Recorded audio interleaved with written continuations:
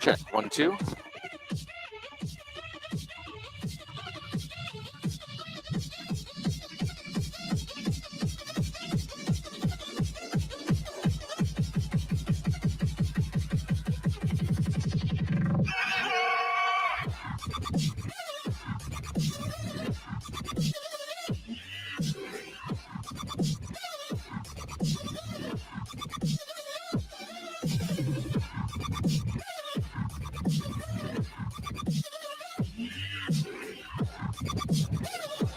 Stream is good. Yo! What's up? What's up, everybody? Welcome to BitBlockBoom 2025 at the news desk. I'll be right back.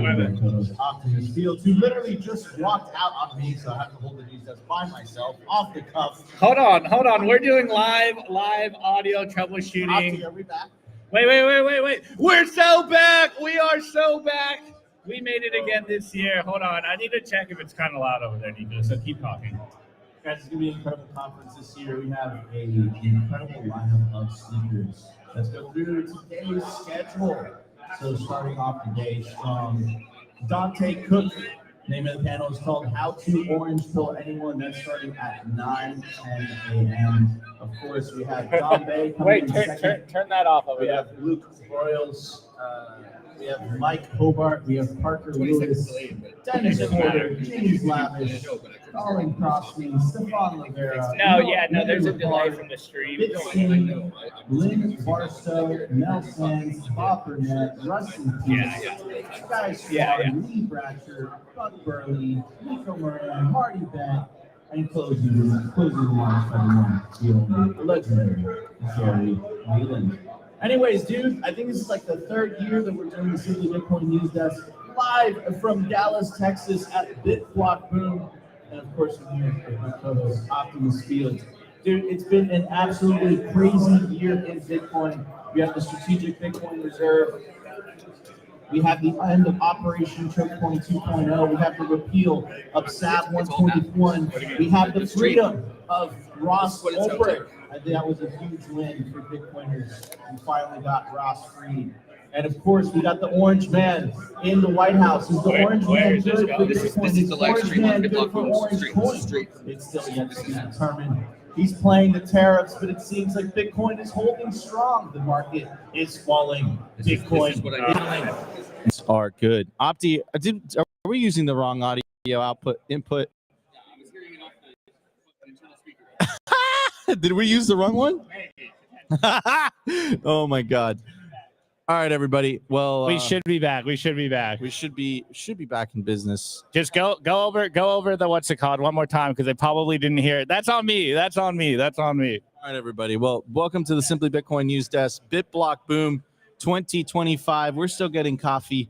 It's still bright and early. We're still figuring out the audio difficulties. We had to route something new in here. We added a little extra wrinkle in here so everyone can see it. The crowd could hear. But anyways, welcome to BitBlockBoom 2025 in Dallas, Texas. We have a hell of a lineup for you guys this year. We have Dante Cook, Don Bay, Luke Broyles, Mike Hobart, Parker Lewis, Dennis Porter. We got Gary Leland in the house. Gary, do you want to take a seat? Gary, take a seat, Gary. Take a seat. Opti, take me live on this. I was just coming to tell you something, dude. So let me tell you this real quick, and everybody else out there can know this. Hey, when it's about 5 minutes till, tell everybody to go in the rooms that we're starting. Okay. So what's going on, guys? Those who aren't here, I really feel for you. You're missing like the 8th year and probably our best event yet. Don't you guys agree? This is by far the best BitBlockBoom. If you're not here, you're square. You're missing out in the party, the celebrations. Gary knows how to throw a party. Gary knows how to throw a conference. Gary knows how to throw the best barbecues, the best Bitcoin celebration. Tonight is the casino night. So if you're in Dallas for whatever reason, you can still get your tickets to the casino night tonight. Isn't that right, Gary? See how orange and red my face is from you flattering me so much? You just make me feel so good. Yes, this is our best event yet, I think. And of course, every year it gets better. And you guys add such a touch to it. Having Simply Bitcoin team here is mind-boggling. They're streaming live to the audience. They're running the show here. They're doing the live stream. These guys, not only are their shows the best, give them a pep. They are the best. We absolutely love the feeling is mutual with Gary. Gary was actually I pitched this idea to Gary, and it was just an idea in my head. I said, Gary, I think we could do a news desk and a live stream. It was just an idea. Gary took a gamble. And wait, that was the first time we did it too, right? That was the first time we did it. And you did it in a little corner, no one could see you. Yeah. And we managed to pull it off, and here we are. This is I believe the third year, and these BitBlockBooms continue to get better and better. So guys, if you're not here this year, you definitely have to come next year to BitBlockBoom 2026. They're absolutely amazing, guys. We have a hell of a lineup for you guys. Starting off the day, we're going to start off with Dante Cook.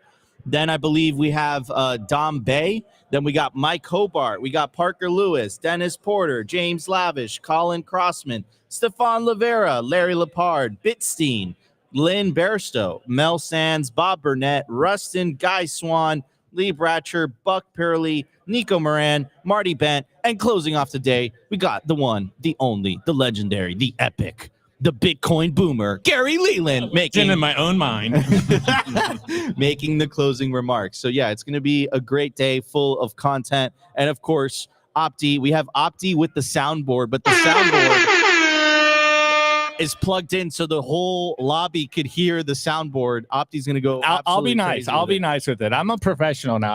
I don't just blow up the soundboard anymore. What are you looking forward to about this year's BitBlockBoom? At a casino night, because I'm through work and I can start drinking.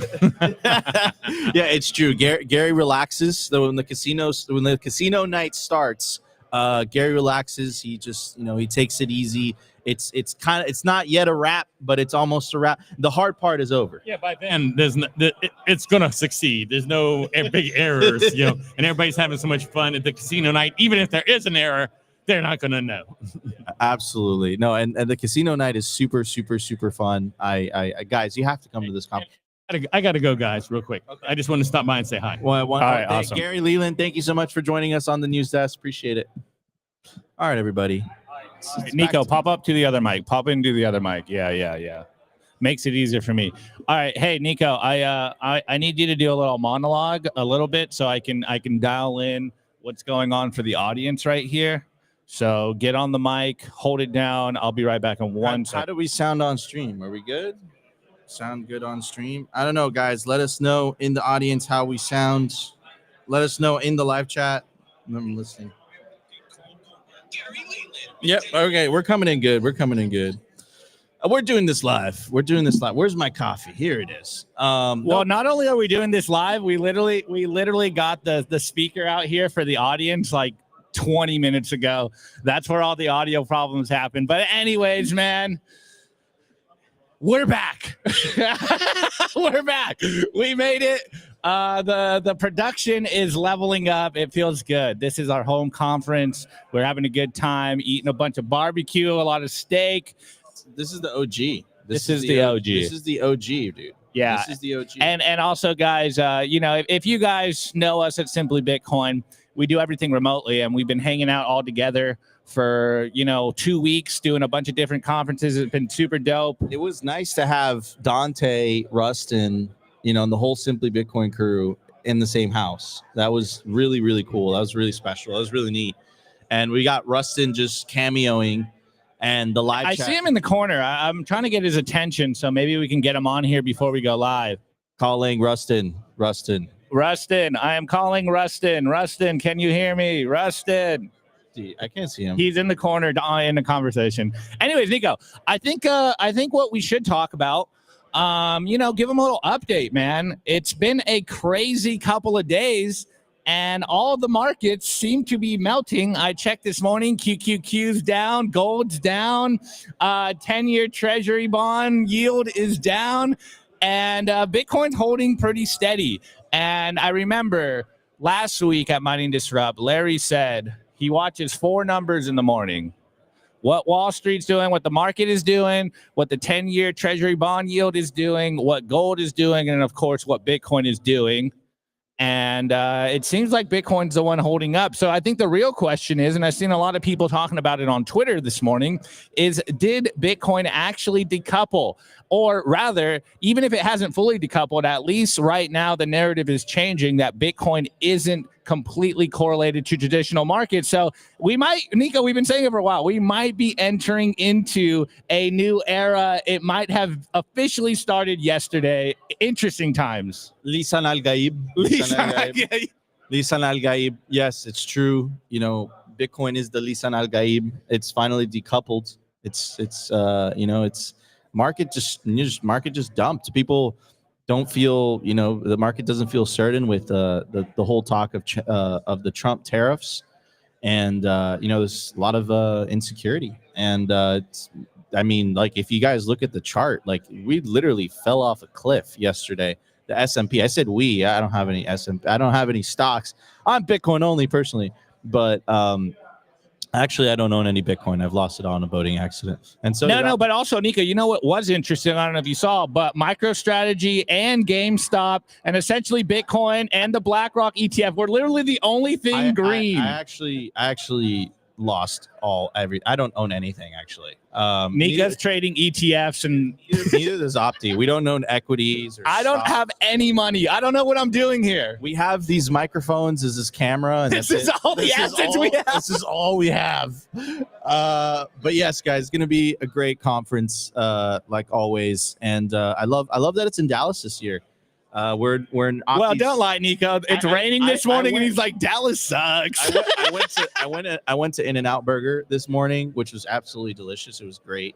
I wasn't able to pay in Bitcoin, but it was really delicious.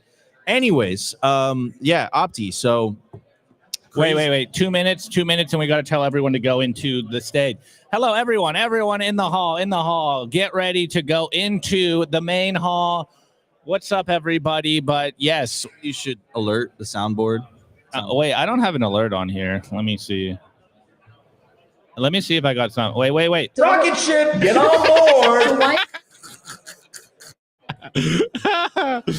All right. Anyways, we're just having fun, guys. All right, Gary. Okay, guys. Gary is getting ready to go up.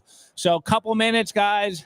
I know everyone's having some good combo. They're getting coffee. They're hanging out. They're chatting, but Gary's about to go on stage soon. So if you are listening to us in the hall, Gary is going on stage. Yes, people are making their way. Hello. People are making their way to the main hall.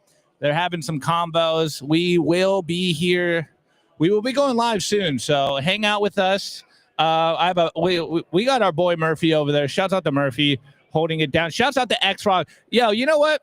I got to give a shout out to the whole AV team here at BitBlockBoom. First and foremost, they're the ones that make this happen. Nico and I just kind of look good on the camera, but they make this all happen for us. X-Rog is the GOAT. He made this all happen. Bro, Murph and X-Frog, dude. The GOATs. Murph and X-Frog, the geniuses behind all of this. Anyways, guys, we're about to pivot to the main stage. Gary Leland is going to be making his opening remarks to BitBlockBoom 2025. The opening presentation is going to be by Dante Cook. Dante Cook is going to be starting it off very strong. The first presentation is called How to Orange Pill Someone. I hear it's going to blow minds. Before we pivot to the main stage, I do just want to reminisce about this year in Bitcoin. Here is a little bit of some backstage.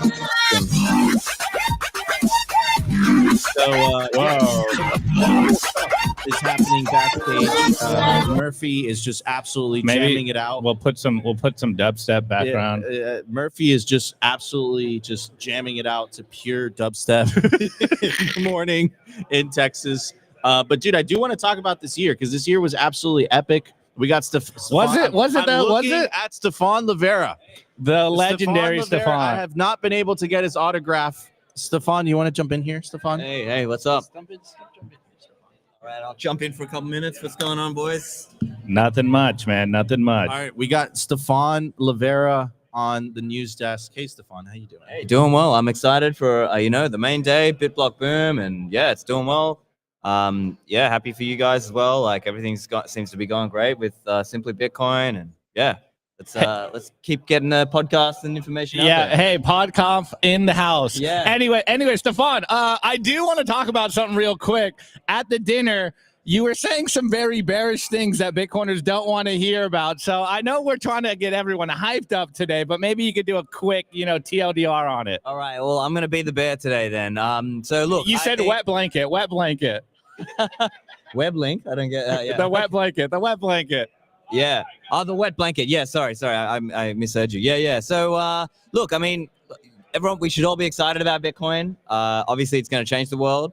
But I think things like 1 million this year is unlikely. Like I know you did a podcast with Samson on this. Oof. I actually did an episode with him also in El Salvador, and we were kind of going back and forth because he was all like, as an example, a mega candle and 1 million, and look at all these different scenarios. But I mean, to me, it's Bitcoin can only grow so quickly, right? Think about it. Like when we came into it, maybe for some of us, we thought, oh yeah, like everyone's going to get into it soon, and hyper Bitcoinization in the next year or two. And then actually, what was the reality when you talk to your friends and your family? Many of them don't join you, and we wish they would join us. We wish, I wish we could get rapid adoption of Bitcoin. I just think we've got to be realistic. And the reason I say that is not just to, not purely to be a wet blanket, not because I enjoy that, but because I think if people get the wrong expectation, then what happens? They end up buying the top, and then they're wrecked for the next, in the next bear cycle, and then they've got to ride it out, and some of those people leave, and we lose them, So it's sort of like, for me, it's more like, let's try to get the sustainable level of adoption. So you could say I'm bullish in that way. Do you think? And by the way, I agree with you. I think the million is I mean, you have like diminishing returns, right? You have the market cap is enormous, right? You have institutional players, right? They get 5 to 10% gain. They sell because that's an incredible return for them, right? So there's all these different dynamics versus the earlier cycles in Bitcoin, right? That aren't the case now. That doesn't mean that I still think Bitcoin can have an incredible year. I still think we might end up at 150, possibly 200, right? I think 200 is reasonable. Yeah. But I think, I agree with you. And then there's the whole concept of like, Stefan, I think the cycles might be over, man. Like, I think the era of 80% drops in Bitcoin, I think those days are gone. It's a great point. And I think it's, we could hear both arguments there, because on one side, it could sound like we're saying this time is different argument, and it's like every time it hasn't been true. But I mean, it is. I agree that maybe we're going to get less drawdown than before. I agree with that. But or at least that's the likely scenario, right? So yeah, I think it's just kind of understanding how. And here's another thing. I'll throw this out there. I think it might be interesting. Online, like if you're looking kind of Bitcoin online discussion, it's kind of like, oh yeah, never sell, never whatever. But from what I've heard talking to people, even when we hit like 70K, there were OGs selling, right? Like it's not that people talk online as though they're kind of staunch and like never sell. No, yeah, but in practice, people do. Like and now, okay, yes, people can borrow against their coins and they can do different things, but there are people selling too. They are just not as public, right? Because online, it's cool to say I'm hodling forever, and I don't need a Lambo or a mansion or whatever. But then actually maybe the people who do that, they're just not online. They're just not telling about it. I don't think I've ever seen a message like on Bitcoin Twitter where it's like, all right, guys, I'm cashing out a little bit to buy a house. You never see that, right? You never see that. And then to add to your point, Stefan, and I think that's what caught a lot of people by surprise this cycle is the amount of sell pressure once we hit 100K. Yeah, and the thing is, I empathize, right? I empathize because like, and Stefan, I know you've been in the industry longer than I have, but my first Bitcoin was at like $600-700. That's more than 100x, bro. Right? So it's like if you were in the industry since like 2011, 2013, you're talking more than 100x, right? You're talking 200, 300, 400x. Like at that point, like, it's okay to take a little bit off the top, right? It's okay to start living a little, because what is the point of money if you're not going to use it to live, right? And I think that's what a lot of Bitcoiners didn't anticipate. And I also think if you take into consideration, I think the vast majority of people that I see on Bitcoin Twitter, I think are a class of the later classes. So you're talking about 2021, 2017. I think if you're in Bitcoin for a while, unless you're a podcaster, you literally. All right. Sorry, Nico, not to cut you off. 15 seconds. We're going live to the main stage. Well, you literally disappear. So anyways, guys, we're going to cut it to the main stage. Gary Leland's going to be doing the opening remarks of BitBlockBoom 2025. If you guys are enjoying the stream so far, make sure to smash that like button wherever you're watching us, on YouTube, on X, on Rumble, wherever it is. Smash the like button. You're listening to the News Desk with Nico, Opti, and of course the legendary one and only Stefan Lavera. We're going to switch it to the main stage, guys. Love you all. Guys, we have an incredible day full of content, so stay tuned. Today we have more first-time BitBlock boomers that are newbies, I think, than we've ever had. I mean, it's kind of mind-boggling. And I kind of want to give the credit to that to Simply Bitcoin. I think those guys pushing the conference brought in all these newbies. So I want to give Simply Bitcoin a thanks. And they're streaming out front, which is fantastic. Now, this is the 8th BitBlock boom, but it's the anniversary of the BitBlock boom, but it's also the anniversary of something else. I don't know if they'll realize that back in 1933 today, executive order was made that you could not own gold if you lived in the United States. So that's quite an anniversary, which was lifted by Nixon. But it kind of shows what the government can do, you know, if you think about it. That was not a good time in the world that they took everybody's gold and then doubled the price of it, revalued it to a higher price. So that is one anniversary. But I got something else, and it's going to seem kind of personal here, but bear with me. It leads somewhere. Another thing is, March was a great anniversary for me. My wife and I both turned 70. Which was a milestone we never thought we'd make. And it was our 42nd wedding anniversary, which, I mean, I guess we're stuck together for the rest of our life now, which I hope is longer than many of my friends I'm seeing nowadays. But one of the things we always wanted to do, we wanted to go to the Sphere. And we loved the Eagles since we were, you know, born in the 50s and high school in the 70s. So we went to the Sphere to see the Eagles. And we tell you, if you get to see a concert at the Sphere, I don't care if they can't even perform great anymore because they're so old, older than me. It was a great experience just being in the Sphere. And something that really got to me during this concert, and I'm almost where I'm trying to get on this, is Joe Walsh. He can hardly sing anymore because he can't pump the volume out like he used to, but he still can play the guitar like hell. And he made a statement that I thought was so great at the time. He said, and this relates to me and Kathy, my wife, I enjoy being 20 in the 70s more than 70 in the 20s. And as you can imagine, at the concert, it was mostly boomers.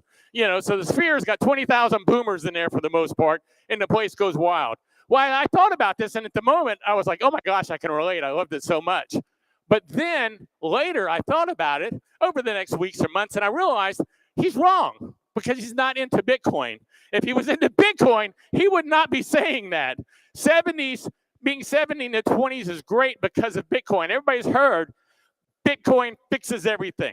And I'm telling you, it does. It makes being 70 in the 20s is better than being 20 in the 70s. And here are my thoughts on this, okay? And I really, truly believe what I'm getting ready to tell you.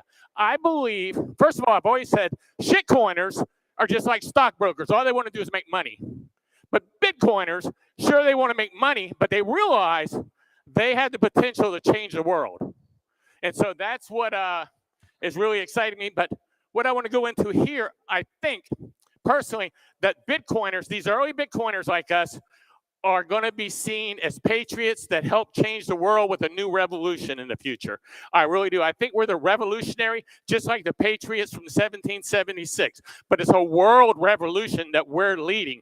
And maybe it'll be 50 years, maybe it'll be 100 years. But someday, they'll look back on these times, and people just like you and me, I'm not saying I will be, but people who are Bitcoiners, early Bitcoiners, will be looked at as patriots. Just like the Boston Tea Party, leaving a revolution that's going to change the entire planet.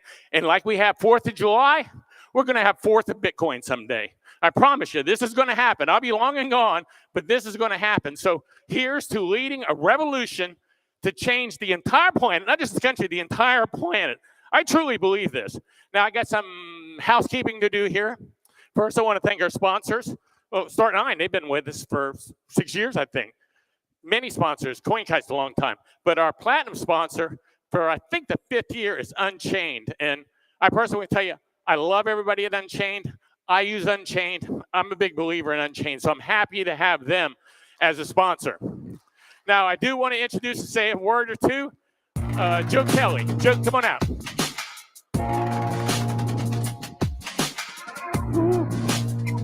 Good morning. Thank you, Gary. Yeah. Love it. Love being here. Welcome to BitBlockBoom. Woo! Give them a pep! It's incredible to see this concert thrive year after year. 8 years going on. I mean, Bitcoin at 3,000, 100,000. What's really apparent always is, at least to this community, the price doesn't matter so much. I feel like we all acknowledge that Bitcoin is a revolution, like Gary talks about. It's a long-term thesis, a long-term space to build and connect in. One anecdote, I was talking to a colleague last night just about the 2020 conference. I don't know how many people were here for that. That was kind of a dark time. Governments had restricted gatherings. There wasn't people, getting together. The people who flew in for that conference were often on empty airplanes. And it was just kind of really a testament to Gary and his courage and the idea of when everyone was trying to meet digitally to try to get together in person. And that's just one of the most remarkable times for our clients and people to get together. I think that the resilience mirrors Bitcoin itself, unstoppable despite obstacles. And right now, while markets are fluctuating, I think we're all still here, and there's no better place to gather than Texas. I think Texas represents a lot of the best things that mirror Bitcoin, whether it's entrepreneurship, limited interference, values of self-sovereignty. So we're really privileged at Unchained to support a conference here in Texas that brings together a lot of the different communities. There's been this arc for several years now of folks in energy, folks in other kind of corners of technology, getting together to work and start to form something in the Bitcoin community. And especially in the last couple of months, banking, thanks to the new administration and the kind of regulatory specter that's been hanging over that industry, that we are seeing a lot more banking partnerships now again start to form around the space. So it's been really encouraging time. On behalf of Unchained, I want to extend a huge thank you to our clients, friends, supporters, other sponsors of this conference. I want to thank you to Gary. We're incredibly lucky to have you. Your commitment to this conference really represents the best of Bitcoin, persistence, and principles. You've created a space where ideas and relationships can flourish organically. I think that's something really underpins this conference, just how kind of organic and natural and real it feels, even as we're a corporate sponsor. So I want to thank all our friends and everyone here, and hope everyone enjoys the show. Thanks. Yeah. Okay, now I want to introduce the one, the only, Dante Cook from Simply Bitcoin. Hey. Thank you. Oh, here we go. Clicker. Here we go. Thank you very much. All right, 1 second. This is awesome to be here. My first major Bitcoin conference was Pacific Bitcoin of 2022. Got some music pumping back here. All right, cool. My first major Bitcoin conference was Pacific Bitcoin 2022. And I remember that was when the world was collapsing, right? That was the FTX debacle. And a lot of you in this room, I met for the first time at this conference. There's a lot of you who, that was a very formative experience. Right now, the world's crashing around us. But if you came into the lobby of the Hilton, you wouldn't know that anything was going on. That's why I love Bitcoiners. Your resolve, your belief, what you stand for, your ability to stand firm in the midst of a changing world. But my talk today is going to be less about Bitcoin and the protocol and the development and strategic Bitcoin reserve and all the stuff that you guys probably listen to me talk about all the time. I'm going to talk about the human aspects of how ideas actually spread. So my talk is called How to Orange Pill Anyone. And we've all been there. We've all been to Thanksgiving. We've all been to a fraternity meetup. We've all been at a football game. We've all been at that spot where you're arguing about a conspiracy theory with your uncle, and then you just let him know, hey, 6 months now, come back and talk to me later. It'll be truth at that point. And The moment comes and somebody goes, hey, I just saw an article on CNBC about this Bitcoin thing. And this is when you launch in. This is when you go full on sailor. Let me see if these slides are changing here. We're having some struggles here, Mike. No, they're not. All good. Now y'all about to get the Microsoft Sailor 330 slides in 3 minutes now. And that's not on me. Sometimes I preach and they be like having to cut me off. So you launch into your tirade. Once you see this thing, you can't unsee it. You know, your economic energy is being debased and devalued, and the energy of your economic energy is being diluted. And so you have to pour it into real estate and fine art and all of these other assets just to maintain your purchasing power. And Bitcoin is a network that's eating gold as a store of value and Visa as a payments network and currencies all together. The US dollar's going into the grave, and it's been the best performing asset 11 out of the last 14 years. How can you argue with that? And then the purchasing power of the dollar is going down 97% since 1913. Can you believe that? It's simple. There's an unlimited supply of fiat, and Bitcoin has this fixed supply. And how do you know that? Well, you got to know this math equation here. This guy named Anil put out a slide. Doesn't matter who he is, but it's a great slide. It talks about the halving and mathematical formulas and it getting cut in half every 4 years. Just trust me. And Saylor and Croesus, these guys, who's Croesus? I don't know. Doesn't matter. That we're going after a $900 trillion asset class. And, you know, it's sort of like a protocol, right? You know, like HTTPS and TCP/IP, and, you know, it's just the protocol for money. And Donald Trump even said at the Bitcoin conference in 2024, never sell your Bitcoin. We've got a strategic Bitcoin reserve.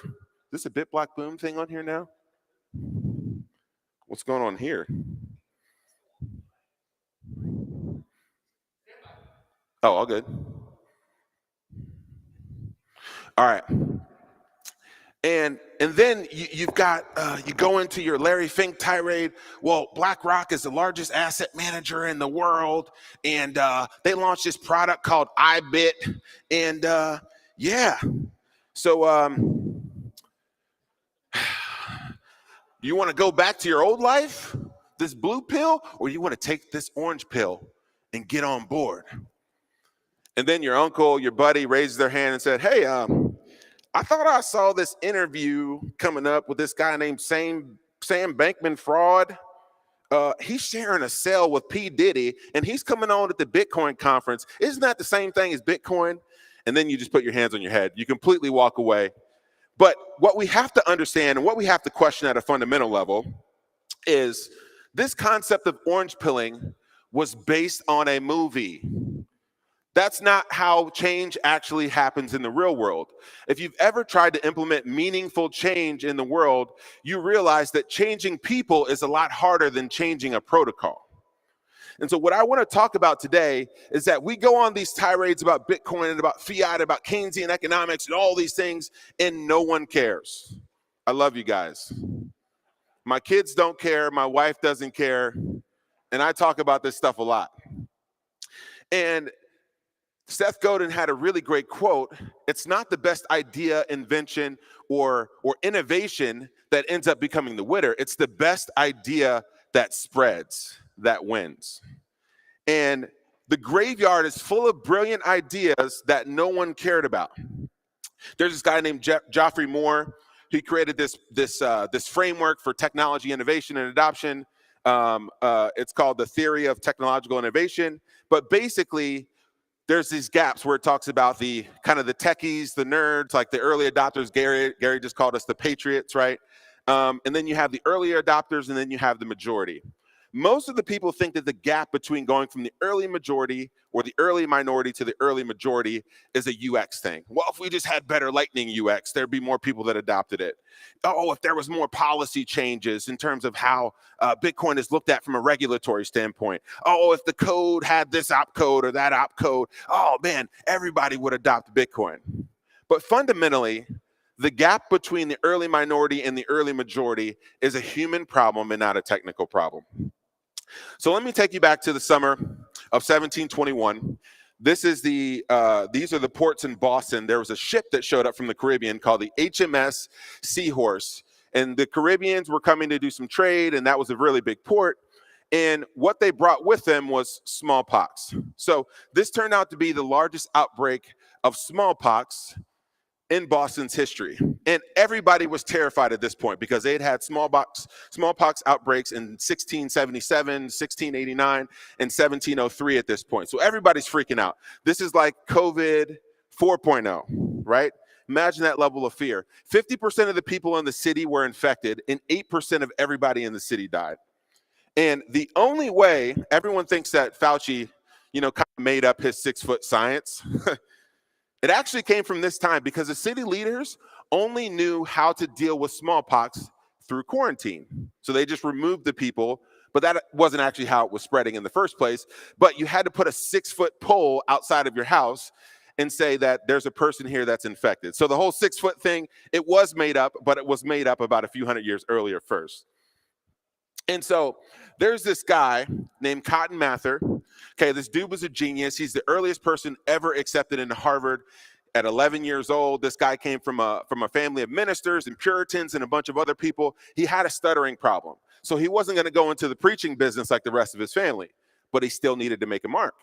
And so he studied widely science, psychology, mathematics, and he ended up getting an idea from a slave that they'd owned in their family. His name is Onesimus.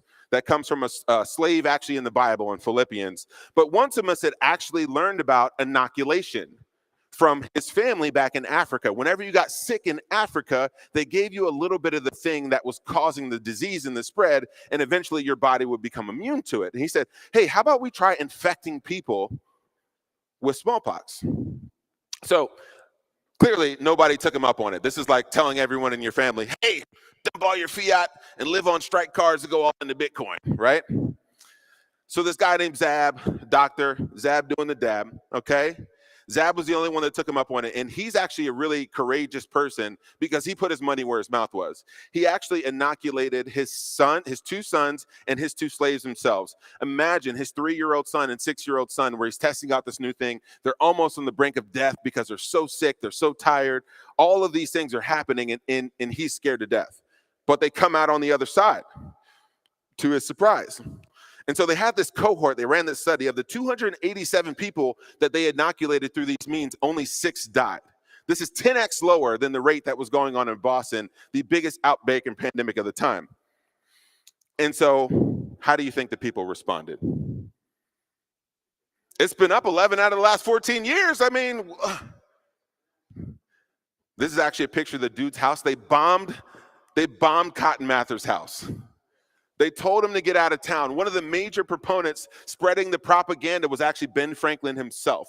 His brother ran a newspaper, James Franklin, called the New England Current, and he was actually under a pseudonymous name, right, as another writer and another person, like Satoshi Nakamoto, spreading fake news about smallpox and the science and everything that came out. We're going to talk a little bit about a hit piece or something that just came out recently a little later. Their mistake. They led with stats and not stories. They led with the facts and ignored the feelings. This is the fundamental problem that we need when we want to implement change. So let me go to a positive side, right? There's this guy, he's the greatest entrepreneur of all time. His net worth was $1 million at 23, $10 million at 24, and $100 million at 25. Now we know this guy to be Steve Jobs. And why did Steve Jobs become so successful when no one else in the computer business had experienced the same kind of success? Well, it's because he understood the art and science behind innovation, ideas, and breakthrough ideas and persuasion fundamentally. And so he had to convince America that they could take these large mainframes, things that took up an entire room, things that were super costly, you had to be technical to understand, and he wanted to make them personal. He wanted to bring the personal computer revolution to the world. And so in order to make a dent in the universe, he had to build a bridge. He had to create an analogy. And so he took this command line thing that was scary and didn't make sense and was a bunch of jargon for the average person. And he said, let me give you something that you understand. What about a desktop? What about a folder? What about a trash can? What about a document? What about copy and pasting? He made an analogy out of the computer screen in order to bridge the gap to a new group of people. He didn't tell us that, you know, you guys are weird out there. He uplifted the crazy people, called them geniuses, and taught us to think different, right? He didn't talk about this new revolution coming in storage technology and information. He said, you can have 1,000 songs in your pocket. What do you think about that? So Bitcoin is the greatest thing since sliced bread. Well, sliced bread was the greatest thing since there was no other greater thing before sliced bread. So this guy named Otto Rudewetter created the sliced bread machine in 1910. That was revolutionary. But here's the thing, nobody cared. No one actually used his machine for almost 20 years. Until Wonder Bread came along, and they focused on the person with the problem, and they marketed bread differently. You know who they went to first? The women and the moms making sandwiches at home. That was their primary market to grow this idea of sliced bread.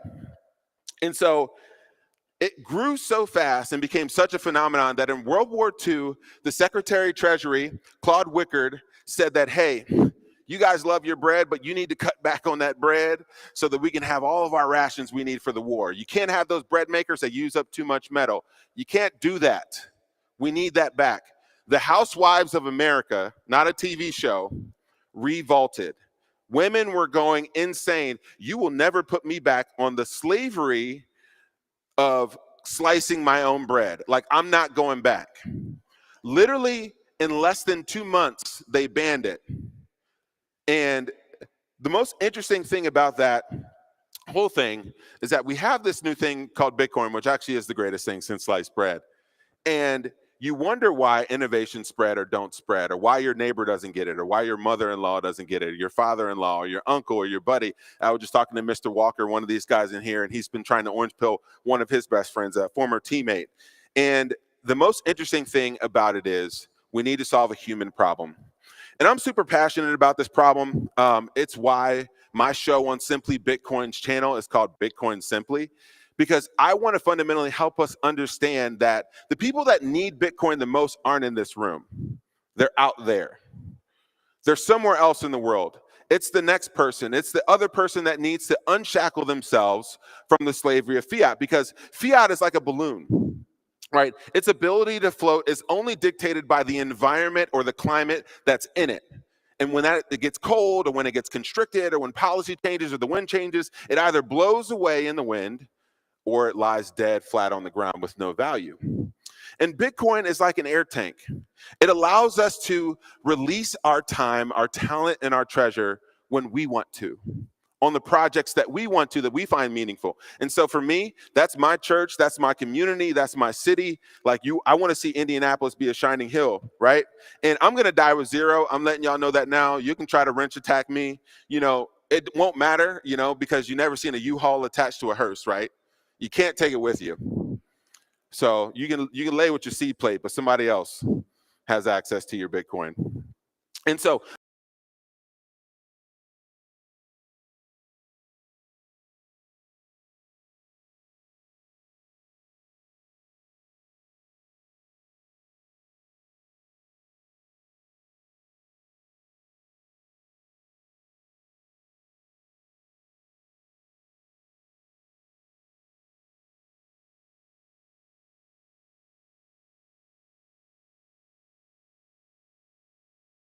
I want to talk about a growth fly.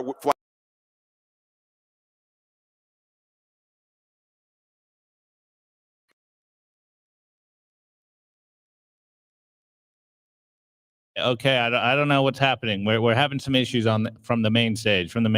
So we'll be back with Dante. Sorry, guys. FYI, this is not on our end. This is on the AV side. That was our boy Dante Cook. How to orange pill. We will get him back as soon as we can. Let me see. That presentation was dope, bro. Let me see. Oh, are we back? Let me see if we get this here. Let me see. Because the first orange pilling technology is number go up technology, right? Second is freedom go up technology. And then from there, as more people go into Bitcoin, more capital outside of Bitcoin flows into Bitcoin. which drives the price up. So this is not only beneficial for you personally, it's beneficial for Bitcoin. So how do we do it?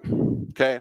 There was a lot of terms and a lot of ways, and I poured over the science and the research of how do you actually make this sort of thing happen? How do I break this down in a way that's simple, a way for them to understand? And so what I did was I actually looked at Bitcoin. What can I learn from Bitcoin?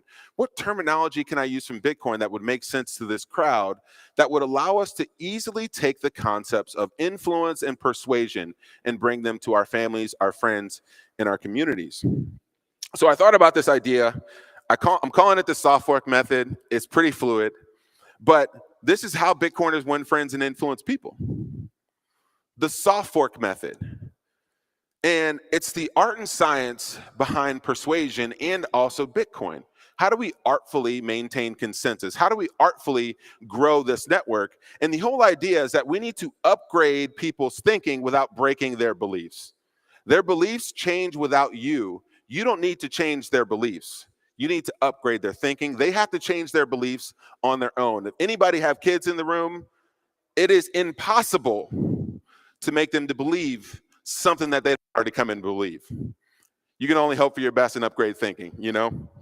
And so this idea, hard fork versus soft fork in Bitcoin, there's two kinds of ways that you can upgrade the protocol fundamentally. There's a hard fork, which is backwards incompatible, and there is a soft fork, which is backwards compatible. All that means is the rules that used to apply before. Seb Bunny has his day 21 thing that's out there on Twitter. There's a pretty good analogy that he had in there, if you guys don't follow him, is that a hard fork is sort of like trying to speak to someone else in another language. It's incompatible. Whereas a soft fork is sort of like just adding new slang onto the English language, right? You might not understand the slang in particular, but that doesn't mean you have to throw away the English language altogether. That's a pretty helpful analogy. One of the other things about a hard fork is that it requires a break of trust and a break of relationship, and it actually causes an immediate switch, right? There's a time block or a block height at which you have to change to this new protocol or else you get left behind. And with soft fork, it allows nodes, miners, users, and people to signal their readiness that I am ready to change, and they upgrade over time, right? You can still operate the old software.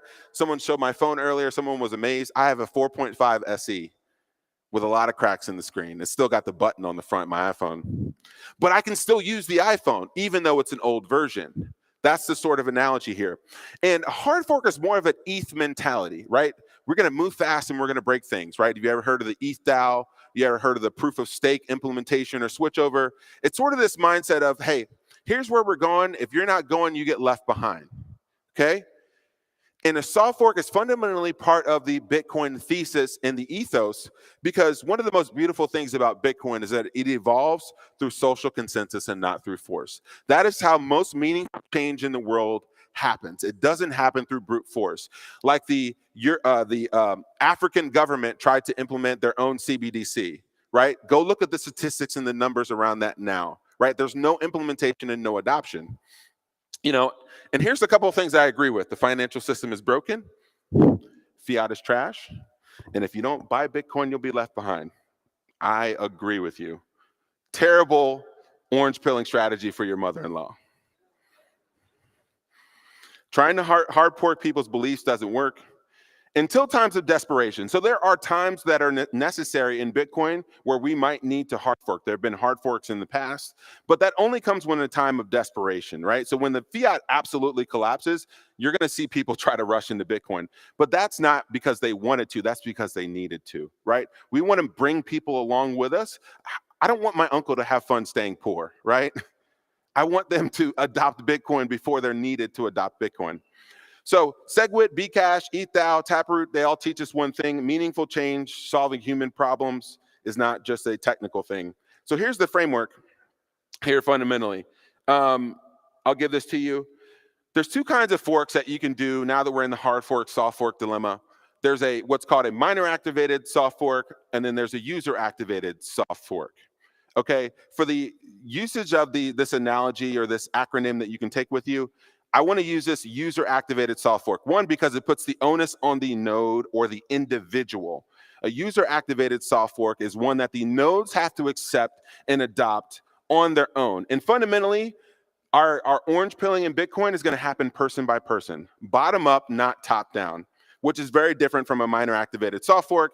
I know there's some ocean datum people in the world that would agree that, you know, the mining tactics may be a little bit manipulative and coercive, right? Versus another method. So the slides will be available, I think, afterwards. So I just wanted to put this little visual here to help you guys understand that a little bit.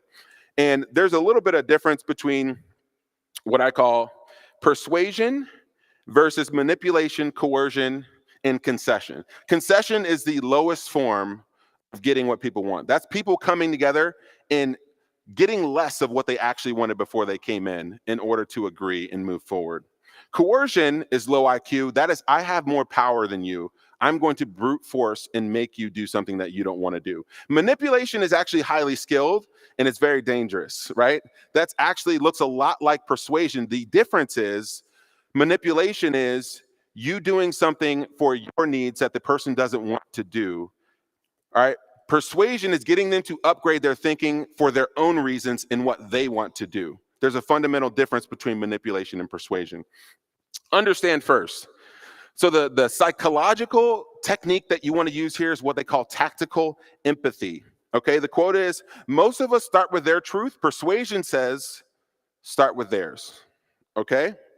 So people are 3 times more likely to be persuaded by someone who reflects their values back to them, even when they disagree.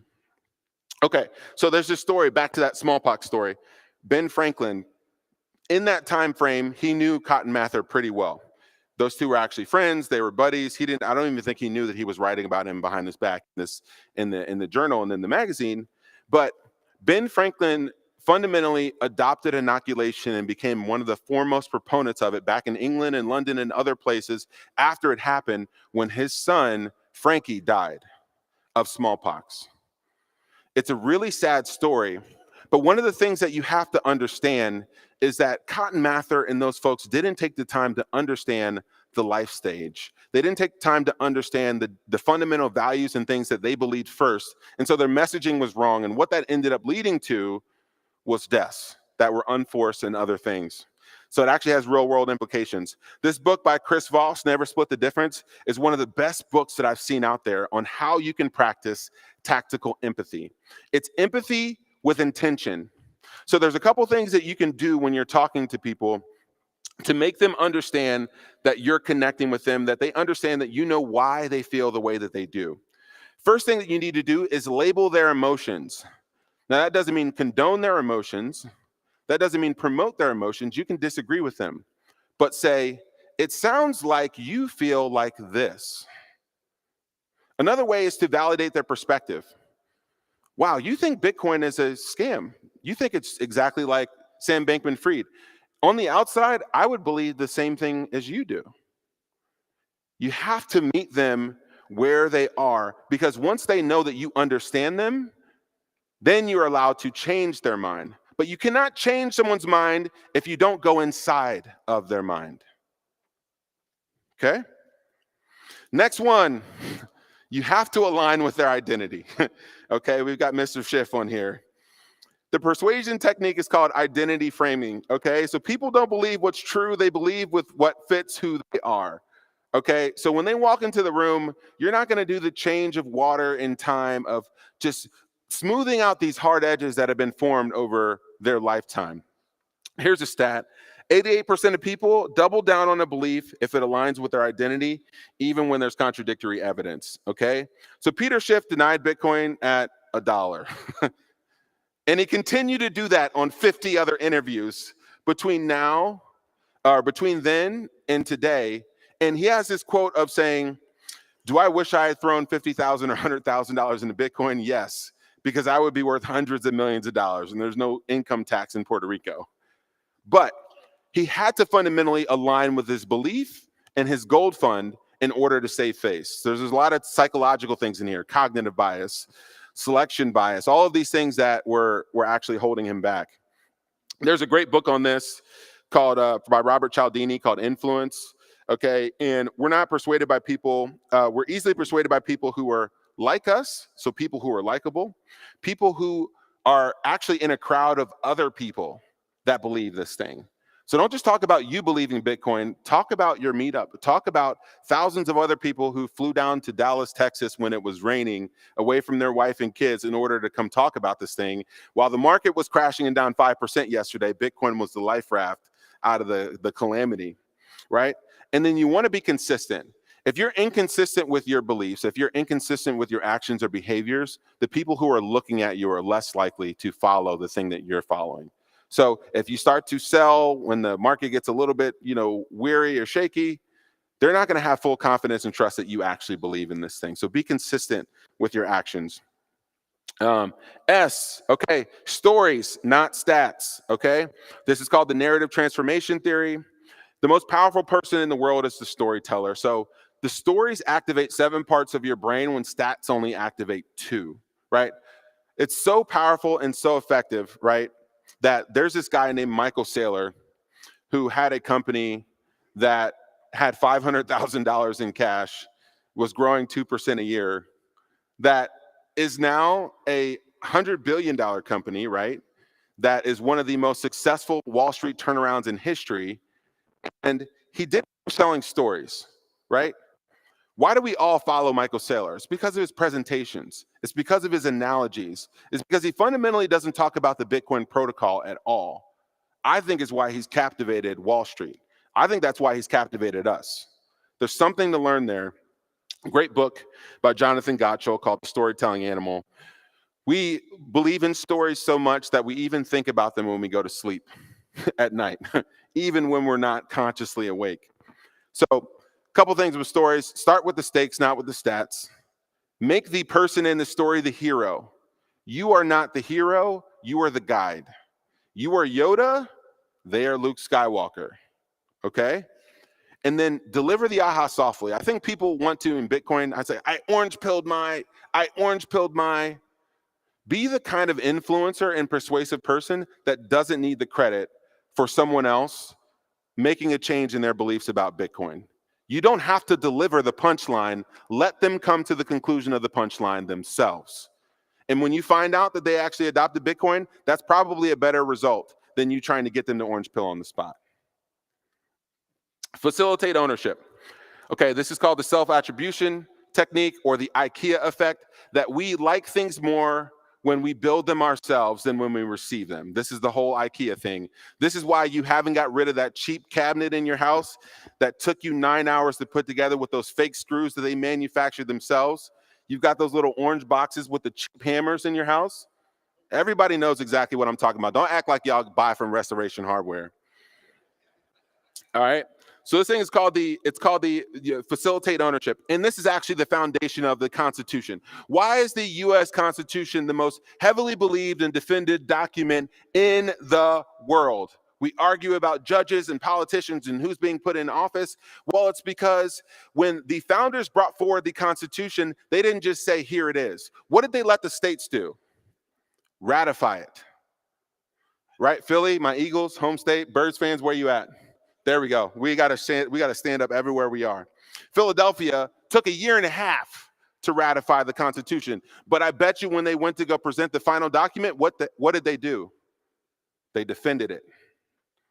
We defend the beliefs that we take ownership of. So one of the things that you can do to subtly orange pill people is you can get them in a multi-sig. Use a solution like Thea or Unchained or other things. Allow them to be a key holder. Allow them to be another person on the other side of the vault. Give them some sats. Hey, tell them I started a portfolio for you. Send a hardware to your family or friends' house for Christmas or other things and say, hey, here's 12 words. You don't need to know what they are, but here's an address. Take a look, and there's some Bitcoin in there for you. Once they receive ownership of the idea of Bitcoin, they are more likely to move forward in their journey about Bitcoin. All right.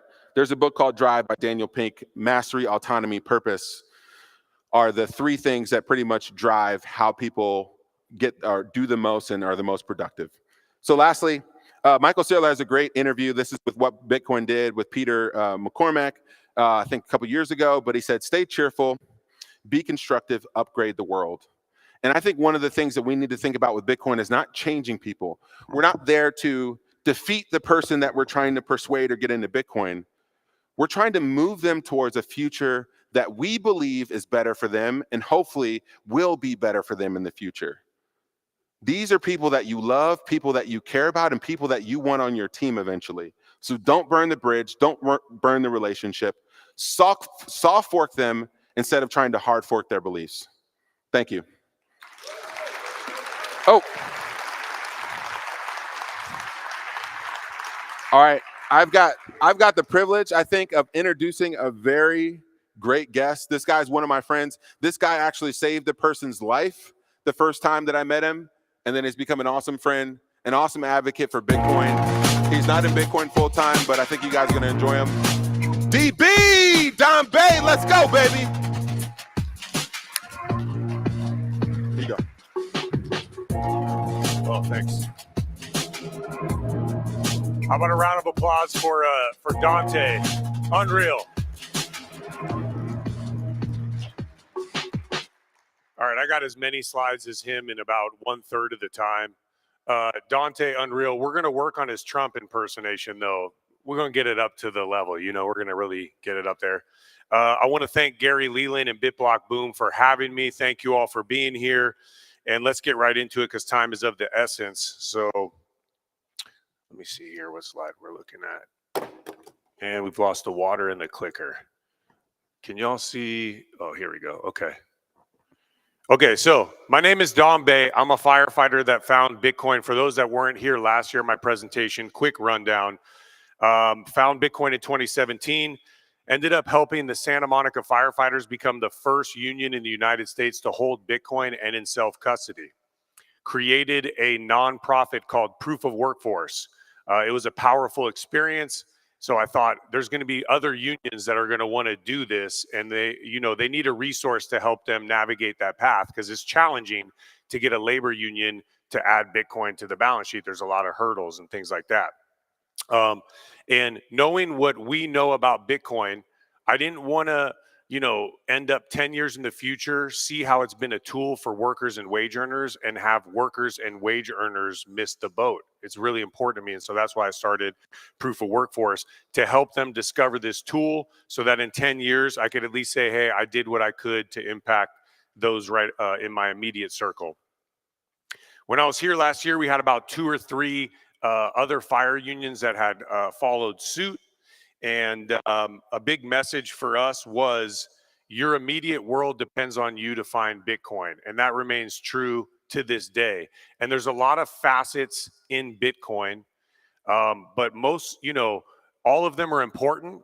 And at this time, one of the most important facets is Bitcoin with the capital B, the network, right? There's no shortage of people sharing Bitcoin as a store of value as the number go up technology. But now more than ever, people need to find Bitcoin, the network, the protocol, the tool, the technology, and it's really important. Oh, there it is. Now it slid down, huh? I can't. All right. So there you go. Double down on that. So what has happened since we last talked with you here at BitBlockBoom? Wisconsin pension, they added Bitcoin. And 8 months prior to the Wisconsin pension retirement system adding Bitcoin, that's a retirement system that has, I want to say, $140 billion assets under management, serving 700,000 people, workers in the state of Wisconsin. We had the board of trustees on a show that me, Hoffa, Joe Carlosari, and Greg Foss did called the Nakamoto Gauntlet, where we really just stripped away a lot of the mystery of Bitcoin and talked about Bitcoin as a tool, why it was created, how it could fit into pension funds, or its purpose. And so that was 8 months prior. And it was cool that we got to play a very small part in Wisconsin, adding Bitcoin to the balance sheet, which was a very big moment in the institutional cycle of Bitcoin. Additionally, I was in Kenya, and I ended up taking a trip to the local firehouse in Kenya. I was walking through Nairobi, sat down with folks there, and was able to talk to Ironically, as I went to visit this station unplanned, the president of the Kenya Fire Brigades Association was there. So we helped them get Bitcoin on the balance sheet by raising donations while we were out there. So they became the first union in Kenya to hold Bitcoin on the balance sheet. Additionally, we got our first law enforcement association in the country. The Wyoming Highway Patrol Association, they added Bitcoin to the balance sheet. And that was the first time since I left y'all here last year that we had a union outside of fire union adding Bitcoin to the balance sheet. So still a public safety union, but Wyoming Highway Patrol added Bitcoin to the balance sheet. Where's Jason Lord at? Is he in the house? There's Jason. Okay, cool. This was a cool thing since we left you. We had IATSE Local 728, first private sector union in the nation to add Bitcoin to the balance sheet. It's a 3,000 member union that's part of a larger 140,000 member union that added Bitcoin to the balance sheet. They made history in the US. Jason was a huge part of that. And again, we're at the point now at Proof of Workforce where we have enough unions now reaching out to us about learning about Bitcoin or doing some kind of Bitcoin initiative where we're not doing outreach anymore. We're just trying to keep up with the unions that are calling us to learn about this very important tool. So that was a huge moment. You guys probably don't know IATSE. They're the electrical lighting technicians in the movies that you watch. And when you're watching that movie, sometimes you watch all the way down the credits. You know, there's that little cross that says, you know, under the jurisdiction of IATSE. That's the union IATSE. And they're behind any movie, film, television that you've ever seen. They've been a part of that as the workforce on set, providing, you know, key components to movie making. So that was a huge moment since we left you. We also had, right when I was here last year, we had just gotten underway with the Bitcoin office in Santa Monica, the first municipal Bitcoin office in the United States. We had a festival, peer-to-peer street festival, which was amazing, right on the promenade. And we had tons of people there, different vendors and different speakers, and really taught people about Bitcoin, the network. Again, the focus was on the network, the protocol, peer-to-peer digital cash. So where's Proof of Workforce to date? When I was here last time talking to you guys, we had a couple unions. I told you we were going to orange pill every union in the United States. We haven't quite hit that goal yet, but we got Dante rolling around with us cross country, so we're making progress. We have 10 unions to date now across multiple sectors. It may not seem like much, but it's really important work that we're doing. We have 5 fire unions, 2 law enforcement associations with Sunnyvale coming to the table, and we have a private sector union, IATSE 728. And we also have, again, it's a global movement with unions in El Salvador and Kenya holding Bitcoin.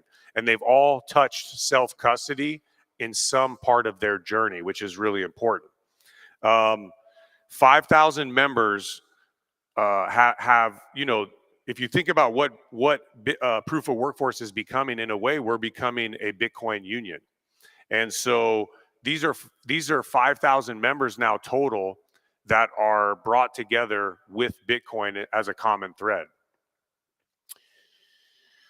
I've been looking up a lot of old like labor logos and different like posters and things like that. And, you know, at Proof of Workforce, we believe in the long-term store of value narrative of Bitcoin, but we also believe in Bitcoin, the network, the protocol, Bitcoin as a tool to have equal or greater importance. And it's really something that I've found is that the greatest threat to Bitcoin now, it's not someone trying to accumulate the most Bitcoin and influence the network. It's not even more centralization in mining. It's actually a methodic and, you know, systematic attack on the narrative of Bitcoin. Why was Bitcoin created? And in this battle of narratives, right, where do we get most of our information about things? Right here, the phone. And you can look at the labor movement to see a genesis story that has shifted over time. I'm sure you guys have a lot of different views on labor, why they exist. Study that, and what I've found is that there's a lot of values in common, right? Demand to live, right? Workers unite, solidarity, working for a wage. Wage earners are vulnerable. We're learning that right now. And this time is, I don't want to dip too much into the next speaker's time. So this was like a whirlwind, you know, but this is just an update of what we're doing. We did have a hit piece done on us and about narrative, why narratives matter, is that we don't control this narrative right on the phone. We had the co-author of Easy Money did a hit piece on us, basically painting us as a nonprofit with ulterior motives to try to orange pill all these unions, and we're going to impact our bottom line for Bitcoin holders. I don't know where our interest is in going to Kenya and helping out an organization there that really holds a very small amount of Bitcoin, but narratives matter, and so we have to battle those narratives. The last thing, and I'm just going to breeze through this. I'm running for the largest pension in the United States, CalPERS. I'm a firm believer, hey, we have to do the work ourselves, right? And that work never stops. So I'm running for that pension fund. I won't dip into all the details because we're rolling into the next speaker. You can support. I'm going to need Bitcoiners' help if we're going to do this. It's a tremendous undertaking. And you can find more information about that at bayforcalpers.com. There's the socials. We have a YouTube channel. That's my time, y'all. I wish I could talk to y'all more about proof of workforce, but I'll talk to y'all during the conference. Our next speaker is needs no introduction. Luke Broyles, content creator, first American to serve in the Bitcoin Advisor. Give it up for Luke Broyles, y'all. All right. Thank you. Thanks.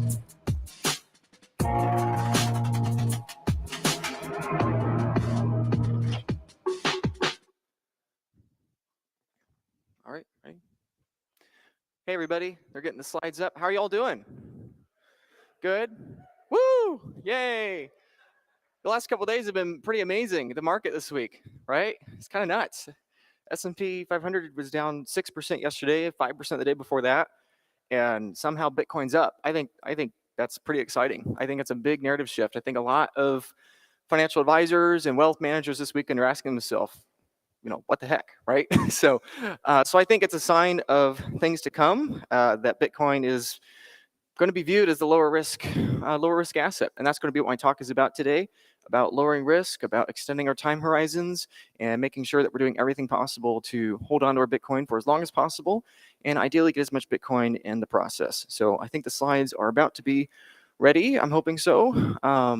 Who's here from outside of the US? Anyone here internationally? Okay, yes, Stefan from Dubai. Anyone else? I met some other folks. Okay, great. Wonderful. So in today's presentation, I'm going to be talking about multi-sig, and I'm going to be talking about estate planning, and I'm going to be talking about all kinds of products coming to Bitcoin that I think are going to be very, very exciting here. Are we? Okay, almost there. Almost there. So a little bit about me. So I'm 25. I'm from Michigan. And I got into Bitcoin. It's one of the questions people ask me the most is, Luke, how did you get into Bitcoin? Being so young, it's kind of weird, right? Most, at the time, most 19-year-olds, aren't looking into sound money, right? But I got into Bitcoin because I used to be into stocks. I used to be, really focused into stocks, real estate, mutual funds, all that kind of stuff, right? And I enjoyed it. It was probably the right thing to do at the time, but, frankly, I wanted to lower my risk. And so I looked into Bitcoin, and it kind of started making sense to me. And when I understood the human cost of fiat money, that's when I went all in and didn't really look back. And now, all these years later, here I am with all of you wonderful people. It's been a wonderful time to get to know you all, and looking forward to get to know more of you over the day. So thank you. We're now ready. So yes, multi-sig, estate planning, and cheap products, borrowing, insurance, etc., via Bitcoin. So Michael Saylor, as we all know, had a pretty infamous quote a few years ago. The New York made fun of him for it. Most investment advisors made fun of him for it, right? And that quote being, which one's the second best, right? Right? What's the best crypto asset? There's no second best crypto asset, right? Take all your money, buy Bitcoin, take all your time, if you ever to borrow more money to buy more Bitcoin. If you absolutely love the thing, go mortgage your house and buy Bitcoin. If you have a business that you love, refinance a business, right? We all know that quote. And at the time, people thought he was crazy, right? But really, I think he was onto something very profound, as we all know, because he understood that the lowest risk thing he could do is convert toxic capital into pristine capital, convert fiat capital into Bitcoin capital, right? So that's what Michael Saylor understands. And so the question I have is that where is the largest pool of this toxic capital? Where is the largest pool of the dollars? If Bitcoin is going to take over the world, it's obviously going to go after the largest pool of dollars, right? It's going to go after the largest market. And this chart you see on the screen here is the very common chart everybody sees and talks about and retweets and shares, a million times a day, right? And it's true, right? But what I encourage you to think about is that it's actually not on the chart here. The largest pool of dollars on the planet, it's not gold, it's not fine art, it's not real estate, it's not even bonds. The largest pool of dollars in existence is not in the present. The largest pool of dollars in existence are in the future. We know the US government has to print more dollars, right? They already exist. This is a market literally infinitely larger than any other dollars in the present, right? And this is what Michael Saylor understands. Michael Saylor only converted a few $100 million of his balance sheet to Bitcoin originally back in 2020. But since then, he's been able to buy tens of billions of dollars more of Bitcoin. How? By taking dollars from the future and putting them in the present, right? Basically, he is arbitraging and going to the biggest pool of dollars in existence, which is the future. We know this is a market cap of quadrillions and quadrillions and quadrillions of dollars. America's gone from 50 million in debt to 500 million, 5 billion, 50 billion, 500 billion, 5 trillion. We're on our way to 50 trillion. Pretty soon it'll be 500 trillion, then 5 quadrillion, and then we'll keep going from there. And the longer the fiat system goes, the bigger the potential market is. So that's the largest pool of dollars in the world. But the problem, of course, is that we're physical people and we can't time travel, right? I think probably everybody in the room here would like to time travel into the past, right? I would like to take my $2025, go back to 2010 and buy some Bitcoin, right? That seems like a pretty good trade, right? Minus the cost of the time machine. The next best thing one could do, if you can't take present dollars and send them into the past, the next best thing you could do is take future dollars and put them in the present into the lowest risk asset that has the highest probability of surviving into that future, right? So there's risk with everything, right? There's risk in time traveling backwards, and there's risk to taking future dollars and putting in the present. But this is what a lot of people, I think, don't quite yet understand about Bitcoin. People say, oh, Bitcoin's going to $1 million. When it eats gold, it's going to $10 million. When it eats bonds or whatever, right? But I think the reality is that Bitcoin's going to demonetize the world from the future towards the present, right? The more the fiat system continues to survive, it survives as a function of debt. And more of this debt is going to want to go to pristine collateral, pristine asset, and not the toxic assets, right? We know quadrillions of dollars of debt is coming, and it has to go somewhere. Where is it going to go? I think more and more it's going to go to these bit bonds, right? More and more I think it's going to go to these convertible notes. And Bitcoin's going to eat the world from the future towards the present. And the more debt that's taken out to buy Bitcoin, right? The moment at which the only use for fiat left is to take out another loan to buy more Bitcoin, not the real estate, not the cars, not the whatever, right? When everything is so demonetized and so high risk, because it's just going to continue deflating in the future, that's the moment where fiat dies. That's the moment where there's no point left for any kind of money other than just creating more of it to buy the actual thing. So that's what I think is going to happen. So today's presentation, I'm going to define different kinds of risk. I'm going to discuss products coming to market right now, and maybe there's a way to help people increase their Bitcoin stack. Maybe today, maybe in the next couple months, maybe in the far future, but that's going to be what I'm going to talk about today. And the core message, if you take nothing else from my presentation today, is a very strong encouragement to decrease your risk as much as possible. Your custody risk, your legal risk, your tax risk. I don't care if you hire me or somebody like me to do that. I don't care if you do it on your own. But my strong encouragement is to do that, because most people, when they look at decreasing the risk, they look at it like a chore, right? Yeah, I know I need to take self-custody. Yeah, I know I need to get that trust set up. Yeah, I know I need to do this. And I know. I need to tell my wife about this. And I know that, right? I'll do it later, right? It's number 12 on my laundry list items to do, right? But I would strongly encourage you, have it be number 1, because not only is it the most important thing you can do to protect the Bitcoin you have, I believe, is going to be the most important thing you can do for potentially increasing your Bitcoin stack in the future. So the faster you lower your risk, the faster you're going to be defensive and preserve your capital, and the faster you're going to be able to increase that capital. So I know most people in here are very deep down the rabbit hole, but to go through just the basics again, especially for those that maybe aren't quite as deep down the rabbit hole, I'll go through the basics here. So if you have paper Bitcoin, I'm pro ETF, I'm pro MicroStrategy. I think those things are great, but it's not the lowest risk custody solution, right? Those things are great for place and for time and for market, but if you're trying to lower your risk and preserve your capital and ideally get more, ETFs are not the way to go, right? You don't actually own Bitcoin if you don't own the UTXOs, right? If you have it in exchange, if you've given your friend or your brother or your mom or whatever your private keys, you don't own the Bitcoin, right? If you have it in some sort of trust or wrap token or something, you don't actually own the underlying Bitcoin. So there's risk to that. The best products to come to market are not going to come to the ETFs. Single sig is great and it's fantastic. And this is what 95% of Bitcoiners do today, right? There's wonderful companies out there advocating for multi-sig, but we can see on-chain the vast majority of coins in self-custody are in single sig. And there's nothing wrong with that. It's just everything has trade-offs. And the trade-offs for the single sig is that they're not going to be as integrated into the financial system and going to be able to come after that largest pool of capital, which is the future, which is debt. And something that happens in my experience working with clients and getting to know a lot of people in Bitcoin is that the problem that people have in a single point of failure is that the complexity multiplies as the Bitcoin price multiplies, right? If you had, 10 Bitcoin at 100 grand, that's a lot of money, but 10 Bitcoin at $1 million is 10 times the money, right? And so people go from one cold storage device to 2 to 4 to 8. In some cases, I've seen people with 20, 30, 50, 60 different cold storage devices buried everywhere because they're so terrified of losing the money, right? And the problem is that if you take, let's say, in this example, 3 coins, you can have 3 coins in one single point of failure and risk losing it all if something goes wrong, with more focus on a singular thing. Or you could take 1 coin, put it on each one, and put them in different places. And so you've reduced the risk of losing all of it dramatically, but you've increased the risk of losing a third of it dramatically. And so this is the problem when people trying to mitigate risk look at what to do. Single points of failure are difficult, right? Now there's multi-sig, self-directed multi-sig. That's another great option. Just like the ETF at a time and a place is a great option. Just like multi-sig is a great tool at a time and place. The same thing is true with self-directed multi-sig, right? I think it's a much better avenue than this route of multiple single points of failure.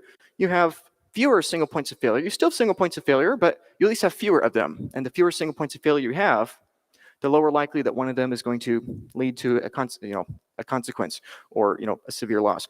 Again, the same problem applies where if you start with a 2 out of 3, people then are like, well, maybe I should do a 3 out of 5, or maybe like or maybe something more, right? And it gets more complex again, right? And so that's a problem because the more bullish you are in Bitcoin, the more apparent this problem becomes.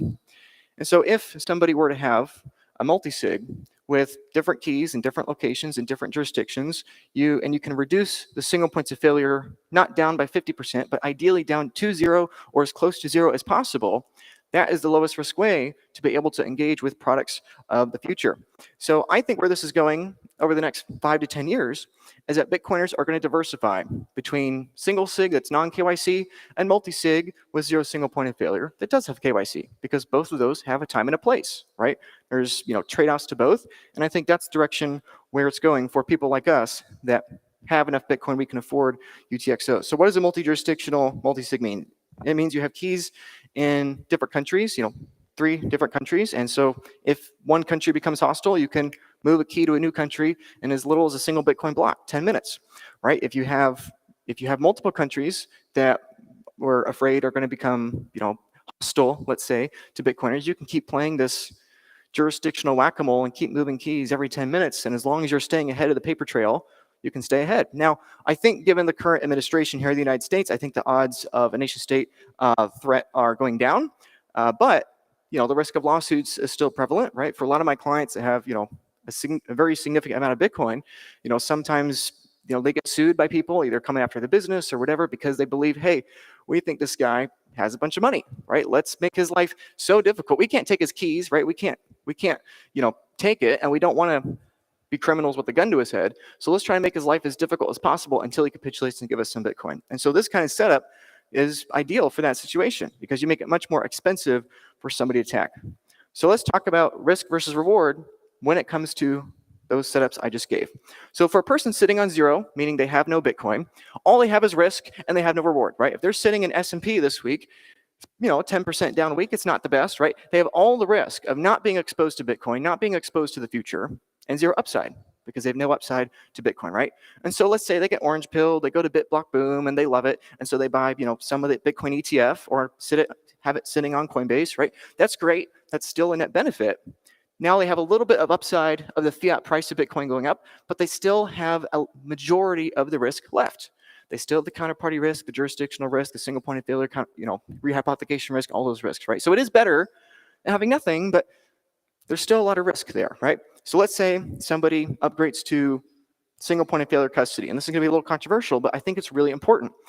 The main reason, in my opinion, as to why more people don't take self-custody is because there is no direct, tangible upside to them doing that. Is it better? Obviously. But for people to go to self-custody, it is viewed more as a negative thing, as a fear-based thing than a greed thing, right? People go to the exchanges and buy the ETF because they can see the number go up, right? When people have 1 Bitcoin sitting on Coinbase and 1 Bitcoin sitting in self-custody, they don't feel a tangible upside. Maybe there's an emotional upside of learning, and feeling self-sovereign, but that's a purely subjective and emotional one. People need tangible little hits of dopamine to be incentivized to do things, right? And so obviously upgrading from paper Bitcoin to self-custody Bitcoin, even if it is a single point of failure, hot wallet, cold wallet, self-directed multi-sig, whatever, that's still obviously 10 times better. But people don't act based on numbers and logic. They act based upon their emotions and those little dopamine hits that they get. So for somebody that then upgrades to a self-custody set with 0 single point of failure, there become products available to them that aren't available for those other options. In my opinion, and this is going to be the point in today's presentation, I think it's the fastest way to incentivize self-custody and to incentivize people to lower their risk is by offering ways for them to have the ability to have that dopamine hit and increase their Bitcoin stack and do all kinds of creative things that they wouldn't have been able to do before. And ironically, if you lower your risk with rehypothecation, you can potentially justify increasing your risk with buying more Bitcoin. My average client, the Bitcoin advisor, increases their Bitcoin stack by about 51% in the first year, no matter if they're new to Bitcoin or if they've been in a while. And typically that's just because when they lower their risk so much, then they can't help but justify buying more, right?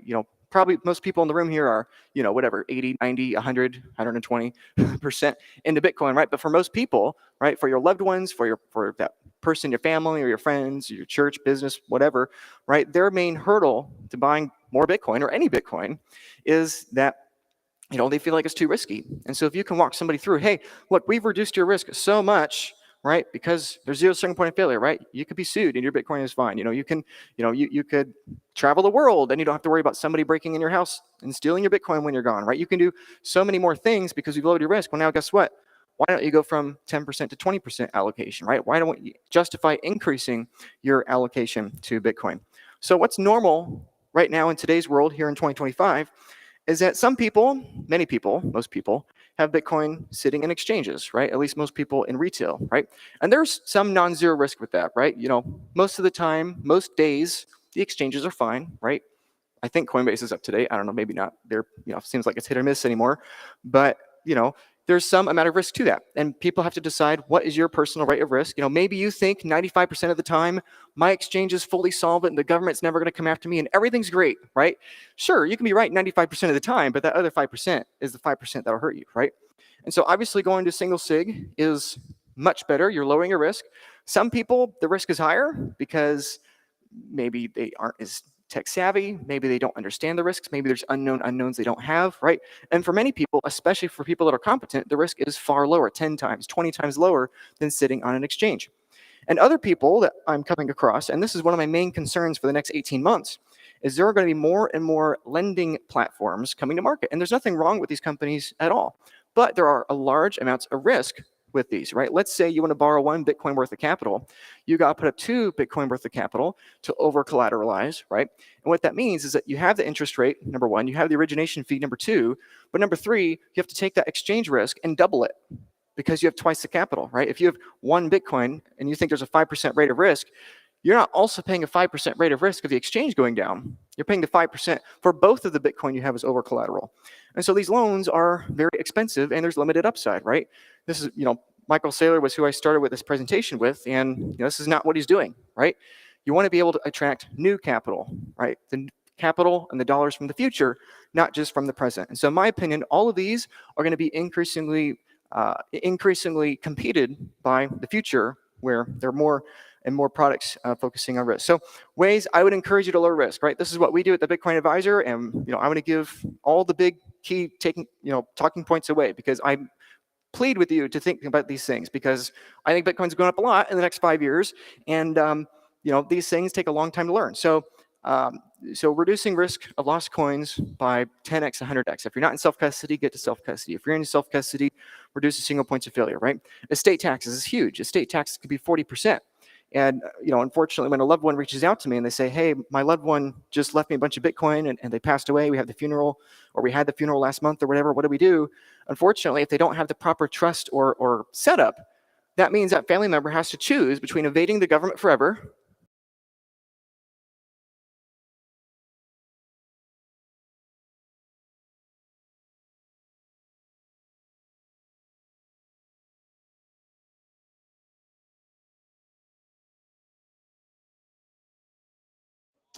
All right, guys. I don't know what's going on over here. Let me try to see what's going on.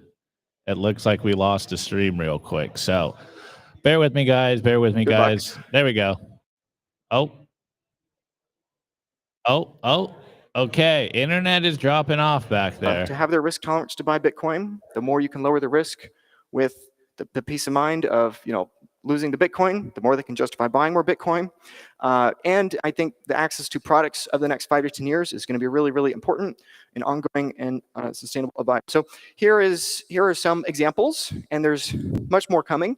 One of them, of course, that is already really popular and getting more interest is a Bitcoin HELOC. So, obviously a lot of people that I talk to are like, would you consider, have you ever listened to that Michael Saylor quote? And they're like, yeah, but my interest rate in my house is already really low. I have a lot of Bitcoin already. Like, it's just a lot of risk, right? And the monthly payment. Well, hey, guess what? If we can, instead of putting that money in something where there's a non-zero chance of you losing it, if we can reduce that risk by a significant portion, if instead of a 1 or 2 year loan, we can look at a 10-year loan. And if instead of, double-digit interest rate, we can look at 4.5%, 5%, 6%, 7% with 0 monthly payments, where there's no over collateralization, no counterparty risk, et cetera, that's something to look at. For some people, depending on the net worth amount, depending on their income goals, lifestyle goals, retirement goals, there are all kinds of products available. There's one I was really hoping to share today, but I can't.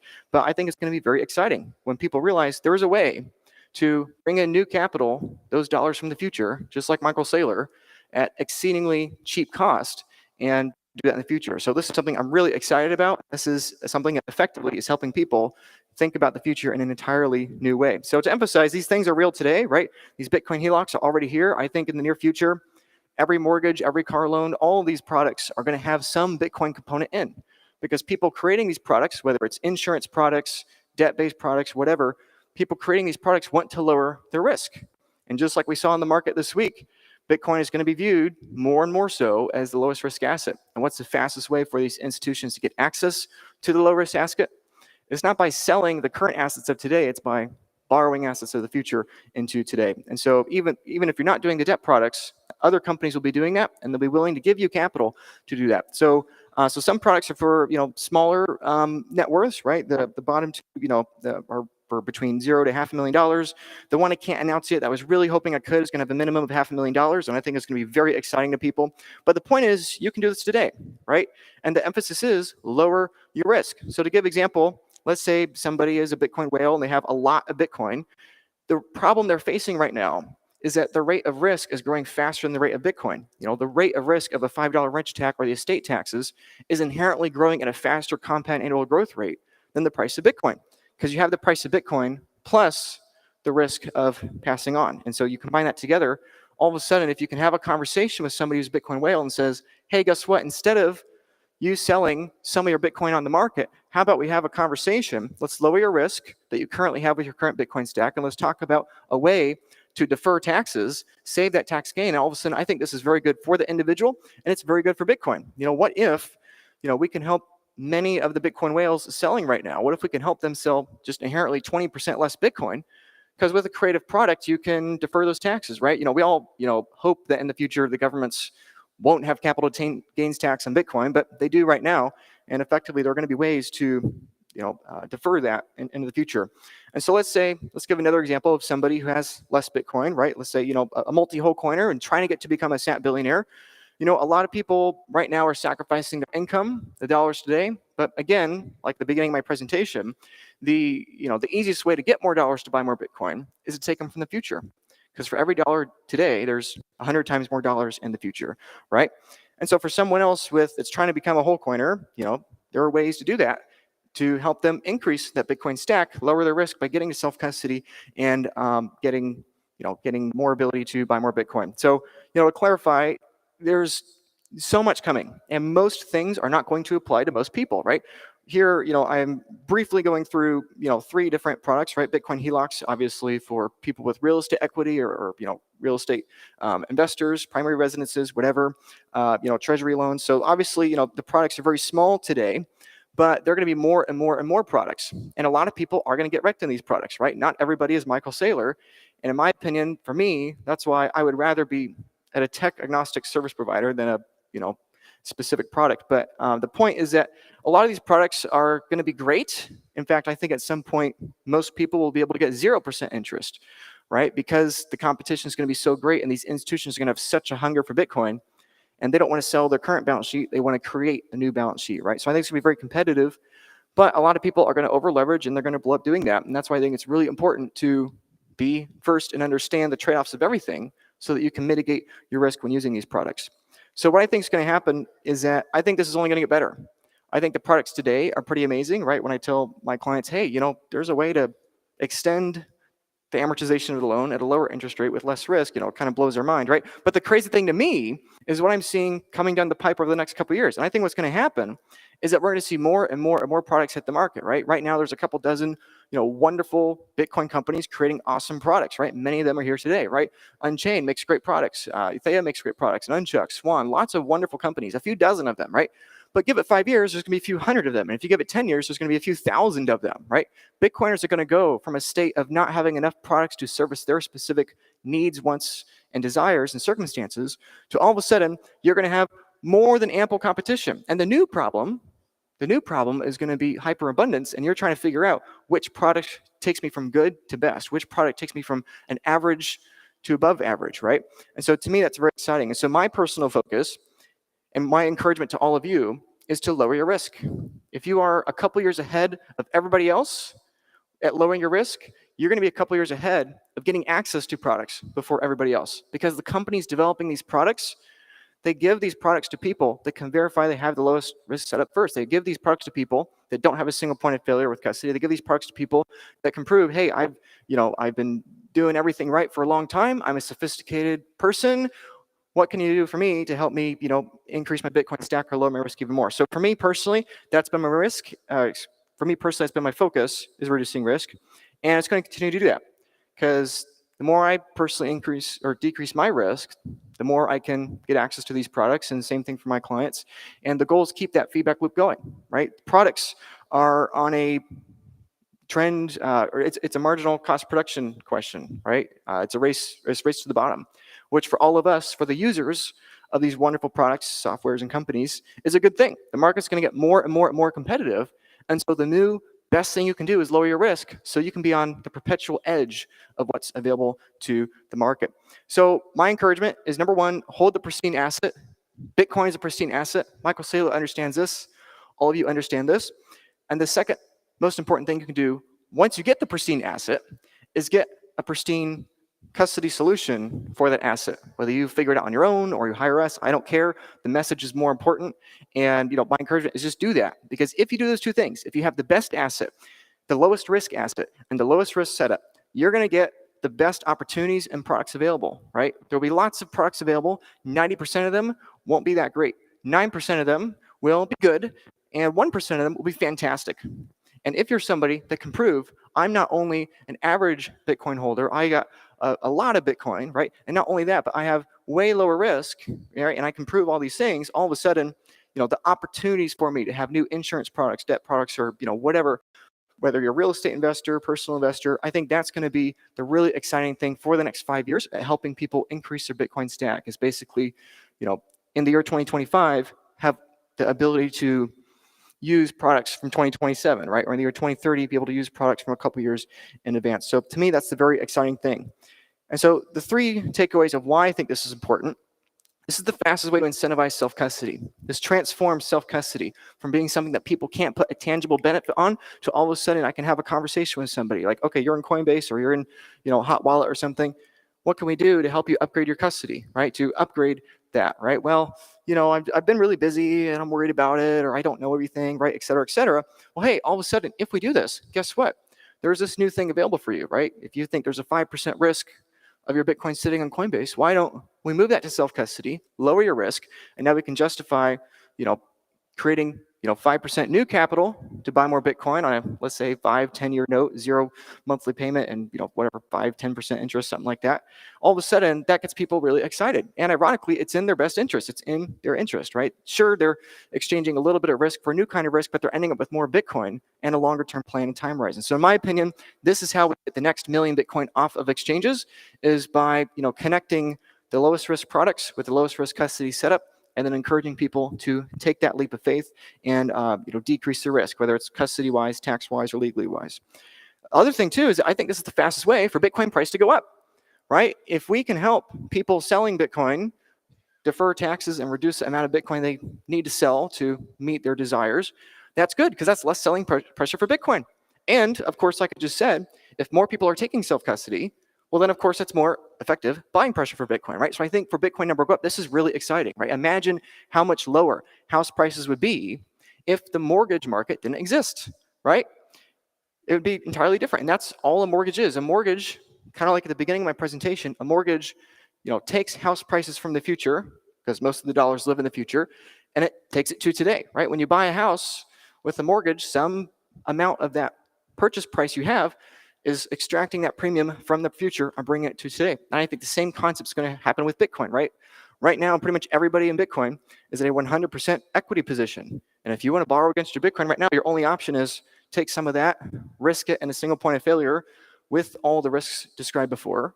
And I think in the future, what many Bitcoiners are going to do, let's say a couple years from now, maybe not even that long, is they'll have a 95% equity exposure, and every couple years they'll just roll a new loan, right? Have 5% debt to buy more Bitcoin, then Bitcoin crushes that as the price go up. Get some more capital, buy some more Bitcoin, just roll that process. And the same way real estate investors roll that process at 80% leverage, right?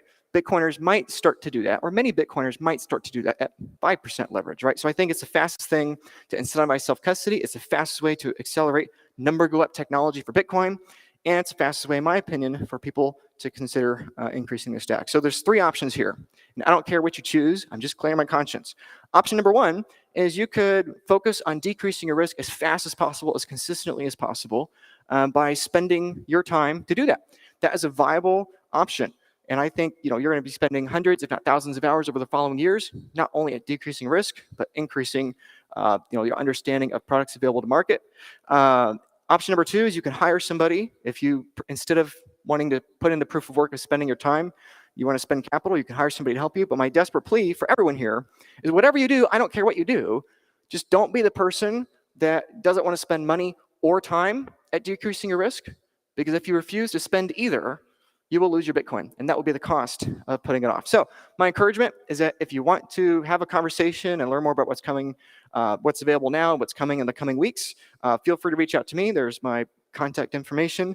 Happy to help, and most importantly, I'm so glad that you all are in Bitcoin. I'm so glad that Michael Saylor is in Bitcoin, and that hopefully all of us become the leaders of the future, because right now the leaders of the world today aren't nearly of the moral character and standing that I view all of you as. So thank you all for being here. Thank you for your sacrifices being here, and thank you for your time. Appreciate it.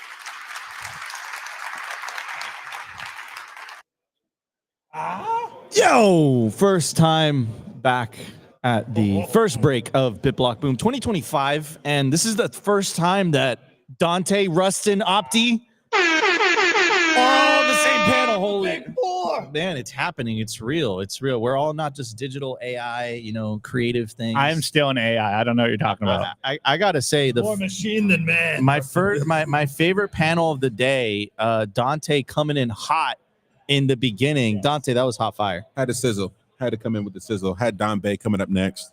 Knew he was gonna troll me, so I had to get out ahead before he came and trolled me. But yeah, man, it's been great. This is an awesome conference. Can't complain. And with the homies, with Rustin, dude. Rustin is an AGI. You know how in Ted Lasso, everybody thought Roy Kent was AGI?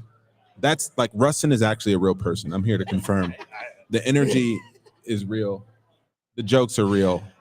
The takes are real. He's real.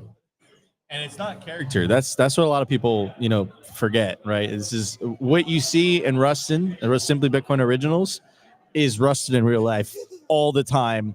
5 a.m. He's saying, let's literally let's 5 a.m. For real. 5 a.m. He's like, it's papping. It's papping. Like everybody. What was it? 2 days ago? It was like S&P dropped and Bitcoin is at 84K. Absolutely lost my shit, throwing my hat all over the place. It's like, to hell with the S&P. This is it, man. This is the decoupling. It's happening right before our eyes. And yeah, it's incredible. At 5 a.m., I'm ready to fight the status. I'm making coffee and Rustin's like, DXY is at 101. And I'm like, bro, like, what are you on at 5:30? Yeah. So I think I'm run by just pure hatred of the state. So like, I just look forward to waking up to unleash that every morning. It's just I'm very passionate about it. I love it. And this guy bench pressed me 35 times the other day. This is true too. Yeah, threw Opti on my back. Had to carry him, but well, he could have if he wasn't gimping around all week. So hip is out of commission. Hip is out of commission for sure. Dante kicked my ass in ping pong. Dante is a professional ping pong player. You got to sandbag on a couple areas. You can't let him see everything. You got to sandbag a little bit. I don't know what that means, but I'll take it. You shouldn't. He says you're actually a bad ping pong player, but he's just gonna run through you. Pause. Hey, I was the best ping pong player in the Airbnb till Dante got there, bro. So, His reign was short-lived. Let's go. Anyways, guys, it's an incredible conference. We still have the rest of the conference left. We have amazing speakers left up, like James Lavish, Larry Lepard. They're coming in the afternoon. Rustin has an 8-minute intro. I'm scared, but it should be absolutely amazing. Rustin's been preparing for it for the last couple of days or so. It's an incredible conference, guys. If you guys are enjoying the live stream so far, make sure to smash that like button. Of course, you're listening to BitBlockBoom, hosted by Simply Bitcoin in Dallas, Texas. And Nico, hold on. I do want to chime in, guys, for everyone out there on the live stream. So there was some internet issues. I'm sure you caught it, like 2 little glitches here.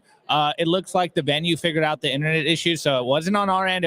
And I threw Murphy under the bus. It wasn't Frog or Murphy. It was the venue. So we should have gotten it figured out. Everything should be running smoothly the rest of the day. Absolutely. So I do want to pivot the conversation, just the current trending topic. S&P took an absolute dump, fell off a cliff completely, and Bitcoin held strong. The great decoupling, the Lisan al-Gaib. Yes. Rustin, what's your take? Then we'll hit Dante. Man, this is awesome. I just took in that whole interview of Tucker and Scott Bessent this morning, and it's just things that we've known and studied and seen that seems so common sense being actually applied at the state level. He was alluding to them already negotiating and trading with other countries using gold and Bitcoin now. So you can see that they are working on moving from a debtor to a creditor nation, from a consumer to a producer, and all these movements to instill pre-1913 policies. Well, why would you do that? Why would you need to do that? Because you're going to obfuscate the Fed. That's where I see all of this leading, and the move to hard money with both gold and Bitcoin, but also the lever you can pull with Bitcoin against your enemies is just something you can't do with anything else, and no other country has the same opportunity the U.S. has with this. Absolutely. And it seems also, too, like the Fed is going head to head with the Treasury Department. It seems like there's a bit of a power struggle right now. Trump goes on Truth Social basically saying, hey, it's time to lower the rates. Powell responds with, no, inflation is still running too hot. Dante, do you have some thoughts regarding Wait, Dante, before you go in, can you explain what you were telling us about like being a new employer and then go into all the market stuff? Bro, when you come into a new job, you take a big job. Like, you can blame everything on the past administration or the past person. So what they're going to do is they're fundamentally crashing the market. And every 6 months past that, you can always say, yeah, this was the Biden economy. Joe Biden and the Democrats, we had to drain the swamp. We had to clean out the debt and the unfiscal responsibilities. And now we have to build back better with the Trump Make America Great plan. And so whatever they do to crash the economy, it can just be pointed towards the other side. And that's a tactic that almost any leader in a big position can do because you have a 180-day grace period. Also, what they're doing is they're creating a manufactured fire. So what happens naturally, if you've ever read the book like Dow Capital, Mark Spitznagel, he talks about the roundabout capital production process, right? You talk about forest fires and how forests naturally, they burn on their own, or they clear out the rubble and the bad elements on their own. But when you do it, when you don't let the forest fires burn, there's artificial kindling so that the fire's twice as bad. And so what's happening right now, they're doing a controlled burn down of the system. Scott Bessent needs to get the 10-year interest rate below 4% because that's going to save trillions of dollars in interest payments because $9.2 trillion has to be rolled over in the first half of this year. So he needs to create a manufactured recession. He needs to create a manufactured pullback in the stock market because that's going to create the conditions and the kindling for them to unleash the liquidity. The big print, as Larry Lepard calls it, is coming, but it's only coming after this controlled demolition. So, and also too, Dante, like, what do you think about Bitcoin's recent price action? Because if you compare it to historical cycles, Bitcoin should be way higher. Do you think the general macro environment is affecting Bitcoin's performance? Yeah, I think so, because where's the extra capital? I mean, it doesn't mean if you're well off, you're just buying less boats. You're still buying boats. You're just buying less boats. Everyone's CapEx and OpEx is continuing to go up faster than their income generation, right? That's at all levels of the economy. And so, yeah, you might have more equity in your portfolio, more assets that you can borrow against. But fundamentally, the revenue coming in the door is less and less and less over time. And so what you're starting to see is that this economy is actually slowing. There's not actual net new liquidity because any new liquidity that comes in is just going to service the debt. It's going to service the OpEx or the maintenance or the costs of just doing business, or for most of us, just being alive, right? So there's less discretionary income. So I think that's one of the things that's a pullback. What you have is a chop solidation, right? James Checkmating does a good job of talking about this, but what you see, that blow off top that happened when we skipped the 70s and 80K and went straight to 109,000, all of that was net new money. These were ETF buyers that had Bitcoin purchased for them through their financial advisor or some other institution. And so those were the first people to sell when stuff kind of got a little choppy in the market. So that's what I think that's happening. The Bitcoin holders, when you look at the on-chain metrics, the hodlers, anyone that's longer than 12 months, they're not moving. They're not selling. 65% of the network has not moved in the last year. So it's new money that came in and kind of flooded out because there's no extra discretionary dollars in the system. So hit it, Rustin. I was just going to hit on like what Dante is hitting on is the resiliency of Bitcoin right now is incredible. The amount of capital, what are we talking like 5 trillion has left the market, and fear and greed is like broken and off the chart, and Bitcoin's sitting at 82K. I mean, this is like the levels of FTX and all these debacles that we went through the past few years, and Bitcoin sitting at 82K. That should signal to you the strength and the potential of what the phase that we could be entering going forward.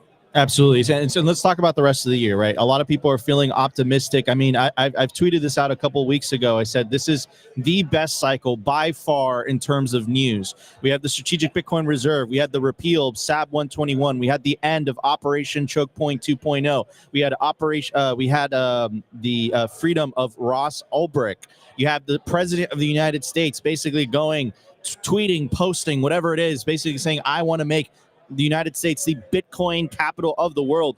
Bitcoiners got all of their wishes fulfilled. The altcoins got siloed in a stockpile. Bitcoin got its own reserve. I mean, the news has been absolutely insane. I'm still feeling extremely optimistic about the end of 2025. A lot of people are expecting the Fed to complete its pivot from QT to QE around summertime. And then when that starts to happen, I mean, Larry, you referenced Larry Lepard earlier regarding the big print. Number must go up. So what are your guys' expectations for the rest of 2025? Are we hitting 250K? Are we hitting 500K? Rustin, started with you, then to Dante. All right, so I met a guy, and he showed me a chart. I'm not gonna dox him, but he told me, not financial advice, the peak will come on November 10th, and it's probably going to be like 450K. I don't know if this guy knows Josh Mandel or not, but it seems like it's a magnet. I'm here for 444K. What's the magnet? What was the reasoning? 444K. Are we just pulling numbers? Are we just pulling numbers and dates like out of a hat? So what he was using is he's using the old the rainbow chart, but he modified it, and he found that the days between the last two cycles at this certain point in the peak was like 1,080 days, and that marked it for November 10th on the cycle. But also, what was interesting on his rainbow chart was where we are in this and how that kind of mirrors 2017 in a lot of ways. So it's kind of interesting. We feel this like purgatory because we went through such a long consolidation. We had a little run right back into another consolidation. But all of these, anytime Bitcoin's crabbing and consolidating, that's building strength. So take advantage of that and stack while they're draining OTC desks. So what I'm hearing from Rustin is you think numbers going to go up. Dante, what's your take? It's crazy because I came in at the tail end of this conversation, and the guy was using a time frame in order to do his analysis, and so he was like 525,600 minutes. I was like, I don't know what he's doing, but I started bopping in there. I slid in because that's when he said, from the last halving, we hit 450. I was like, okay. I just started vibing with him. I didn't really question the analytics or how he got to that number, but I'm with it. 450K by November 10th. But I think like at a larger picture, what's actually happening, right? After the debt matures, right? This rollover of the debt that Scott Bessent needs to happen. He said his job is, I am a bond salesman. I am a person that provides activity and opportunity for capital to flow into our markets, whether that's domestically, people taking out loans and starting businesses, which is driven from the 10-year, or it's from foreign nations that believe in the faith and credit of the United States government, that they feel comfortable buying medium-term to long-term debt.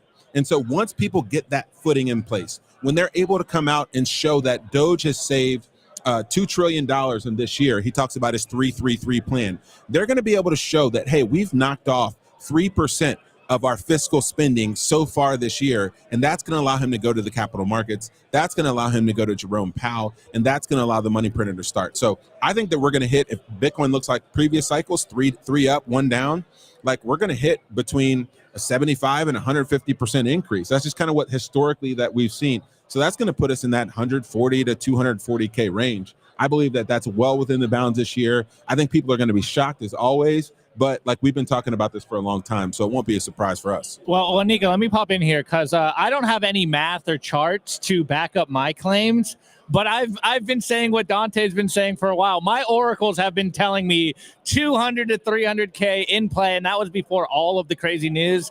So, hey, is it my gut instinct that's going to get the right price, or is it going to be Rustin and Dante's friends maths here? But I don't know. I say something similar, though. Nico, before we get to yours, I do want to point I want to point one thing out.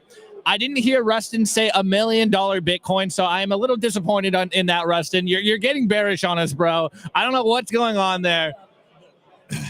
You got to give him a number the normies can comprehend. Oh, got it. He's listening to Dante's speech. He's listening to Dante. I'm lowballing them so they get attracted, and then will feel much better after we blow the top off this thing.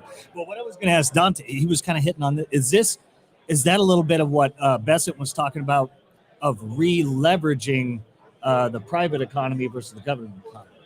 I mean, yeah, when you look at the last 4 years, you talk about the net job creation from native-born workers and or jobs that were created outside of the government. It was like absolutely flat. Like you remove those numbers from the adjustments, right, that happen after every employment every employment release, like you realize that our economy absolutely went nowhere. Now, did we perform better than other countries across the world? Yes, we were the tallest midget in the dance, but that doesn't mean that we improved forward. We took the economy forward. So what he's doing is he's bringing jobs back to America. Like literally in one day, I love how Ford's executive, his CEO, came out and said, hey, we've got a handshake deal with all of our people. You can get the employee rate to buy your Fords, right? Everyone is clamoring to get on board. Business executives I talk to all the time say, I have more confidence. When I have confidence, I can plan, I can forecast, I can hire ahead of plan, I can react. It doesn't matter if we know that the cost is going up by 20%. That's just the new bar upon which we have to set our profit margins from. So ultimately, the economy is not going to crash. It just has business owners with a ability to forecast and more confidence to invest moving forward. That's why Apple came back and did a $500 billion investment. And all of these other companies, right? There's more confidence in the market, and I believe that's the reprivatization of our economy. So let's talk about the cycles, right? Bitcoin, since its inception, since its discovery, invention, however you want to frame it, essentially it's been following these 4-year cycles, 3 green, 1 red. Are those cycles going to continue, Dante? Absolutely, because humans are still humans, right? Like we just have this new tool and new technology called Bitcoin. And for the people that got in 2013 and 2012, that got in at $1,000, well, yeah, 250K, that's a pretty big increase. So yeah, they're going to take some off the table to recycle back into the fiat land or into their future dreams or hopes or wishes. And then when you get to that next cycle, people that have hodled in from 2021, you know, they're at 69K, a lot of them that bought at the top in 2021 and 2022. And so then when we get to 250, they might take a little bit off the top. That's sort of how these cycles work. And I don't think that it's anything purely other than Bitcoin being a psychological thing in terms of human nature, in terms of real costs and network difficulty and, you know, innovation in chips and manufacturing. Miners are also the #1 seller into the market. So every 3 years, right, you go from the S9 to the S19 to the S21 to, you know, larger machines that outcompete these older machines. And that's why the useful life of a miner, they say, is at 3 years or 3 to 5 years. So what happens when that comes on? Hey, you either have to onboard new capital to stay competitive in that market, or you're transitioning from old machines to new machines, and you have to sell those old machines in that Bitcoin in order to compete and upgrade your fleet. So there's a couple dynamics there: human psychology, and then also the dynamics of mining, which, you know, tends to lead price. Yeah, absolutely. Oh, sorry. Nick, I was thinking of that too. Like a lot of people have talked about the breaking of the cycles, and like I've seen a lot of people put this out there, like the Fred Krugers and things like that. Like the mining side, the supply side economics don't matter anymore. So the cycles are broke. That doesn't make sense to me, because that's a whole part of the entire system. Now we did in a little way break the cycle, because we broke previous all-time high. And then we could be looking at a prolonged cycle depending on when QE comes into effect. But at the end of the day, the 4-year cycles, is that just a result of the Bitcoin halving cycle? Is it a mix of the business cycle, the election cycle, all these different confluence of events that seem to shape into Bitcoin? But as far as, like you said, human behavior, it's part of the psyche, and the halving cycles, the fervor, the run up. It's going to be interesting to see how that's going to play out. But it is the 4-year cycles will not die, because mining is a supply side economic. Absolutely. Everybody, you're listening to the Simply Bitcoin News Desk at BitBlockBoom 2025 with Opti, Dante, Rustin. We're going to pivot back to the main stage. Ladies and gentlemen, we have Mike Hobart, Parker Lewis, Dennis Porter, James Lavish, Colin Crossman, Stefan Lavera, Larry Lepard, and Bitstein coming up.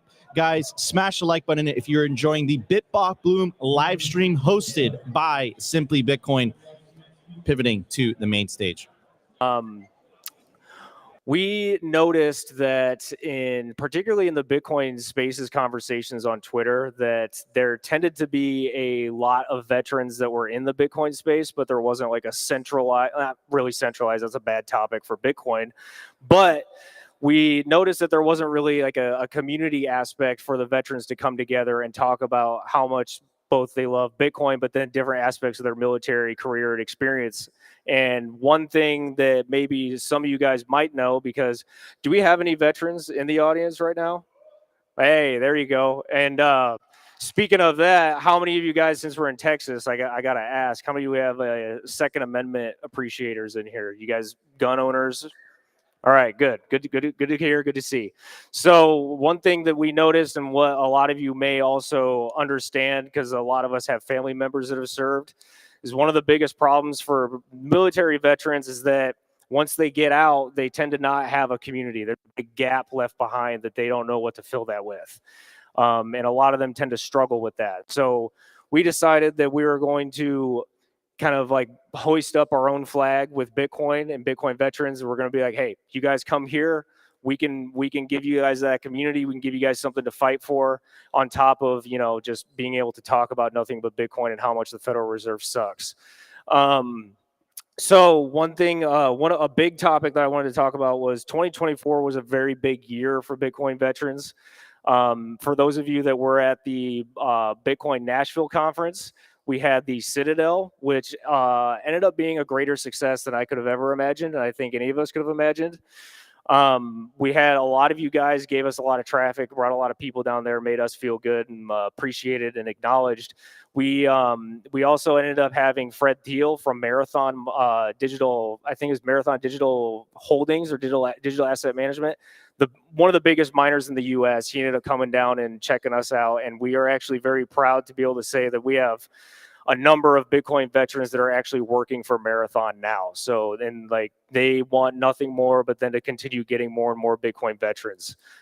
We have a lot of Bitcoin miners that are actually a part of our group. And then part of that conference, we also had Range Day. So Range Day was one of my particular favorites. We had a couple of our guys, Shane Hazel, if you guys know him, he's a MARSOC Marine. And then we had Randy, who was a former Navy SEAL, and a couple other guys like Scott from Paladin Tower Tactics. They were out there giving some actual good drills and training for individuals to kind of like hone up some of their skills with the sidearm. And that was actually be able to provided by Dan Jones of Dust Off Ranch, who is a National Guard Black Hawk pilot. That was actually really, really badass. He had his own land. He brought that out, manipulated his land a little bit, and then created a couple of ranges for us to be able to practice that stuff out. And then probably the biggest event of 2024, and I'm sure a few of you may have heard about it, was Hurricane Helene. Hurricane Helene ended up devastating. It was eastern Tennessee and primarily western North Carolina. We noticed the travesty and the catastrophe that happened out there, and we decided that we were going to provide some assistance in the only way we know how, which is the military way. And the military way, for those of you that haven't served, is largely logistics and authoritative hierarchical leadership structure.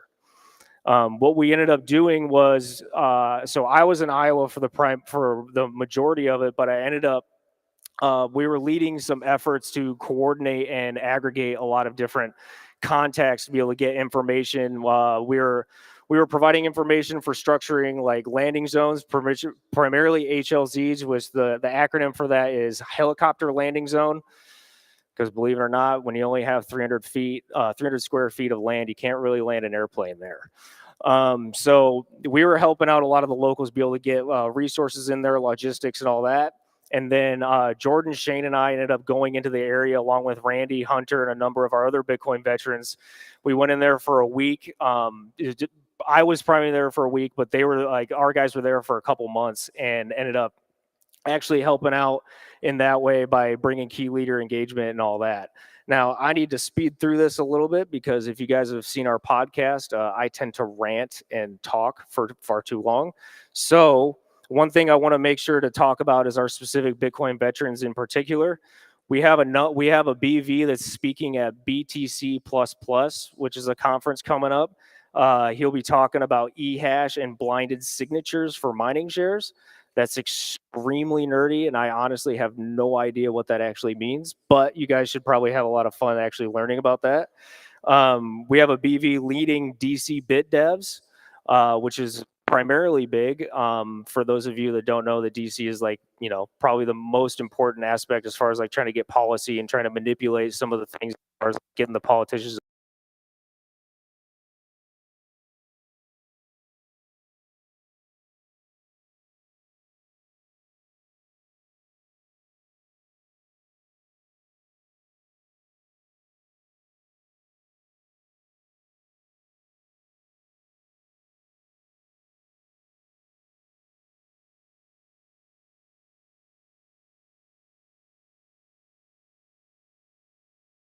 All right, You guys. understand? Sorry about that. Oh, here we go. We're back.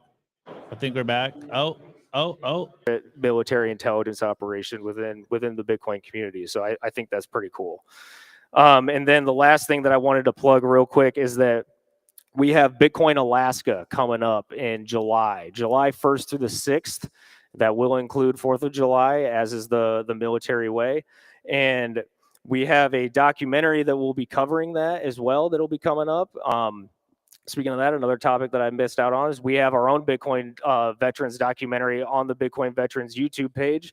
If you just look up Bitcoin Veterans on YouTube, Twitter, Spotify, you'll find the podcast, our Twitter page, and everything else. We tried to keep it as simple as possible because we're a bunch of grunts and some crayon eaters. So you gotta work with what you got. And then we also have a partnership with Bitcoin Sports Network, and we also have a number of mining projects that we have going on. We're supporting pleb miners, heat punks, and then a couple of open source projects that haven't quite gotten off the ground and running yet. And then we also have a golf event coming up at Bitcoin Vegas. So if you guys are planning on being there this year, make sure to look for us. One of the easiest things is that all of our BVs were very proud to wear our shirt. So just look for Bitcoin Veterans and you'll be able to find us. The last thing that I want to mention with the minute that I've got up here is that on top of that, we also understand a lot of the security concerns that come with owning Bitcoin. You guys hear about the $5 wrench attacks and everything else. We do have intentions and aspirations to be building out a physical security service. So if you want or have interest in that, please make sure to hit us up on Twitter or go to bitcoinveterans.org. Get in contact with us. We can talk with you at least about being able to do what you can now, and then any services we may be able to provide in the future. And then the last thing would be the Brave mission, which is something that Shane and I, that's our kind of like our baby, is we're working to provide PTSD support for veterans. And we're doing so in the very fringe, very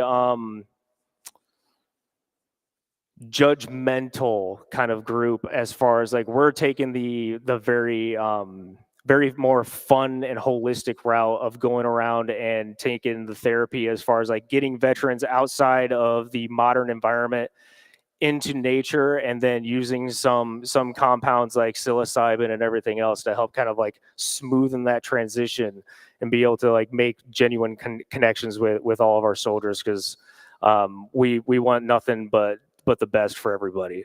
But enough about Bitcoin Veterans. Thank you for giving me the time to be able to talk to you guys about all this. I want to introduce a friend of mine, Parker Lewis. I know he has a conversation that he's about to lead you guys through that is very, very prescient for right now, and actually very, very interesting. So if you guys could, please help me welcome Parker Lewis up to the stage.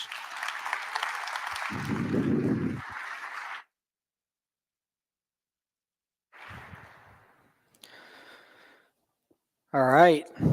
So this presentation is going to be on how Bitcoin ultimately completely inverts and replaces the fiat system. Before I get started, I just want to thank Gary Leland for hosting this conference. It's my favorite conference.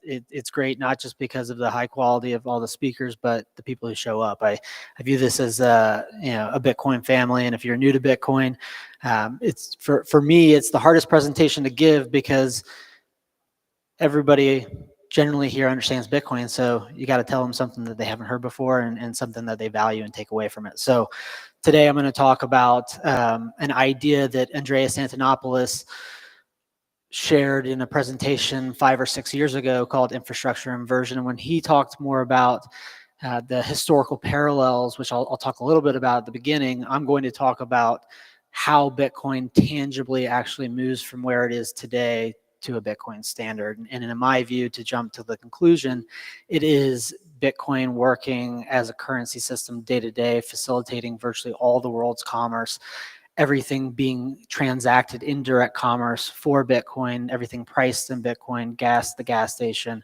food at the grocery store, and ultimately the unit of count. So what is an infrastructure inversion quickly? It's this idea when a new technology arises, and not necessarily every new technology, but one that requires a network effect. how you go from a world that was built for horses and buggies to a world of cars. Initially, the new technology runs on old infrastructure, and eventually the new technology completely inverts the old infrastructure, and the old infrastructure can run on the new technology. One example that Antonopoulos gave was horses to cars, another kerosene to electricity, another basically telephone to data systems where later all voice runs over data. But you have this dilemma of you have a technology, it requires a massive amount of infrastructure, and using the examples of going from horses to cars, how do you get users to buy cars if you don't have roads built for cars? And there's this classical libertarian saying of who's going to build the roads, and it's a real dilemma for Keynesians. But it all comes down to innovation and economic incentives and speculation, my dear friend, speculation, that everything moves downhill from innovation. And this is an example, it's hard to see, but you don't need to see a lot of it, which is the first rail of the New York City subway, which was, I think, started in 1904, and it took 4 years to build. It started with a single line, and then there was a second line, and then the map filled out over the next 100 years. But if you were thinking today about how would you endeavor to build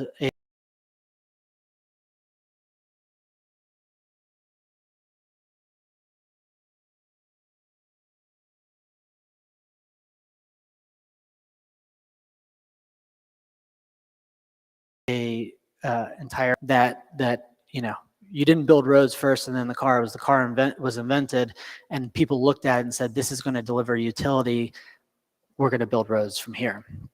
So in terms of the fiat inversion, in terms of how this applies to Bitcoin and fiat, the world where we're going today, where everyone's using Bitcoin as a nascent store of value, and it's a phenomenal store of value, that commerce is really the end game, that in order to get to this future world of a fiat inversion or to a Bitcoin standard, it's path dependent on commerce.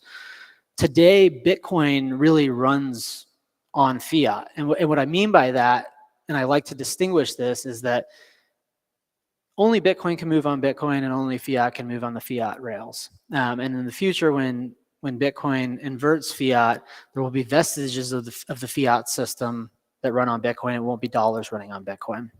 But when I say that today Bitcoin runs on fiat, I mean, think about every Bitcoin company. They're still using fiat payroll, paying their employees in fiat. The Bitcoin mining ecosystem, the people that are developing Bitcoin miners, they're using fiat. They're purchasing power from power companies in fiat. And largely the way that the Bitcoin network has access to new people to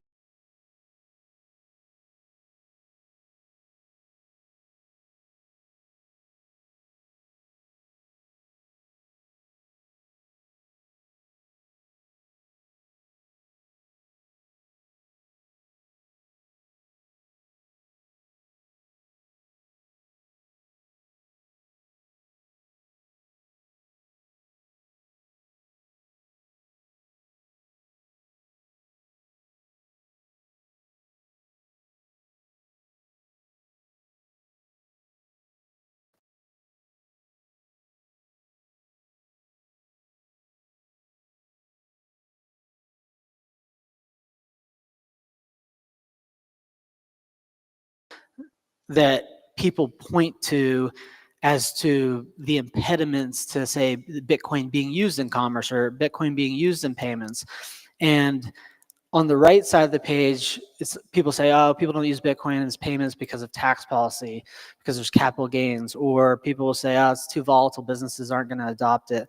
Or people won't spend their Bitcoin because numbers go up. The thing that's holding Bitcoin back has none of those things in terms of developing it into a commerce tool. It is that everything is downstream for adoption. You have to understand Bitcoin at some level before you're willing to accept it as payment or to use it in commerce.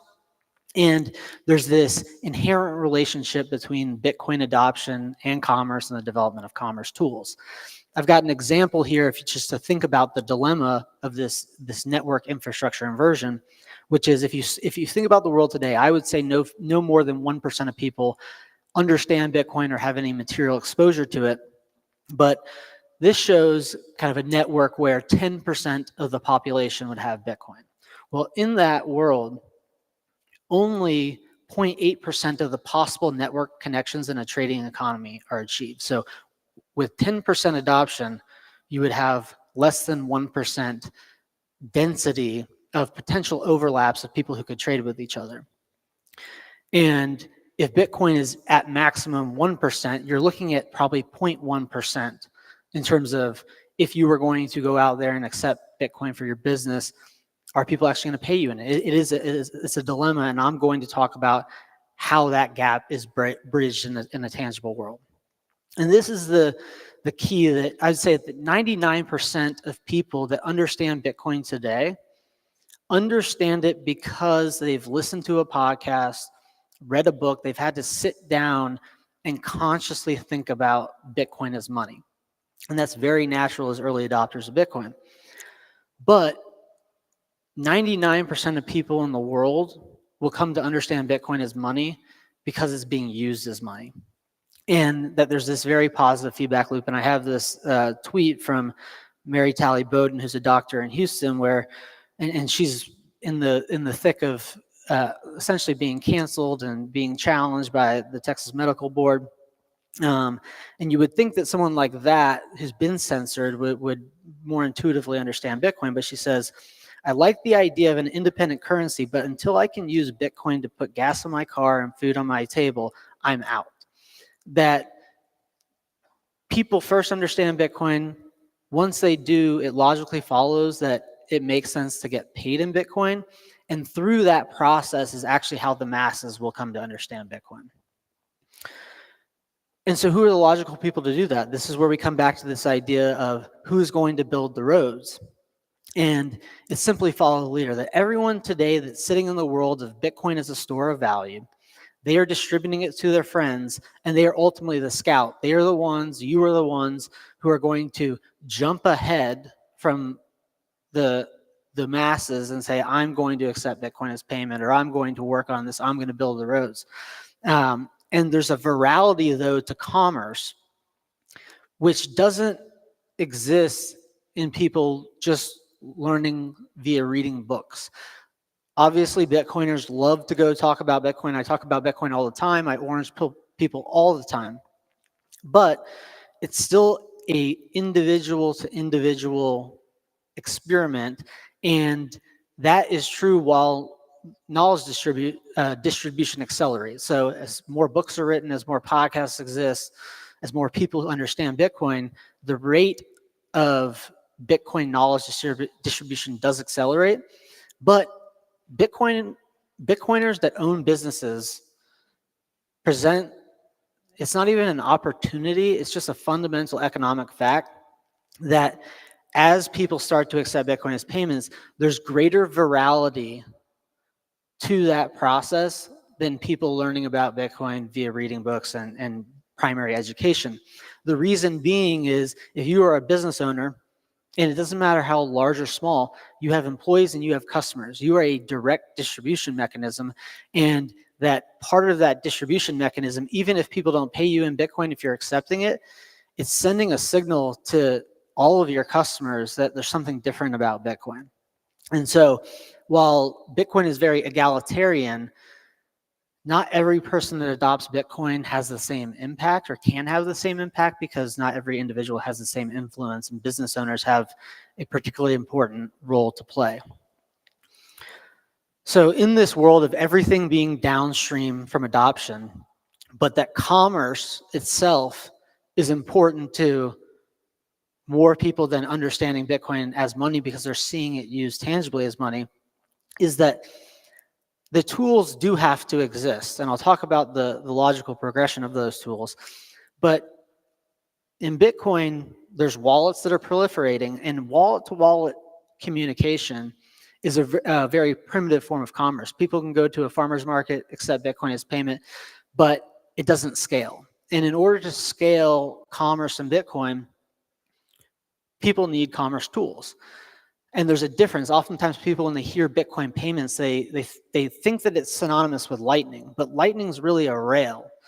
A commerce tool is something that connects a buyer to a seller, that provides business context to a transaction, that helps facilitate the fulfillment. And without those commerce tools, businesses can't really enable Bitcoin payments.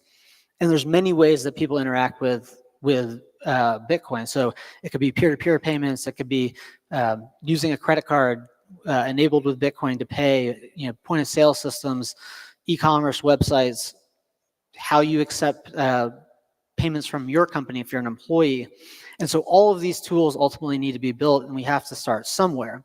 Because when I talk about a future world where everyone's running on Bitcoin, everything's priced in Bitcoin, it's very difficult for a lot of people to see how you go from Bitcoin in its infancy to that ubiquity.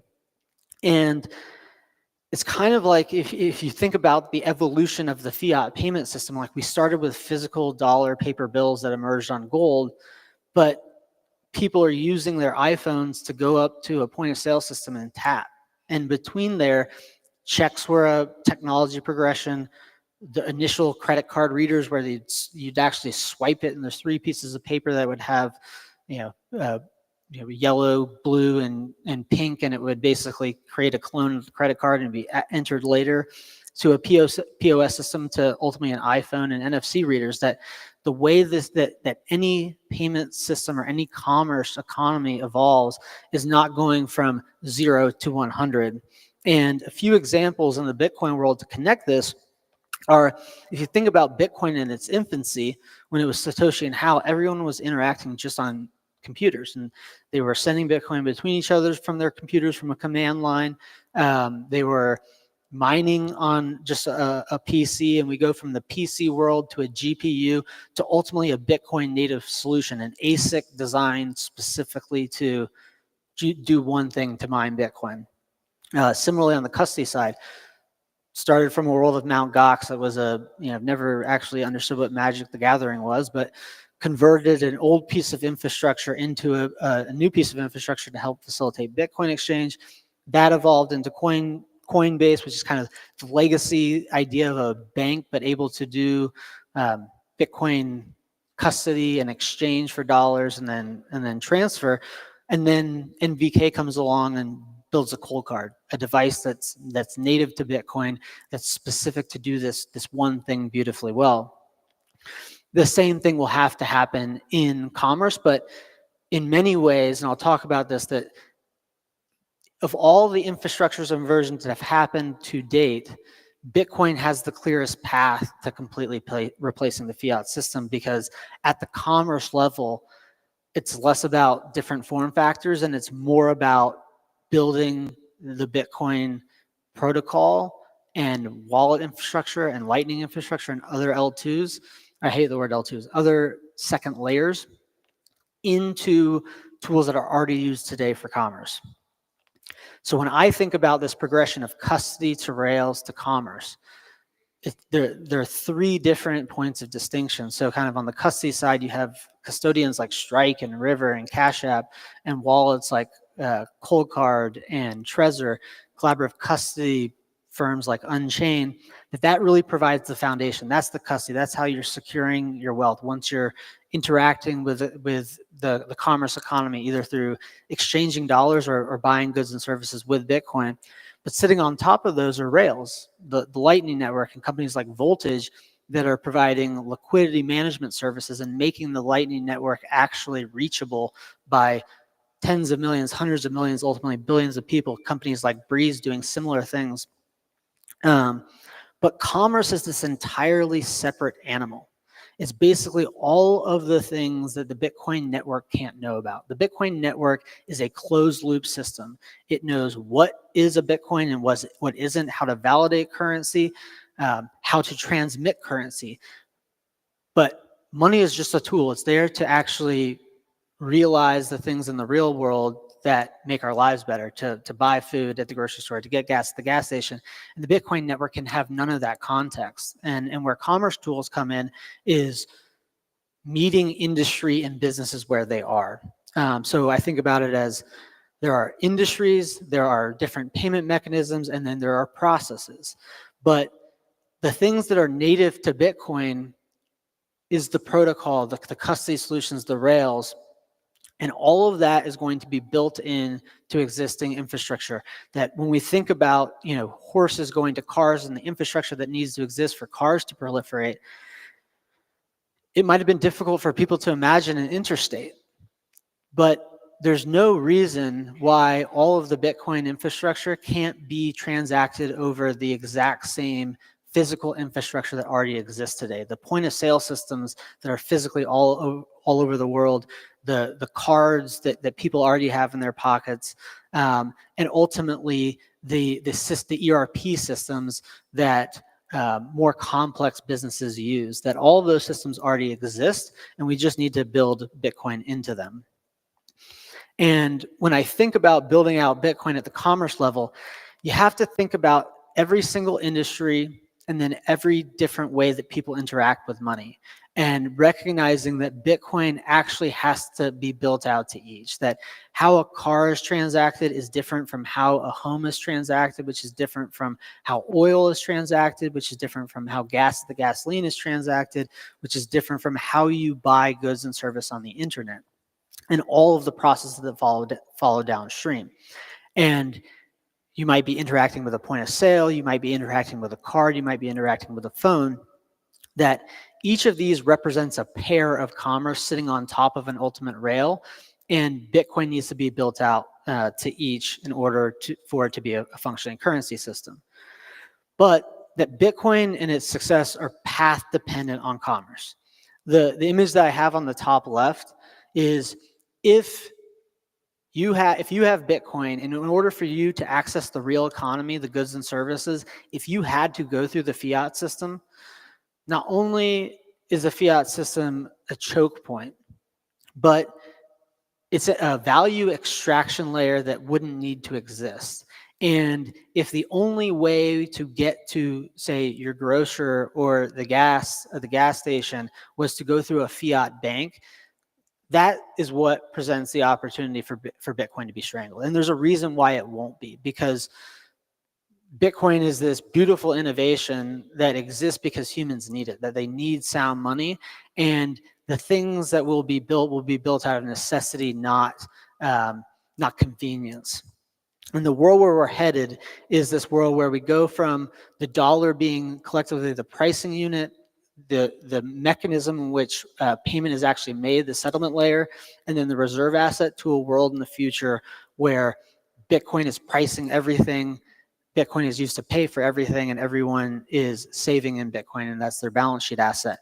In the interim, we'll go from this world where things are priced in dollars, paid in Bitcoin, and stored in Bitcoin, but ultimately that ultimate shift will occur and everything will be priced in Bitcoin. There's 4 key phases to this that I see. It's today, as I just explained before, Bitcoin is largely running on fiat rails. We'll go to this world where there are dual rails, where Bitcoin native tools will be built out, and Bitcoin will be side by side with fiat. Once we get to that world where there's a small measure of the world on operating on a dual standard, that is where there will be a rapid monetization. And in the end, the vestiges of the fiat system will actually run on Bitcoin. And that will be this idea of infrastructure inversion. And then in the future, all fiat vestiges and legacy infrastructure will go the way of the dodo bird and will be on a full Bitcoin standard. In order to get there, though, we have to go through, it's not going to be a seamless process. That in many ways, and I haven't talked about this previously, I view Bitcoin as the great economic restructuring, that we're going from a world of excess, everyone indebted, the system in total functionally being insolvent. That's specific to the United States, but it's also applies to the world. That as people shift to using Bitcoin not just as a store of value, but as a way to transact direct commerce, there's this whole legacy world that tangibly has to be restructured. And I have on this slide I do talk about this specifically quite a bit. There's $102 trillion of dollar-denominated debt in the United States, and it's very vanilla debt, and there's only $7 trillion. Of the $102 trillion in dollar-denominated debt, there's 42 trillion that are sitting on consumer loans, and that could be auto loans or mortgages or credit card debt, and then also business debt, which is about 20 trillion. So I think about it as, somebody having a pipeline or an E&P company that's financed by debt, that there are valuable assets that exist in the fiat world, and Bitcoin is actually going to have to price those assets to determine what goes forward and what no longer carries forward. So Bitcoin is not just repricing the world, it's going to determine what people actually value and what will carry forward. And so the way I think about fiat running on Bitcoin is that there will be a vestige of fiat zombie companies like Fannie Mae, Freddie Mac, maybe something like Facebook, where they will be operating on a Bitcoin standard, or legacy banks that are over leveraged that have to be tangibly and through a actual workout process, their estates have to be resolved. Things like Social Security will flip over to Bitcoin or any government program, and then ultimately will decide what goes forward and what doesn't. And this financial restructuring will occur where people will actually buy assets out of this legacy world and then have them be on a fully Bitcoin standard. But on a Bitcoin standard, and this is really important, Trump had the comment of have fun playing with your Bitcoin. Like, Bitcoin doesn't exist just to stare at our global wealth. I think this is, while I have a lot of respect for Michael Saylor, this is one of the dilemmas where he'll get asked this question of, does Bitcoin have to be used as a currency? Because like, if you're just sitting there on the Bitcoin and nothing's happening with it, like what good is it? And they're right. It's a logical question to ask. But Bitcoiners ultimately have to build the future that they want. They have to see the things that don't exist that they think should exist, and they actually have to go build it. And if we were all sitting here just like looking at our numbers on a screen, it would not just be dystopian, it would be irrational. Bitcoin exists to actually solve problems in the world, and that we're building the tools that we need to exist so that Bitcoin can work as a system. But that actually takes human action. And if everyone sat back and didn't do that, then Bitcoin wouldn't be viable. But it is viable because of people in this room and taking that action to both determine what infrastructure needs to exist and then go out and build it, and then have the consumers come along that value those services to demand it. And so when I think about this world, I got 30 seconds left, where we go from Bitcoin running on fiat to a world of fiat running on Bitcoin, and then ultimately to a complete Bitcoin standard where everyone's transacting in Bitcoin. If you get stuck at point zero and struggle to see that endpoint, it's the wrong way to think about it. That just as technology progresses in a very logical order, in a very incremental order, that if you think about that network dilemma problem of 10% of the people adopting, but less than 1% of the network connections being achieved, if you try to build out to the 100%, you will fail. Speculators can't do that. If you're building a rail in New York, you can't just build out the whole thing. You have to start somewhere. The place to start is the Bitcoiners, the people in this room, the people that understand Bitcoin. You have to build the tools. That's what we're focused on at Zaprite. You can't try to go deliver Bitcoin commerce solutions to people that don't understand Bitcoin. You start with Bitcoin-centric businesses. You start with Bitcoiners that understand Bitcoin. And those are the people that have this virality of commerce, that have influence over their spheres of their customers that are either paying them in Bitcoin or just seeing that Bitcoin is available. And through that process, it's literally the next mile. That next mile that gets built out then dictates the next mile. I think about this in Bitcoin development. We don't need to focus on how to get 8 billion people on Bitcoin. We need to focus on the next 10x, the next 100x. Because if you don't think that way, if you don't think about growing the actual market by tangible steps, and you're just thinking about the endpoint, and I have to build out this entire infrastructure, it's not how the world works, and it also sets you up for failure.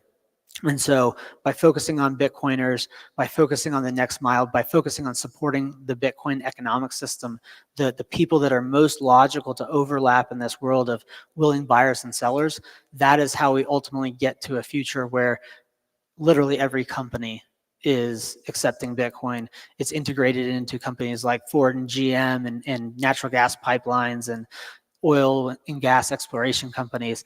But it doesn't start there. If you build the solutions out there, there will be no demand. The speculative demand is to people like yourselves, but then it's dependent on people like you actually taking that initiative to adopt those rails, and it's step by step. So that's my talk on infrastructure inversion and how Bitcoin will ultimately invert and replace fiat.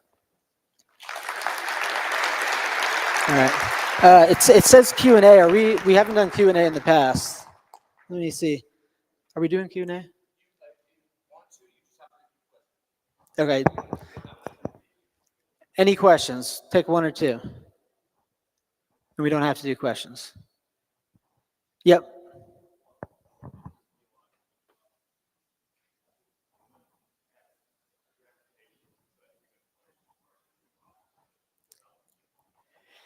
Yeah, so the question was, what is your view on tax implications and that holding back? And one of the slides I had before was that I really view that as in the world of things that are impeding Bitcoin adoption for commerce, it is the least important. That the density of buyers and sellers, the density of the network effect is first and foremost. Because if you have Bitcoin and you've saved in Bitcoin and Bitcoin is appreciated against the dollar and you have your overwhelming majority of your savings in Bitcoin, the fact that there's a tax event doesn't impede you from spending it. And the way I see this happening is that it's really going to be driven by business owners. People that if once you understand Bitcoin as payment, you see the logical connection to accept it as payment and to want to create incentives for your customers to pay you in Bitcoin. And somebody could buy dollars and send Bitcoin and not have a tax event, but you only have a tax event if your money didn't get destroyed in value. And that as time goes on, Bitcoin represents for people, say, who started saving in Bitcoin 4 or 5 years ago, or 6 or 7 years ago, or 8 or 9 years ago, it becomes nearly 100% of your savings, and then you're in the position where you need to save it. And so if you think about it, it's really a dilemma of fiat savings than it is paying in Bitcoin, because if you did the alternative, which was save in fiat, you wouldn't have the problem. You wouldn't have a tax event, but your money would have lost value, and that is what the capital gain would be. Certainly, if capital gains was removed, it would help, but the bottom line reality is if the US government took off capital gains for Bitcoin payments tomorrow, there would be no material change in Bitcoin payments tomorrow, because people still have to adopt Bitcoin, understand its basis as money. The commerce tools need to exist. The people need to adopt it to create those opportunities to be paid. It just has to happen in an organic way. It would help, but it's not the true hindrance. Is there maybe one more question?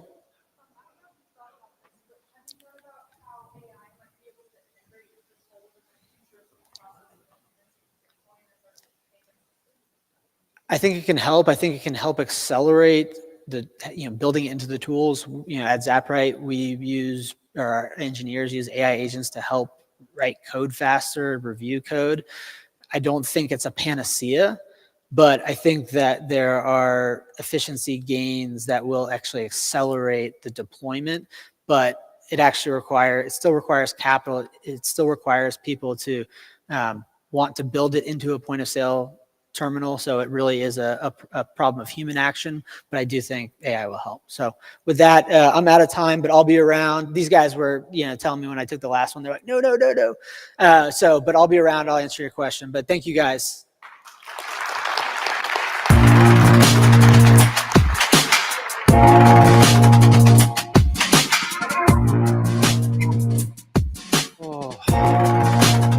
Alrighty, everybody, excited to be here.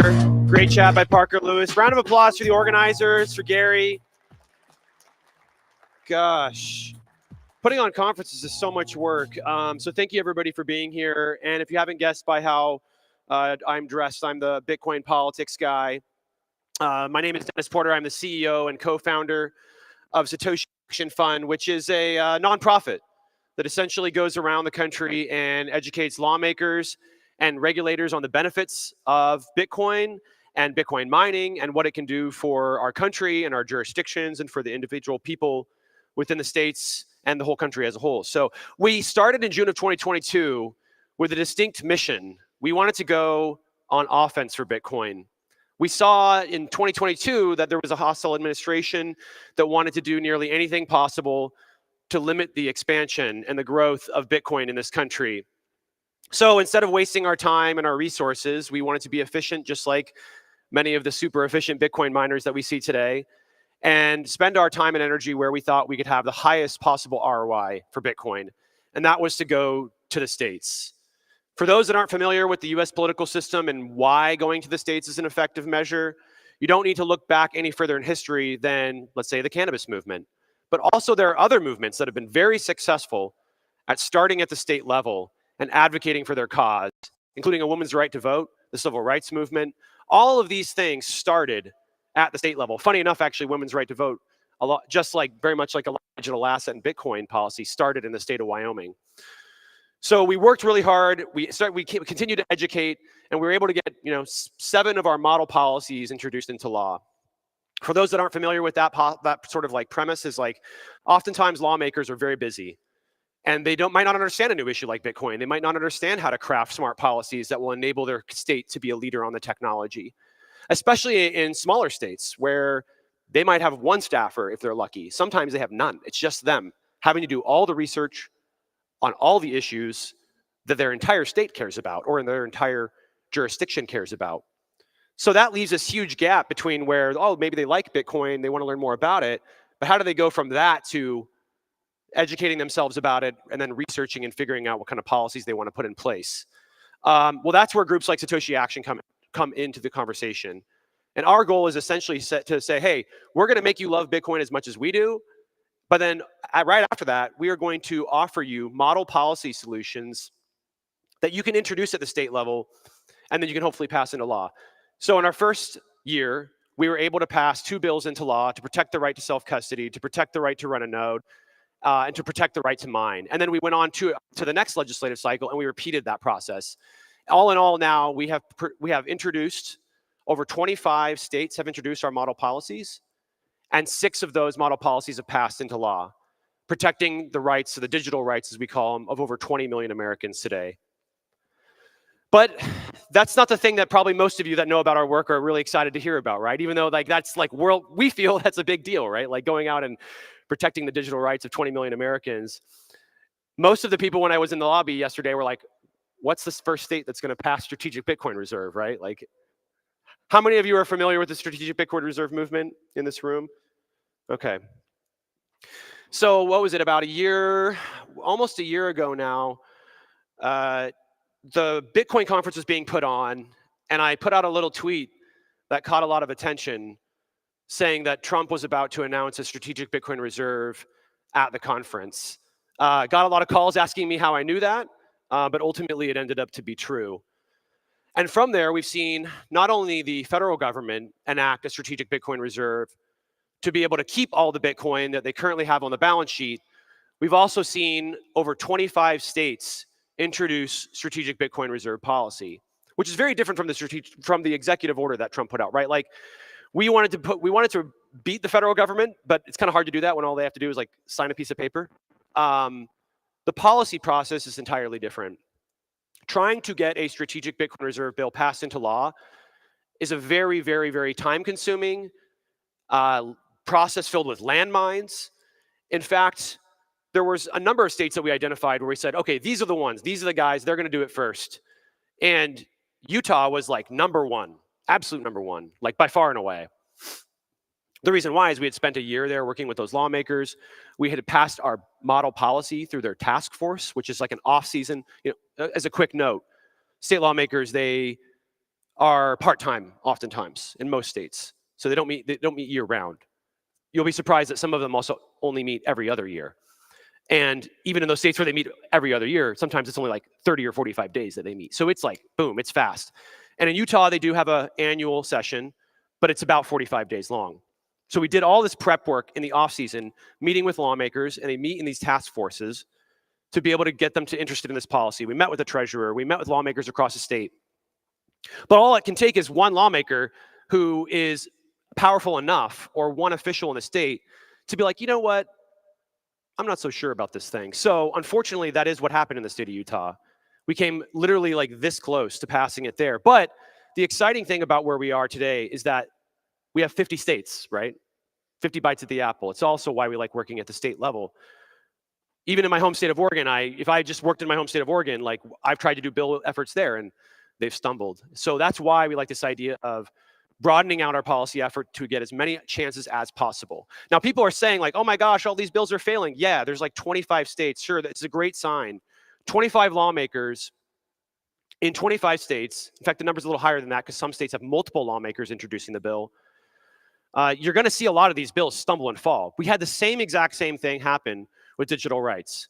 Last year, I believe we did about 20 introductions and we only passed 2 into law. So I come up here to tell you that it's important to keep in mind when you're thinking about this process that it is very common for lots of states to do introductions and only a couple to pass. But it's critical that at least one of them or 2 of them pass this into law. Because then once you get into law somewhere, it's a lot easier to get it into law elsewhere. And so as an update for where we are on that process, we certainly view there are a number of states, about 4 or 5 states right now, that are still very well positioned to be able to pass groundbreaking strategic Bitcoin reserve policy into law. And of course, we're in one of them right now here in the great state of Texas.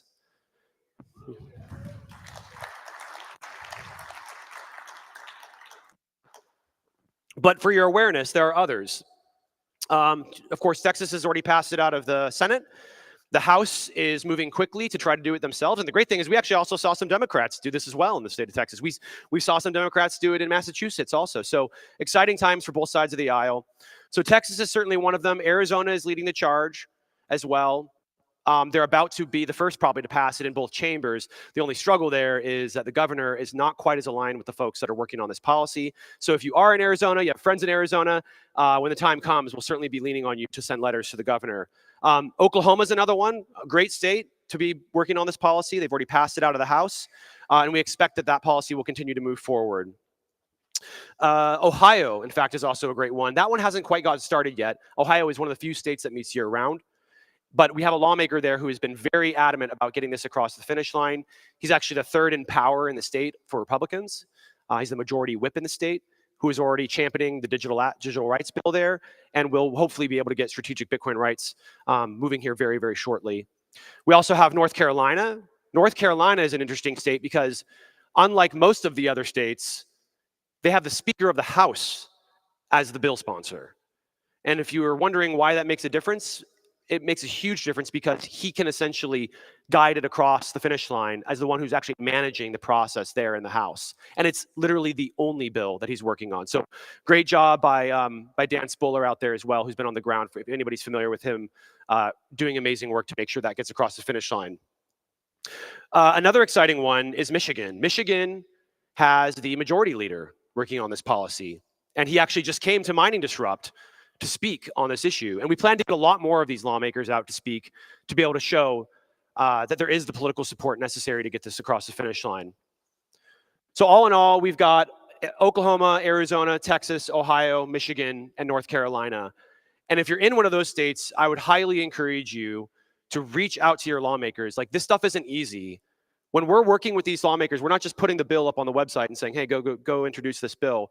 We are educating them on the importance of it, getting them to make the introduction, showing up for the testimony for the hearing, driving advocacy campaigns, repeating that entire process on the other side of the chamber because you have the House and you have the Senate, and then, of course, advocating for the governor to sign it into law. And the thing that makes a big difference in closing here is when you show up. That is the big thing for these lawmakers. When they get letters or when they get donations from Bitcoiners, when they get engagement from this community, that makes all the difference in the world for them when they're trying to make a decision about whether they're trying to decide to pass something like this into law. And keep in mind, this is very cutting edge policy. When we talk to lawmakers, some of them are like, you're literally insane. This is the craziest thing I've ever heard of. So keep that in mind, but don't be afraid to continue pushing. And eventually we will get strategic Bitcoin reserve, not only as an executive order, but passed into law at the state and hopefully the federal level. Thank you.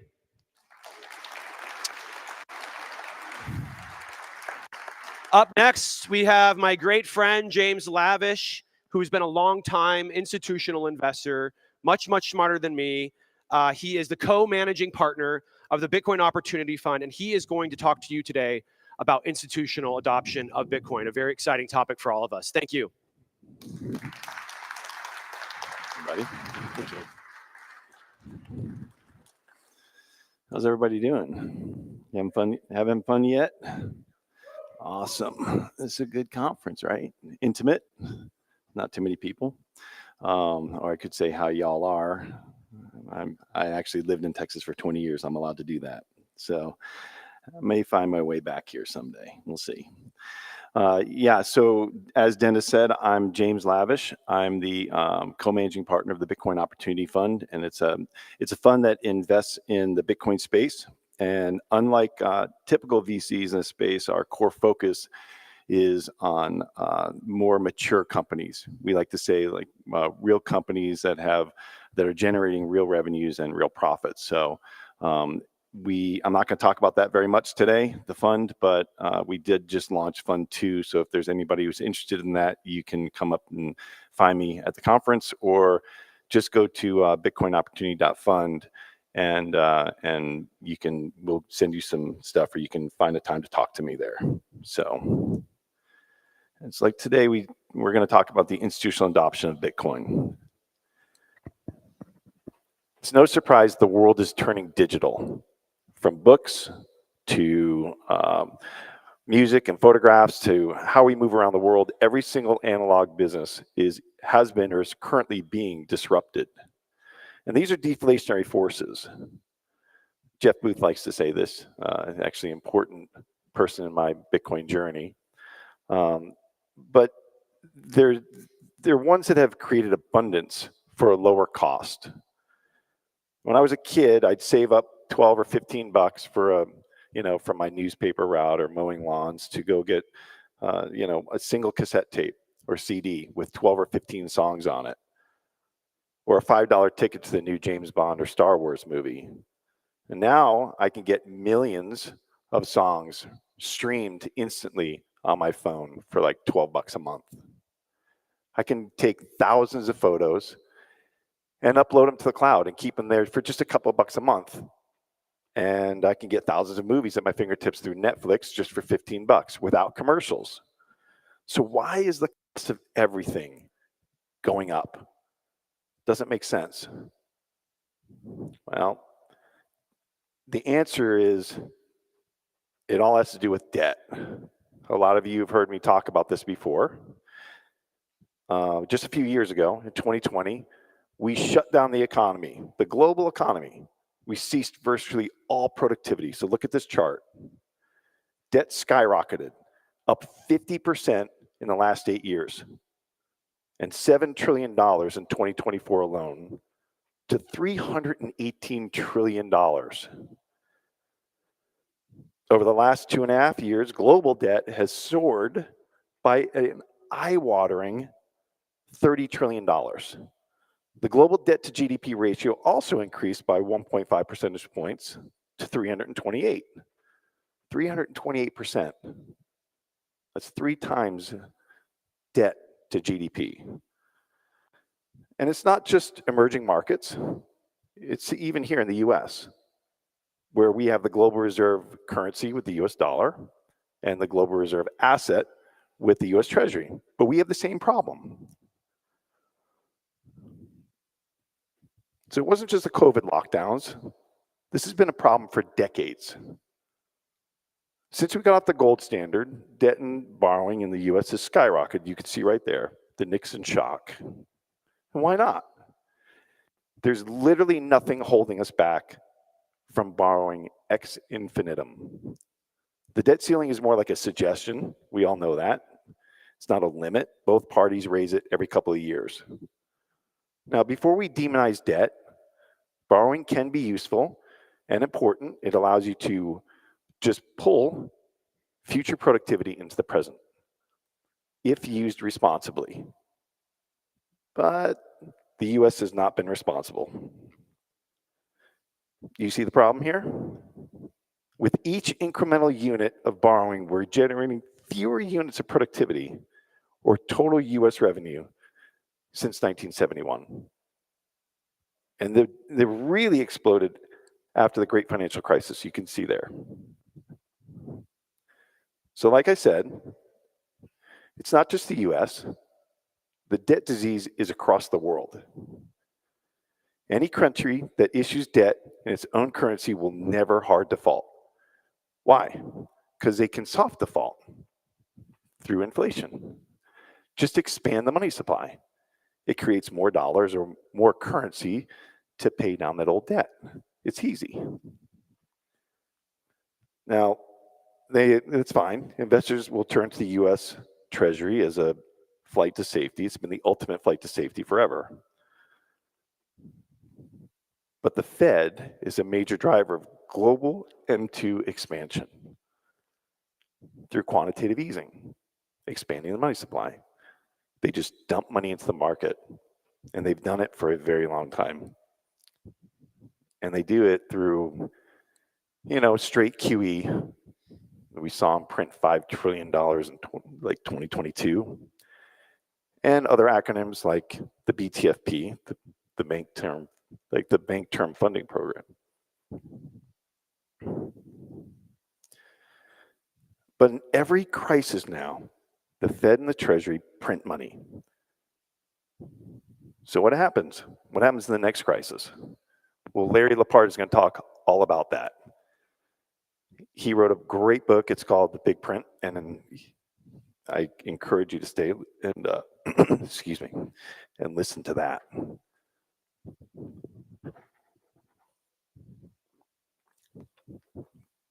Okay. So Yellen knows it. Powell and the other Fed officials have admitted it. We are on an unsustainable fiscal path. This chart shows the debt to GDP rising exponentially, as expected by the Treasury. This is their chart. They put this out. They told the world. And look at the subtitle. It was subtitled An Unsustainable Fiscal Path. Crazy. Okay. A little bit of math here. Sorry, this microphone's a little too close. All right. I'll simplify it as we go. So take a peek at the chart. This is put out by the US Treasury. They put it out themselves this past month. It's detailing the river of flow of funds from the pockets of Americans,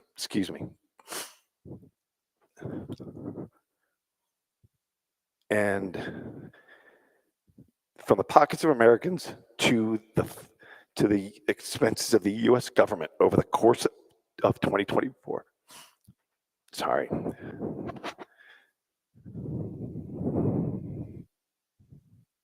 All right, so what do we notice first? The total debt to GDP, right? The receipts, the taxes and fees are $4.9 trillion. The total outlays, expenses are $6.8 trillion for a deficit of $1.9 trillion. We also notice that the 5 largest expenses are Social Security, healthcare, Medicare, defense spending. These total $5 trillion. So here's the problem. Mandatory expenses are Social Security, Medicare, Medicaid, things like unemployment. They're signed into legislation. There's also interest on the debt, which we must keep paying, or we default. I know, you're thinking, Trump and Musk want to cut They want to cut away the fat, right? And they found plenty. They've cut $200 billion annually so far. But to get to surplus, they have to cut into the muscle and the bone. It sounds great, but here, again, this is the reality. The government spends so much, it can't even cover our interest expense. If the US government was a company, the New York Stock Exchange, it would be considered a zombie company, dead man walking. Even if we cut out defense and all other spending entirely, we're still in deficit. So you might be saying, well, that's fine. We'll turn to the US Treasury, right? This is, people want to invest in a store of value. But then this happened 2 years ago. So who wants to own these now?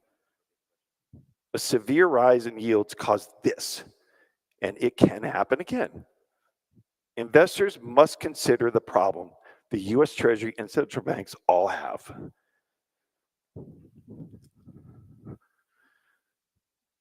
So some argue that the Fed has all but lost control the long end of the curve. You remember when the Fed lowered rates in the fall by 1%? What happened to the US Treasury, the 10-year?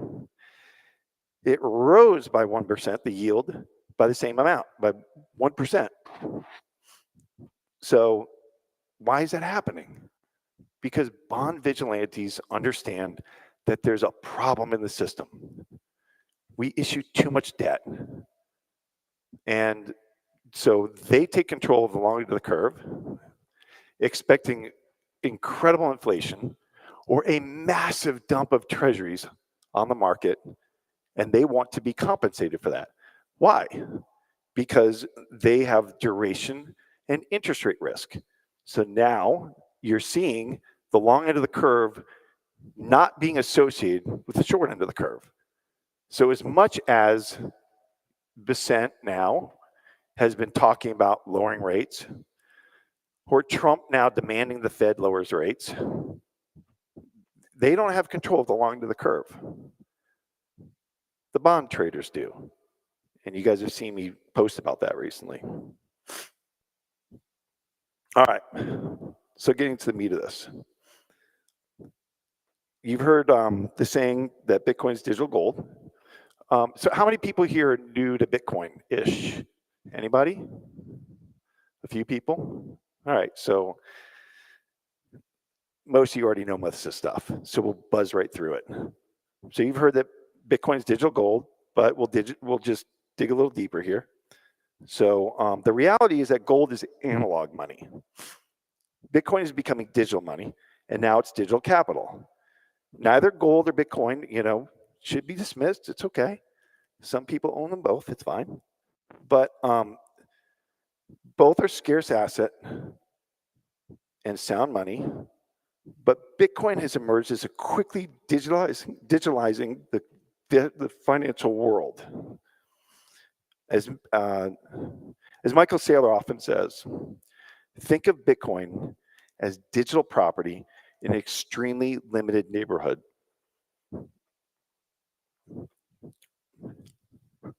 All right, so you hear all kinds of words describing Bitcoin, like decentralized, immutable, divisible, portable, scarce. So we'll do a really quick one-on-one on these. All right, so Bitcoin is decentralized. You all know this. It's governed by tens of thousands of nodes. Bitcoin is immutable. It's secured by the most powerful network in the world. And it's actually secured by the biggest power network in the world of 175 terawatts hours, equivalent to 20 full-time nuclear reactors running continuously. So this is what prevents the network from being being hacked or compromised, from being attacked. To give you an idea just how much energy that is, it's more energy than Ireland, Denmark, Greece, Portugal, Hungary, Switzerland, the Czech Republic, and many others. So, put simply, the Bitcoin network is a fortress of digital power that's nation-state level resistant and growing stronger every day. All right, you all have seen the pizza pie. It's infinitely divisible. So you can split up Bitcoin into 100 million Satoshis. So don't confuse that with infinite supply. Bitcoin can be taken anywhere. This is really important. It's super portable. Okay, so Bitcoin is borderless and can be sent and received anywhere in the world. Now you've all seen the photos of people, their gold and their cash is being seized at the border. Well, I can have 1 million, a billion, or more dollars, and all I need is my 12 or 24 keys, and I can take Bitcoin anywhere. And it's not really taking it, it's already sitting there. It's in the cloud, it's on the network. That network we talked about. And Bitcoin is scarce. With a hard cap of 21 billion Bitcoin, there's an infinite supply. There's a truly limited supply. Now you can do the math. There are over 60 million millionaires in the world. So they can only have about a third of a Bitcoin each. All right, let's get into the good stuff. So you all have seen this chart before, I think. This is Jesse Myers, Croesus. So there's about 900 trillion assets in the world, $900 trillion. So how does Bitcoin fit in that? Well, you can see where gold is. Bitcoin's only 2.2% of the entire investable universe. And it's about a tenth of the size of gold. And it's done that in just over 15 years. 15 years. So some quick math. At 1% of the total global assets, Bitcoin is a $9 trillion asset, and it's worth about $450,000 per coin. And at 3%, it's about $1.3 million per coin. So make no mistake, Bitcoin adoption is accelerating, and there have been some catalysts. There'll be some more soon. So you all have seen the Bitcoin ETFs. With the introduction of them, made it really easy for institutions to buy Bitcoin. Why is this? Well, Bitcoin is difficult for institutions to buy itself because you need to have all kinds of approvals, and you have to go through like committees to get this thing approved for you to be able to buy it as an institution. Why is that? Well, you got to decide like who's going to custody it, where are you going to trade it. So who's going to keep the keys? Is it going to be the portfolio manager, the general counsel? Is it going to be, is it going to be the investment manager? So those are things that are kind of really large barriers to get over. But with the Bitcoin ETF, you can just buy Bitcoin on the New York Stock Exchange. So the ETFs, because they're spot ETFs, and you've got the underlying Bitcoin underneath, then you can just buy the Bitcoin and you can settle it just like any other stock. It's so easy. So BlackRock, Fidelity, Bitwise, and others have ushered in Bitcoin as a separate asset class for investors to add to their portfolios through the ETFs. It's really easy.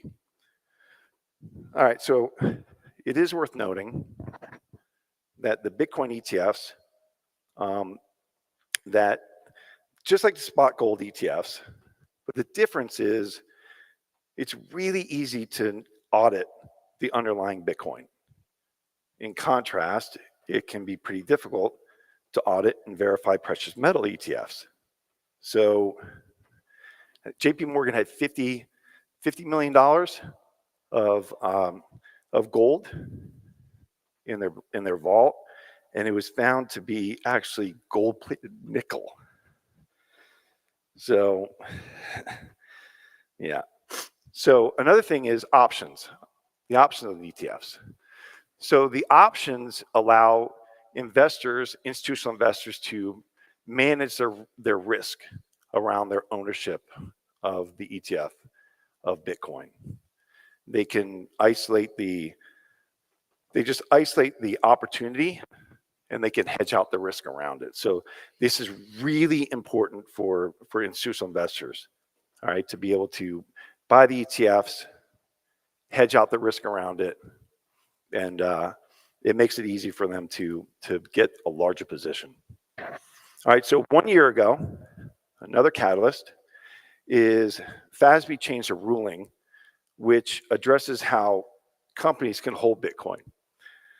So back in the day that Michael Saylor started buying, Bitcoin, if you put it on your balance sheet as a company, you had to hold it at the cost, the lower of the cost, or the lowest that it traded. Okay, it was treated as an impaired asset. So why is that important? Well, you couldn't mark it to where Bitcoin was marked. So if you bought Bitcoin, say at 100,000, and it traded down to 50,000, then you had to hold it at 50,000. Even if it traded back up to 70,000, then you had to still hold it at 50,000, or you had to wait until you sold it. So a lot of companies were looking at Bitcoin, and they just couldn't get there. They knew that if they put it in their balance sheet, that they wouldn't be able to mark it to where it was in the market. Well, the new FASB ruling that went into effect this past December allows Bitcoin to be on the balance sheet of a company and hold it at the fair market value. So they could just market to market, which is really important. And then about a year ago, so that's a pretty good catalyst. You've seen, different companies now buying Bitcoin and putting it on their balance sheets, and that was one of the big reasons. And they'll be accounting for it properly now. But about a year ago, the SEC announced, they issued some bulletin, and some of you may have heard of this, SAB 121, right? And so what this bulletin said was that if you hold Bitcoin as a bank for a customer, you had to put it on your balance sheet as not just an asset, but also a liability. And they said that you have a liability on this. And so, and if you don't count it this way, then it's kind of like it was enforcement through, enforcement through the oversight through enforcement, right? So instead of allowing them to hold it as an asset for a customer, they had to say it was a liability. So, but they knew this was wrong. They kind of did an end zone run around Congress by just issuing a bulletin. Congress then repealed it and said, you have to do this through legislation. And then because of the Elizabeth Warren anti-crypto army, it gets to Biden's desk and he vetoes the repeal. Okay, so then it went back into enforcement. So banks couldn't really deal with Bitcoin and cryptocurrency. And then Trump comes in, and suddenly Gary Gensler's gone, and the SEC says, oh, okay, wait, we'll issue a new bulletin, SAB 122, that dissolves bulletin 121. And now, if you're a bank, you can hold Bitcoin as an asset. You don't have to hold it as a liability, and you don't have to hold it as a liability, especially if you have a customer that's holding it in their account. You're not really liable for it. So now this opens it up for big banks. This is a huge development that people are not talking about. Like, this is really, really big deal. And this is a big deal because now the banks can create products around Bitcoin and cryptocurrencies. And what are they going to do? They're going to create things that allow for collateralized products, and for, you know, different ways for you to use your Bitcoin to meet lending products, right? And they'll be able to allow customers to buy Bitcoin right on their platform, you know, and possibly probably other cryptocurrencies. But the important thing is that they're going to allow them to actually do it right there on the platform and hold it right there. So you're going to see Citigroup, you're going to see JP Morgan Chase, you can see Wells Fargo. I expect them all to get into the Bitcoin space pretty rapidly here. All right.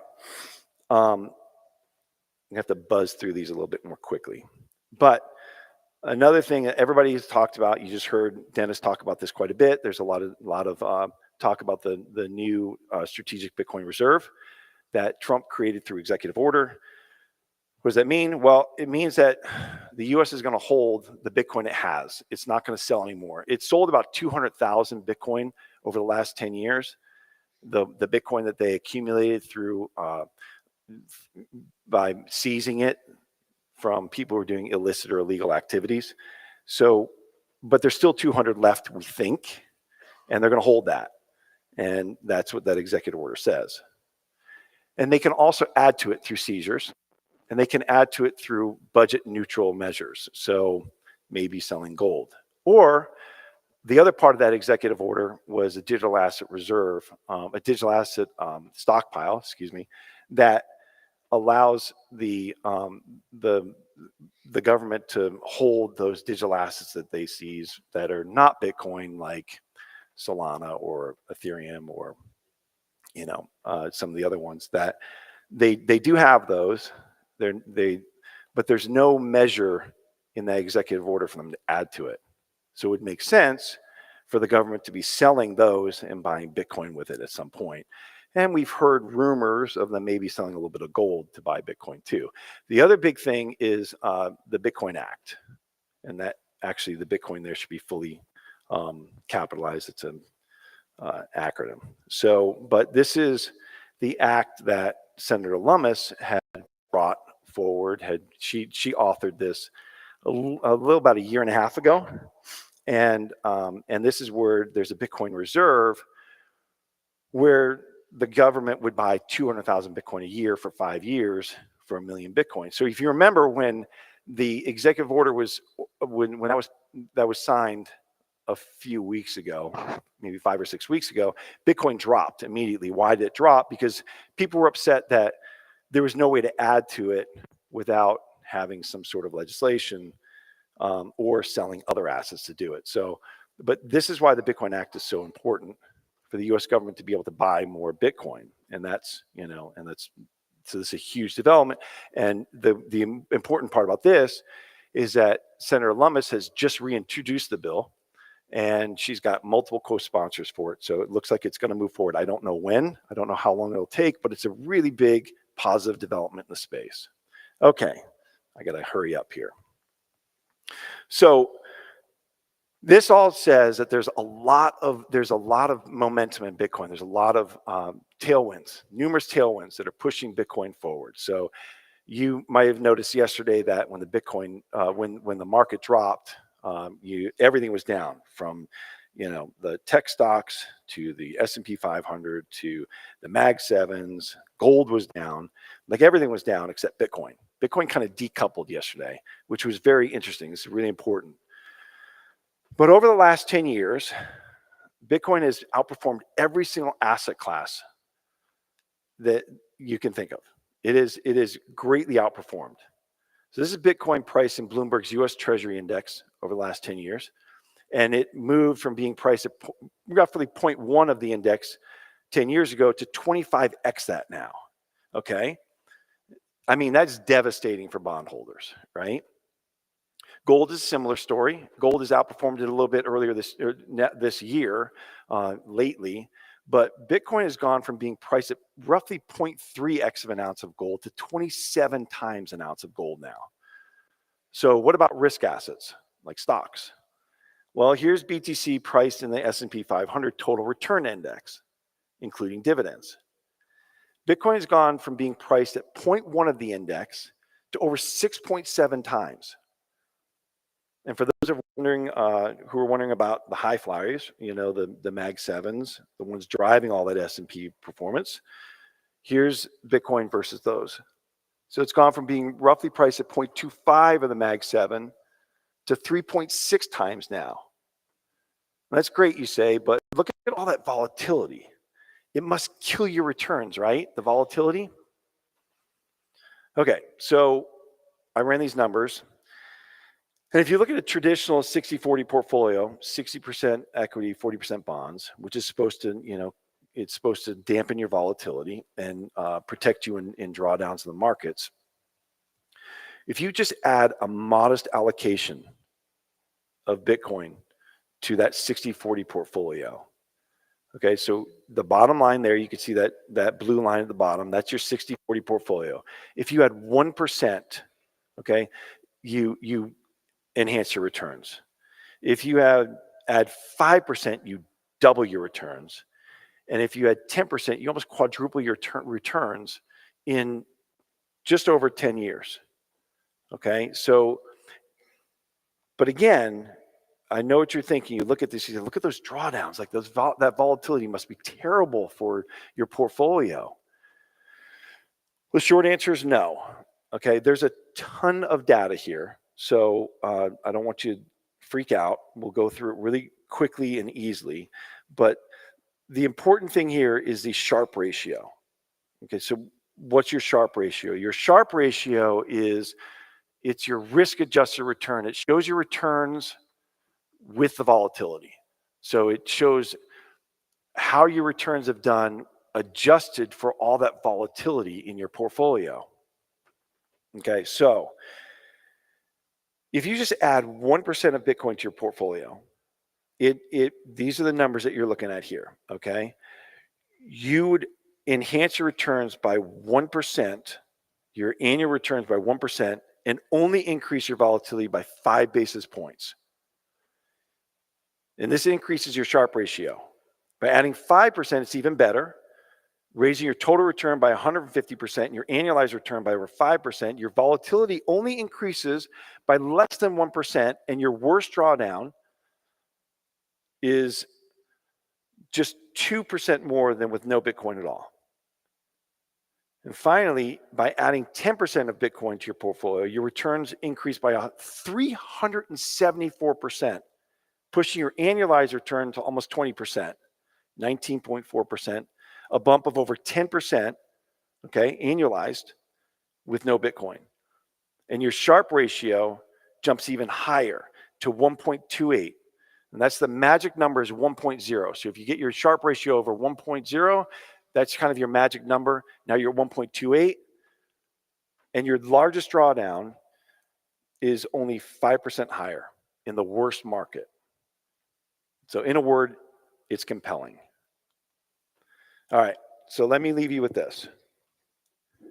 This is a chart from last year, a year ago. I have to ask them to update it. But if you add 2024 to this, Bitcoin outperformed again.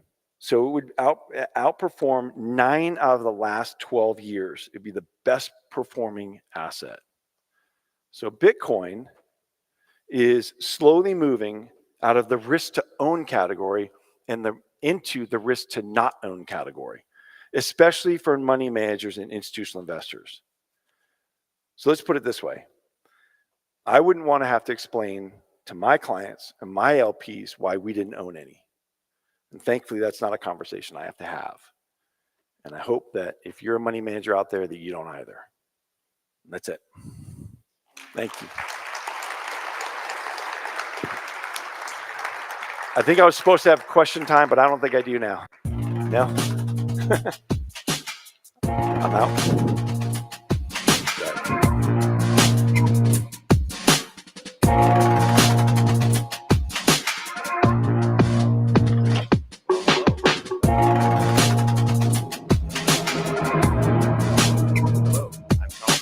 I'm the director of the business division for the Wyoming Secretary of State, and I'm here to talk briefly a little bit about the state of Wyoming and what's going on there before I get to introduce the next speaker. Wyoming is a wonderful state.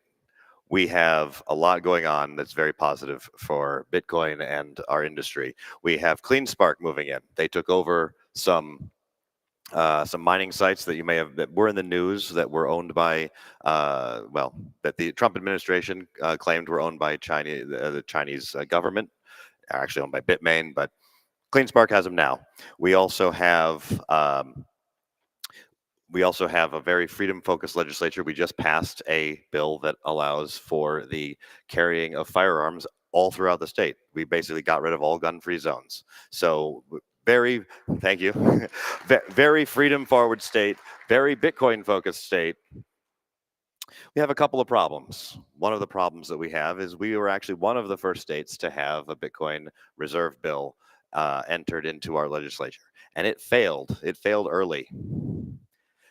One of the reasons why it failed, the key reason why it failed, is we got rugged by an important individual who had told us that he was going to support the bill, and then at the actual hearing changed his mind on the floor. So that's what happened, but it's not his fault.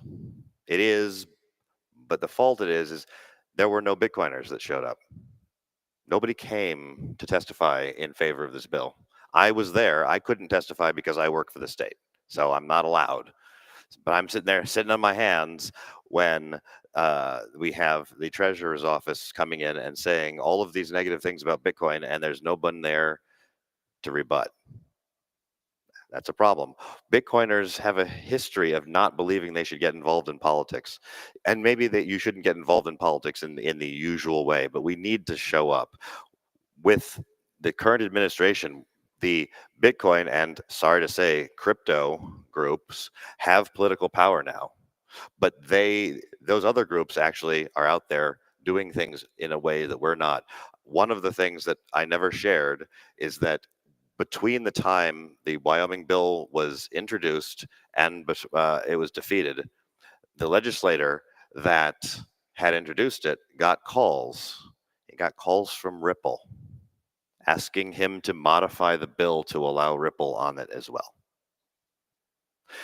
The only reason that didn't happen is because he called me immediately after and said, "What should I do?" I said, "No, shut that down." Okay. But thank you.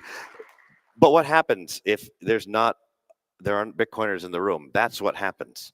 Okay. So we're at a cusp where the normies, the political apparatus, don't really yet see a nice differentiation between Bitcoin and everything else. And if everything else is giving them money and is actively involved, everything else is going to get listened to. So Bitcoiners, as a defensive mechanism at least, need to get involved, and locally and at the state level, as Dennis Porter said earlier. And that's very important. The national level, they'll take care of themselves, but those of us who can need to go to city councils. One of the other interesting things that was passed recently in Wyoming is the ability for counties and municipalities to buy Bitcoin. Not specifically, it just opens them up to having an investment board. Well, that investment board can make decisions. Get appointed to the investment board if you happen to be in Wyoming like I am, and tell them that you can buy a Bitcoin ETF now because that's a commodity stock. So buy the ETF. The only way you do that is you get involved and you get appointed to that board. So we could actually have, by a roundabout means, Bitcoin on the balance sheet of lower level government entities, states, cities, and counties in Wyoming very quickly, even though we didn't pass the strategic reserve. We're gonna bring it back next year and the year after that if we have to. Sometimes these things can take multiple cycles. I really do hope that the state that we're in here, Texas, happens to pass it before us. I wouldn't have said that 6 months ago, but now that we're out of the running, I hope Texas or some other state does beat us to the punch, because it needs to happen. And it needs to happen so that it normalizes everything and it makes the whole environment understand this and get off our back. We can't have a choke point 3.0. So it is my extreme pleasure to be able to introduce Stefan Lavera. You all will know him from the Stefan Lavera podcast. And let's see, I wrote this so I wouldn't get it wrong. He's written and spoken brilliantly on all of these topics, from the serious to the whimsical. He heads his recognized podcast. He's been a writer for Bitcoin Magazine and the Mises Institute. Former accountant with a deep understanding of Austrian economics, and I think he now lives in Dubai. So everybody, bring a warm welcome to Stefan Lavera. Thank you. Thank you. Thank you. Thanks very much, Colin.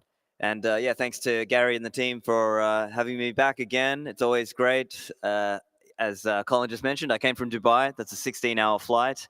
But it is really a great community and a great feeling and great chance to network and, really talk with some interesting people and, yeah, share some thoughts and ideas. So last year, I gave a bit more of a serious in-depth talk about the quality of money, and we kind of got really technical economically. So this year we're balancing it out. We're going to have a meme review. So, we've heard all these different ideas in Bitcoin, things like number go up and hodl and Bitcoin fixes this and all these other things. So, we've got these memes, okay? And so what I'm going to do today is tier rank them. All right, we're going to rank them.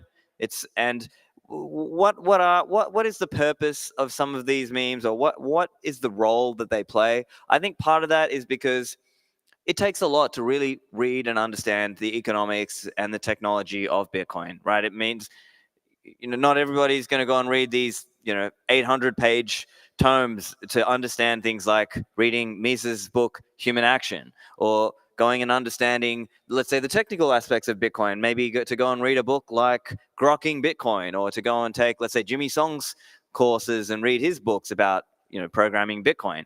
And so sometimes these memes are a way to condense and very quickly and simply convey some of these key ideas. Now, honorable mention and shout out to my friend Bitstein, aka Michael Goldstein. He'll be speaking later, but he gave a great talk on this.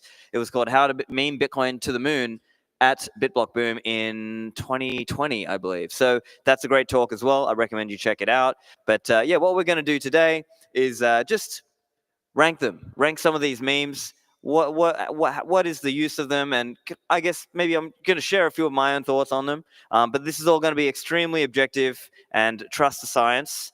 So you may be wondering how I've come up with these ratings. And the answer is I made them up. So now, if we're going to tier ranking, we're going to do the tier ranking. So let's, from top to bottom, rank S, S tier memes, S for Satoshi. You should be shouting these memes from the rooftops. These are the cream of the Bitcoin crop. You should shout them all the time. They're very important Bitcoin memes. A tier is, very, very high value. You should be repeating these memes quite often. They are very, very useful messages, highly valuable that you should, close to S tier. B tier memes are, they're good. They're of moderate importance. They're still valuable. C tier is kind of, middle of the road. It's average. Here and there. It has value. And then now D is kind of the below average memes. They've got notable flaws. E is kind of notable flaws with little redeeming qualities, and F is just complete fail tier, right? So let's go through. We're gonna discuss a few different Bitcoin memes.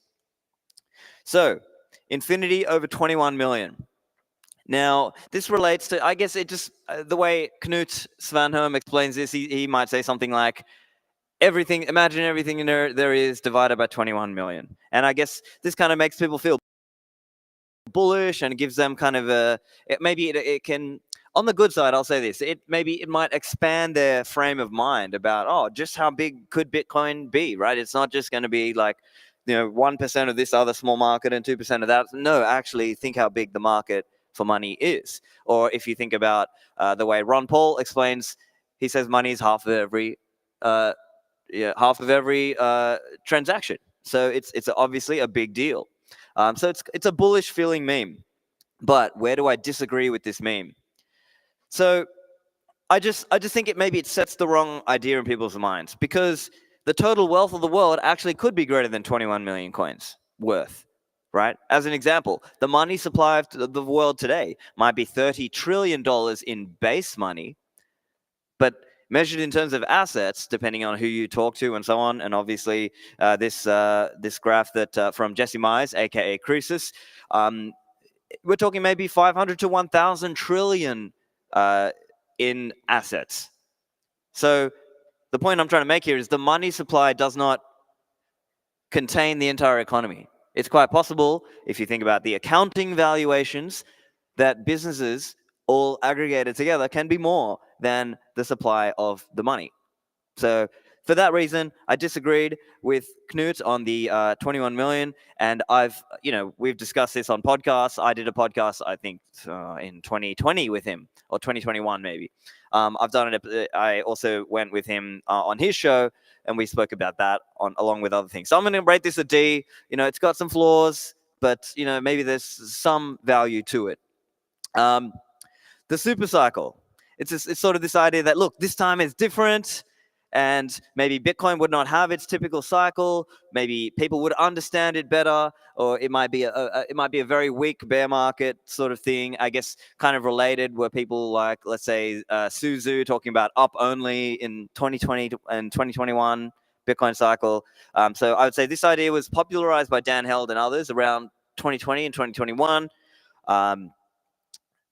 But that didn't work out, unfortunately, right? That cycle, we went from 69K down to the bottom around 16K. So I hope you didn't quit your day job. And can you explain this gap in your resume? That's when I thought it was the Bitcoin super cycle. So unfortunately, I'm going to rate this one an E. Sorry, but it was a bit overly bullish. And I think this is one thing where, you've got to be wary about these things, because if you're overly bullish, sometimes people get missold, or they get the wrong idea, and then they might end up buying the top, and then they bought the top thinking, oh, there's so much more, it's a super cycle, and unfortunately what we want, fortunately, or put it this way, what we really want is sustainable adoption. We want people to be able to buy Bitcoin and to ideally have a good experience with it and not have to take an 80% drawdown, which can happen and has happened. So I'll just point out as well a couple stats, just loose stats. Depending on how long you've been in Bitcoin, you've seen this multiple times. But if you look in that last column, you can see the peak to trough drawdown is coming down over time. So that is some good news, but we don't know. I think this super cycle idea, you've just got to be wary about it, because we had like an 85% drop in 2013. The 2017 to 2018 was 84%. This the 2020, the 2022 bear cycle, you could say that's about 76%, 77%. So, maybe the next one will be a bit less, but just, be wary, be ready for that. This is an infamous meme, not your keys, not your coins. We've all heard it 1,000 times, but I think we should keep repeating it. It's an infamous saying by Andreas Antonopoulos, and I believe he coined it around 2015 or 2016 or so. It's actually post Mt. Gox, but I think it's a very important lesson. Obviously, it relates to the truth of Bitcoin possession, meaning that he who holds the private keys is the one who may control the coins, and you obviously have to keep them secret in order to stop anybody else from controlling your coins. Now, of course, there'll be times where people touch the stove, and so on. They get wrecked, and this is the mantra. We have to keep repeating this. I think it's quite an important one. It's quite vital. So for me, actually, this is an S tier meme.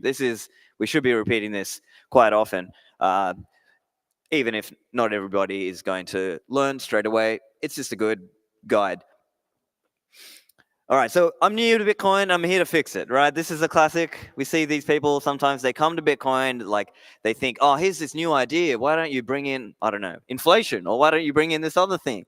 And sometimes they can get this, some people feel like, oh, wow, these Bitcoin people, they're a bit hardcore. They're not open to my new ideas. But the reality of it is that actually, if you look back in the history of Bitcoin, many of these ideas have come and gone. There have been people proposing all kinds of ideas. right? Kind of there's this meme of, oh, that technical idea. It was actually Greg Maxwell had that idea, and he was talking about that on Bitcoin Talk Forum in 2011 or 2012 or whatever. So I think this meme for me is more, it's more explaining and helping people understand that when you come to Bitcoin, be modest, or don't be so don't try to sort of impose your will on the network or change something rapidly really quickly. First, spend your time to actually learn. Spend your time to actually just sort of listen, understand some of the things in the community that people are saying and the development and things like this. And that is also owing to some of Bitcoin's, let's say, conservative culture in development and security. And so when people come in with this big new idea, it just sort of, and I think that's where this meme comes from. That's where this kind of, I just discovered Bitcoin and I'm here to save it. I've got this idea, right? And a great example would be when Elon Musk was buying Bitcoin in 2021, I think it was. He was sort of ignoring all the things that had gone on before and from the block size war. So he was saying things like, oh, look, why don't you just raise the block size and, get the transaction capacity up and all these things, completely ignoring all the things that the community had gone through as a result of the block size wars. And so would he have done better to, talk to different people and understand some of the views there about why it's not that simple to just raise the block size. So, but I think it's a great meme. So I'm going to rate this B. Now, number go up. Okay, so number go up, I believe this actually started as an insult. It was a put down. It was sort of seen as, oh, Bitcoin, like, look at all these other coins, look at all the utility they have. Oh, you Bitcoin, all you've got is number go up. And so then it became one of those things where, how people embrace something, they sort of take it on. It became an insult, but now they've taken it on. Yeah, Bitcoin is number go up technology. And so I recall, so that podcast episode I've got there with Pierre, Rashad, and Safedine, that was January 2020. And that was actually at Pierre Rashad's house, and Safedine was there, and I thought, oh, well, I've got my gear. Let's do a podcast. And so we did this podcast, and so we spoke about this idea of Bitcoin as savings technology, and Safedine spoke about number go up technology. And I think that was probably one of the points where it started to become more and more known and understood. Oh, okay, this is this idea of NGU, number go up technology. So yeah, so that's this idea that it's been embraced by Bitcoiners. And of course, you can add in other memes to it. There's people doing like the midwit meme, and they're kind of talking about, oh no, this, that, and the other. But actually, both the moron and the super genius are just like, look, I just buy because number go up. It's simple. And so it's sort of, it's deceptively clever in a way. It seems like a really dumb idea, but actually, it is kind of clever when you really think about it. Slightly related, people sometimes kind of tweak NGU, or they sort of attack it a little bit by saying, oh, see, I don't, and then some people like to kind of virtue signal about it. They sort of be like, oh, look at those people, they're just here for number go up, but I'm here for the freedom go up, and look how much better I am. It's like, yes, freedom go up is important, but remember, what is the flywheel that drives all of these things and makes all this viable? It's the number go up. So it's sort of, yes, that I think freedom go up and number go up are actually hand in hand. They go together, but number go up is actually what drives a lot of these things, because without that number go up, we wouldn't have got the freedom go up. So, I think it's an important thing to sort of appreciate that aspect, right? Because number go up, whether we like it or not, no matter how many podcasts I do or articles or how many people we speak to, number go up is actually what draws a lot of people into this space. Number go up makes things like the businesses viable because they're getting customers and signups and whatever, whether that's conference attendance and all these things, obviously correlated with number go up. So it is an important meme, despite the virtue signaling and the whatever. It draws attention. It gets more developers, more projects, more mining, all of these things. It's an A tier. This is a very important meme. I think it's good. One Bitcoin is one Bitcoin. All right, so what does this mean? Okay, so people talk about this idea that, okay, we don't know the supply of fiat currency, but we know there will never be more than 21 million Bitcoins. So I think it's a really great concept. It really helps people, helps illuminate for people why this concept. And people usually make examples where, let's say, 1 Bitcoin today gets you, let's say, a nice car, whereas 1 Bitcoin in 2014 might have got you groceries for a week, right? Depending on when in 2014. Obviously, examples, people are doing things like pricing homes in Bitcoin. Great example. So it just shows you this idea of, oh, okay, like it might have cost hundreds of Bitcoin for a house in 2016, but now it's single-digit Bitcoin for a house. So I'm rating it a B tier. It's pretty good, worth repeating. Never sell your Bitcoin, right? So it's this idea that, don't sell, only borrow it against it, use some kind of financial technique. Trump famously repeated this at Bitcoin 2024. So yeah, I think it's an interesting one. It's useful, but on the downside, I would say maybe it can lead people to ruin if they're not careful, right? Because if the whole idea is, yeah, just lever her up, don't worry, it'll all be good. Well, in practice, if people are levering up beyond their means, or they're taking on unfavorable loan or credit terms, they could end up getting wrecked. And also in practice, I think we're all going to end up selling or spending at some point. So, I mean, if you're going to be literal about it, no, you're going to have to spend some of your coins, and that is effectively like selling. I guess it depends on your definition. Some people say, oh, that's not selling, that's spending. But I mean, ultimately, if you are giving something up to get something else, you are effectively selling that, right? Like if I go to the shop with $10 to buy, I don't know, a drink or whatever, I'm effectively selling my dollars to get that drink, aren't I? So, eventually you're going to have to sell your Bitcoin. But does it work as a guide? For some people, can it be useful in certain contexts? Yes, some rating it a C on my tier ranking. Now, this idea of you're not bullish enough. Some people say this.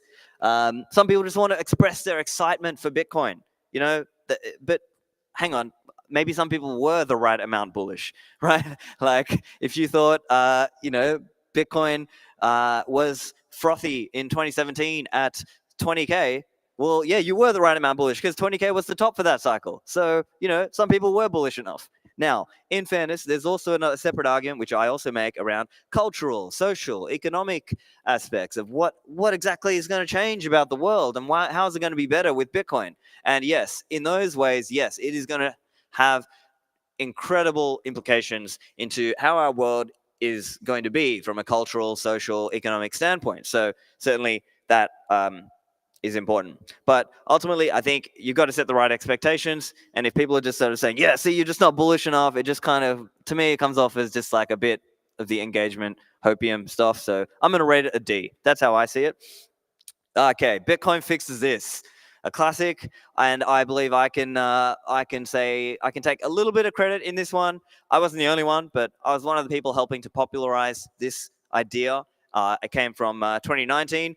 My friend Pierre Richard was saying the solution to many problems is Bitcoin, and I said, hey, yeah, actually, Bitcoin fixes this. And then a bunch of us, not just me, a few of us started repeating this idea, and we used it as a very quick, easy way to explain, yes, understand this is a problem that Bitcoin can fix.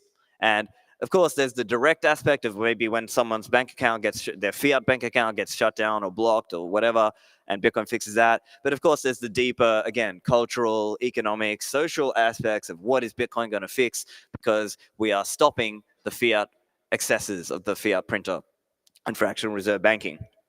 So as an example, that one on the left there, I think Giacomo shared that one, but it kind of shows you it's the idea of fiat dystopia, which is creating the state, which is creating this racket, and then there's the crime and the moral evil and the wrong stuff, and Bitcoin is stopping that root cause thing. So I'm going to rate it an A. It's an excellent meme. I think it should be repeated a lot. It's very good. I thought I couldn't rate this an S. Everyone knows that meme of Obama giving a medal to himself. That meme. I thought it would be a bit too slack if I give this one an S. So it's an A for that reason.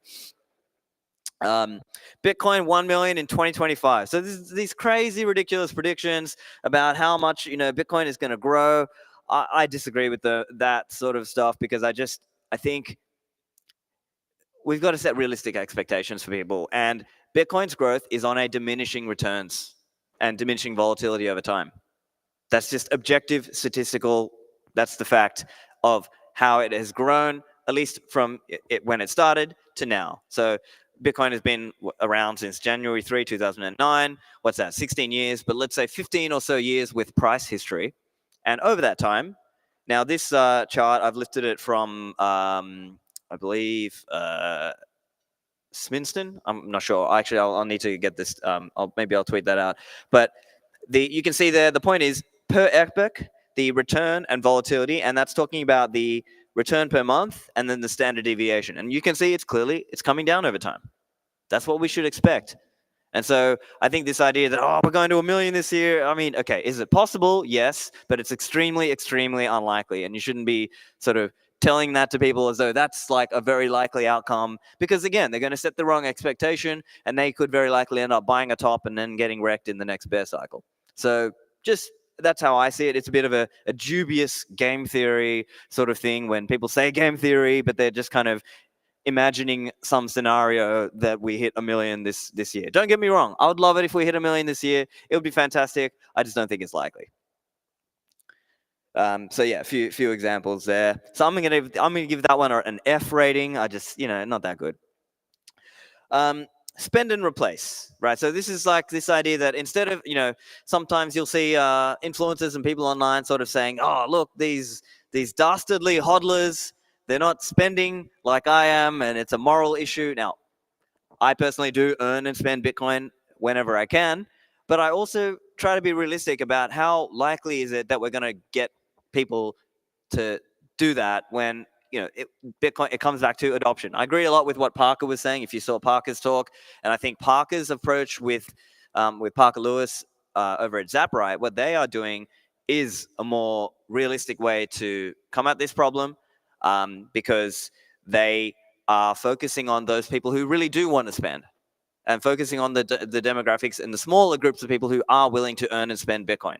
So that's great. That's good. But I think this idea of like sort of shaming people and being like, you aren't a true Bitcoin, or like, look at all these people who aren't spending Bitcoin and that's, hodler. And so I think it's getting the wrong focus, and maybe it's the wrong approach. Because remember, most Westerners don't have a payments problem. They have a savings problem, right? And of course, yeah, there's smaller issues like CGT, capital gains, fees, things like that. But I also want to point out here, and this is something that Stefan Kinsella talks about, my friend Bitstein, Michael Goldstein also talks about this, that there's kind of a problem when you have like this activist mindset. If the idea is you're expecting people to sort of all be ideological to get you to do things your way, it's probably not going to work. It's probably not going to be sustainable. If you focus more on like if Bitcoin is, let's say, profitable and the way you use it is profitable for each of those people, well, then that's a lot more realistic and that's a lot more likely. Like and so be wary of this sort of activist mindset is what I would say. So I'm going to rate it a C. It has some uses, but I think maybe it's a little misguided in the approach is what I would say. Even though I do personally earn and spend, it's just we have to be realistic. How many people are going to be ideological about it versus how many people are just going to be sort of normies going with the flow. Don't trust, verify.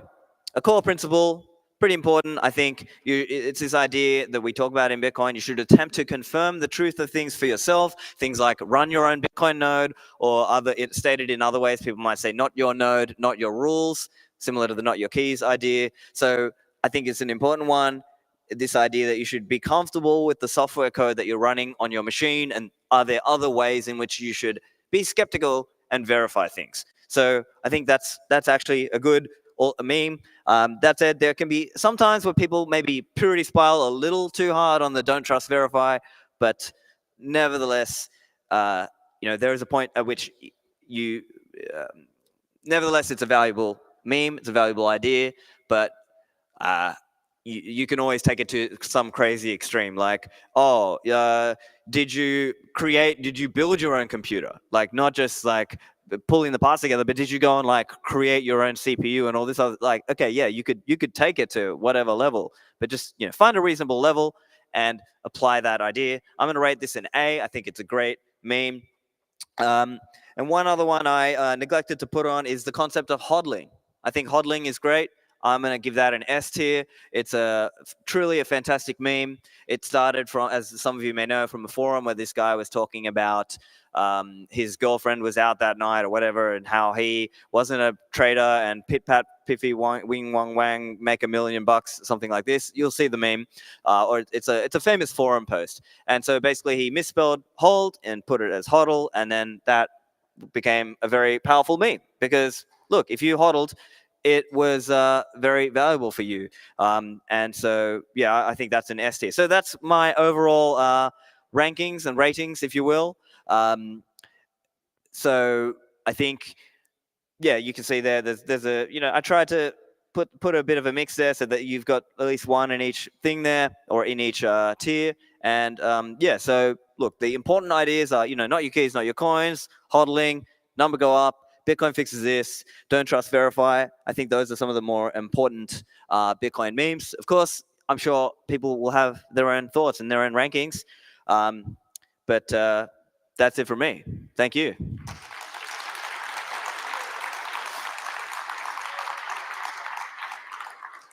So I think I've got a few minutes. If there are any questions, hands up. Or who disagrees with my tier ratings? Who's like, no, you got it wrong. You should have put it higher, or you should have put that one lower. Anyone? Oh, well, thank you. It's perfect. Okay. All right. Well, if there's no questions, I'll leave you with that then. Thanks, guys. Thanks for having me. See you.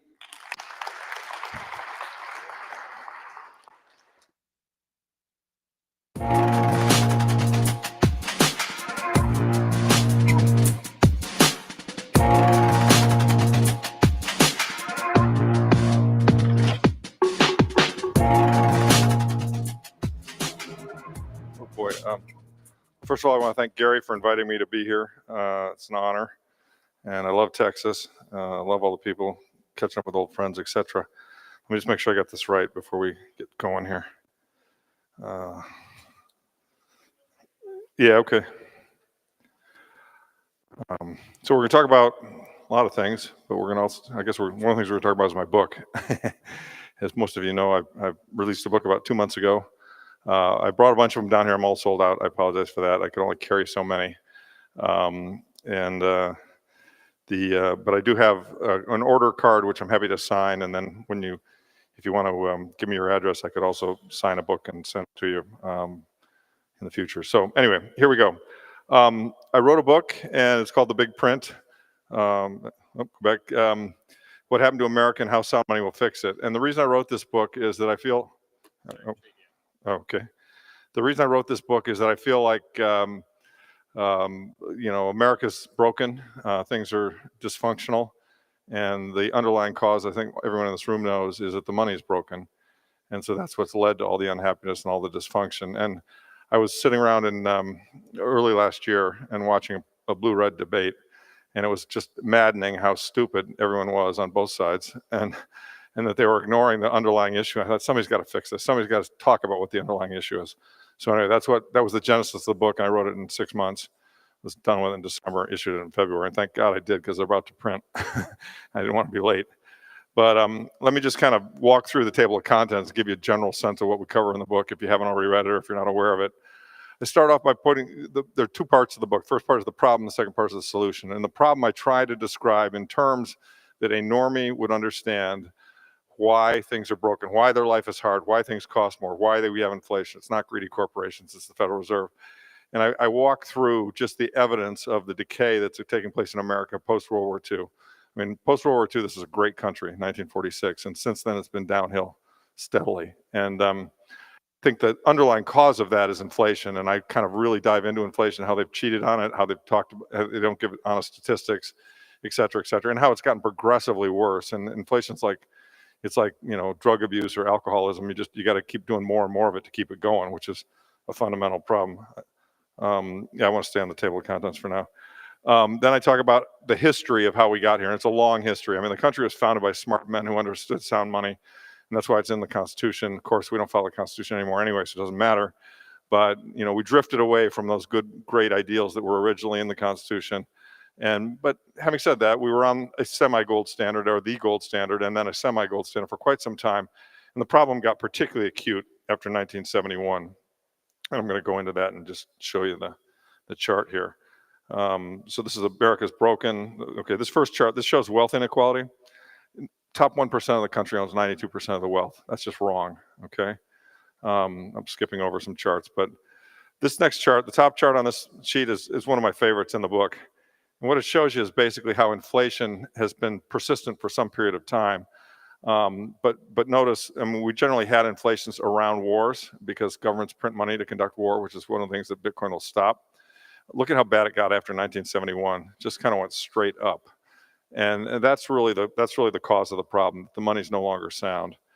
I'm not going to go through all the charts in the book. I want to actually just go through the table of contents, hit the high points. But I talked about the history of how we got here. I talked about how it's gotten worse. I talk about 2000 credit management, all the capital management, all the things that blew up that created the problem that we now have. And frankly, the first half of the book is pretty depressing. The Keynesians have led us down this garden path, which is just fundamentally wrong. I mean, they're idiots. But the average person doesn't know that because it's sophisticated. The con that they pulled on everybody is pretty sophisticated. The average person doesn't think about monetary policy. I was writing the book and somebody started reading it. I had an average person read it and they said, "No, what's the Federal Reserve?" And I get it. I mean, most people don't know what the Federal Reserve is. If you don't know what the Federal Reserve is, you don't understand what the problem is. So the first part takes you through all that, and then it's kind of a call to why we're in a really bad place right now. And James Lavish, my partner at Bitcoin Opportunity Fund, talked about that earlier, which is to say we're just in a debt cycle, a doom loop of debt. And so we're kind of at the end of the road. They've kicked the can for 50 years. The can's really heavy, and there's not much more kicking left to be done. As you know, the two things I like to quote a lot. One is Stein's law, which is if something can't go on forever, it'll end. And basically, you can't grow debt faster than GDP, or else you'll run out of runway. And the second thing is Lynn Alden's meme.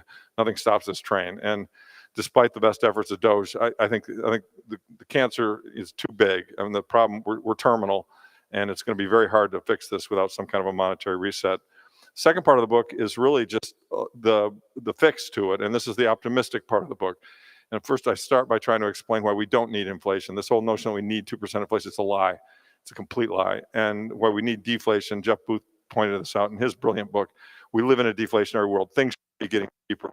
If you allocate capital properly, if you balance investments with invest in savings with need for capital, interest rate is the price that balances those two things. And every price in the world should be set by the marketplace because that's what creates fairness. To have 12 people in a room setting a price is just insane. Our kids will think we were insane. You know, they set the price. They set it at 20% in 1980. It almost bankrupted my father.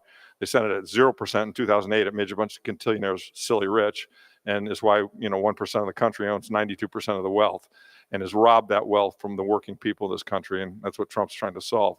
And God bless him. And I think he's doing all the right things. And having said that, I think even he and Bassett are going to be shocked by just how hard it is. We've got 50 years of cancer here. You can't fix it in a week, a month, maybe even one presidential term. And so, I wish them the best and I want them to try and fix it, but it's a real serious problem. And the other thing that the study of history shows, the first half of the book talks about this, but the second half does as well, is how when countries get to this problem, it's called a sovereign debt crisis, there's really only one way out, and that's inflation. And so the money is going bad. It's going bad at an increasing rate. And that's why we're all Bitcoiners, because we now have a perfect form of money that cannot be diluted. And as Jesse Myers pointed out, this is a once in humanity kind of event. I mean, we're going to talk about this. There's going to be pre-Bitcoin and post-Bitcoin. That's how big a deal this is. And most people don't even get it. It's stunning. I mean, it's like the fact that I can buy Bitcoin at $85,000, I feel like a kid in a candy store. I'm just trying to figure out, do I really want to sell a kidney? I mean, probably not. But I mean, it's just an unbelievable opportunity. So then the rest of the book is really, I tried to address, and again, remember, I wrote the book for a normie. Some of you will think, a lot of you will know all this stuff, okay? Some of you think it's incredibly simplistic, but, and got my own personal nonsense and stories and history and all that shit in it. But I did that because people don't necessarily read textbooks. People watch reality TV. People read stories. Hey, the Bible's just a bunch of stories. I mean, it's a moral, you guys cut me off. It's a bunch of stories. And so this is a story. I tried to make it engaging, and that was kind of the objective. But then I go through kind of, why Bitcoin, what Bitcoin is, and you guys all know that, how it fixes it, why there's been skepticism. And, you know, I do the whole explaining why Bitcoin is not a shitcoin. And, you know, that's, I mean, we all know, anyone who's been a Bitcoiner for a long time, and I have been since 2014, knows that there are all kinds of things you got to come up with, you know, overcome. Hey, it's Sam Bankman-Fried. Hey, the government's going to kill it. Well, no, they approved the ETF. Hey, I mean, there are objections you've got to overcome. And so I try and do that. Then I talk about how it's going to unfold, the likely moves back and forth. And none of us know, but we're doing the best we can. And this is why, and I point out that it's a volatile asset, and this is going to be, you don't go through fourth turnings, you don't go through sovereign debt crises without having serious shit happen. And serious shit means volatility. And that's why my number one rule to everybody who's first getting into it is, one, only put into it what you can stand to have draw down 60% without freaking out. And two, don't lever it, because it's got incredible asymmetric upside. You don't need to use leverage to get rich with this asset. A tenth of a Bitcoin will get you rich. A Bitcoin or more will get you very rich. So just hodl what you got and stay with.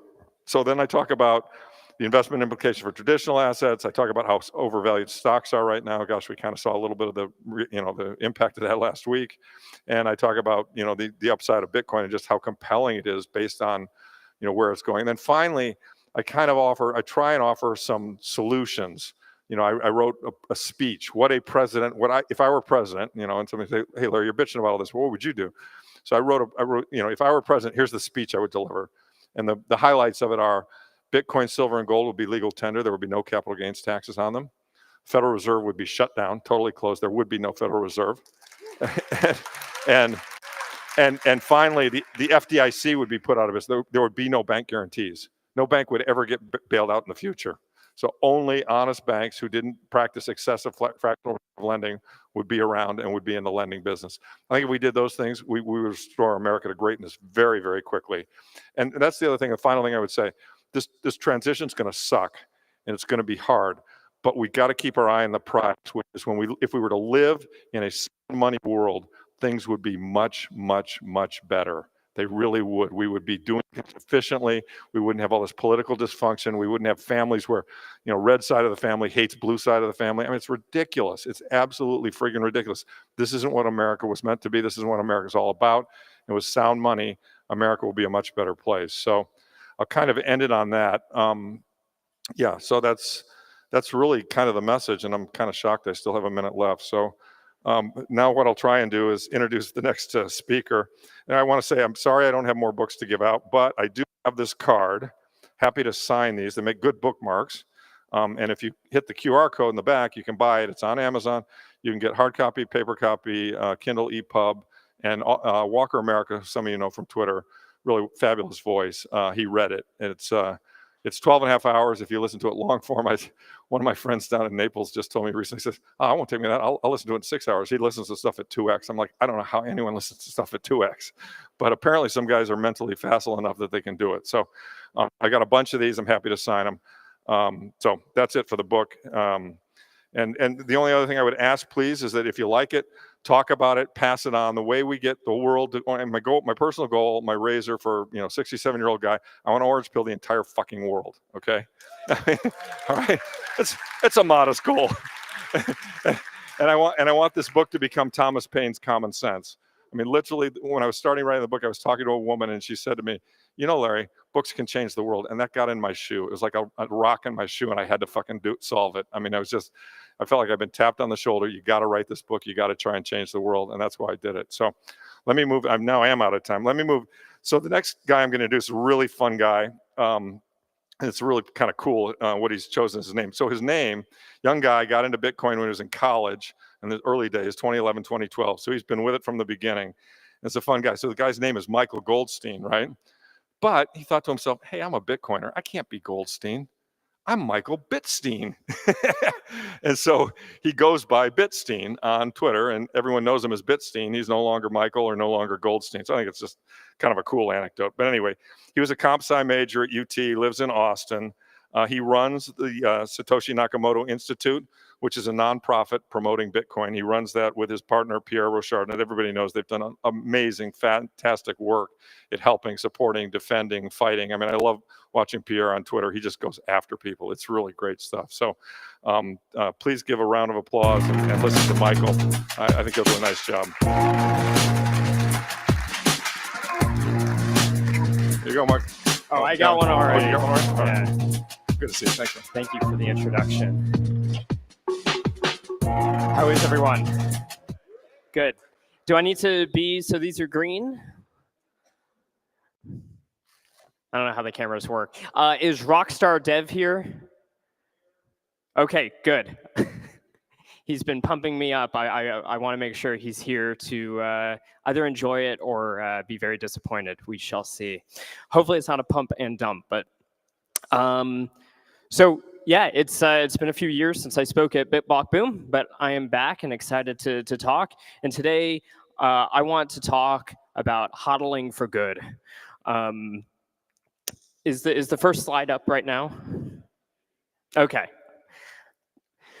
So anyway, yeah, my name is Michael Goldstein. I run the Satoshi Nakamoto Institute, teach about the economics and history of Bitcoin, and I'm here to talk about hodling. Now, hodling is something that is wildly popular, and yet at the same time, a lot of people like to frown upon it in many different ways, both Bitcoin skeptics and even some Bitcoiners as well. So you get people saying that hoarding is greedy and selfish. You're just trying to get number go up. You might get called a free rider for hoarding. If you're too into number go up, it's because you just care about Bitcoin being a stock ticker and you don't care about the freedom maximalism and so on and so forth. You also have people who they're constantly encouraging you to spend your Bitcoin. Give them your sats and it'll be good for Bitcoin. The thing is Bitcoin is the hardest asset in the known universe. Already about almost 95% of it has been mined, and no more is going to be coming out after the 21 million. And that means that any increasing demand in Bitcoin, the price will naturally go up, which also means people naturally understand that this is a good that they can hold on to, and its value is likely to increase, and increase at a pretty substantial rate. And this leads to a meme that Stefan Lavera does not care for, but he can take it up with the president. People come to the conclusion, never sell your Bitcoin. So we find ourselves hodling for good. We want to hodl forever. Thank you. Any questions? So I actually, number go up is great. I'm a big proponent of number go up technology, the underlying technology of the Bitcoin blockchain. But I want to talk more about what that actually means. The people who say, oh, you need to spend your Bitcoin, they often say that, Bitcoin is supposed to be a medium of exchange and you're using it as a store of value. And I say that it actually is a medium of exchange. But the purpose of a medium of exchange is a good that you acquire for future exchange. And when you're using it as a so-called store of value, you're just using it for future exchange much longer into the future than they would prefer because they want your sats. And but I want to think about, what good is it? What good does hodling do for future exchange? And why does it, really benefit us? And that seems like a silly question, but I want to explore that. And the first thing is that we want to hodl not just for good, but we want to hodl for better goods. We want a higher purchasing price, a purchasing power of Bitcoin because you imagine that you can have more stuff. And in fact, there's an important thing in economics. Many of you have probably read the Bitcoin Standard. He talks a lot about time preference. Time preference is how much you are unwilling to delay gratification of needs. So if you have a high time preference, you want everything now. If you have a low time preference, you can wait until the future. Hans Hermann Hoppe points out a very interesting thing in a essay on time preference, where he points out that you can't even have so-called loanable funds, basically resources that you can use for the production and finance of other goods, unless you actually have savings beforehand. Also, you need to have the ability to imagine that there is something better in the future you can make. And not only that, but that what you are going to make is going to be more valuable than that which you put aside. So you might have to put it aside just because you need to eat in the process of making the thing, or because you need to actually put it into the production process. So it's important to understand all capital production and accumulation begins with savings. You cannot spend what you haven't already hodled, and you cannot put to use what you have not already hodled. All of financing begins with self-financing. It begins with savings. Hodling is at the basis of all finance and all capital accumulation.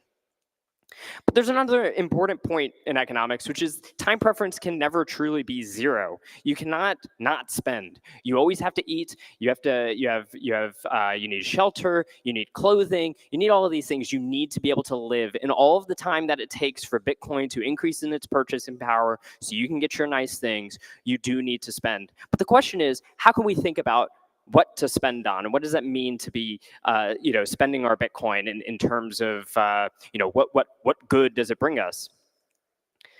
And first, Bitcoiners can think about minimizing present consumption. And I would say, don't spend dollars either.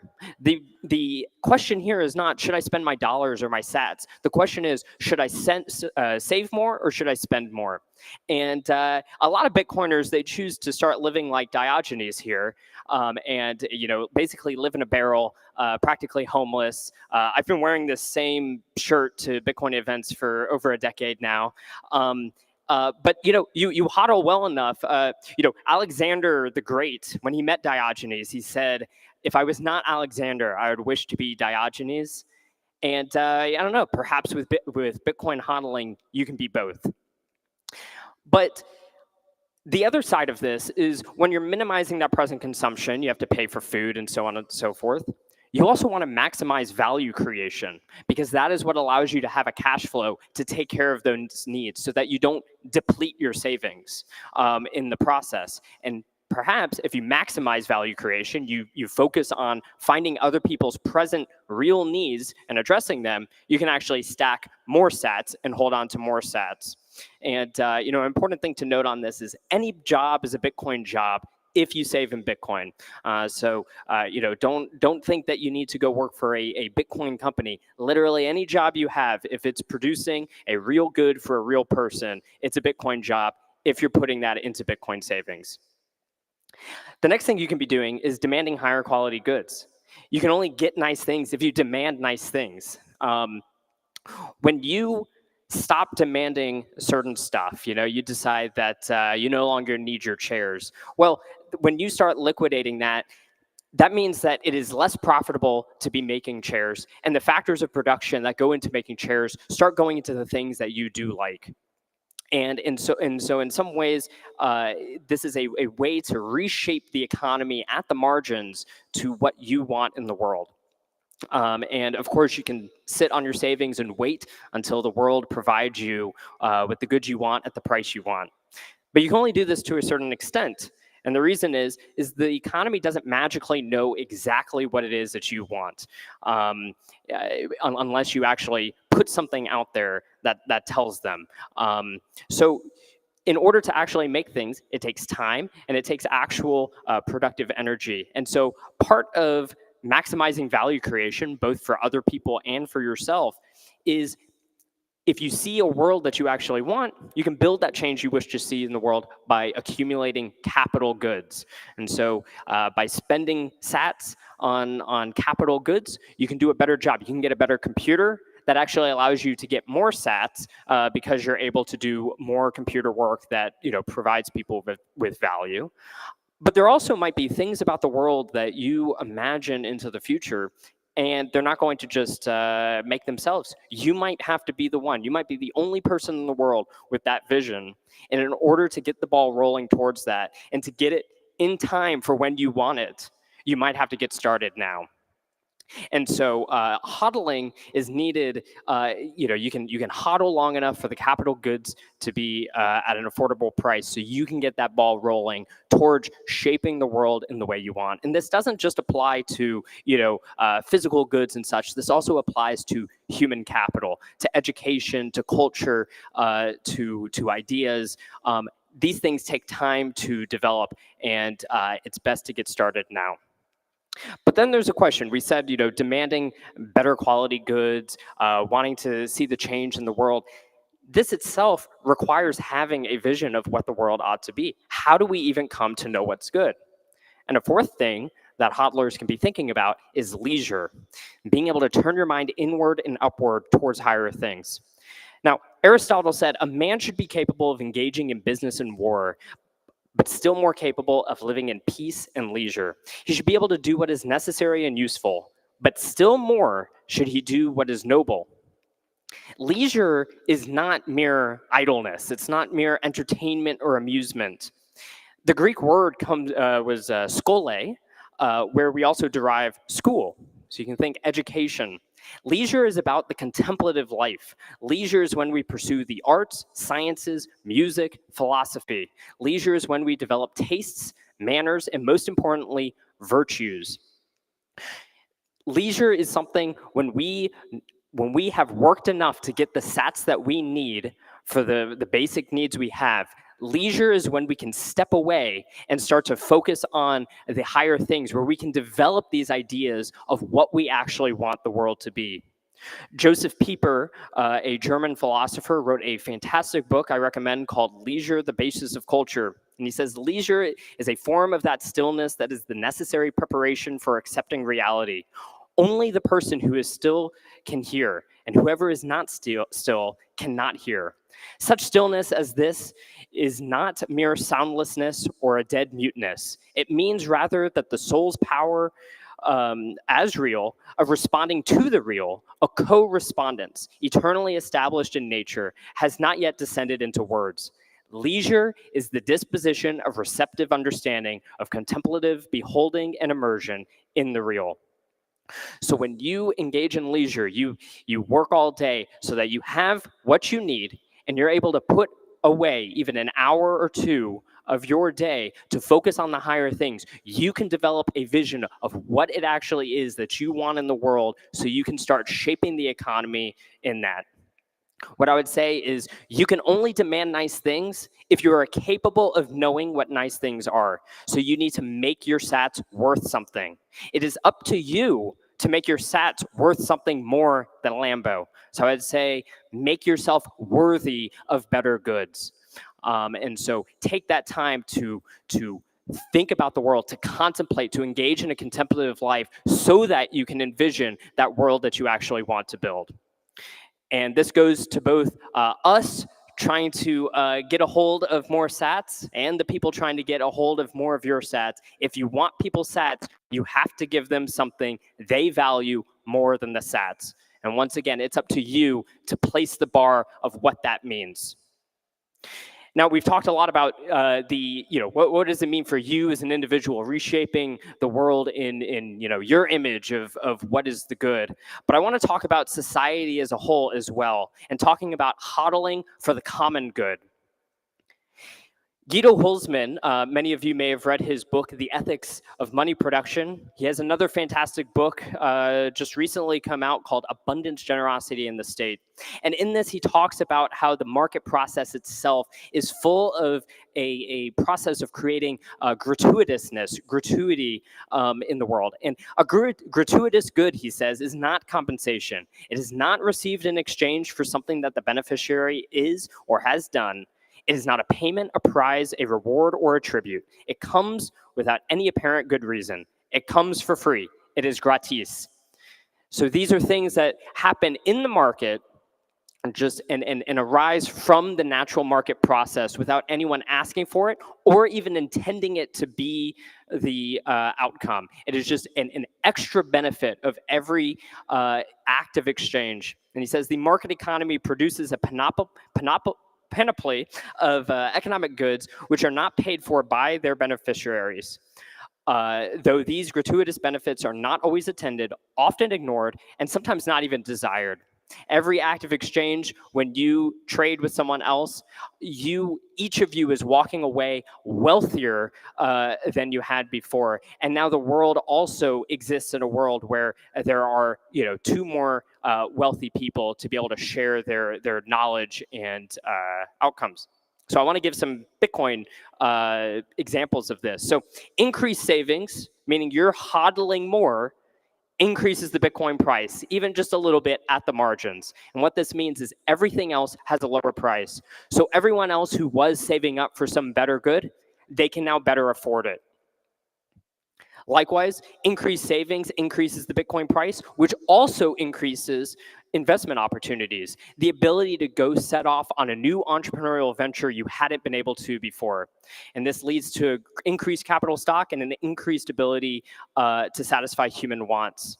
Saving is a bit like investing in the economy as a whole. It is not merely sitting on your money and doing nothing. That sitting and doing nothing actually has this effect of giving the economy more purchasing power that it can go use to do economic production. And it is only by virtue of doing that that there is even a return on the hoarding, because of the fact that the purchasing power comes from the output of that economic production that was unleashed by this process.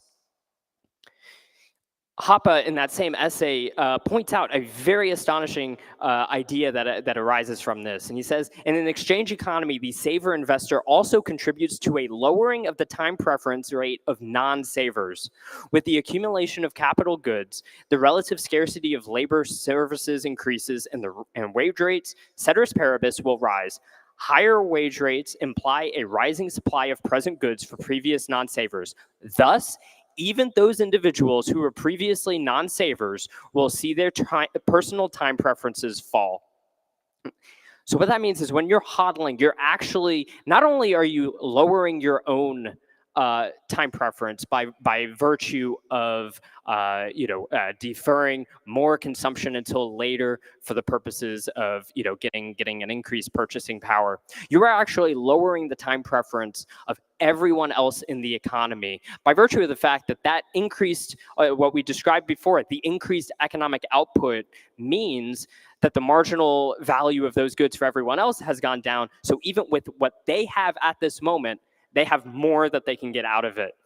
And this applies not just to plain economic goods, but also knowledge and technology. As more things happen in the economy and people learn from one another, this knowledge is freely moving to other participants in the economy. This means when someone loses their coins in a disastrous way, say they left a seed in LastPass and they didn't know that they weren't supposed to type their seed into their computer, for free. Obviously the person who lost the Bitcoin suffers, but for free, the entire economy gets to learn that is not something you should do.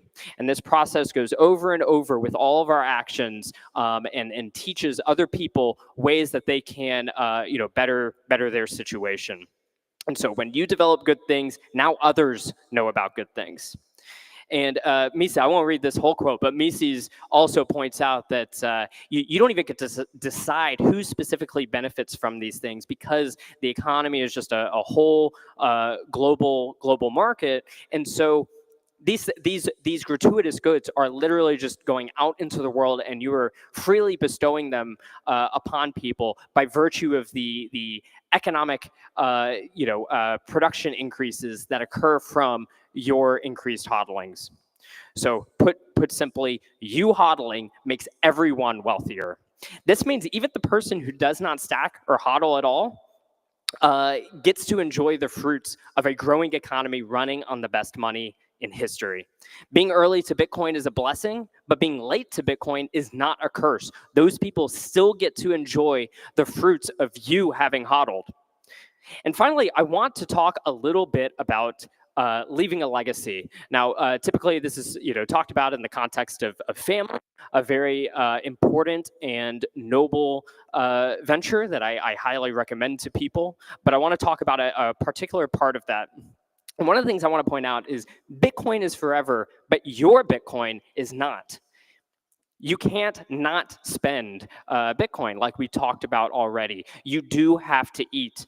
And as money goes down through generations, it's possible that it gets diluted, it gets lost, it gets spent. And through the generations, it finally dissipates into just, sort of the broad economy. Now, you can just go ahead and burn all of your coins. I know there are people who talk about doing that. But I would warn you that your grandchildren would hate you for it. And they do matter too. Your grandchildren do matter. So I want to talk about another way that we can kind of add into this discussion of legacy based on what we've already talked about. And I specifically want to talk about the virtue of magnificence. Cicero says, magnificence is the consideration and management of important and sublime matters with a certain wide-seeing and splendid determination of mind. So when you've gone through, a process of contemplation and study while at leisure, and you've come to a vision of the world, not only do you have a vision of what the world is, but also a meeting of that mind with will to actually make it happen. St. Thomas Aquinas in the Summa says that expenditure is the outlay of money. You, in order to do something magnificent, to make a great work that is magnificent, you have to spend in order to do that. And he points out that, there's the side of it, the actual act of doing it, and there's the output of the great work. But importantly, there is that expenditure. And in fact, you cannot have magnificence if you don't have a lot of savings that you can put towards a great work. So magnificence as a virtue is literally impossible without previous savings, just like all other economic production. And he says, the love of money, which the magnificent man moderates, lest he be hindered from spending too much. So if someone puts Bitcoin itself above all of life itself, then they will be unable to let go of it. But if we understand Bitcoin as a medium of exchange, it is meant for indirect future exchange. We don't know when that's going to be. Maybe that's generations down the line. But if we understand it to be for indirect exchange, we know at its heart, the purpose of Bitcoin is as a tool because we want to use it to do greater things in the world. Aristotle also says, the magnificent man is like an artist, for he can see what is fitting and spend large sums tastefully. So I say, build things that outlast your Bitcoin. Be able to spend the time engaged in leisure to figure out what are the capital goods I need, what are the ideas I need, what are the things that I want out of the world, so that I can focus my economic energy with pure laser eyes on the things that matter most, so that you can create things that outlast the memory of your particular UXTOs in your particular wallet. You want to make things that feel as essential to humanity as Bitcoin itself. Whether it's Beethoven's Ninths or Brunelleschi's Dome here, have a greater vision of what can be done with that Bitcoin. Last thing I want to bring everything together is, people hodl. The reason people hodl is for their individual benefit. And you may choose to depict it as greedy or selfish hoarding, but you can't pretend that it's not in their rational self-interest. People have a totally reasonable reason to save as much as they can right now. And to do so ignores the grand, harmonious social coordination and benefits that emerge from that foundation of individual savings. The entirety of the division of labor and capital accumulation begins with the simple hodler looking out for a better tomorrow, and the jewels of civilization are cut and carved by the economic outputs and opportunities that this gifts to us all. So instead, whenever you hear someone, looking at hodling as simply selfish or whatever, remember what Bastiat says: all men's impulses, when motivated by legitimate self-interest, fall into a harmonious social pattern. And that is what we see today. And Bitcoin truly is a new foundational pillar of civilization itself, and we can take it to that full extent if you have the vision for it. Here's some references for those who might be interested in what I was talking about. And otherwise, like I said, I run the Satoshi Nakamoto Institute. Help us build a magnificent institution to pass on Bitcoin knowledge to future generations. You can visit the website, study hard, make it part of your leisure time studying, and try to help craft a vision of what Bitcoin could be. And feel free to help us in our journey to try to extend this message more broadly. Thank you.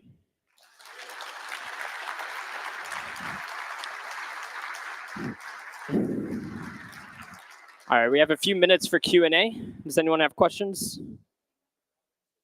Yes, there are the references. Any other questions?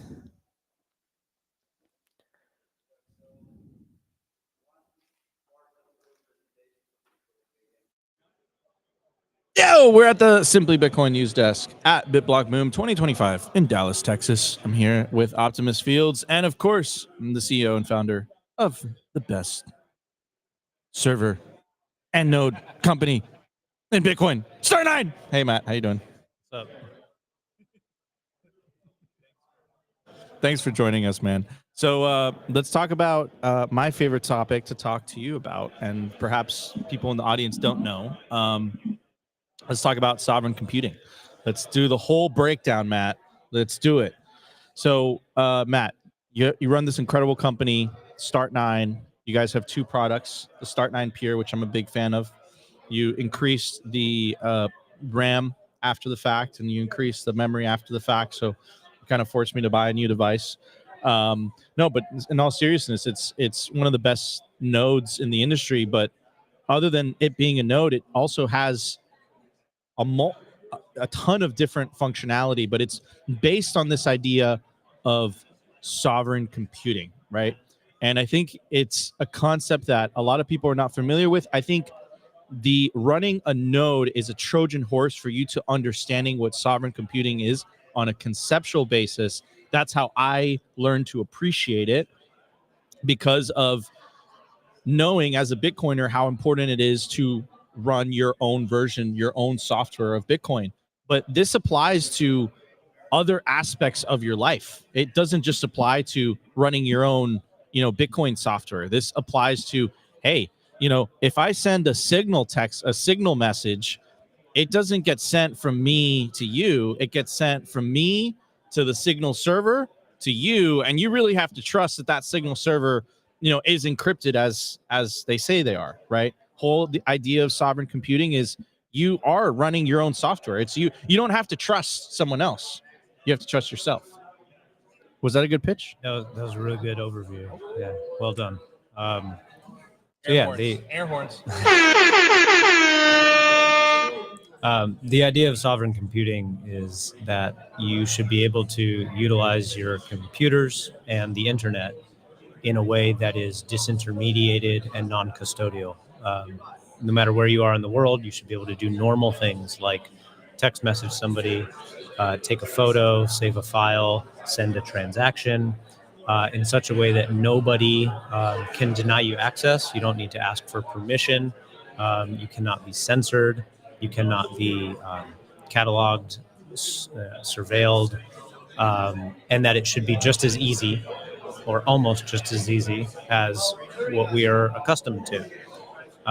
It has always been possible for somebody to use a client device like a laptop or a phone in this manner, in a sovereign manner, to do their normal computing activities, but it has always been extremely difficult. That required advanced, what we call systems administration skills, or you can think of it as IT expertise. And even if you had those skills, it was incredibly time consuming. And so most people just didn't do it. It wasn't perceived to be worth it. And so what we do through our primary, area of production, which is StartOS, is we've developed an operating system that makes owning and operating a personal server accessible to anyone who is basically computer literate. And once you have your server up and running, which we make easy, then you choose what you want to use it for. So for example, I can message you in such a way that the message goes from my phone to the server in my home, regardless of if I'm in the same state, doesn't matter, and then to your phone. And it's end-to-end encrypted, and it is also onion routed.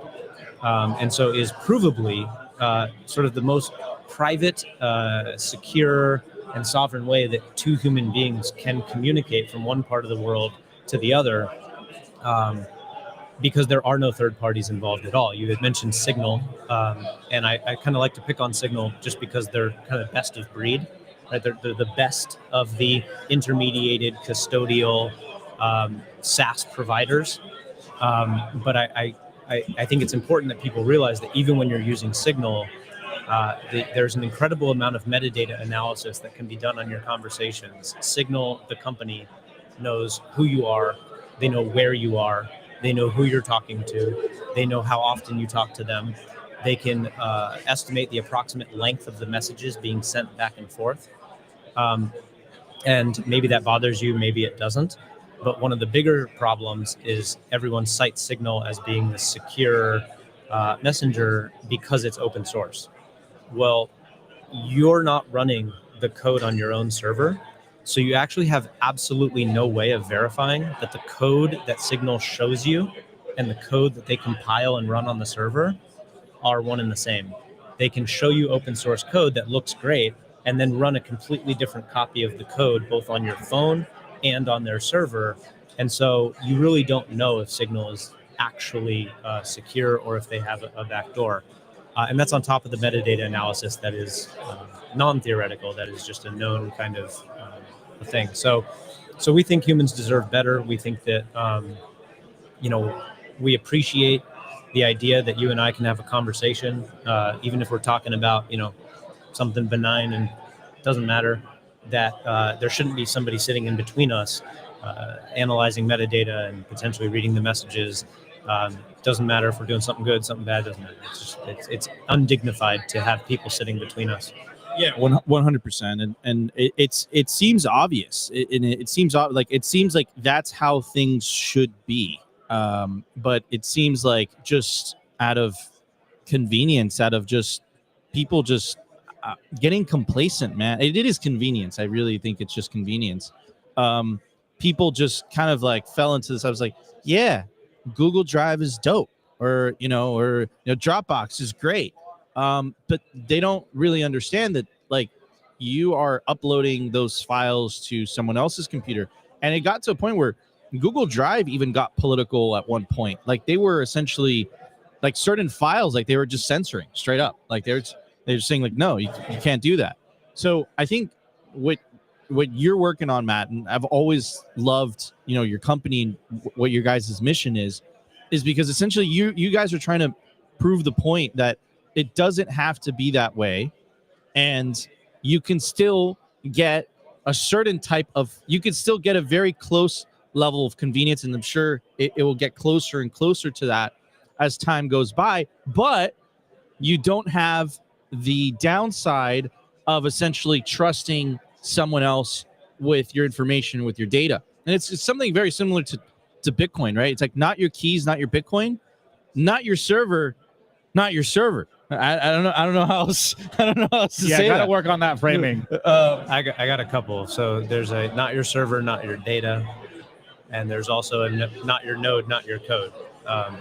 So if you're outsourcing your Bitcoin node operatorship to somebody else, they are deciding on your behalf what Bitcoin is, what the consensus rules are. The only way that you get a vote as a user of Bitcoin as to what the future of Bitcoin is. Say there's a contentious soft fork. The most political power that an average pleb can have in the Bitcoin network is to run their own node and choose which implementation of Bitcoin, which fork of Bitcoin they are going to back. And when the plebs join together and they all choose to upgrade to the same software, it can be a real political force in the Bitcoin ecosystem. We saw this in 2017 with the UASF SegWit soft fork. It was the people that got together and decided that they were going to upgrade their nodes to the SegWit version of Bitcoin, and it forced miner compliance. Node operators are one constituency of the broader Bitcoin political network. And let's talk about what motivated you. Like, what inspired you to essentially start this company? And it's a very, very, it's a very ambitious goal, right? It's a very ambitious goal, and I think it's a very ambitious goal because you're essentially you're battling human nature in a way, right? You're battling the human nature, the nature of human beings to essentially, like, you know what, like, who cares if Jeff Bezos sees my what's the name of the camera that they have? The next camera? The iRing. iRing or whatever. Like, who cares if Jeff Bezos sees me, in my underwear at 2 a.m.? So, like, in a way, like, it's not only about producing, the product, right? But there's an educational component to it as well, I would say. Yeah, and that's where you come in, right? So, well, we try. Yeah, education is a really important front of everything that's happening in Bitcoin and the broader sovereignty movement. But our job as the technologists is to make it easier and easier. Luckily for us, a messaging app can only get so good. We've reached kind of diminishing returns on user experience and user interface design for most of the things that people use computers for. So in a way, I view these tech giants, over the last 20 years as spending billions of dollars designing perfect user experiences and interfaces as our R&D department, as the R&D department for open source, because now we can just replicate those UXs and UIs pretty easily. It's not a heavy lift. So now the convenience gap is closing very rapidly. I can use sovereign computing applications and services that eliminate third parties and sacrifice almost no convenience now. And that's part of the education that still needs to take place, is there's a perception that this is difficult. There's a perception that it's unreliable. And to a degree, those perceptions are not totally invalidated yet, right? Like, we're not there yet. But due to our efforts and the efforts of others, it's getting closer. And so convenience is not necessarily the battleground anymore. I think education is becoming equally important, just not only to educate people that these things are achievable, but the dangers of the existing system, right? And so I harp on the 4 problems of cloud computing. And cloud computing is the dominant form of computing on Earth, which basically means that we all have remote controls, and those remote controls are remotely operating servers that we do not own or control in any way. Except with permission and and agreeing to the terms and conditions. And so those 4 problems are invasion of privacy, is the one that most people know, which is just that every keystroke you make, every button you click is being recorded on a remote server somewhere. It doesn't matter whether it's something sensitive, something legal, something illegal. It's there and it's there forever. And it is just strictly undignified, in my opinion. This isn't like I don't have anything to hide, so I don't need to hide. It's more like you have no reason to be here, so why are you here? Okay, I'm talking to you. There's no reason for a third party to be involved. Number 2 is censorship. When everybody is communicating through these centralized servers effectively get to decide what truth is. And they don't do this through outright deplatforming because that's too obvious. They do it through algorithmic amplification of certain messages and algorithmic shadow banning and de-amplification of undesirable messages. And so censorship is pervasive and prevalent and common practice. And that's because we're all talking through these same third-party servers, and they control all the gates. Number 3 is cost, right? So when you're communicating through and utilizing somebody else's server for your needs, they need to be compensated. And so they're going to be compensated in one of 2 ways. They're either going to mine your data and sell it to somebody who will pay for it, or they're going to charge you a monthly subscription. In most cases these days, it's both. They're going to get you from both angles. So while you think you might be using a free app or a cheap app, you are paying significantly more than is readily apparent. And the last one is this just counterparty risk of custodianship, right? So when you, me, and everybody stores all of our data on the same server, that server becomes a very attractive target for hackers, ranging from individuals to corporations to even nation state actors. And so you can almost guarantee that on a long enough timeline, any server worth hacking will eventually be hacked. And that's not because of a problem with encryption or application security. That's because there's always a human being with the keys to the server. If there wasn't, then the server would be worthless. And so all you have to do to hack a valuable server is find the guy who has the keys and, blackmail him, threaten, bribe him, seduce him, whatever you need to do to get in the door. So because humans are not infallible, every server worth hacking will eventually be hacked. And so that means that even the messages you sent, nothing's ever deleted, by the way, from these servers. Even if you delete something, it's just marked as deleted and shoved over to an archive server, right? So it appears to you that it was deleted. But 50 years from now, when that archive server gets hacked, everything you did when you were younger, every picture you took, every message you sent, every thought you had, right, at some point, that's going to be the case, is just going to be public information. It's going to get leaked. You might be ransomwared for it. You don't know. So can't do anything about the past. What's done is done. But it's probably a good idea to start taking reasonable steps towards taking back control of your communication and data. So from what I'm understanding is that Opti is definitely 100% going to be canceled. I am wrecked. So let's talk about so what are these steps? You could either purchase a Start9 device, right? I'm a big fan of the Pure, or you can download the operating system itself, and you can, I don't know what's the correct terminology. You can upload it. You can flash it. You can flash it into essentially any type of computer, right? And that computer could be running, the Start9 operating system. And let's break down what the Start9 operating system is. Like what is it? Like, why should people download this? Like, I have a Mac, I have a Windows computer, right? They have so many holes in it. You don't know what's going on in the background. You can't trust it. What makes the Start9 operating system special? What makes it unique? So it is appropriate to divide two operating systems into two categories. There are operating systems for client computers and operating systems for server computers. Client operating systems are the ones people know well. This is Windows, Mac OS, iOS, Android, Graphene.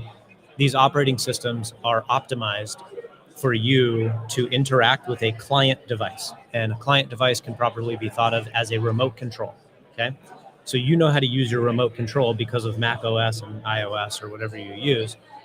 But these devices are always remotely controlling a server somewhere. And so that would be a server operating system. And pretty much the server operating system that dominates Earth is Linux, or some flavor of Linux. There's a lot of different distributions. And in order to use Linux as a server operating system, you need to have command line skills, Linux systems administration experience, IT knowledge that nobody has. And this is in part why the cloud emerged in the first place, because owning and operating a server requires a lot of skill and time, and so nobody did it. And so the experts in the room did it for us, and now they're our masters, right? So there is to date, there has never really been a real viable mass market server operating system that enables a normal person to effectively own and operate a server. And part of the reason for that is because there hasn't been the demand for it, right? There's never been a real business use case for developing a server operating system, because nobody would use it, because nobody wants to run the servers, because Apple's running the servers for us. Well, now there's this new demand for running servers, and we have Bitcoin to thank for that, in large part because people don't realize that they're running a server when they run a Bitcoin node, but they are. So somebody shows up and says, I want to run a Bitcoin node, and I say, no, you want to run a server, and you want to install the Bitcoin software on that server and operate it efficiently. And so that's what we set out to do in 2019, was to design an operating system that could make running a Bitcoin node and a Lightning node optimally easy. And what we realized when we set out to do that was that if we did that right, there's a few naive ways to do that. And we've seen some examples of this from other organizations that have come out with Bitcoin nodes, right? These are server operating systems that are highly, highly bespoke, designed to run a Bitcoin node and maybe a couple of other applications, and that's it. We didn't want to build it that way. We didn't want to build a bespoke, kind of fragile piece of software. We wanted to build a general purpose server operating system that could make running a Bitcoin node super, super easy. But if we did it well, it would also make running a Nextcloud server really easy, or a Bitwarden server really easy, or a Matrix or SimpleX server. And so what we realized we were doing was that we were building really the first graphical Linux distribution optimized for running a personal server that would not only allow people to run Bitcoin and Lightning nodes, but would allow them to basically take control over any aspect of their digital life. And it was a very bold undertaking, we'll call it. A lot of people in the Linux sysadmin and IT world would call it a losing effort. Like, you're never going to be able to codify what I do in buttons, right? I'm really smart. I have 10 years of Linux sysadmin experience, and you could never codify what I do so that, you know, a normie could pull it off. And we disagree. We think that we can. I mean, I think you guys have been. I think that, you know, if you check out the late, it feels like, you know, it's like it has the windows and it has, you know, the little menu bar, and it makes it easy for someone like me to run a server. So yeah, I 100%. They're definitely Nico and Opti friendly servers. So okay, so Matt, let's walk through the use cases, right? So whether it's running AI on, you know, your own server, let's talk about the cameras, you know, because Jeff Bezos is definitely looking at you. So let's talk about the different use cases of sovereign computing that you see in the near future. Hey, wait, and actually, Matt, if I can pop in here, don't interrupt you. Matt, we did see this week some news about the Bitcoin BitDev mail or Cypherpunk mailing list going down. Could Start9 have fixed that? Yes, but not with email, because email SMTP is a captured protocol. It was designed.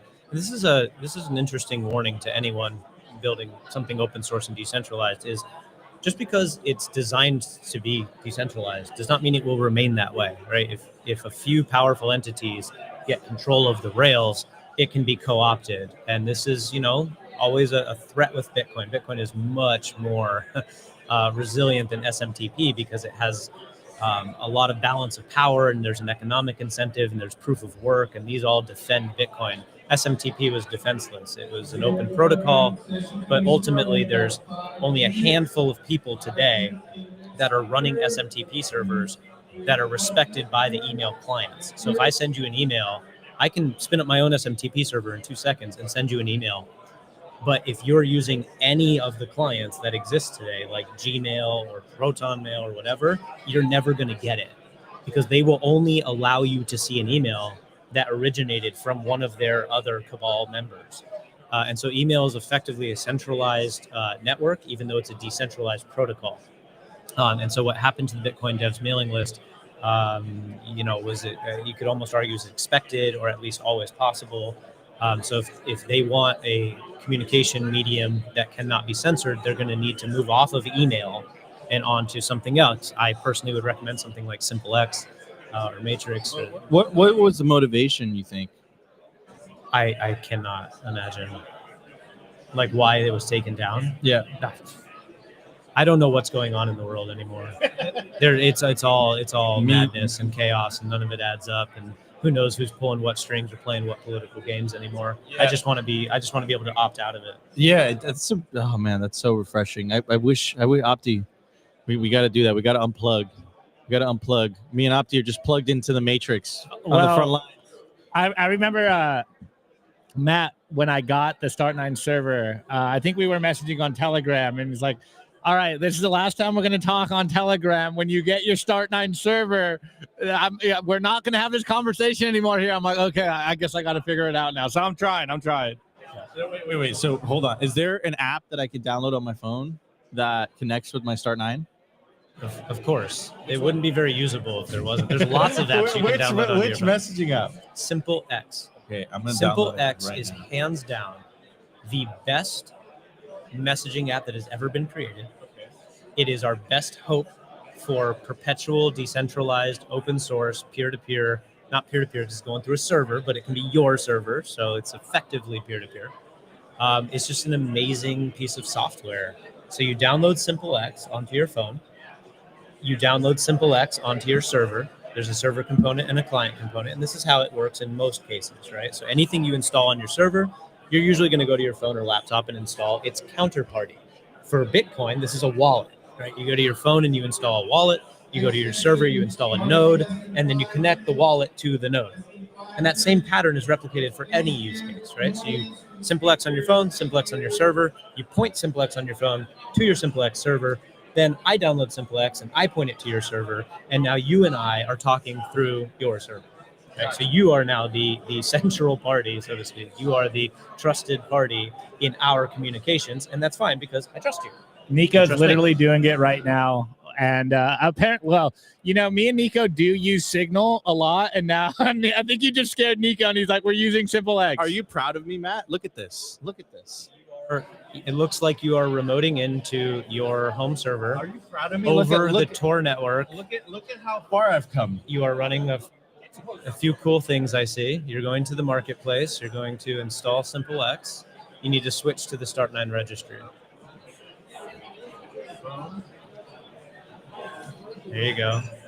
Go to messaging or communications. This one? Oh, it's right We're there. doing it live, guys. We're doing it live on Nico's laptop. I can't believe we're doing an invisible. Nobody can see his screen, so this is very boring for the audience.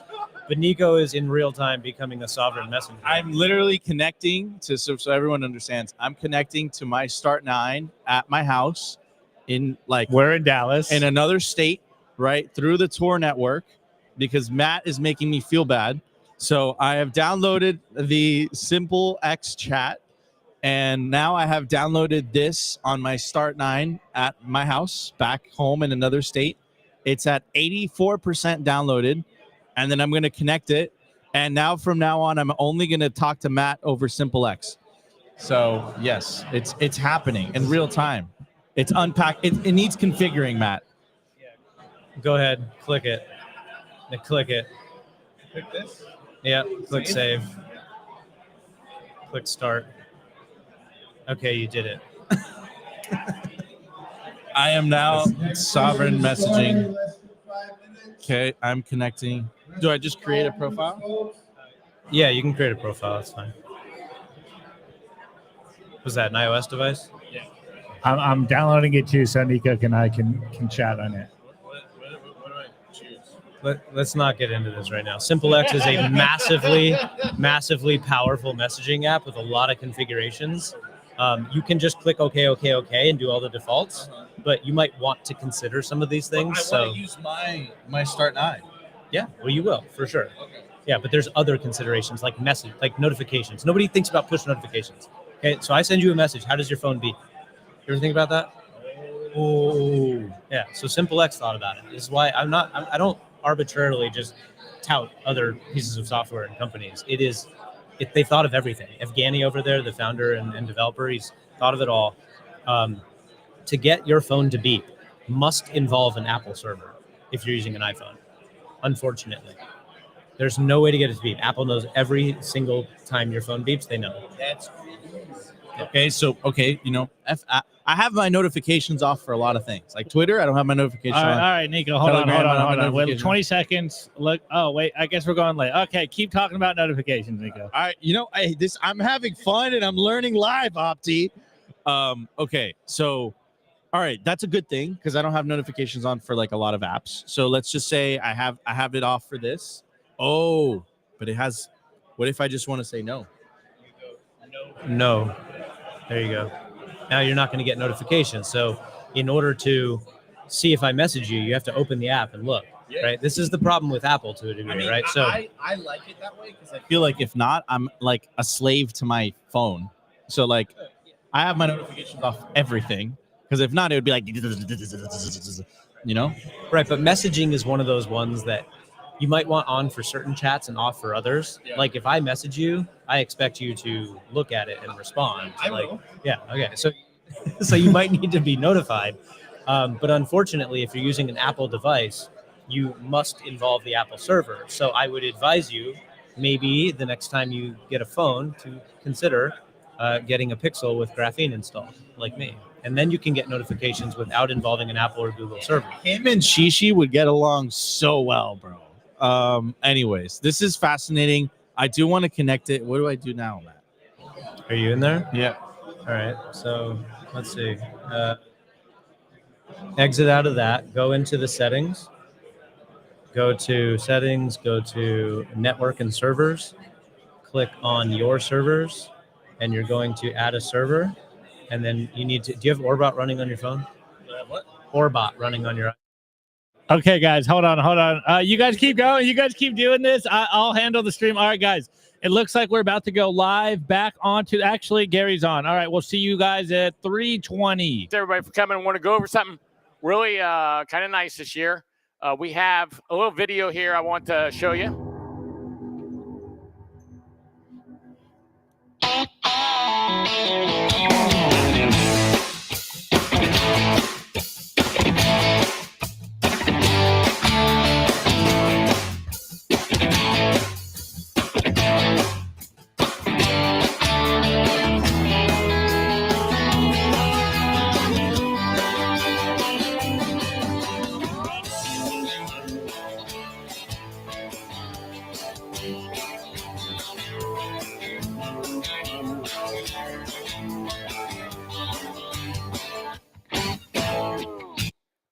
Okay, and that is where the BitBlockBoom is in Fort Worth next year. Fort Worth is what you expect when you come to Texas. I mean, it's cowboys. All the bars are honky-tonks on the street within walking distance. We're in the actual stockyards where they used to take the cattle to put them on the trains in the old days when they had the cattle drives.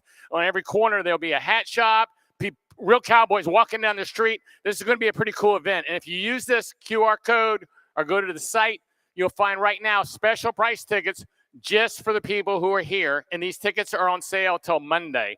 They're the lowest they've ever been for BitBlockBoom since 2018. So this is a pretty good deal. You have till Monday, so do check it out. I do want to thank our sponsors. Oh, and also,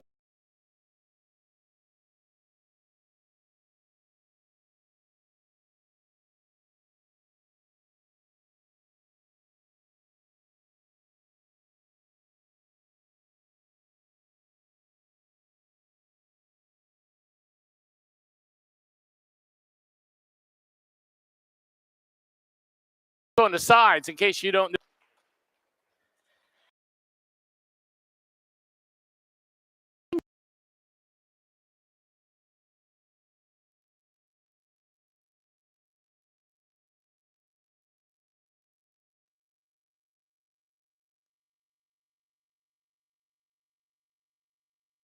As it is. So thank you for that. I am going to talk about the state of innovation in Bitcoin. This is a little bit of a change of direction of where we've been all day. We've been talking a lot about why people should have Bitcoin, the macroeconomics behind why Bitcoin is so important to our financial future. But there's another part of Bitcoin that I feel is a little underappreciated and underdiscussed, and that's innovation. Bitcoin is not just an asset, but it's a technology. And not just a technology, but a technology protocol, which is really important because it allows other technologies to build on top or around it. And it creates something entirely different, much like the internet did. When the internet came around, it was not understood very well, but it changed the way that we communicated, that entertainment was provided, music, content, everything. And so that was a protocol for exchanging information and ideas. And Bitcoin is a protocol for exchanging value. So that's why I get so excited about it.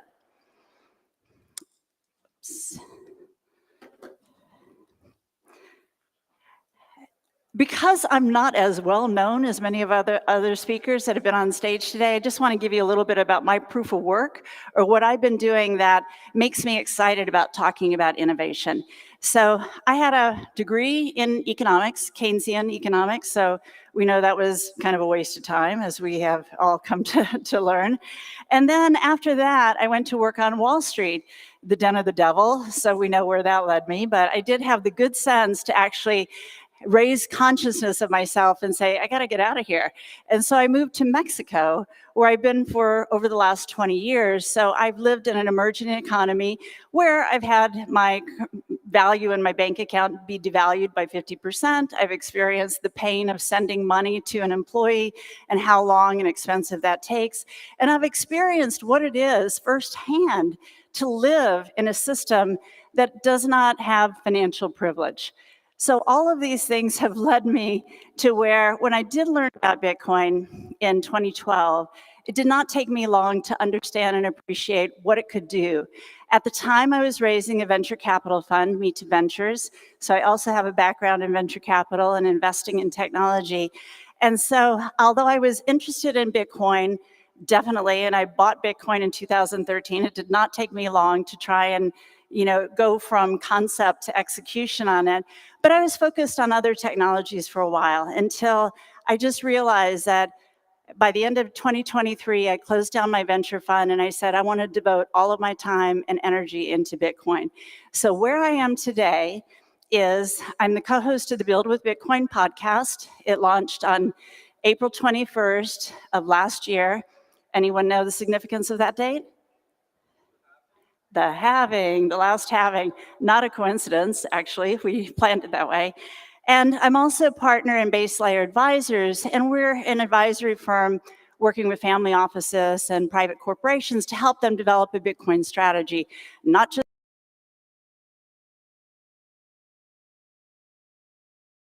Bitcoin itself, but also Bitcoin as a transformational technology.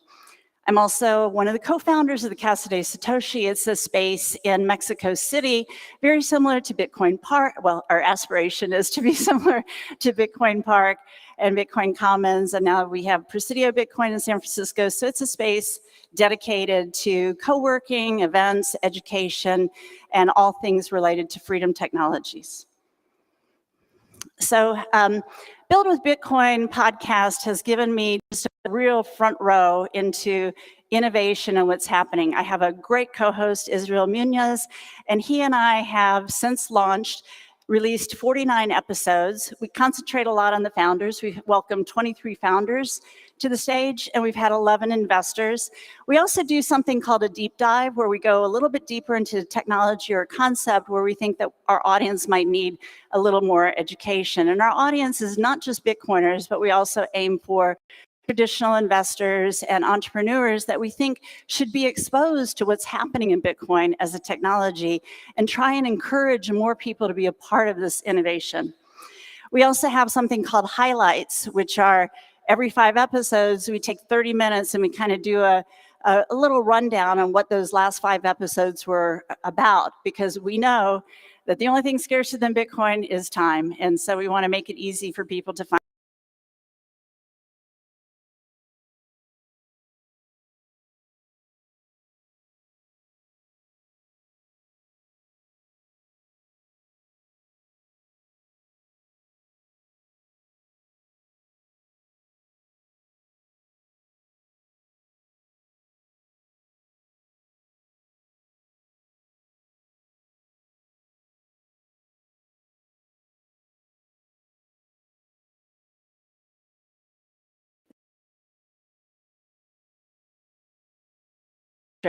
that's going to drive the use and adoption.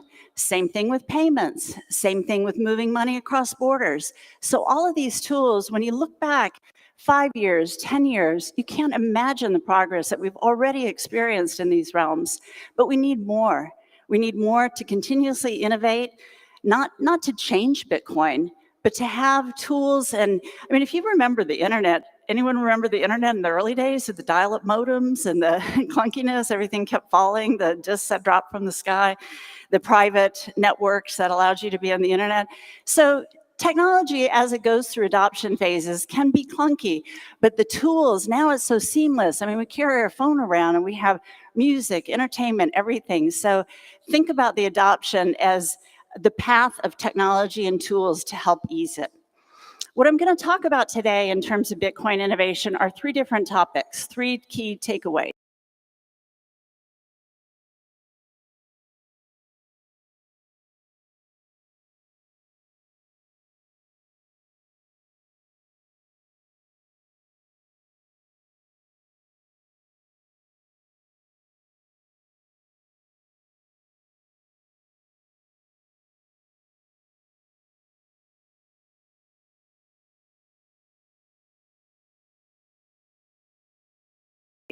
First,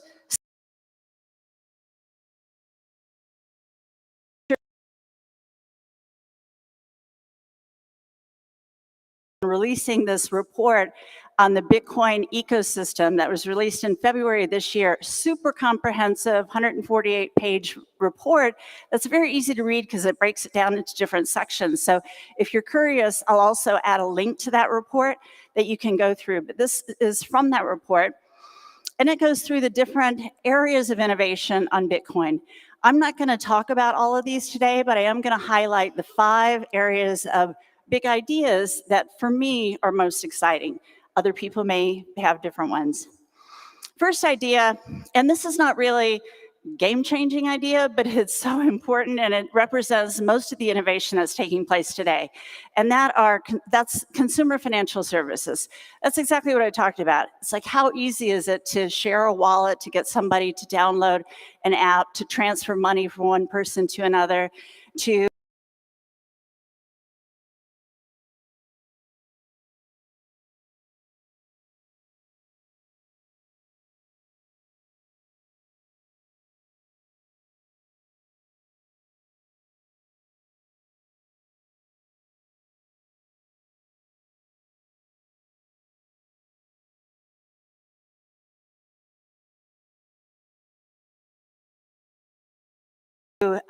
buy Bitcoin.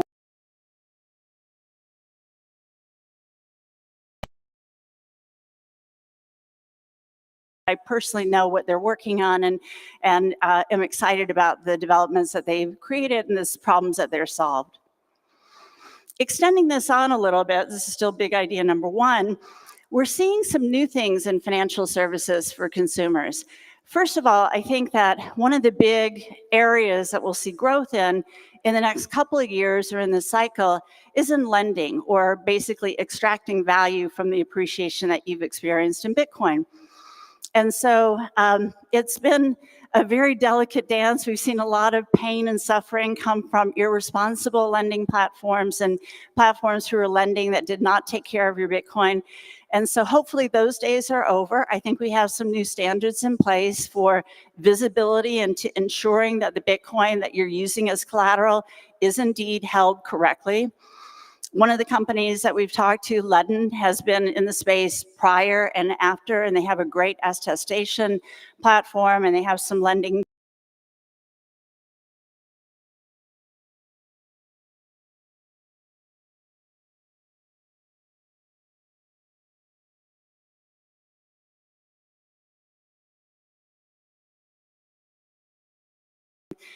Practices that an API that other institutions can use. They can white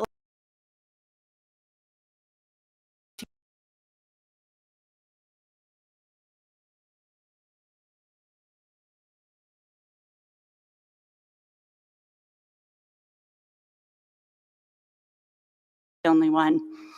Another really interesting company in the space that's newer is AnchorWatch. And AnchorWatch is insurance on your Bitcoin. And it's backed by Lloyd's of London, and it has a very clear, easy to understand, and I think innovative way of securing Bitcoin. In addition to that, it also is using a type of Bitcoin technology called Miniscript, which is a time lock contract that you enter into with AnchorWatch and the third-party custodian.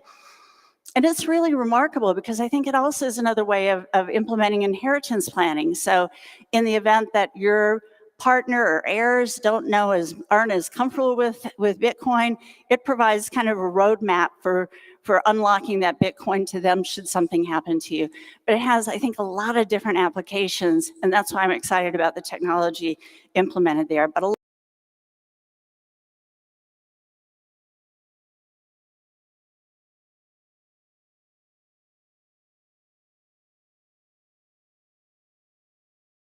lot to see. He's remaking financial markets. I think I mentioned to you that I worked on Wall Street. And so, Wall Street is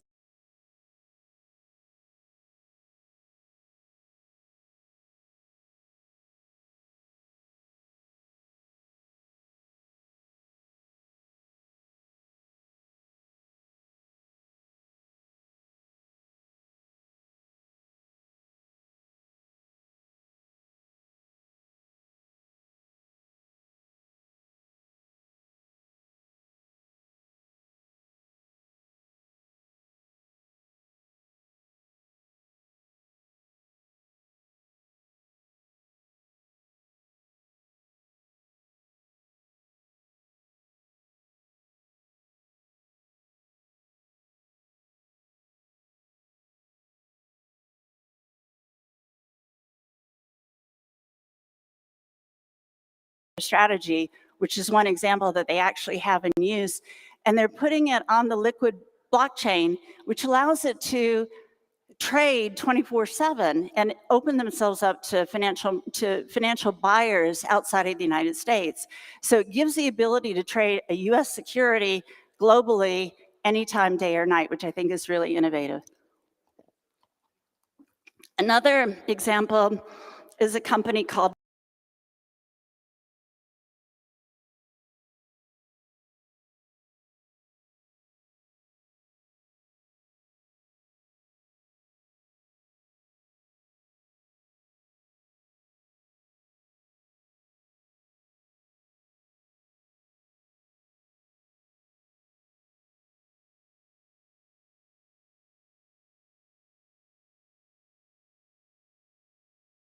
MeFiel out of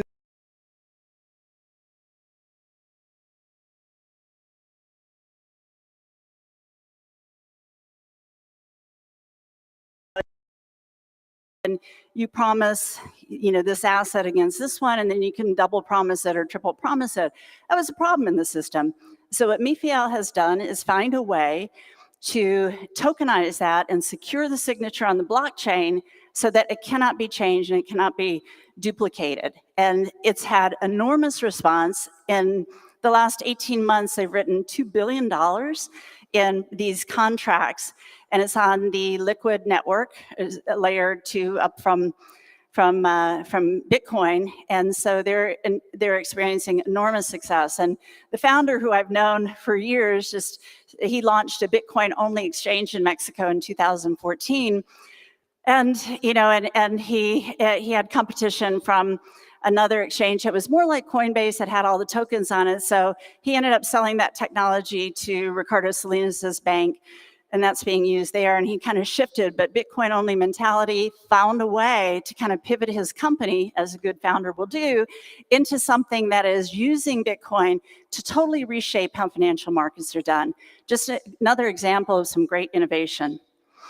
And then Lightning Network is now, with Taproot Assets, is now enabling more innovation in terms of assets. And one example that we saw was on January 30th, Tether announced that they were going to begin to issue USDT on Bitcoin blockchain via Lightning Network, as opposed to the other, well, in addition to the other networks that they have. And the thought is that more and more of USDT will move over to the Bitcoin Lightning protocol, because it has greater security of decentralization, and probably also is faster than the other chains too. So we all know it's a superior blockchain, right? So Tether knows that too, and that's why they're moving to Bitcoin and blockchain. They started there, and then they moved to the other chains because of the speed and fees, but now they're coming back home to Bitcoin. Number 3 in big ideas is verified information. This is something that's really interesting. There's only one company I know of that's doing this currently, but I like them a lot. Simple Proof, maybe you guys know them, but they started out of Guatemala, securing the Guatemala elections because election results were being contested, imagine that. And so what they did was they took the ballots and immediately, there's a 10-minute lag, but every 10 minutes, they would secure those ballots on the Bitcoin blockchain so that if it was contested later, they could go back and they could say, here is the information on the blockchain that cannot be altered. Now, for all of those who are worried that this sounds a little ordinals or inscription-like and could take up valuable block space on the blockchain, they're utilizing Merkle tree technology, so it's a very tiny amount of data that then expands down to detail all of the other data points in the file. So it uses a very small amount of data, but they did implement that. I think there was a county in Georgia that implemented Simple Proof's technology in the last US election, presidential election. But in addition to elections, just imagine driver's records or any type of information. I think as we go deeper into the world of AI, a lot of our identities could be duplicated, compromised, not valid. And so by having our own ID or our own identity validated on the Bitcoin blockchain, I think there's enormous potential for this sort of technology to be very useful.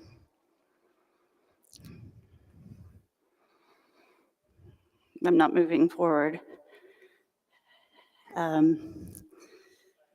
Okay, stand by.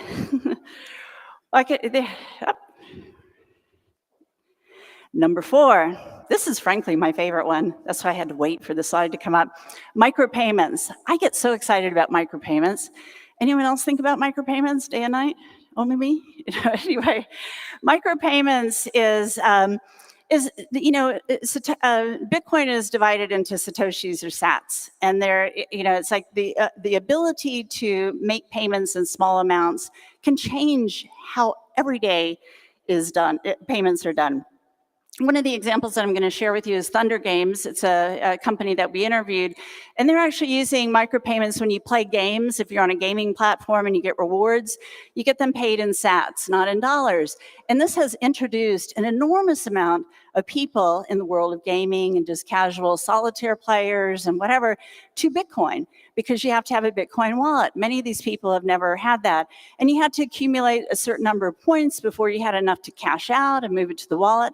Not with sats. So with sats, you can cash out at any amount, anytime, 24 hours, day or night, and it changed the world of payments and gaming. Really a revolutionary concept that can be translated into other technologies and other applications.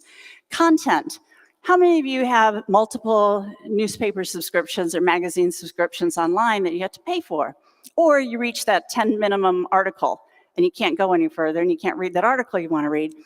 Wouldn't it be a wonderful world if you could just pay a couple of cents or sats for the article that you wanted to read, or for the amount of the article you wanted to read? Or how many of you have Netflix, Apple, Hulu, whatever, multiple subscriptions?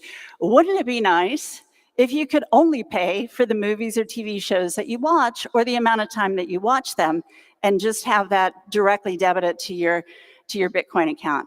It's a tremendous concept, and I think it also encourages better content, because you only people who will only get paid if they produce content that's utilized. That goes into the streaming too for digital services or subscriptions of software. I mean, how many, we've got Adobe, we've got Microsoft, we've got all of these things that you have to pay for on a monthly basis, and they no longer give you, I think Rockstar Dev was saying yesterday, he was old school and he really liked to buy software and just own it. Well, you don't have that option anymore. But what if instead of having to pay a monthly subscription for something you may or may not use, you could only pay for the time that you're actually utilizing that application? And then API access too. But I think, there's a lot of conversation these days about Bitcoin store of value, Bitcoin payments, and how do we encourage payments? How do we encourage payments in a world where every time you make a payment, it's capital gain or whatever? I mean, what if micropayments is actually the path to payments? What if micropayments is the path to medium of exchange? We're thinking in fiat terms that we need to buy a cup of coffee or a house or make a transaction that we typically do with fiat. But what if Bitcoin's killer app for medium of exchange is actually micropayments? Something to think about. Another area that I get excited about is the concept of AI agents. This is a little bit in the future, but it's exciting. We've seen such fast adoption of AI agents. They anticipate that it'll be a $1 trillion economy, maybe as big as the unbanked. Maybe AI agents are the next unbanked. But this is a way for depositing an allowance to your AI agent and let it go off and do the work that you want it to do. Now I'm going to switch and talk about theme number 2, innovation from a founder's perspective. I think this is really important because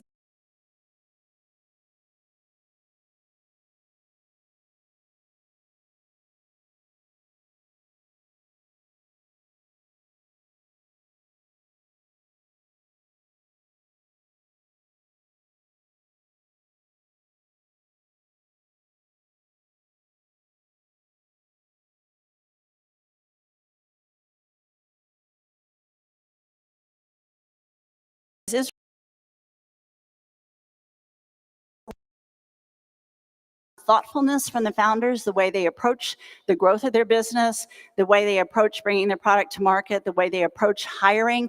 I mean, when you live on a Bitcoin standard and with a Bitcoin mentality, every decision you make for an expenditure is, what if that's in Bitcoin? As we all do, right? So it's shifted the whole narrative of how a founder thinks about growing their company, and it tends to be more productive. Founders have, they have to answer questions about when will they be profitable, and profitability for Bitcoin companies often is if they have Sats flow. So many of these companies are actually charging in Bitcoin, or they're earning Bitcoin from their clients, and so they're putting a part of that into Bitcoin treasury. They have to also show why their company will outperform Bitcoin, which I think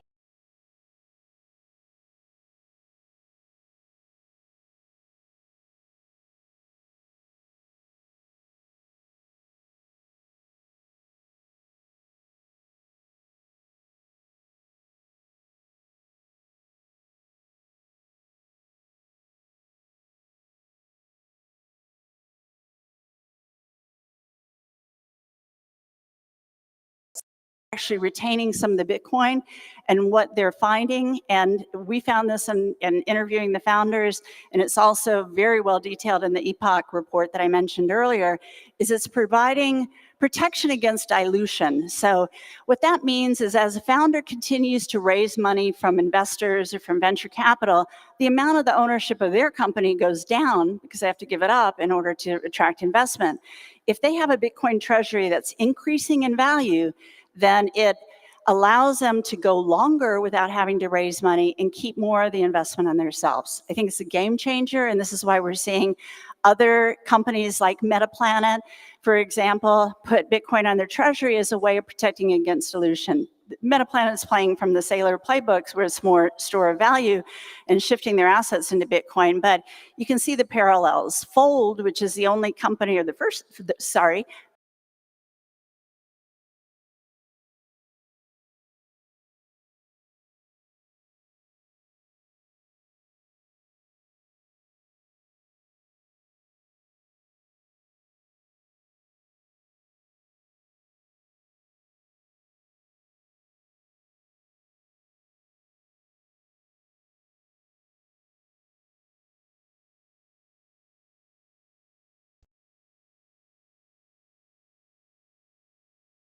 I have so much to cover. But Bitcoin innovation and VC, these two charts just show the mismatch. We've got a market cap of 58% in Bitcoin, yet Bitcoin is only receiving 2.5% of venture investment compared to crypto. Total mismatch, total opportunity. This really means that you have an opportunity to invest in Bitcoin venture while it's still very undervalued. We have about 15 VCs that operate on a purely Bitcoin basis. They tend to be very close to their founders. It's an early emerging market. Probably the biggest fund, I think, is now raising 200 million, 1031. They're one of the oldest ones in the space. There's some great firms out there, and they tend to be all based in the US and Europe. So it's a small ecosystem right now, but still one that's great to get involved in. They have some of the same challenges with LPs trying to attract money and proving that they're going to outperform Bitcoin. But we also find that it changes their time preference. They work closer with the founders, and they also have the exit potential of returning to their investors in Bitcoin as Bitcoin becomes more scarce instead of traditional cash. So how do you get involved, and why is this important? I want to encourage everyone in this room, most of you have Bitcoin.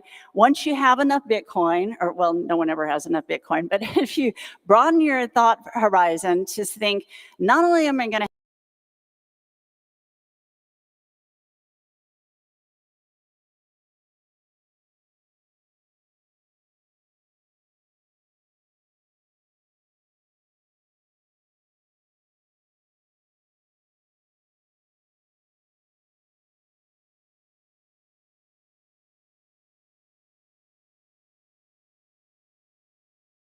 have Bitcoin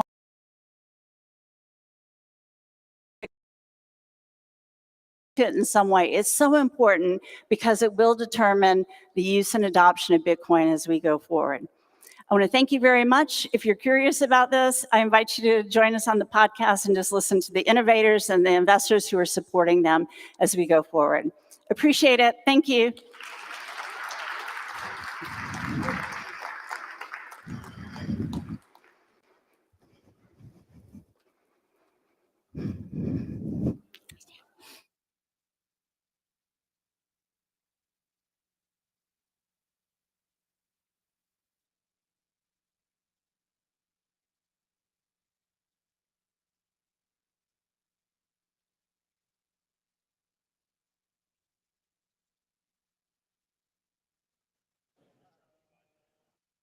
All right, so let me just double check here, guys. Let me see what's going on here.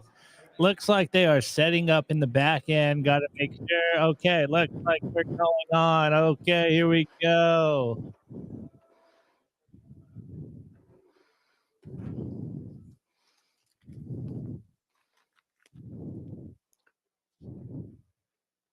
You can hear me breathing.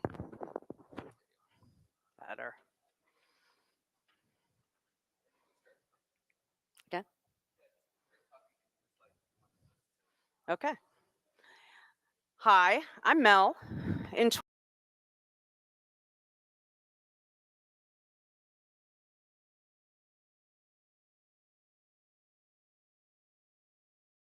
Okay, looks like they didn't get the internet right.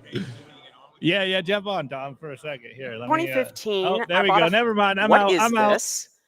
What is it doing? And is it going to keep doing it?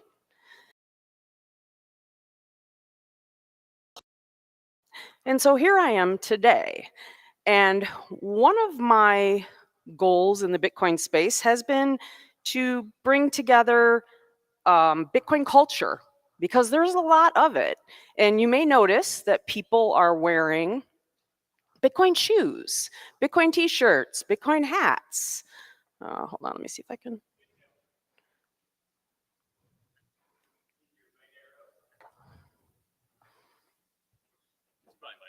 Sorry, everybody. It's okay. Okay. Well, I had to find my place in this world, and I knew that Bitcoin culture was going to be a big part of that. And so I'm a big supporter of crypto cloaks and proof of ink and panties for Bitcoin and all of these businesses that try so hard to live by a Bitcoin ethos and, you know, really put themselves out there for the Bitcoin community. So the community is an important part of Bitcoin. It's not all tech. Okay. It's not all tech. And so you may see me this week or this weekend running around trying to take pictures of your feet if you're wearing really cool Bitcoin shoes, because I'm going to make a Bitcoin shoe report for this. And if you haven't seen me do that, please find me so I can take a picture of your shoes. So I do collect Bitcoin trading cards. I collect interesting things like handmade wallets, like the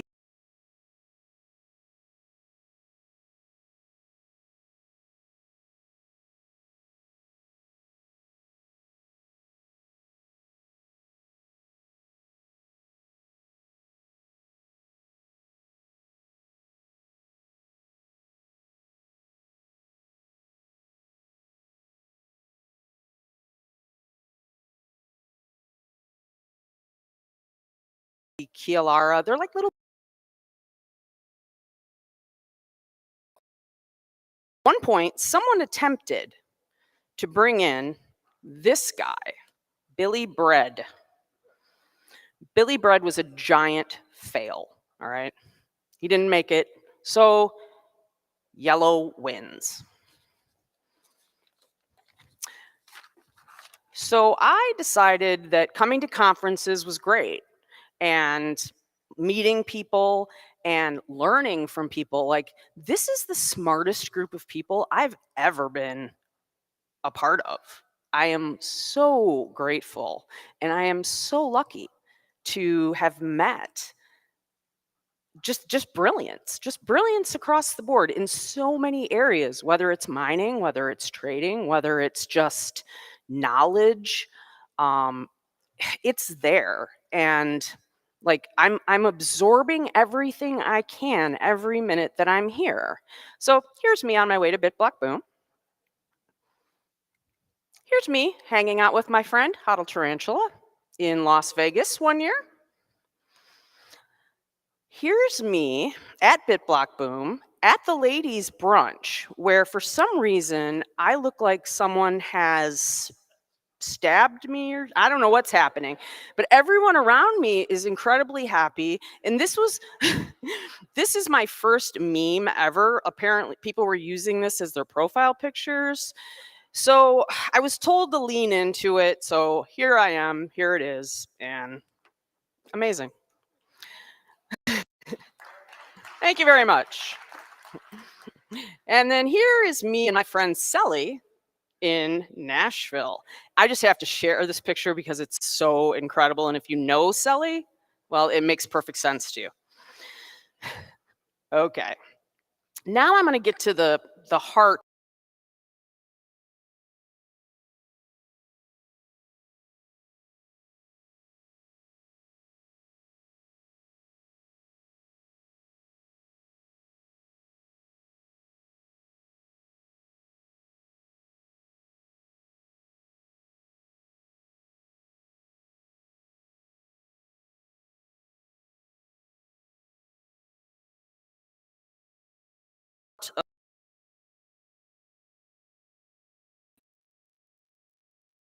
Spotted box that had my computer in it.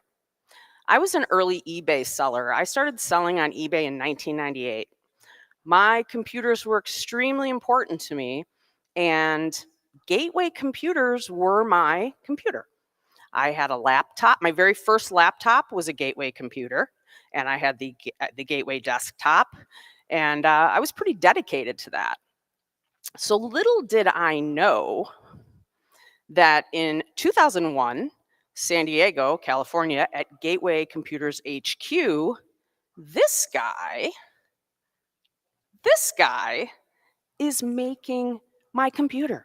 He is part of the team that is putting together these computers at the time.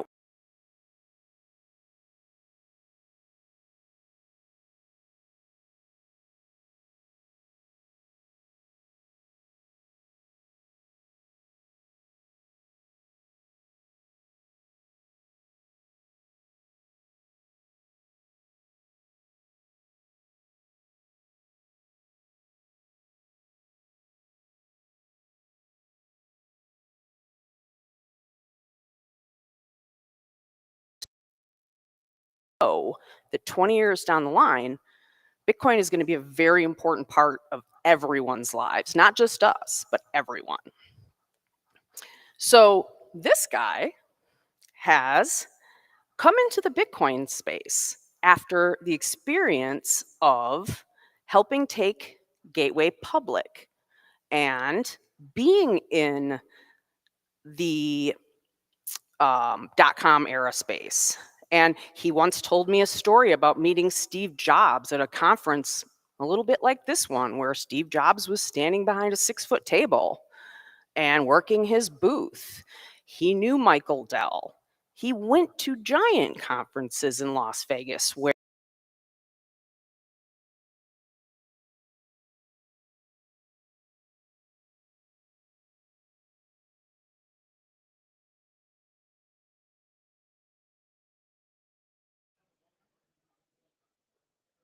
All right, guys, I don't know what is going on with this internet over here. So bear with us, bear with us. I thought they fixed the internet over there. Allegedly, the internet was fixed. So I'll keep popping in and hold on. Old Man Yells. Okay. If you have not I am listened to outta any here. of his episodes of Old Man Yells, they are on YouTube. And you should listen to every single one of them. If you have not read Satoshi's Heel, which is an article he wrote for Bitcoin Magazine, you need to. If you don't know about the rabbits, the horses, and the elephants, you need to. If you don't understand the concentration of hash power in Bitcoin mining, he'll tell you all about that. He knows about mining pools. He understands all about companies going public. Okay, and in the Bitcoin world, that has a different, there's a different connotation there than in the regular world. Okay, because once you go public, there's a lot of obligation to your shareholders, not to Bitcoin. So it changes things a bit. Bob is the only person I know talking about what blockspace scarcity that is probably coming in the next 10 years. And the miner's trilemma. So if you don't know about any of these things, you can find either on the Old Man Yells podcast or on YouTube. And again, these articles are around. He's not afraid to look at a different side of Bitcoin. And he's not always going to tell you what you want to hear. And he's going to tell you things that might happen that are scary. And this is what we need, though. We need someone looking at all sides of this, because if some of these things were to happen, we've got to be ready to fix them. So this is why I believe Bob Burnett is one of the most important people in the Bitcoin space. And if you're not listening to him and you haven't listened to him yet, it's time. So I have a few minutes left. Yeah, I mean, it's an incredibly important experience to have, to be here, which in Bitcoin we really didn't have. So I think that his presence is incredibly important, and every time he speaks, I listen. And I think it's important, and I've learned so much from him about so many different things. So not just about Bitcoin mining, not just about, but again, how companies go public and what that does. And just like being a part of the tech world since it really began. You know, he was there. And so I think that is fascinating. So I would like to introduce Bob Burnett. Thank you, Mel. I did not pay her for that, I promise you. Mel is one of the kindest people, and her commitment to spreading the culture is one of the bright spots for me in the Bitcoin world. I'm going to try to pack about a 3.5-hour presentation into 25 minutes. Forgive me if I skip over a few things. I'll be around the rest of the day if I gloss over things.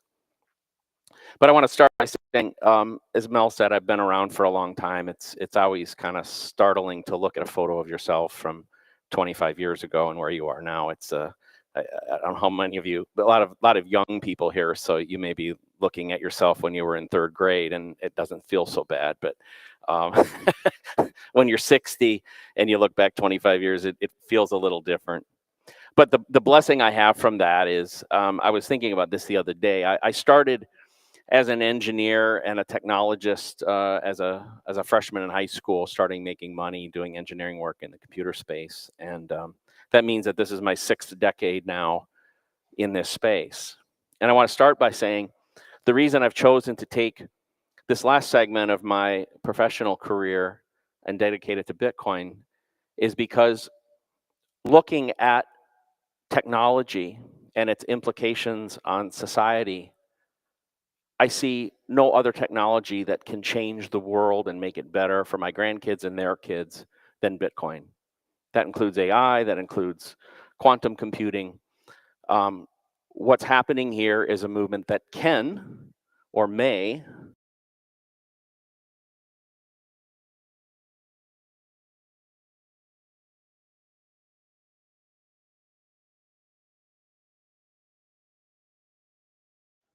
All right, guys, we're trying to figure out what's going on over here.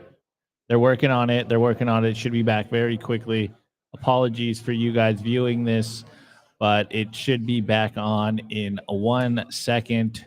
It seems like there is some technical issues, but we're working on it. Here we go.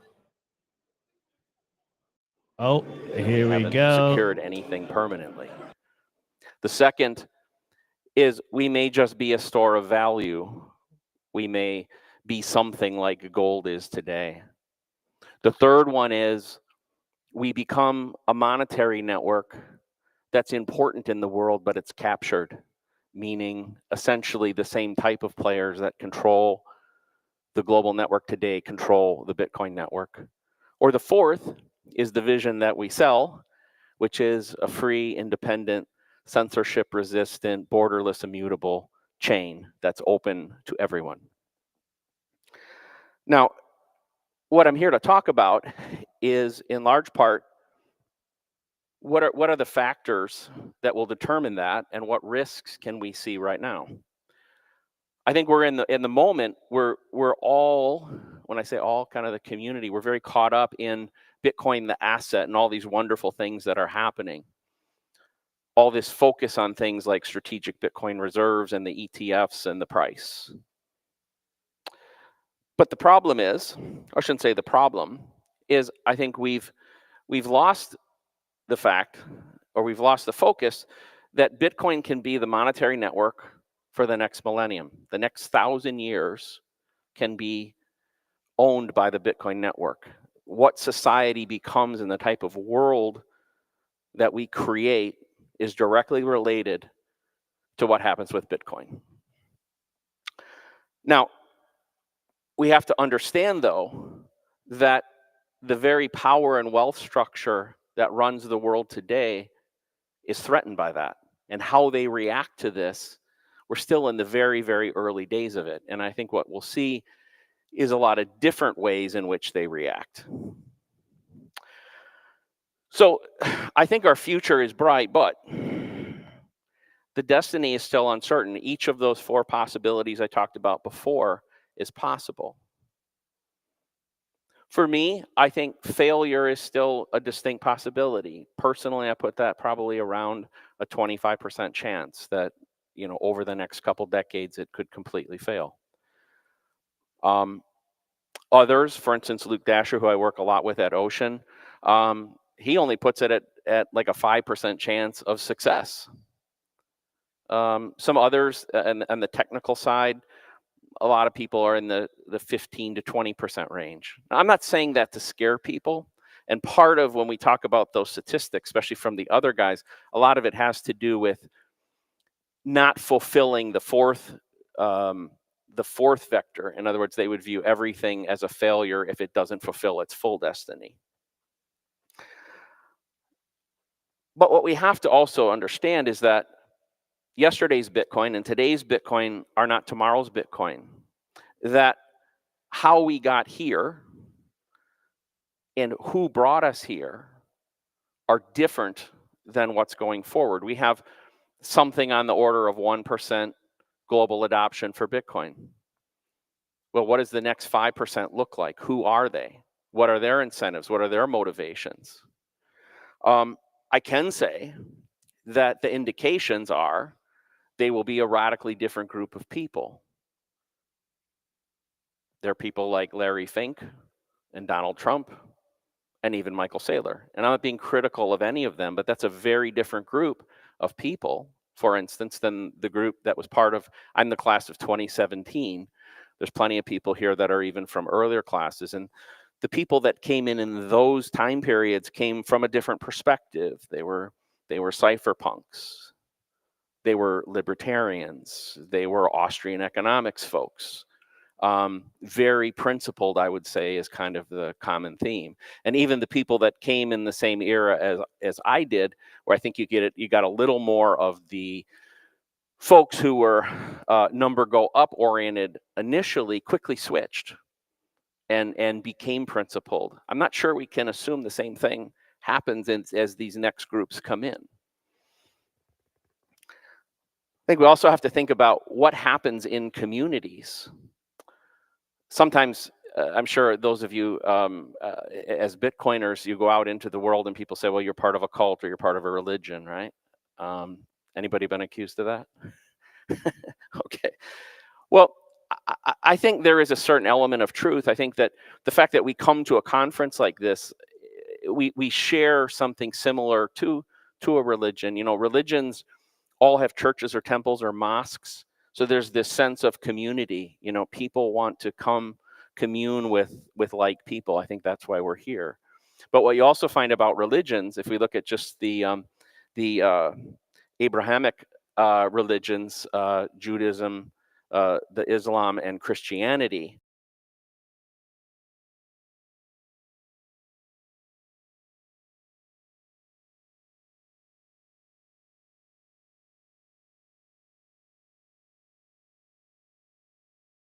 Apologies, guys. It's technical issues. They're on the floor. They're working with it, but we'll be right back. We'll be back when it's working. I'm here. I'm here babysitting the stream. I do have Rustin. We were actually talking here. Are we back? Are we back? Okay, now we're back. Now we're not back. fulfilling Satoshi's vision. I say this because I think as you go forward, I want you to remember that these people are coming in with different perspectives and different incentives. And as best as we can, we need to try to keep the principles that I think have brought most of the people here in place. See, we have this changing landscape. And I think this is what I think you guys can probably see at least some of this very front and center. The institutional participation is increasing greatly. We say Bitcoin is for everyone or Bitcoin is for anyone. But I think in those terms, it's important to note that anyone could be an organization. It's not just people. You know, to date, Bitcoin has been a very individual kind of centered thing. I bet a lot of people have read books like The Sovereign Individual within our community. It's a very common thing. But when you come from an organizational perspective, they won't have read The Sovereign Individual. They won't think like a sovereign individual. Mel mentioned some of the things, my experiences taking a company public and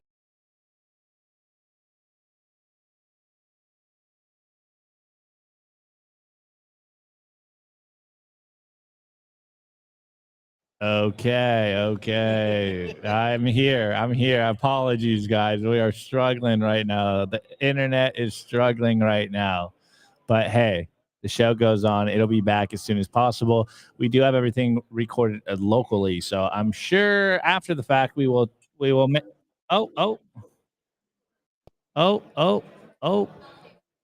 decade is that as nations and big traditional financial institutions start to see and feel the cracks in the fiat system, they're going to realize that they have to control something within the Bitcoin space.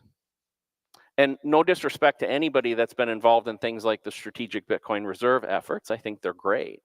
I don't think they're actually that important in the long run, even at the nation state level. I'll talk about this in a second. What really matters is who controls the block space. And I think that we're actually seeing the very early pieces of that, already. And what we should understand is they're coming at it with a massive amount of conviction and a massive amount of power because it's existential to them. Their survival, it's not just opportunity, it's survival. And I'm sure many of you know that fear is a great motivator. So when your fear is survival, it becomes a lot more important. So they may come in harder and faster and with more conviction than most of you think about. And their incentives are different.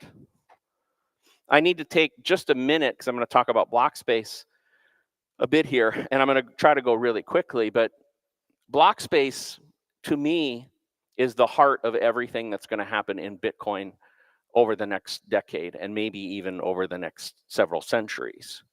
There are 53,000 blocks per year produced by the network. Okay, take 10-minute block times and you extend it. 53,000 blocks. those blocks have a finite size. We had a whole block size war about that. It's 4 million weight units, or about 4 megabytes. But more importantly, if you extrapolate the whole thing out, it means that in the end, there are about 200 to 250 million base layer settlements or resolutions that can occur. So that's it. And I don't think that number will change much, at least not in any foreseeable period of time. So that means who controls those? For the 8 billion people and the 330 million corporations in the world has a tremendous amount of power and a tremendous amount of responsibility. So I believe that it's going to change a lot of perspectives. One is for the miners. So first I want to define a miner. What you probably think of when I say miner, you probably think of hashers. Okay, you probably think of an organization, for instance, like Riot. Riot is not a mining company. CleanSpark is not a mining company. They are hashing companies. Mining occurs at the pool level. To be a miner, you must run a node. You must manage a mempool. You must create block templates, meaning what you're gonna decide what.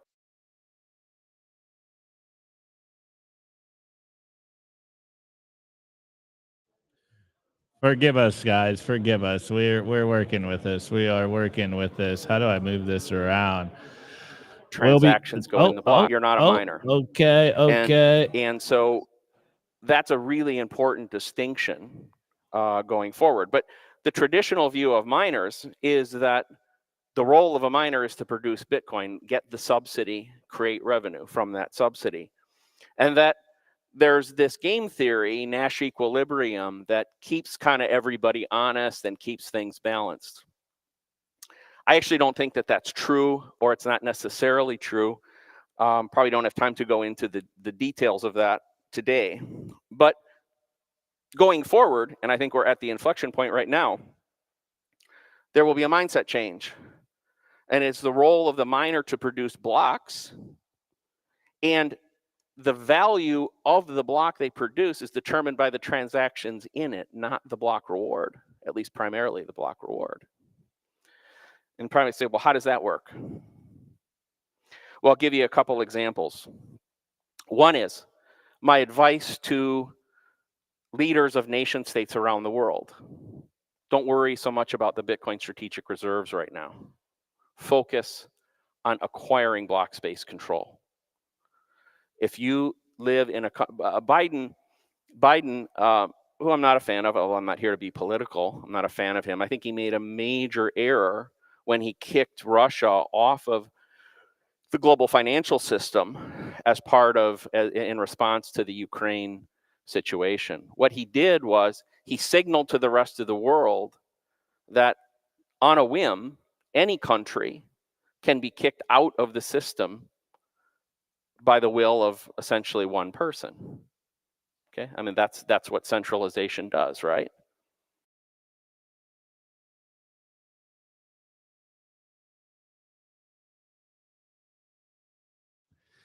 I'm here, guys. We'll get this worked out right now. Right now, we are hanging out here. I don't know, Dom. You want to pop in here real quick? You pop on over here. Let's hit this. Let's hit this for the stream. Dom, no joke, guys. Dom has been hassling me all day. He's like, "Yo, Opti, when are we gonna get some real content?" Oh, are we back? Are we back? Let's see this. I rug pulled Dom again. A country like Israel always is concerned about its survival. They have a GDP equal to 0.5% of the world's GDP. And my advice to them, go get block space control. So you control 0.25% to 0.5% of the world's blocks.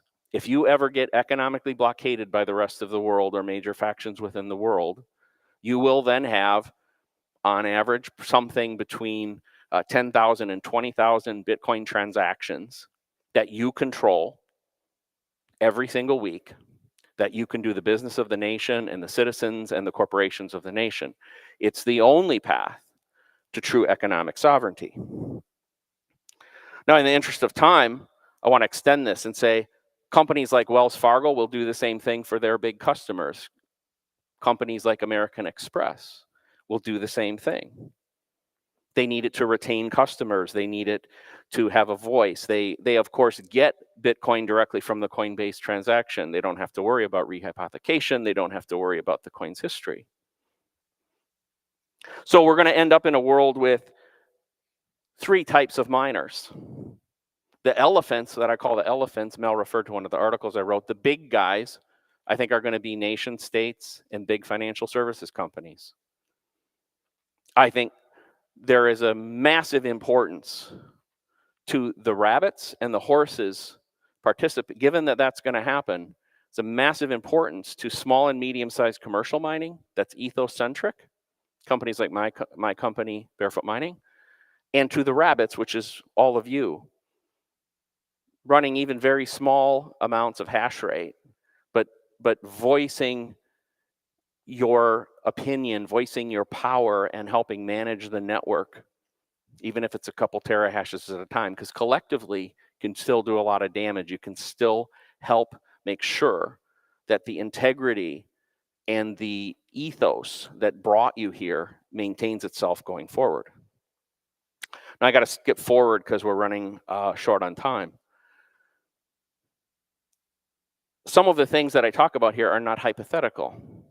We sit at a very dangerous point in Bitcoin right now. Many of you, if you've been involved in Bitcoin, have probably seen slides like this one, which show the concentration of pools, right? Foundry being the biggest pool, roughly 32%. Ant pool being usually in the upper teens. It's not good. It's not good. Historically, when these situations have occurred in the past, the community has responded and forced change to bring these things back down. The community hasn't done it this time. In fact, I would say, if anything, the community has doubled down and keeps pushing more toward these companies doing more concentration of this hash rate in the pools. A lot of people say, well, if anything bad ever happens, if there's a fear of a 51% attack, we'll switch. If there's a fear of censorship, we'll switch. They don't see any short-term problems. There's a real short-term problem. How many of you run a node? Very good. And when you run a node, let's say you receive money on your node, how many transactions do you wait till you're like comfortable? Let's say you were selling a car. Most wallets are set up and encourage you to wait 6. Okay, that's a remnant of a time period when Bitcoin hash rate was very well distributed, and the pools were roughly in the range of 10%. Jameson Lopp has a tool, a hat tip to him, that he's created that says, hey, with a concentration of hash rate of 30%, which Foundry has greater than that right now, you should be waiting 24 transactions for certainty. So think about that. Instead of waiting an hour, you should wait 4 hours. Okay. Now, the problem is it's actually worse than that. I don't have time for the technical details, but Antpool is actually bigger than Foundry, because Antpool has approximately 11 other pools that act as its proxy. And it's difficult to put a number in there, but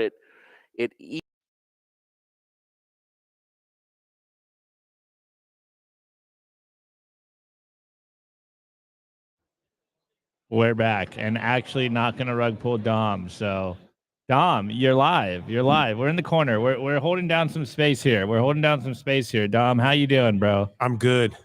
Just having fun here at BitBlockBoom 2025, Dallas, Texas. Dallas, Texas. All right, Dom. Well, easily could be in the range. We're back. Or not. Let me see. We are being rugged as a global settlement layer.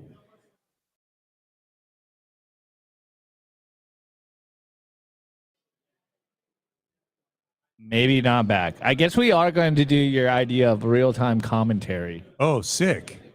I love this. Is epic to be able to Don't say anything too bad. Okay.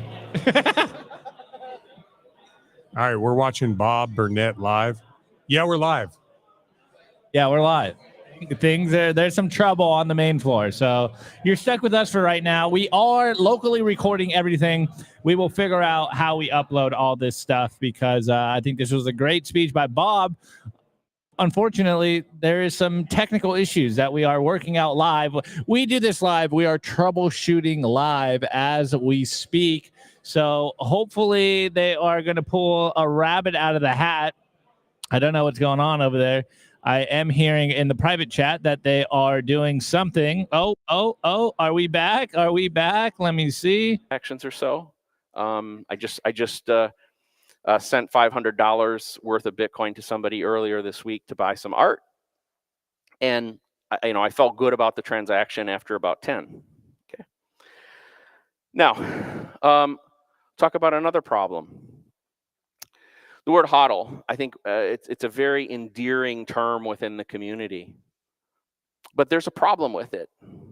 And the problem is that I think it facilitates an attitude that you buy Bitcoin and you sit on your couch and do nothing, and you're just going to get rich. Okay? Bitcoin is a participatory ecosystem. If you buy Bitcoin and you do nothing, at a minimum, you're selfish. You're assuming other people will run the nodes. You're assuming other people will mine the Bitcoin. You're assuming other people will do the education. Assuming other people will fight against the governments. You have to do something. If what we have is an attitude where everybody hodls, it's the same as being in a country where nobody votes. Nobody runs for office. Nobody serves on jury duty. But what happens to a country that has citizens like that? It collapses.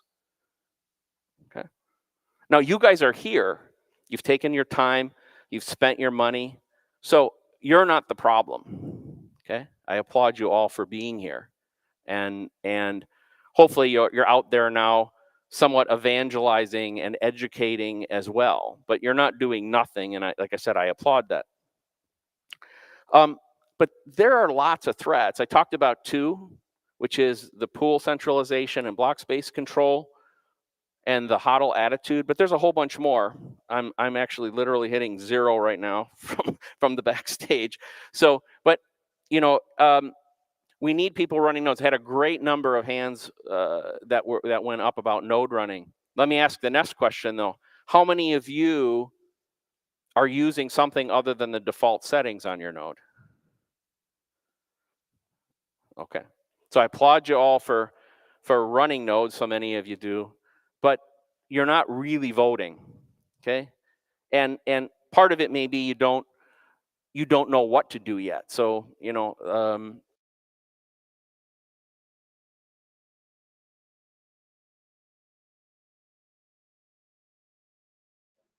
Okay, I guess. But there's also, okay. Now I'm a big supporter of knots. I'm not here down. to yell for that and advocate so strongly for that. But we need that. We need diversity in that. We have the ASIC chip development is really done by 2 companies today. They don't sell those chips to others. It stagnates system design. As a guy who came and made my living designing PCs, I find that criminal. It's why I'm part of a group where we're designing our own ASIC now. But those are hard efforts. They require a lot of money. Lynn talked earlier about investing in the ecosystem. I think you need to, if you've got some extra money, you've had some good fortune, invest a little in the ecosystem. Doesn't have to be that. I'm going to skip forward again in the interest of time, but the last thing is what is the main message that I want you to leave with is don't feel too comfortable. Don't feel too secure. Don't feel like you've won anything. We're I'm trying to use some sports euphemisms, but we're in the first inning of a 9-inning game, and yeah, maybe we just scored 4 runs, but we didn't win the game yet. We have no idea what's coming ahead. So we have to stay vigilant. We have to fight for Bitcoin. This will not come easy. I mentioned earlier, the world's power and wealth infrastructure will either try to stop us, which I think they spent a couple of years trying to do. And if they can't stop us, they will co-opt us. Okay, and that's probably the greater threat, is somebody co-opting Bitcoin and not giving us the opportunity to fulfill our full destiny. So, you know, run a node, try to get involved in mining even at a small scale. Don't do it to make money, do it to participate, do it to protect the network.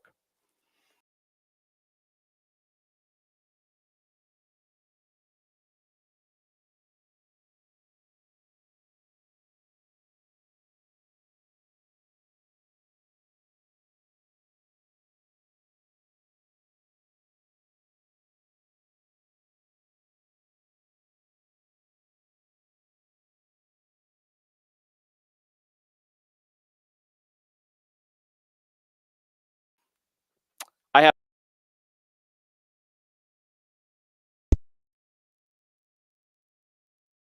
I'm here. I'm here. Don't you worry about it. We're seeing what's going on. Act like a citizen of Bitcoin. You know, if you're a citizen of a country, I already said this, to be a good citizen, you have to vote, you have to help your neighbors. You have to be part of the jury duty. You have to serve your country when your country calls you. And I think as soon as you own Bitcoin, you take on this responsibility of also being a citizen of Bitcoin. So at the end of the day, the topic of this talk was protecting Bitcoin. You are the protector. It's up to you. As these new groups come in, we have to keep the network balanced. We have to keep the ethos alive. This is my biggest fear, but it's also my biggest hope that we have several hundred people from all over the country that came here. And we'll see that I'll be in Prague later this year, probably be in Finland later this year. There's people all over the world doing these types of things. But it won't just happen. You know, we control Bitcoin's destiny. Said I'm here for my grandkids. I really want that fourth scenario to take place, which is we have a monetary system that changes the world and lets the world break free of these chains that have been binding us for a century or more from this ugly fiat system. So thank you.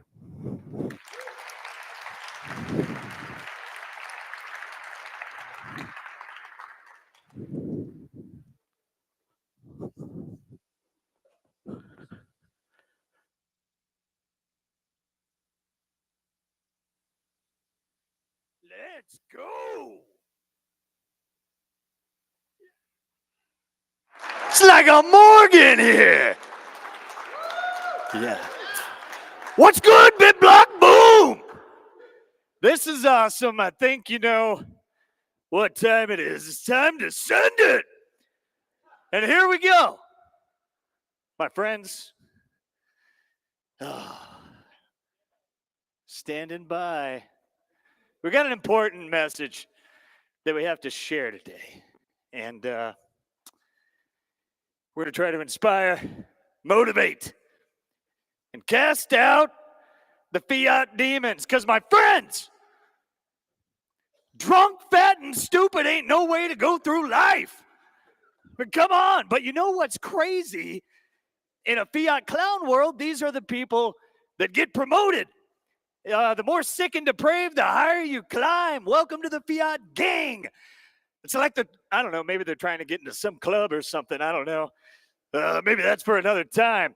But at the end of the day, all that depravity, the sickness that we see, it stems from one place, fiat. And, you know, we think about how do they make a pencil? Have you guys ever thought about that? All the pieces, and they come together. How did they make his suit? Unbelievable. Now, I only have like 8 minutes. We can't unravel the cabal today, unfortunately, but I can tell you with certainty why we see a drunk, fat, and stupid society. I think we've all heard, I think we know the origins of the passage, the love of money is the root to all evil. And some people, they like the phrase, money is the root of all evil. And it kind of makes you, well, shit, we're a peer-to-peer electronic cash. What are we doing? What's going on? But no, that doesn't mean all pursuit of money or that all money is evil. But I can tell you what is evil. Unjust weights and measures. Check this out. Proverbs 11:1 says, a false balance is an abomination to the Lord, but a just weight is his delight.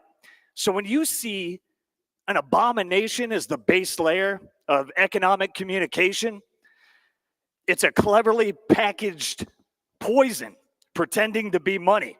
So we shouldn't be surprised when we see a world that seems to be rotting in the fashion that it is. Fiat prints and it spreads abominations worldwide.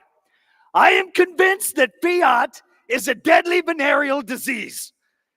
Okay? And honestly, like 5 minutes of studying foreign policy, and you might figure that out pretty quick. You know, just read a little Ron Paul, or just think back to that Iraq scam from a few years ago. You know, that was like a few weeks ago. And today it's like spreading death in Eastern Europe. And we're like, what's wrong with the world? Well, the world is doing what it was made to do, run on a currency, the fiat system that funds it all. But thank God that system is dying. We're witnessing it right now. It's incredible.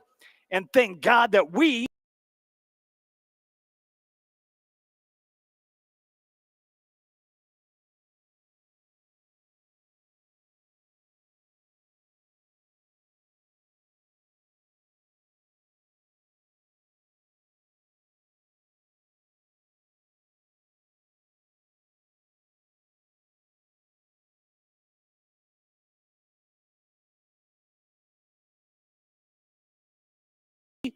have a just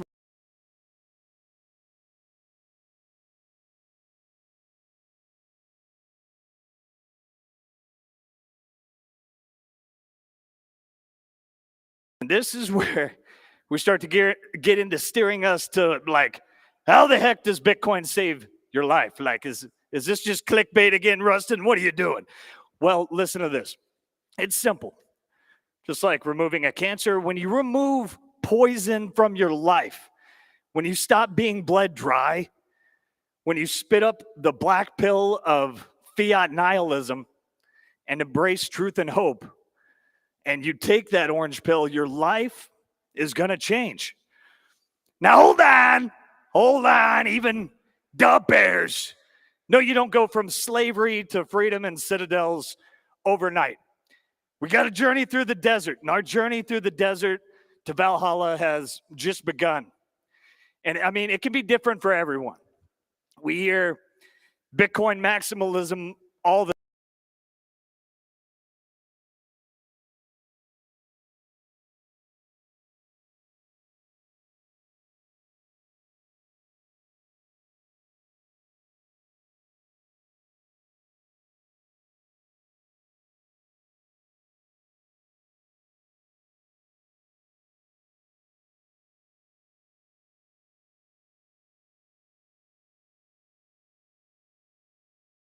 time.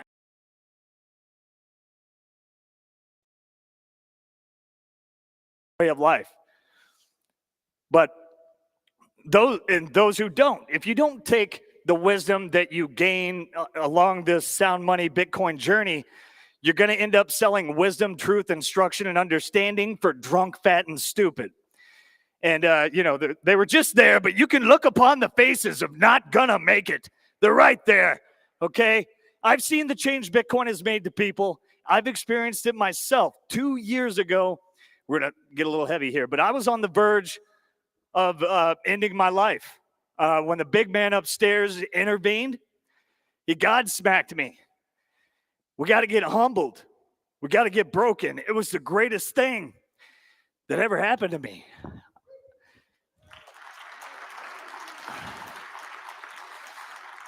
Thank you. At the time, I had close ones that had taken their lives. The world going 1984.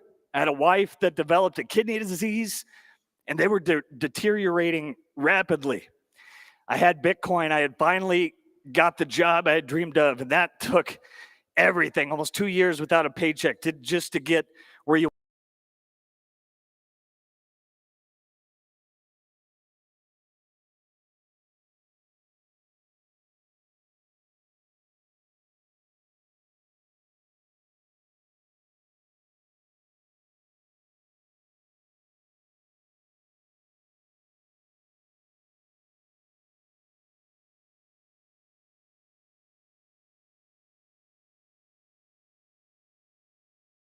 want to be, and then to have a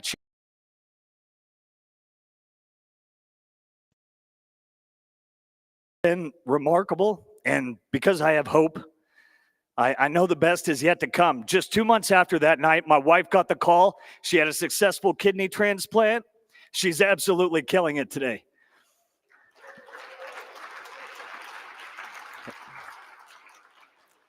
And the team, Nico and Opti, were always there for me. They believed in me. They saw me through it all. My Simply family and my family as well. And I get this a lot when people say, Rustin, you got so much energy. You have so much passion. Well, it's because Bitcoin on my journey through the desert led to the gradual healing of a soul that had a hole in it. And I found purpose. I can feel love again, and I'm just giving the black pill the finger. That shit's over.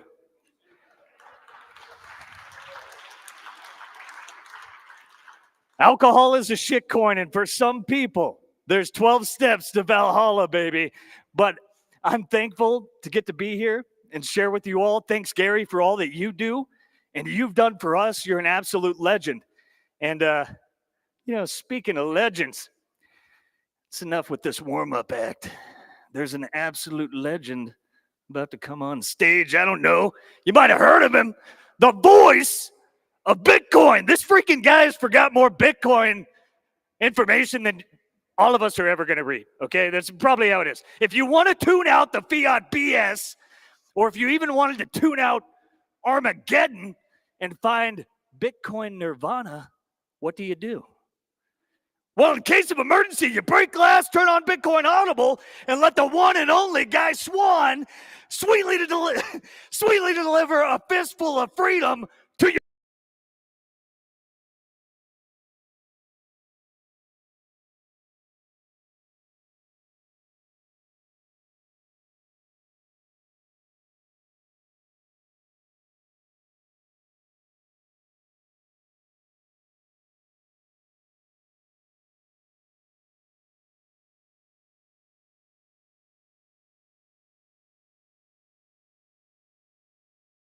brain hole. Now, welcome.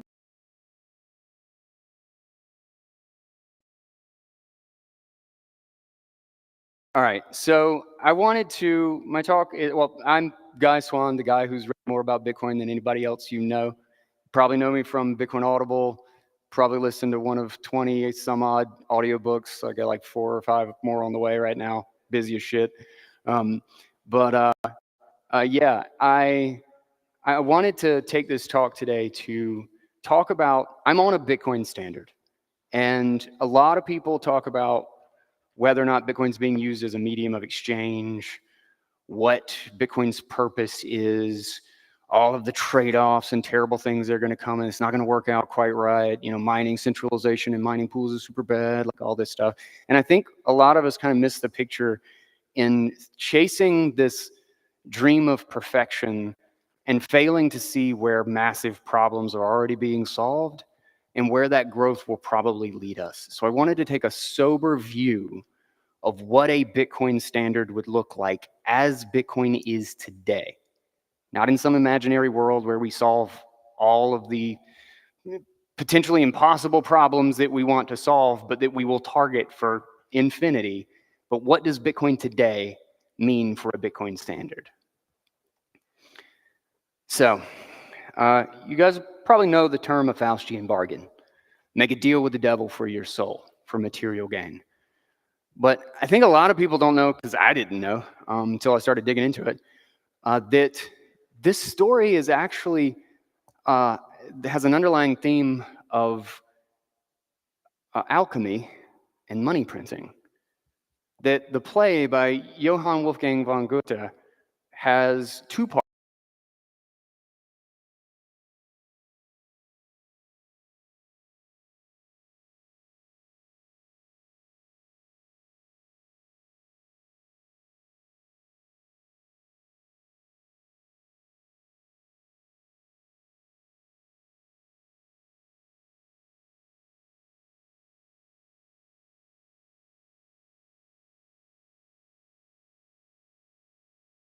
parts.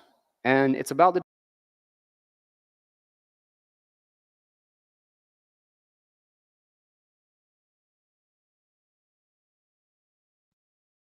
mind it yet. And all you need to do is sign this document, and I'll get you all that you want plus more. And the document says, to whom it concerns, may you all know, this paper's worth 1,000 crowns or so. And the emperor signs it, and before the night is out, the devil's making thousands of copies and distributing this as money. And there's an economic boom. Everybody thinks they're rich. Everybody thinks heaven has come down and granted them with unlimited riches. And Mephistopheles actually tries to reinforce this, and he talks to the people, and he says, such paper's convenient, for rather than a lot of gold and silver, you know what you've got. No need of bartering and exchanging, just drown your needs in wine and lovemaking.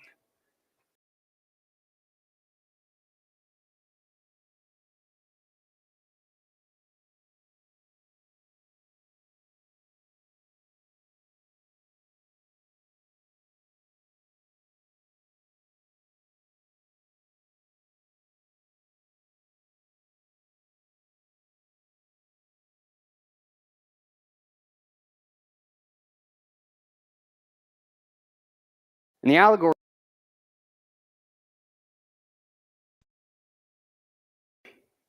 every major country is doing this, and we are living through all of the results.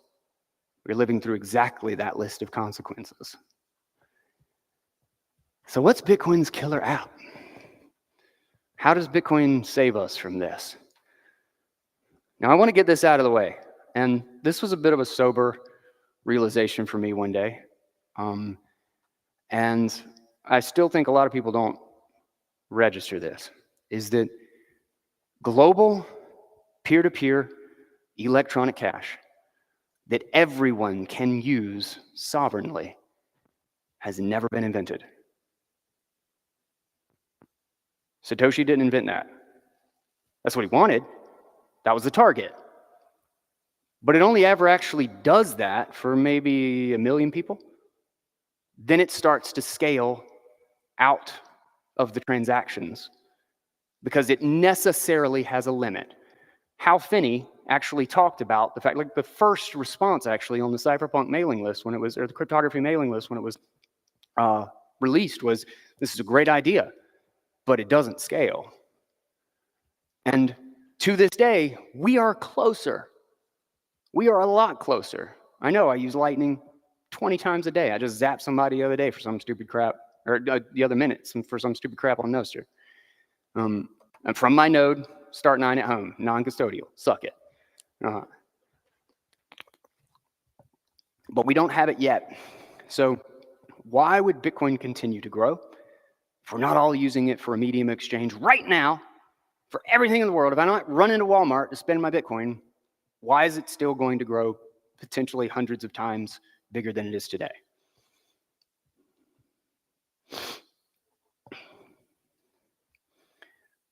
What's the big problem? What's the big problem?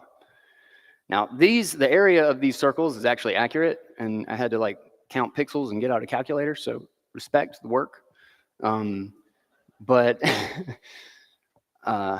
that little yellow circle down there, by the way, the blue one is not so big that it's off screen for effect, even though it helps, but it's just because you really can't tell what the hell's going on in the other ones without blowing it up this big. That little yellow circle is the amount of settlement and payments that occur in global e-commerce. $8.3 trillion. It was a record last year. That red circle is all retail payments. Cash, coin, debit, credit, everything. Globally. And that's a best guess too. That's really hard to measure. It's like $30 to $40 trillion every year. That green one, Fedwire.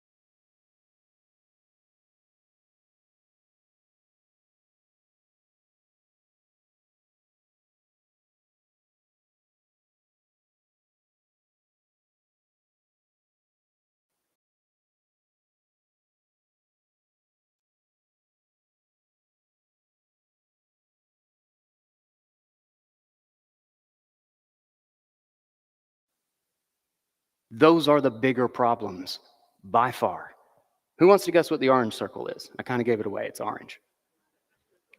Bitcoin, 3.5 trillion. And that is best guess, excluding wallets paying to themselves, exchanges to themselves, etc. Now, who can tell me what the white one is? Ooh, excuse me. Gold. That's the piddly little shit that gold can physically settle every year. That includes industrial use, that includes jewelry, that includes personal coins, and that can include central banks. And Germany just had a record. We're going to turn the whole thing upside down. We're going to get 1,200 metric tons of our gold back. Germany says we're going to get it from US because now they're our enemy. That's $115 billion. Does not move the size of that circle at all. Gold sucks at large settlement. Gold's market cap is $20 trillion. Bitcoin's is $2 trillion. Bitcoin has provided monetary assurances to 3 times as much settlement last year as gold did. That is not something to dismiss. Real money exchanged real hands between real people that was done, and physical gold cannot compete. Gold is the only thing as designed today that even with all of its problems, even with mining pools and where's the hardware and what's the hash power, it's the only one that can economically scale up to actually put a dent in the size of those two problems. So why? Well, I touched on it. Gold sucks at scale. Bitcoin works really well at scale. It's easy for me to move 230,000 Bitcoin. I can send it to you very quickly. Even if we take the, mining pools are centralized and it takes 2 days. 2 days is a whole hell of a lot better than trying to move how many tens of thousands of pounds of gold on a ship that needs a battleship and 2 submarines to carry it across the ocean and drop it off somewhere, and it needs a building that costs $6 billion just to stick it in so that somebody else doesn't come steal it, as if they're going to pick up all the bricks and just run away. That's why it never moves. Because it sucks. It sucks at this job. In fact, the very first paper money, the very first bills of exchange were for large sums and international trade. Gold failed from the top down. Coins, silver and gold and copper coins, like physical settlement of coins, worked well into the 1900s. Small transactions worked great. And it's Bitcoin, as it scales better at big transactions on chain, small transactions like 1,000 sats is difficult because it's going to cost me, it's uneconomical. It's going to cost me 300 sats to send you that transaction. So my conclusion here is that Bitcoin will not be gold 2.0. It's already 3 times better than gold at doing the thing that everybody says gold is good at, which it doesn't. It clearly sucks at. Otherwise, we wouldn't have this massive fiat problem. And I don't think, even in the scenario where we don't get the scale and the sovereignty that we want, which I think we do, but it's just going to take a hell of a lot longer because it's a bigger problem. It's a far more multivariant problem than we had expected going into this. But that it won't be gold 2.0 because the dynamics are perfectly the opposite. This will mean that small nation states, businesses, institutions, communities, critical organizations and infrastructure will be able to custody real value and settle real value to anyone that they want and need to on their own, sovereignly. So this does an interesting thing to power.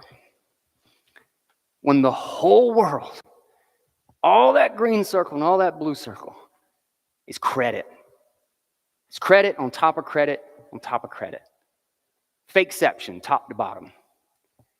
And credit is only worth the power to enforce it, which means there's not really kind of like half of the power of credit. You either are kind of the top dog or you're nobody.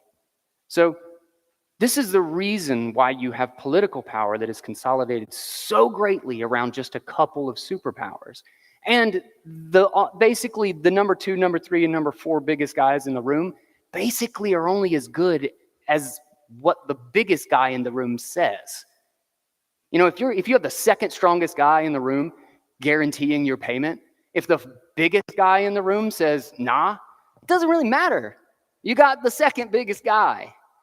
And this power dynamic, rather than creating a hierarchy, kind of creates there's one king, and everybody just kind of gathers around them and does what the king wants, and then they have a requisite amount of power because the big dog says okay. And when you actually change that, when you actually have small nations, like here's a great example, and the ability to loan money out of thin air is such a potent and horrific disease from an economic standpoint, from the health of a society. Alex Gladstein has a great piece called Structural Adjustment on how the IMF and the World Bank basically subjugate the developing world. And all this foreign aid that we see for God knows how long that goes to the developing world as a form of loan. They loan money and then give it to developing world. They calculated what the net flows of resources were from 1960 to 2017. All those gifts, all that aid, resulted in $62 trillion from the developing world to the Western world. It was not aid. You do not create a loan out of thin air and give to somebody and give them something. If I create a loan out of thin air from something that I don't have and then you buy a house, you bought me a house. I gave you servitude to me. And there's going to be strings attached, I promise. The power dynamic when a small country, when a business, when a bank, when strategy can actually hold their own coins, when communities can hold their own coins, the ability to not care quite so much what the dog a little bit bigger than you says changes dramatically. Because now you actually do have a hierarchy. Now, numbers 7, 8, 9, 10, and 11 can kind of get together and say, I don't really want to do what number 1 says. And there's not a lot they can do about it. They don't control their payment rails. Russia and Iran got kicked out of the blue circle because the US just decided one day that they weren't going to be involved. That's the system we have now. Bitcoin is not that system. They would not be able to say that if Russia was using a settlement system on Bitcoin.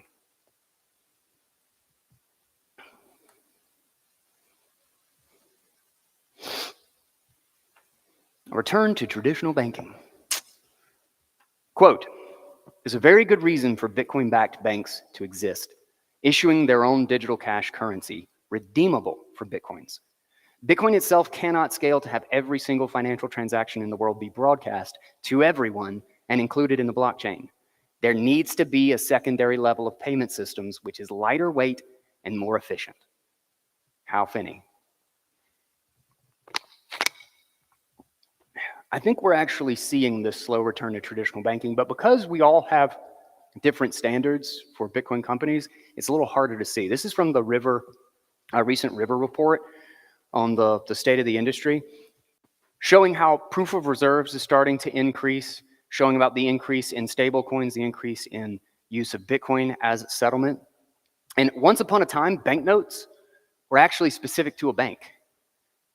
When gold and silver were the standard, the banknote was a standard amount of, like, it was like 1 ounce of silver or 1 ounce of gold, and that's what the banknote was. And it was for Wells Fargo, or it was for Bundesbank, or whatever it was.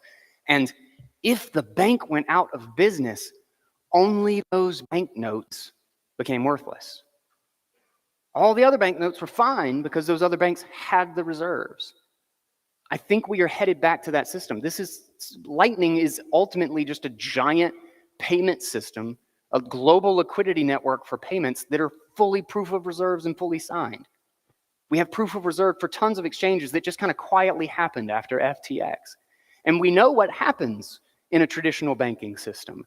We know because FTX, Mt. Gox, they did the exact same things that all the banks in the world do today. They hit fractional reserve. They said, we got 80,000 Bitcoin, but damn it, it'd be great if we had 100,000 in those accounts. It's just fraud. It is just fraud, and it misprices the market, and it changes people's behavior, and it imbalances the economic system. But guess how long those lasted? Like a couple of months. I think when we move to a Bitcoin standard where people realize that Bitcoin is the only thing and the banknote is just a banknote, like nobody's confused about whether or not they're going to get real Bitcoin from it. We bitch all the time about whether or not Bitcoin from it.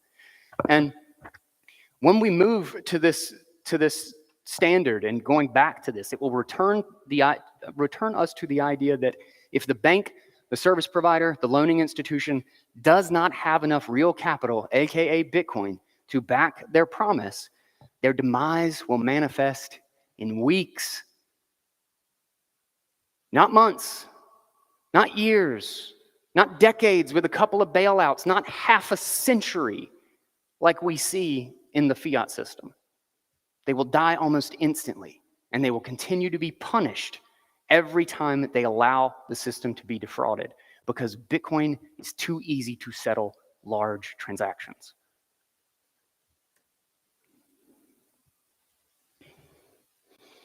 So what to expect? I think a lot of these are in line with a lot of things I've already talked about, but Bitcoin-backed loans will become standard for providing a lot of other services. I have a Bitcoin-backed loan, and I think it's actually a genius thing, because the idea of a multi-sig, like just think about like tossing out a simple idea, the number of different things you could do with the idea of a multi-sig and a public attestation as to the existence of Bitcoin is that I could do a multi-sig with Unchained and On-Ramp and Leaden, or whoever, just like 2 or 3 other institutions, spread out jurisdictions just for fun of it, because F the government. And I'll have a key too, just to know that it's mine, that like it's there and it's not being rehypothecated. And then in the timestamp, we'll do the root hash of a tree of eCash that has been issued. And then everybody can use that eCash and actually prove that it's in the timestamp of the transaction, of the multi-sig, of that 1 Bitcoin. And everybody has monetary proof that their eCash, which is private and they can send to anybody they want, has real Bitcoin backing it. It's custody. Like, you don't know if you're going to get it because it's still permission from that institution, but it's got the monetary assurances that not a single sat of that shit is fake. That is the kind of thing that I think will start to expand rapidly. Stable coins will expand rapidly. I don't have the time to get into it, But I think we're seeing also a technological revolution happening at the same time as a monetary revolution. And I think crypto is totally lost up in the technological, and they don't understand the monetary side of it at all. And I think because of that, there's going to be a aggressive growth of stablecoins in the near to medium term that will actually consolidate fiat as barriers of the old infrastructure start to get blasted away. So we'll see less and less fiat monies exist and more like dominant dollar and euro and that sort of thing.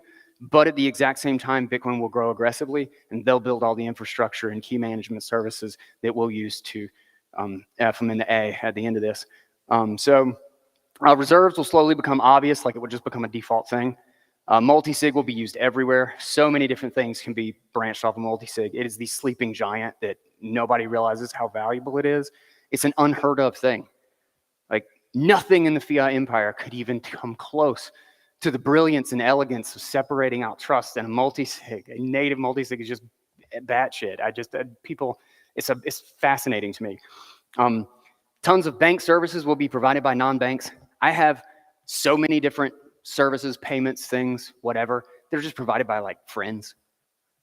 Like I have one of those anonymous guy. I don't even know his name. I used a service, a Lightning service that he provided for 2 years. I sent, I don't know, probably 1,000 transactions over it. The dude was running it on 2 Raspberry Pis. Like, that's wild. He could be anywhere in the world. I have no idea where he is. Guy could live in China. I know him by a NIM on Nostr. That's it. International organizations will lose relevance. The UN, the NATO, these things, these political entities largely exist by the grace of the big dog. And most of them are there just to flout their power and don't actually want skin in the game. They just want to be at the table. And I think those will, I think they're already kind of losing relevance, but I think those will increasingly start to dissolve until real capital is back up. Like, I think like a legit, like you look 10 years, 15 years down the road, we're talking about like multi-sigs where everybody actually brings real capital to the table in Bitcoin. And then the players actually have keys. So, you know, the biggest player just has their key for their Bitcoin or the relevant amount that they staked into this thing. And they can't just, whatever they say isn't just what goes. It's actually a group that does things as a group. And it'll be really interesting to see that shift. A number of other things, if we have time for questions, we'll get to some other ones. But I think ultimately it means a return to truth.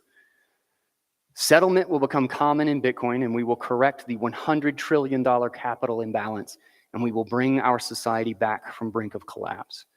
And we will have the global permissionless monetary digital foundation to build the tools and the protocols that extend that sovereignty to everybody in the world. Now, back to Faust. Even after the devil corrupted him, his whole environment, sent him on a bunch of worthless pursuits, compromised his ethics, and literally destroyed the society around him so that he didn't even know what he should be doing and what would be good and what would be bad. Faust still clung to his better half.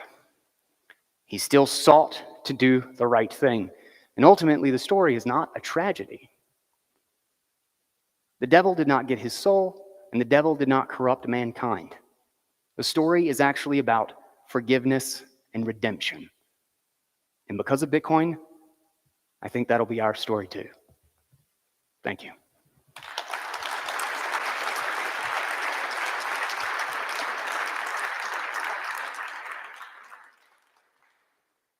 All right.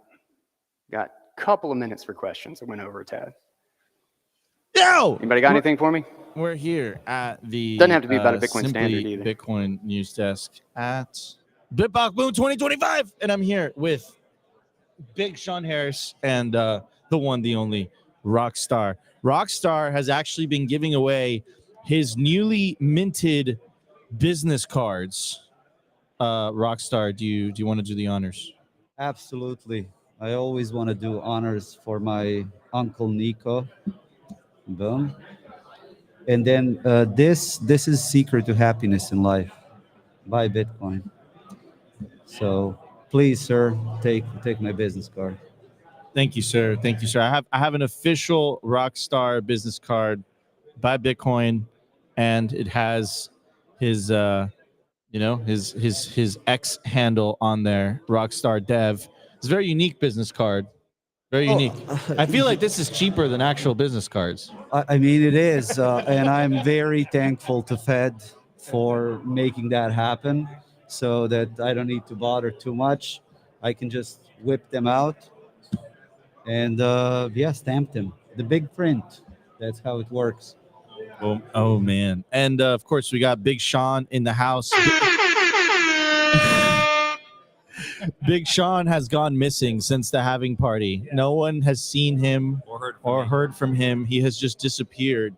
I found him in a sea of Bitcoiners. I saw just one big head popping out in the crowd, and I said, "Yo, Sean!" And like those giraffes fighting in the Serengeti, he just goes, and we just slow motion. Wow, Nico's actually tired. You can tell. Ran toward, and I have to speak on a pedal. And we slowly walked to each other in slow motion, and we embraced. It's like a Baywatch scene. Yes. And you know, I had an image of Greg in my head while that was happening. Pause.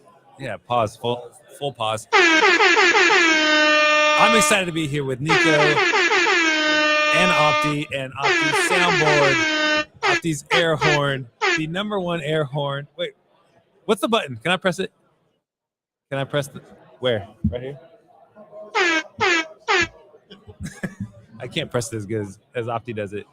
But Master of Chaos, the two hardest working men in Bitcoin, the two hardest working men in Bitcoin, and of course Rockstar Dev. I'm happy to be here at BitBlockBoom. And I love, in preparation of doing this, you also offered to be the business card printer for Uncle that you stamp. So can I get a second stamp on this? You can. That's the beauty. Like you can do it as however you like, and we are ensured that Fed prints more of these. So yeah, there is no wrong way. You can just take one. You do like.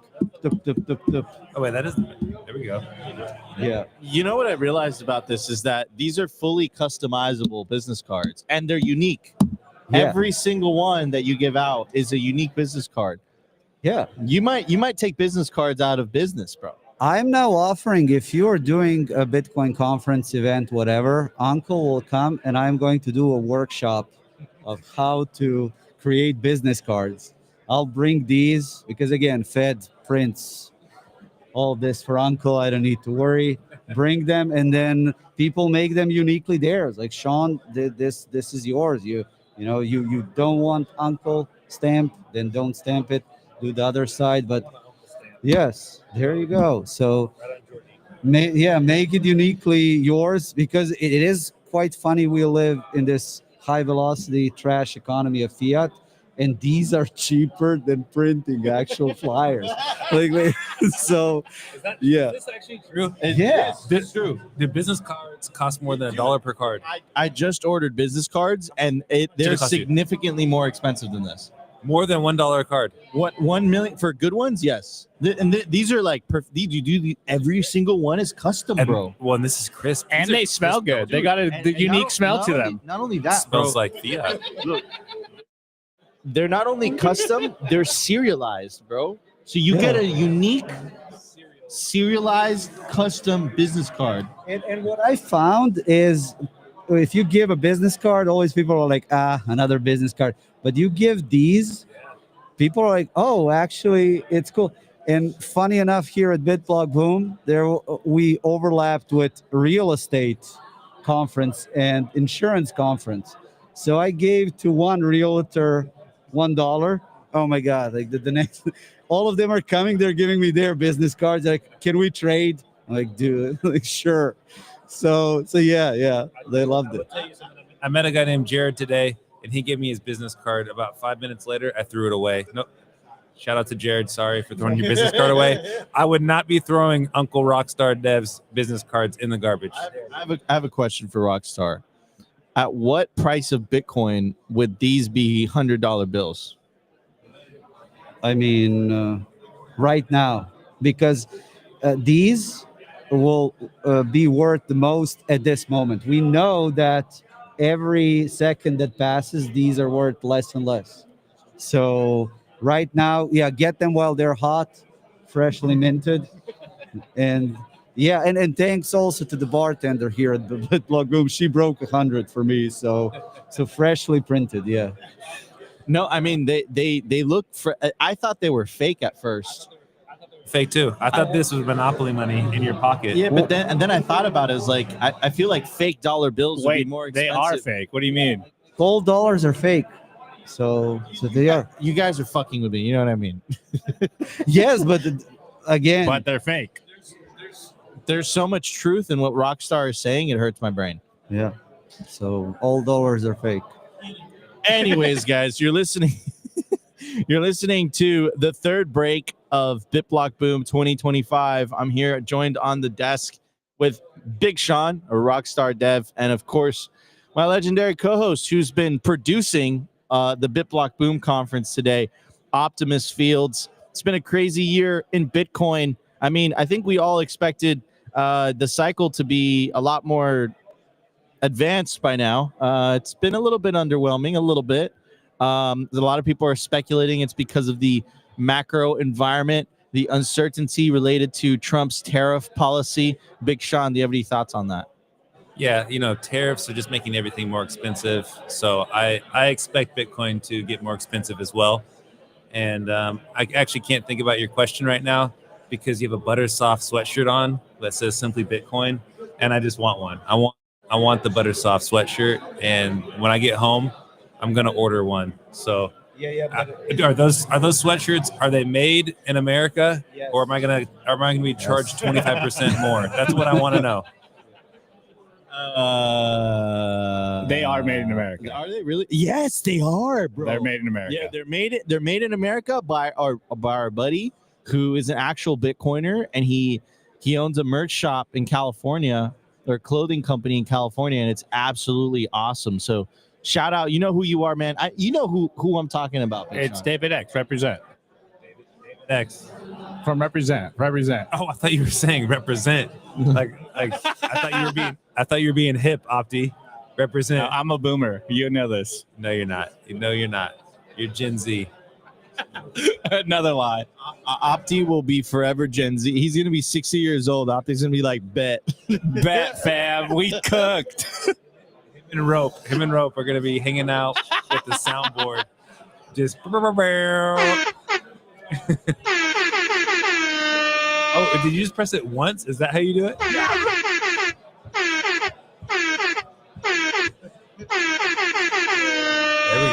There we go. Wait. I do. All right, guys. So I'm not just abusing the soundboard for any reason. There's a funny story that Big Sean tells me every single time.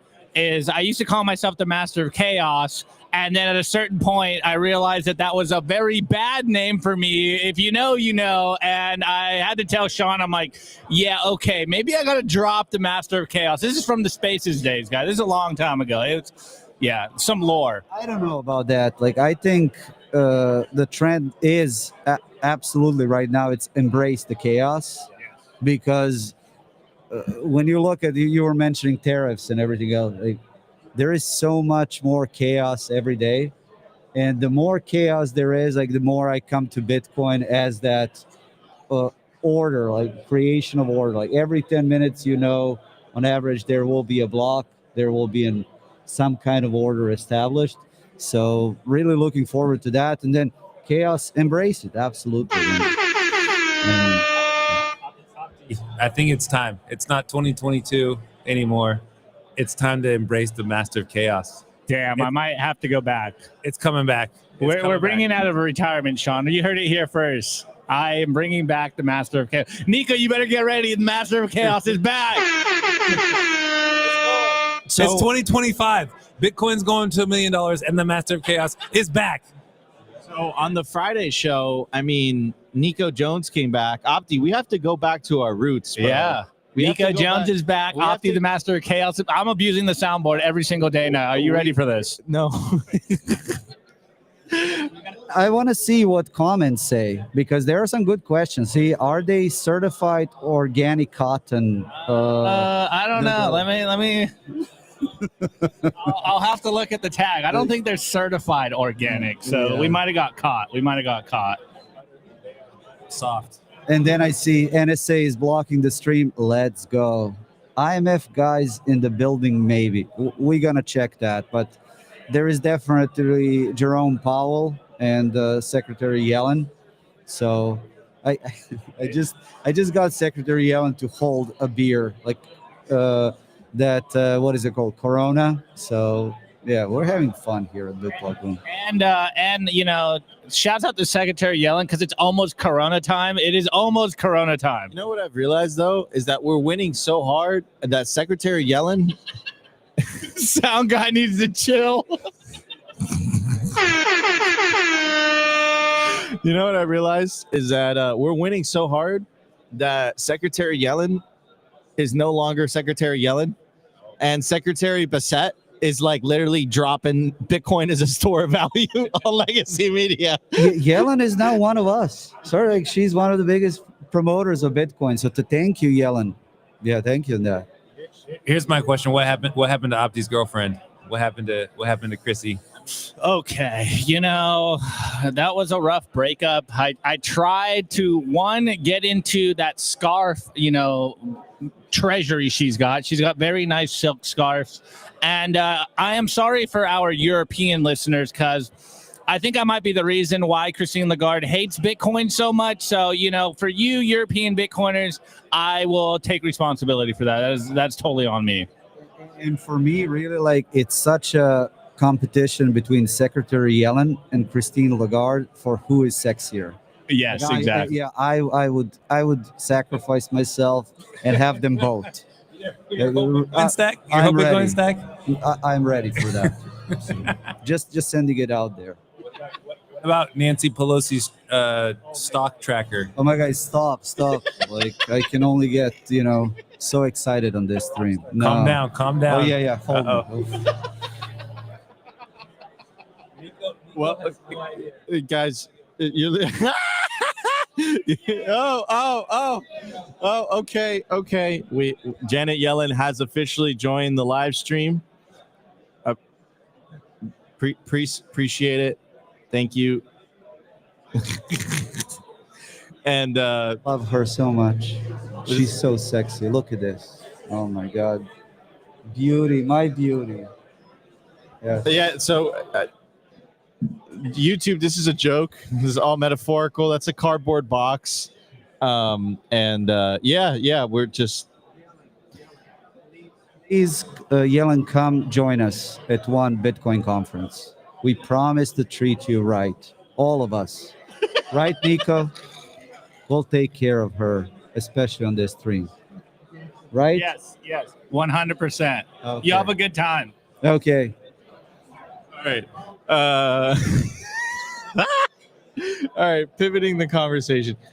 Thank you, Treasury Secretary Yellen, for joining the stream. Really appreciate it. Have to get rid of that. Oh man, Christine is literally trying to enslave Europe because Opti broke her heart. It's true. My bad, guys. For anyone who's not in the know, Opti is single-handedly responsible for central bank digital currencies. It was Opti's fault. No one else's fault. It was Opti's fault. But yes, this is awesome. We've been streaming for 7 hours and 11 minutes now. We still have a couple more panels in the afternoon. I'm going to go through. Nico, you're going up next. Some of the schedule. We got Lee Bratcher, we got Buck Purley, we got Nico Moran, and then we got Marty Bent to close out the day. 4:45. And then, of course, we have the famous casino night that's happening tonight. You guys definitely don't want to miss it. And if you guys didn't come to BitBlockBoom this year, you guys should definitely come. BitBlockBoom 2026. This is the longest running Bitcoin conference. Janet Yellen's still in the picture. This is the longest running Bitcoin conference I'm so tired. This is a lot. I need coffee. No, it's Jacob. Yeah, I want to add something on that, Nico, because it is one of those OG conferences. I first came here in 2019 and changed my life. Like, I feel whenever people come here for the first time, it changes their life. Back then in 2019, it was crazy. It was Marty, Odell, NVK, like all the early Bitcoiners. And that's where Bitstein delivered that famous memeing Bitcoin to the moon presentation. And then this year, he gave another great presentation, HODL for Good. It's available online, like on live stream, part of this. So watch it. And then if you haven't come to BitBlockBoom, like change that. Next year, be here. 100%. And in fact, just to add to Rockstar's point, wow, this just revitalized me. Holy cow, I needed that. So it's just a Red Bull, guys. Is it really just Red Bull? No, it's not. Is this just Red Bull? It's totally not just a Red Bull. It's just Red Bull. It's just Red Bull. So to add to Rockstar, dude, we're going with Red Bull. All right, dude. You know, Jacob's doing the best he can over there. He's doing the best he can. Red Bull. Okay. Anyways, so no, this is great. I appreciate you. So yeah. So story about BitBlockBoom. To add to Rockstar's point, this is actually the first Bitcoin conference where me and Opti met each other in person. And Pause. It was simply Bitcoin. Maybe probably wouldn't exist if it wasn't for this conference. And I'll say that in its current form. And I'll say that we actually got a room together. We didn't really know each other. Pause. And 2020. It was Surfer Jim that was like, yo, guys, like, you guys have to go to a Bitcoin conference. And we're like, no, that's stupid.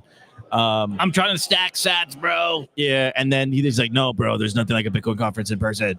And it was absolutely true. Like, there is something very special about these conferences because, like, you have to understand, like, us Bitcoiners, like, we're kind of freaks. Like, we're in this like fiat matrix. No one understands that, you know, life could be full of hope, full of opportunity, full of prosperity, full of optimism for the future.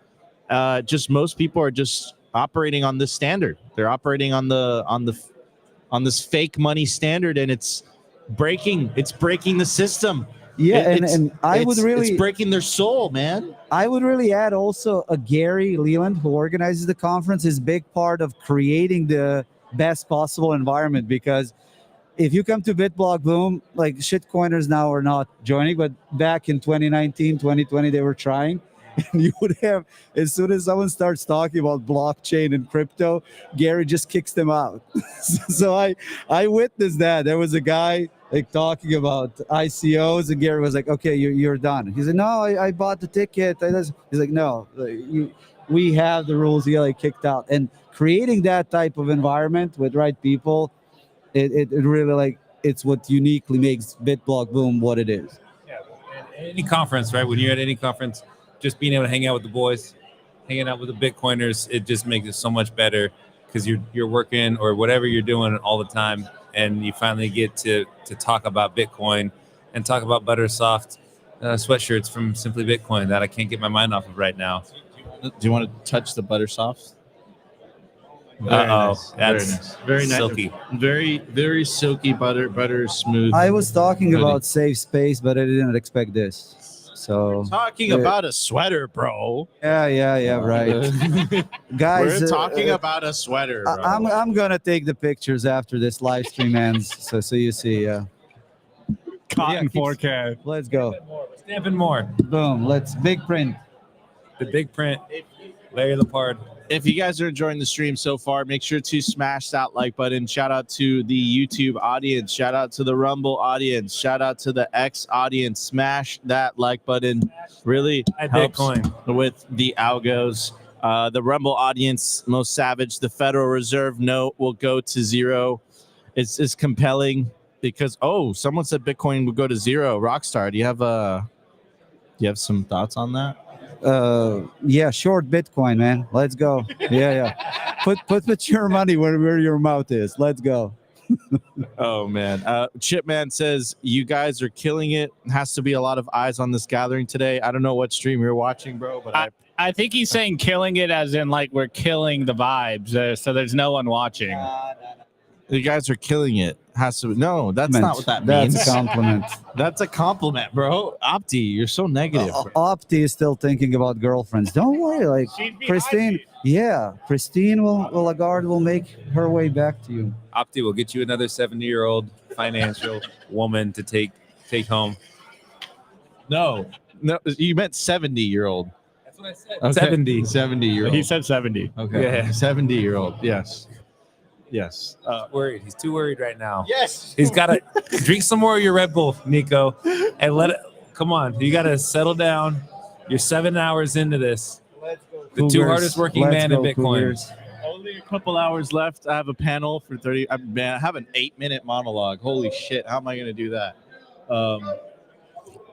I guess a couple minutes.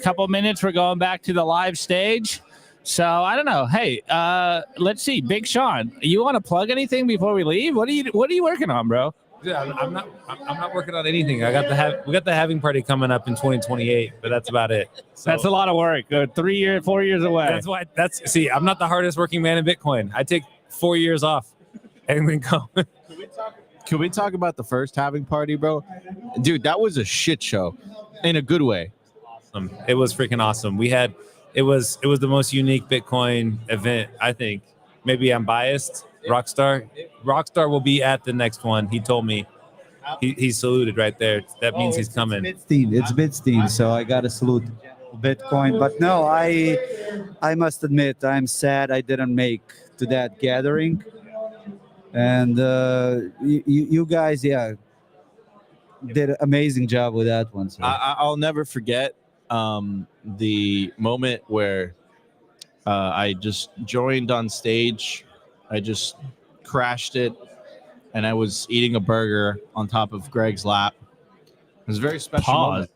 And we were like looking into the El Salvadorian Ocean. It was very tranquil. It was a very good moment. But you guys, like, even though it was called the halving party, it was totally not even close to the halving. But it's the effort that counts. Yes, it was before the halving because we wanted to be the first ever halving party, and we were the first ever halving party, and we were the only halving party to have a beach stage. When have you ever seen a stage on the beach before? It's true, bro. I have never. It's true, and the hotel was good. Good. The rooms were not that great, but it was good for El Salvador. The rooms were not that great, and the food wasn't that great either. But it was unlimited drinks. Yeah. So, but to me, like those details, like small details, don't matter. Yeah. What matters is, like, we have Bitcoin reforming the whole, world economy, and we get to just enjoy that, shitpost, make jokes, be part of it, because I'm telling you, like, I'm sad now that I wasn't at halving party. Yeah. I will be even more sad in 10 years because it will be part of the history. The same way that, again, BitBlockBoom, 2018, first one, missed it, damn it. But I was there 2019, changed my life, and I didn't know for you, like 2020, you come here, first time, two of you get together, and what, now you have... What's like the number of subscribers on Simply Bitcoin on YouTube? At least 58K. We're on, I think, 78,000 right now. 78,000 subscribers. So like crazy, and I see you're crushing it with views and content. And you produced that video of me with business cards 2 nights ago. Yeah, didn't blow up, bro. That was some good. That was on the fly. I had a vision in my head. Rockstar was this perfect talent, man. Hey, you got it on one take. It was excellent. I'm here for Simplicity Uncle Nico, and the UN. People don't know, like that will definitely blow up. The UN, the Uncle Network. No one knows about the Uncle Network. The Uncle Network is coming to a place near you. It's replacing the UN. The UN is outdated. All right, it's an archaic institution. The Uncle Network is the next evolution. The Uncle Network is what the UN was meant to be. The Uncle Network is what the UN strive to be. but Wait, it wait, never- wait, Nico. Before, let me cut you off. Uncle Rockstar, do you have any of those cool cards with you right now? Oh, the Yeah. We got 1 minute, 10 seconds left, but let's show the people how awesome these are, and then we're going to the main stage for the last leg of BitBlockBoom 2025. Yeah, you can't see here, but there are laser eyes. Yeah. Oh, damn it. I'm doxing my Lightning wallet balance. Yeah. Boom. But you got to put the NFC on it too. And there is, what's great is there are Ross Ulbricht cards. There is a Trump card, all laser eyes. And for those coming to Las Vegas Bitcoin conference next month, find Uncle. I will have some cards for you. On you? Well, I have it in my room. You want to join me? Yeah, I do. All right, guys. That was fun. All right, it looks, let me see. I don't know if they're fully ready yet. I think they are about to get ready, but there we go. We're going to the live. We're going to the main show. We'll be right back. Sweet.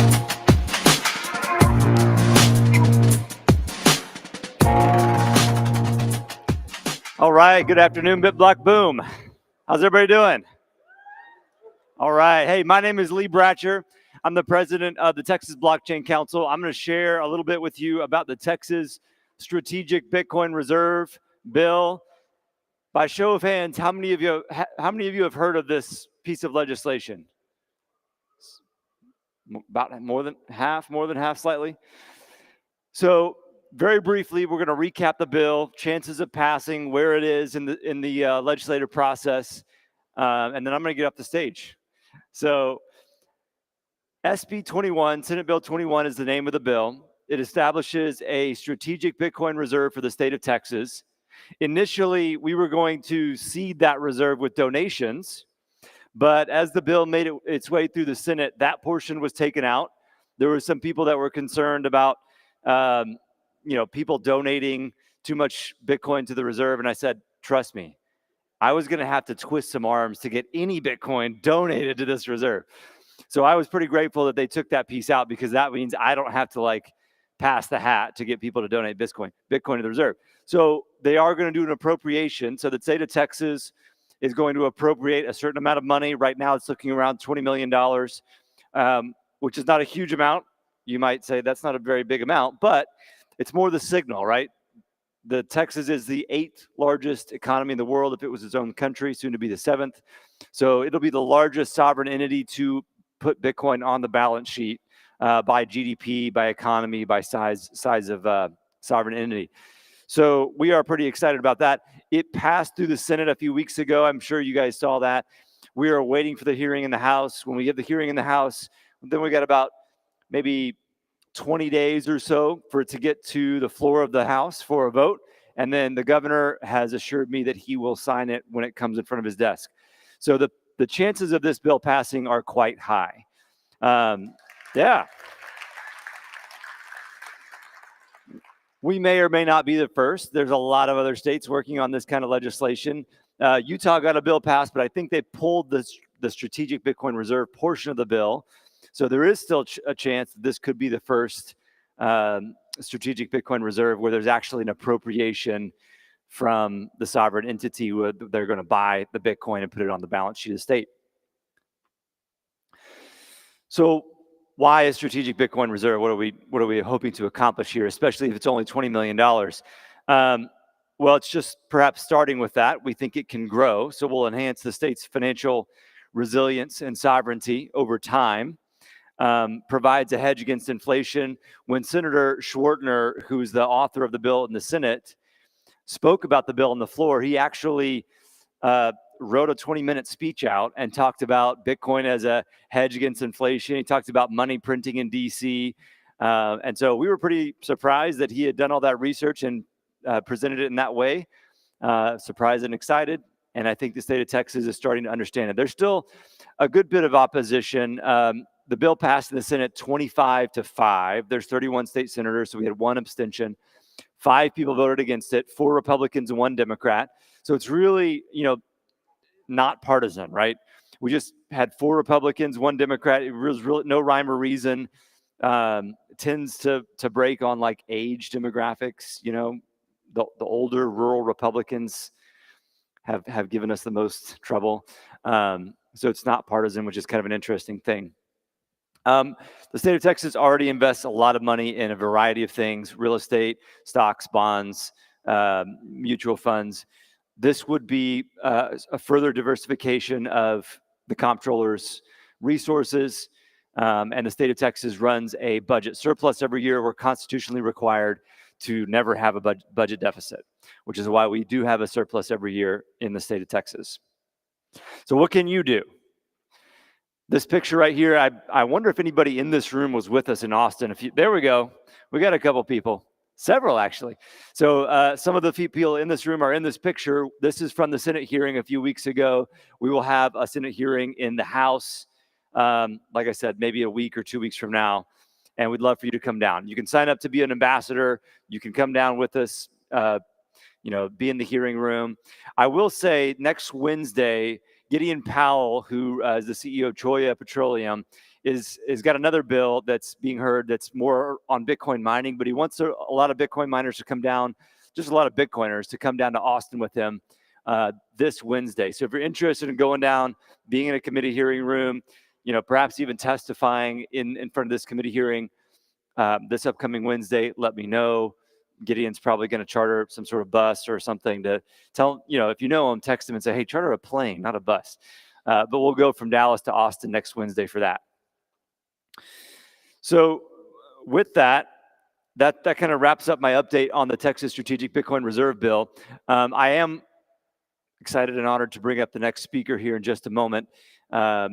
He's actually from the sponsoring company of Unchained Capital. So as you guys know, Unchained Capital has been, or Unchained, they've dropped the capital, didn't they? Unchained has been a great sponsor of this conference for many years and doing great work. I think Texas would not be where it is today without Unchained and without the variety of people that have been through Unchained or are currently still at Unchained. So excited to announce our next speaker and just kind of pay some homage, if you will, to Unchained for being a longtime sponsor of this conference, a longtime supporter of Bitcoin in Texas, and just a great overall company. So with that, let me make sure he's ready. We are ready. So Buck Purley's going to come up. Buck is a co-lead of BitDevs in Austin. He's, I think, started with Bitcoin in 2017 as a software developer. He's a senior software developer at Unchained. And like I said, he, I think, has been co-chairing the Austin BitDevs meetup for several years. So put your hands together for Buck Purley. I got it. Thanks, man.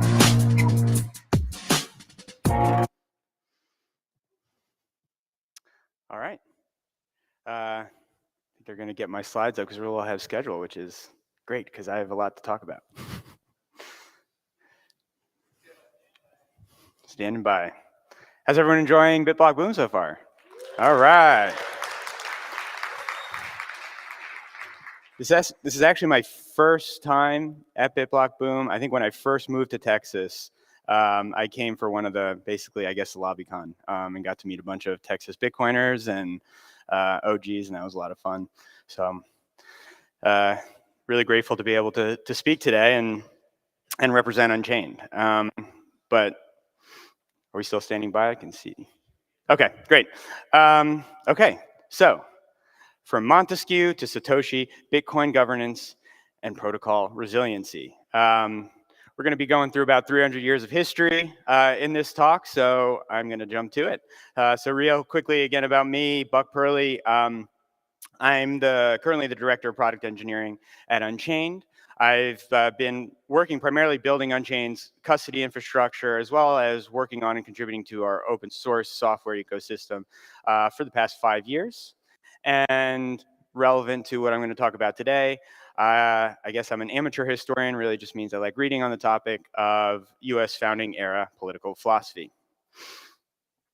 So, to set the stage, what are the stakes? What am I going to be talking about? I'm going to make 3 claims here.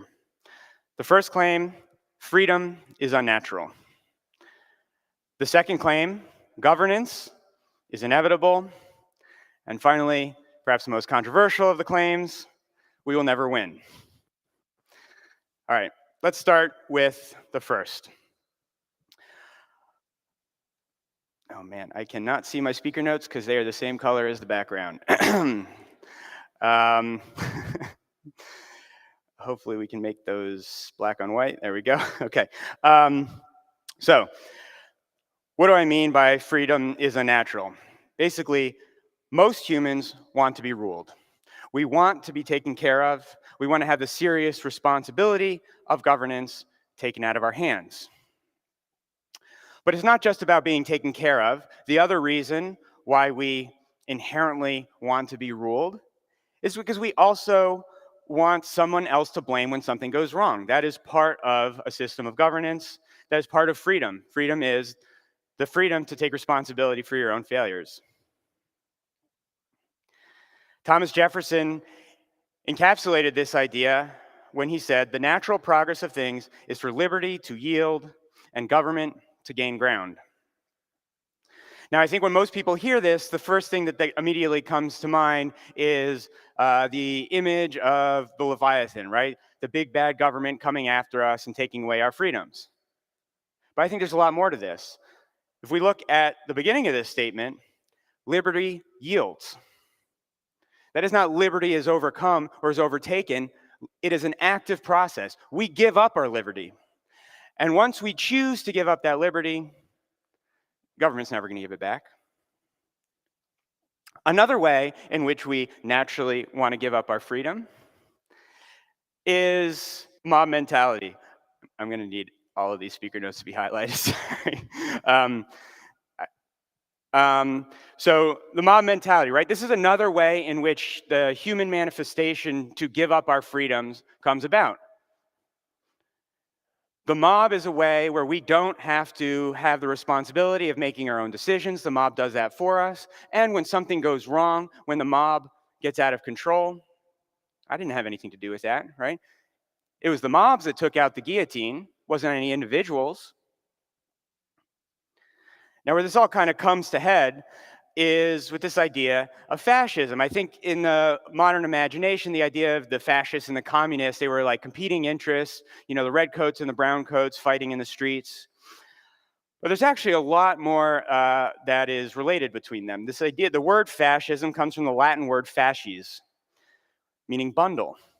And this is in the reference to a bundle of sticks. And the idea is that a stick on its own, easy to break. When it's part of a bundle, stronger. This came to be a symbol in the 20th century of strength through unity. That is the root of the idea of fascism. And importantly, this desire for unity is natural. It is natural for us to want this kind of unity, but it's just as natural for it to be unsustainable at scale. So conformity ultimately has to be enforced. Just like that stick when separated from the bundle, any member of a group that deviates is not just an outsider, but is a threat to the whole group. This is known as the coalitional instinct. And this is an idea from evolutionary psychology from John Tooby. And what he says is the primary function that drove the evolution of coalitions is the amplification of the power of its members in conflict with non-members. This is basically an element of self-preservation. There's nothing malicious about it. There's nothing bad or wrong with it. We evolved this way for self-preservation. Be a part of the group, and you'll be safe. There's another aspect of it, because once we're part of the group, again, that idea of the bundle of sticks, we have to preserve that coalition at all costs. And we are willing, more than willing, to sacrifice our own principles often, to malleate our own thoughts and our decision-making process to preserve the group. It's a matter of self-preservation. The interesting thing about coalitional instinct is coalition mindedness makes everyone, including scientists, you know, the well-educated, far stupider in coalitional collectivities than as individuals. We will do whatever we need to justify the actions of that coalition. All right, let's get to the second claim. Governance is inevitable. So before I explain that, let's talk about what is governance. So first, very generally, it's just a process by which decisions are made. That process can be informal or formal, and that can exist even at very small groups. You can think of a family as a small group that has informal governance mechanisms that exist.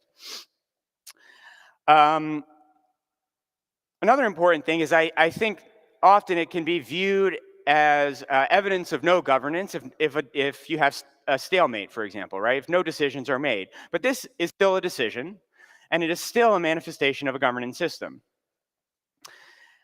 And then finally, it is a process that can be a formalized system, either through a system of laws or code. It can also be informal. Cultural or social pressures are examples of how these manifest. But as we'll see, a refusal to recognize the legitimacy of formal processes for decision-making can ultimately lead to chaos and ruin. Okay, so why is it inevitable? Well, at root, it's basically because of this idea of Dunbar's number, right? So the idea of Dunbar's number, who don't know, it is that humans really can't keep track of a network, a social network, beyond about 150 individuals. Beyond that, our brains can't really form cohesive social communities. But of course, humans have existed in groups of in some form that far exceed 150 for millennia. So how have we accomplished this? We do this through social and technological scaling techniques. Speech, writing, money, these are examples of technological innovations that have allowed us to scale human society. Religion and politics are other examples. Governance is basically a manifestation of these scaling techniques. It is inevitable, we do it one way or another, and we come up with ways to scale these groups one way or another. Nick Szabo wrote an essay on this topic called Money, Blockchains, and Social Scalability back in 2017. And he defines this same phenomenon, this idea of how do we handle these larger groups. He calls social scalability is the ability of an institution to overcome shortcomings in human minds and in the motivating or constraining aspects of said institution that limit who or how many can successfully participate. So if you don't go through the efforts of how to create these systems, it limits how you can grow the institutions or the systems themselves. Okay. We will never win. Basically, there's a couple reasons why I make this claim. In general, it's because, well, first reason is this idea of there is no strictly defined winning condition, effectively, for what we're aiming for. So I really like this quote from Hannah Arendt, who describes this at a civilizational level, where she says, she's a historian of the 20th century, every generation, civilization is invaded by barbarians. We call them children. Here in this room, we might call them no-coiners or new coiners. The point of this is that this is a constantly evolving social group with its own social dynamics that has a constant process of education, of assimilation. There is no end state. So therefore, you really can't define a winning condition. This is not like a sporting event, right, where you can say there's 4 quarters or 2 halves, whoever has the most points at the end of that wins the game. So when we don't have those kinds of constraints, it gets much harder. Let's take the United States, for example. This is an ongoing experiment, right? By any objective metric, the United States has been the sole superpower on the planet for about a couple generations. We are the richest, most innovative country in the world for maybe about the past 100 years. And yet faith in the US, our institutions, our place in the world, and our future has maybe never been more in question. So how are we defining success then? This is basically evidence of number go up, US won, right? Well, obviously, it's still an ongoing process. Another thing that I find interesting is that when we try and create these kind of ill-defined winning conditions, these subjective winning conditions, we run into an issue where we define winning based off of who is in charge. If the person you like is in charge, we've won. If the person you don't like is in charge, that's evidence of us losing. So in Bitcoin, I think we have the same tendency. It's a good meme, it's useful for education, but number go up, ultimately, I think, is corrosive to this idea of what we need to be doing to make our system anti-fragile. Bitcoin Dominance Index, same thing. Winning is a moving target, and defined in this way, it's almost always subjective. think a better way, maybe more useful way to think about this is in the frame of losing conditions. They're similarly hard to find. Obviously, number goes to 0, we've lost. But are there other ways for Bitcoin to have lost? I remember in the scaling debates of 2017, people were saying that if Bitcoin hard forks or we get a larger block size, that means Bitcoin has failed. If nation states can have co-opted Bitcoin, then it has failed. These are still subjective moving goalposts, but you can understand that that's kind of what makes this difficult, because you might not know if Bitcoin has failed or won if we don't do a better job of defining it. That's why I'm going to make the claim that an enduring objective framework is better than an elusive subjective goals. And this allows us to make decisions against a changing environment and evolving dynamics in the ecosystem. So to try and make these ideas more concrete, I'd like to step back in history, and we're going to talk about a tale of two revolutions. On the one hand, we have the American Revolution, which, of course, was kicked off on July 4th, 1776. And on the other hand, we have the French Revolution. It's basically a contemporary of the French Revolution. They happened almost a decade apart. French Revolution started around May 5th, 1789. This is useful for a couple reasons. One, they had very different outcomes. They had very different approaches, but their goals were more or less the same. It was this idea of freedom and liberty. And I think many of us in this room would agree that we are in the midst of a quiet revolution. Right now with Bitcoin, obviously we hope it stays bloodless. But I think this means that we also have a lot to learn from each of these. Hannah Arendt wrote a book comparing these two revolutions called On Revolution. And she does this exercise of comparison, and she makes this observation that the sad truth of the matter is that the French Revolution, which ended in disaster, has made world history, while the American Revolution, so triumphantly successful, has remained an event of little more than local importance. And I think this is really important. The French Revolution, or the American Revolution, is like freedom. It's unnatural. And it's the French Revolution that continues to this day to capture the imaginations of people all around the world. Sometimes they don't even know it. It's the feeling of it. It's because the French Revolution was utopian in scope. They were going to change everything. They literally got rid of the calendar, started over at year 1. They got rid of the church and established the Church of Reason. They were going to fix all of our problems. Get rid of it all, and it provoked our passions and the human desire for justice and a cleaner state of affairs that could only be brought about if the right people were in charge, of course. So to compare this, we're going to look at two of the founding father from each of the two revolutions, and here we have, in an appropriately creepy portrait, Robespierre. And in this quote, he says, "Terror is only justice, prompt, severe, and inflexible. It is then an emanation of virtue. The ends justify the means," right? It is less a distinct principle than a natural consequence of the general principle of democracy, applied to the most pressing wants of the country. It's worth it. It's what the people want. We must give the people what they want. That is virtuous. Trust me, I'm in charge and I know what they want.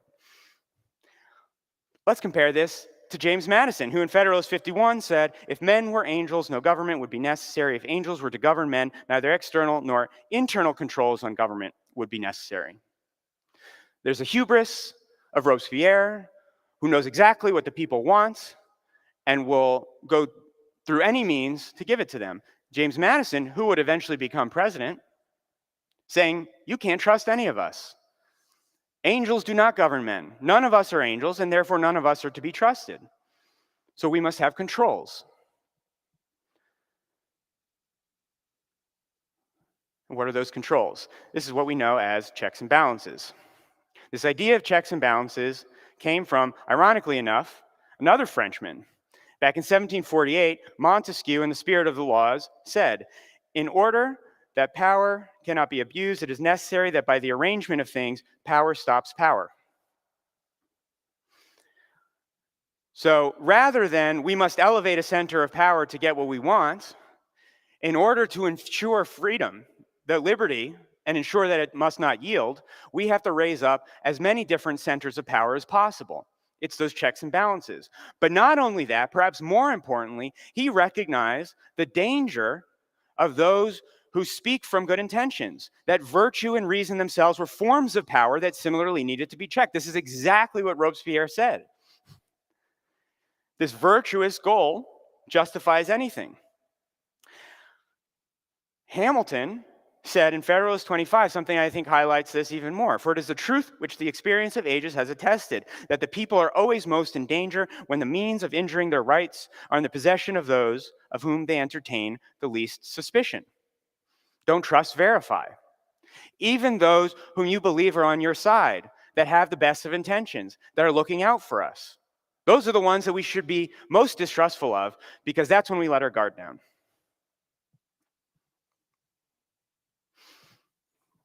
Bitcoin. How does this relate to Bitcoin? We've been talking, this is probably the first and only Bitcoin conference talk that's mentioned French philosophers more than any Bitcoin developers or Satoshi himself. But we're getting there, I promise. But first, I'm just going to talk about software. Ben Horowitz, in his memoir, The Hard Thing About Hard Things, said this: early in my career as an engineer, I learned that all decisions were objective until the first line of code was written. After that, all decisions were emotional. So why does technology need governance? Software is inherently subjective. Software also needs constant maintenance and optimization. There's always going to be bugs in Bitcoin. There's also working on privacy, P2P communications, mempool policy, the problems with mining centralization.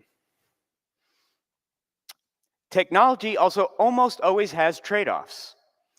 Now, that doesn't necessarily mean that you can't say that one thing is more important than the other, but almost always in technology, you're prioritizing one thing over another, and that's okay, but those are decisions that have to be made. Whether we're talking about scalability versus decentralization, privacy versus auditability, programmability versus predictability. Also, there are different factions that need to be given a voice. All these self-interested individuals, parties, and groups that are, this is a currency for everybody, right? Bitcoin is for everybody, Bitcoin is for enemies. But that means we're going to disagree. And all of those interests are equally valid in their own context. Those need to have a voice so that power can control power and we can discover the quote-unquote right solutions. And finally, again, we need to acknowledge that doing nothing is a decision. We don't know what attacks will look like, and so we have to be prepared to face them. In that same essay, Szabo says, an attack, of course, does not have to be called an attack by the attackers. Instead, they might call it enlightened governance or democracy in action. That includes doing nothing. The other issue that we have to account for is what Hayek kind of coined as the knowledge problem. Bitcoin as a system, like markets, is incredibly complicated with a lot of inputs, all of these trade-offs that we have to deal with. The knowledge of the circumstances of which we must make use never exists in concentrated or integrated form, but solely as the dispersed bits of incomplete and frequently contradictory knowledge, which all the separate individuals possess. Making these wrong decisions is not necessarily a malicious thing, right? A single individual or even a group of individuals on their own can only have so many inputs of information. So we need a process that can bring as many of these inputs to light. Getting to Bitcoin now. I think when people think about governance in Bitcoin, this is probably the first quote that comes to mind. It is the only explicit mention of any sort of governance in the white paper, for sure, most of the writings of Bitcoin and the early developers. But this idea of proof of work is essentially one CPU, one vote. It has this pure democracy feel to it, right? At the very least, it's kind of like a Roman democracy where you have a certain number of elites that have the only votes. But I think the more important portion of this quote is the majority decision is represented by the longest chain, which has the greatest proof of work effort invested in it. So how do we define what the longest chain is? Yes, it is hash rate, but I think it's much more than that. For example, pools that compose the block template, node runners and block relays that have to get the blocks out there. You can put a bunch of hash rate in a block, but if you don't get those blocks out there, it's not going to be on the longest chain. The software that relays the transactions and validates blocks. If you can't get your transaction out to the miner's mempool, it's not going to get into a block. And the devs, of course, that have to review code, merge code, deploy code. This is code that determines a valid policy and consensus. As we heard in an earlier talk, also the default configurations that the majority of nodes run. That has an influence, that has an impact on the transactions that make it into the longest chain. And then we do have to acknowledge that today, what can also impact the shape of the longest chain is the private institutions that run transaction accelerators. You can get around mempool policy now by submitting directly via a transaction accelerator to miners. So what does governance look like in Bitcoin? When I first started thinking about this a few years ago, this was the diagram that I kind of came up with. And I think it's useful because it signals that there is actually a system of checks and balances that we have in Bitcoin. We have a way to make decisions. We have a way for different factions to have a voice. But it only works if we respect that system, if we understand it. If we encourage dissent, we encourage argument, we encourage debate. There are different interests that are represented in each of these portions of our governance system, and within those portions, there are additional different interests and factions that are constantly fighting. Okay. Next, I want to talk about networks and resiliency and how this all ties together. The next few slides I'm actually borrowing from a talk that co-founder of Unchained, Drew Bonsall, gave a few weeks ago at the Bitcoin takeover in Austin. And briefly, why are networks interesting? Well, they're interesting because they're everywhere. We have social networks, communication networks, obviously the networks within Bitcoin where they're talking about nodes or the Lightning networks, transportation, it's in biology, financial instrumentation. I want to focus on this idea from Drew's talk where he talks about network robustness and different topologies. So on the one side, we have an assortative network topology, and on the other, disassortative. The assortative network is the more robust one. What do we mean by that? Well, you could sever an edge between two nodes, and the network more or less still stays together. And those two nodes even probably still have a connection with each other, even if it's a little bit more circuitous. A disassortative network doesn't have that quality. There are obviously several edges that you can see in this, where if you were to cut it, the whole network would be partitioned. So that is less robust. But what is particularly interesting to me is that it's the disassortative network that is cheaper to build. In many ways, it's the more natural network that will arise in most systems. So if we don't take care to build the right systems, you're going to get the less robust one. So how does this relate to governance? Well, if we think about what a centralized government looks like, it looks something like this, right? A star or a tree topology, which is similar to the disassociative one in terms of how it can be partitioned. Similarly, the decentralized democracy version is something like this, a bus topology, right? It has this illusion of decentralization. It is also the more natural tendency that we have when we're building out these systems, but it is not robust. It will fall apart. And then in the American context, we have the extended republic. This was the system that Madison designed in the Constitution. And in the American Revolution, they aimed to secure as many centers of power as possible and have them in constant conflict, not just the branches of the federal government, but also individual versus state versus federal. Pretty cool how that works out. This brings us to the network of keys.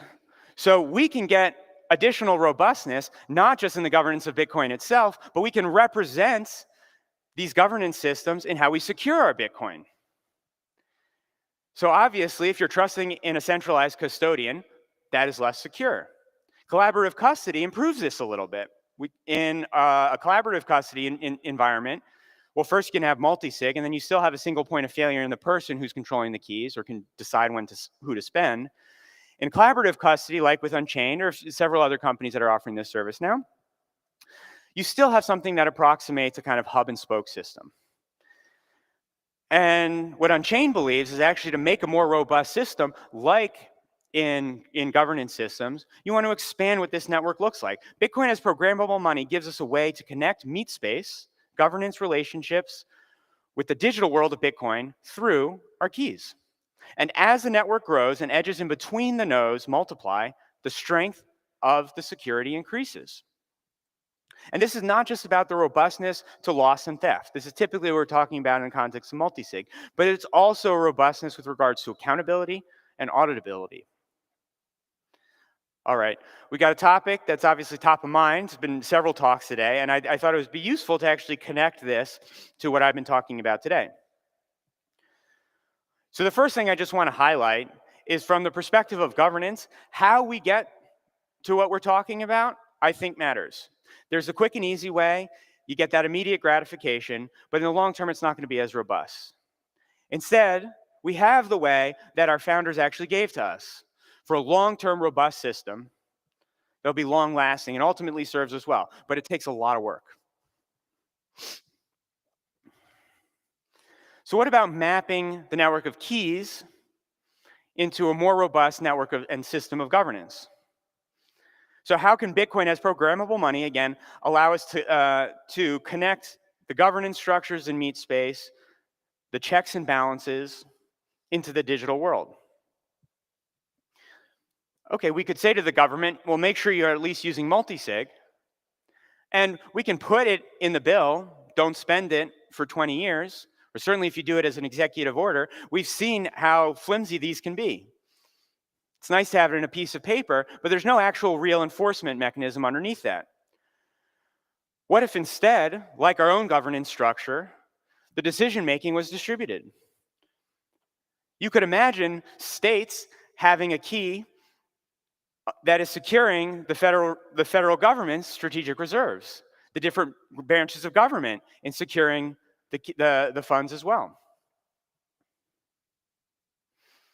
So finally, my concluding thoughts. We need more Madison, less Robespierre. That is not natural. Robespierre feels good. We get that emotional gratification from that. We need to embrace factional disputes. Bitcoin is for enemies. We need to encourage the disputes. We need to encourage the different factions, the different interests. Saying so-and-so is attacking Bitcoin is unproductive. Bitcoin's for everyone. That could include people that you might think are attacking Bitcoin. But that's how the system is supposed to work. We need more centers of competing power. We must be constantly challenged. That is how we're going to preserve this, not just for our lives, but for generations to come. Because anti-fragility means a system where you are okay losing. And this is a really hard thing to understand. But if you're not okay losing, that means you want to be the Robespierre. You want to be the one wielding power, terror. It's still for virtuous ends. No. We need to be okay with losing because we believe we have a robust system that protects against the worst abuses. It allows us to move forward, even maybe sometimes occasionally making mistakes. And I understand how expensive they can be if we make. But mainly you have to be okay losing because we'll never win. This fight is forever. We must be constantly on the offensive. We must be constantly vigilant, not just for our attackers, but our own blind spots, our own weaknesses. Thank you very much.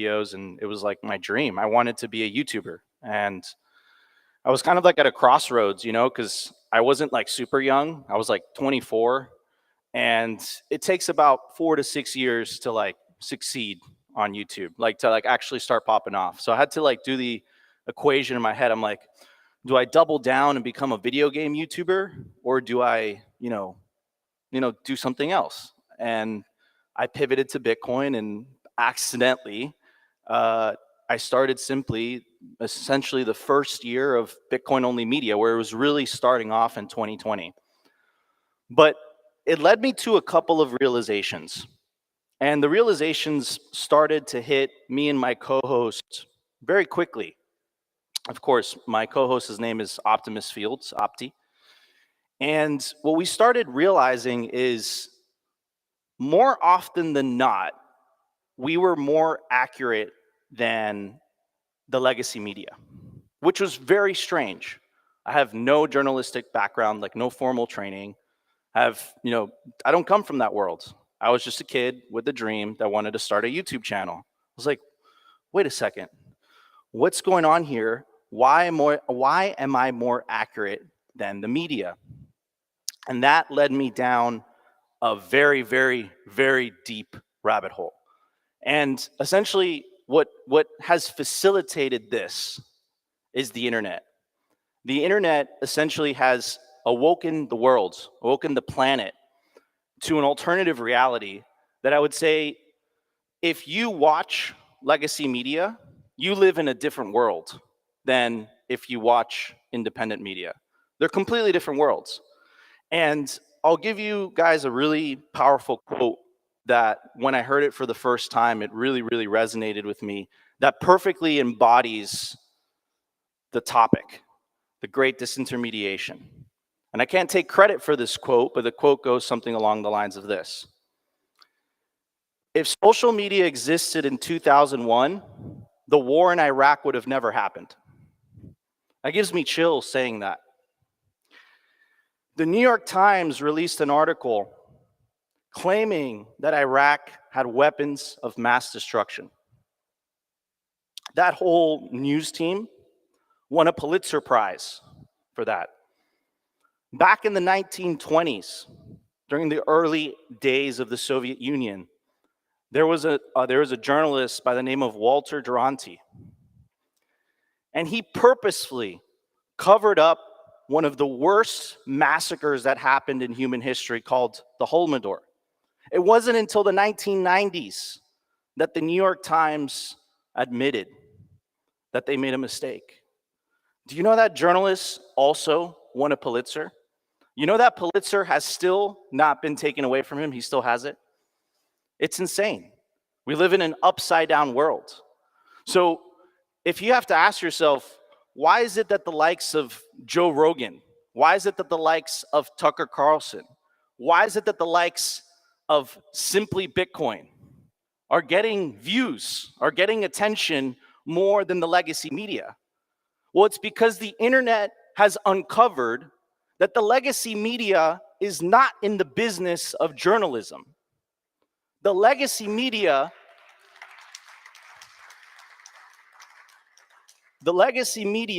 is in the business of propaganda. And that has never been more clear than what happened during the pandemic. They doctored videos. The US government put pressure on social media companies to censor the free speech of American citizens that are protected by the First Amendment. Governments were not prepared for mass-scale peer-to-peer communication that the internet has enabled. The legacy media got disintermediated in real time before our eyes for everyone to see. Governments were not ready. They didn't know how to react. The Biden administration tried to launch the so-called Ministry of Truth. Do you guys remember that? The lady with the crazy eyes? Thank God that was shut down. They tried to stop it.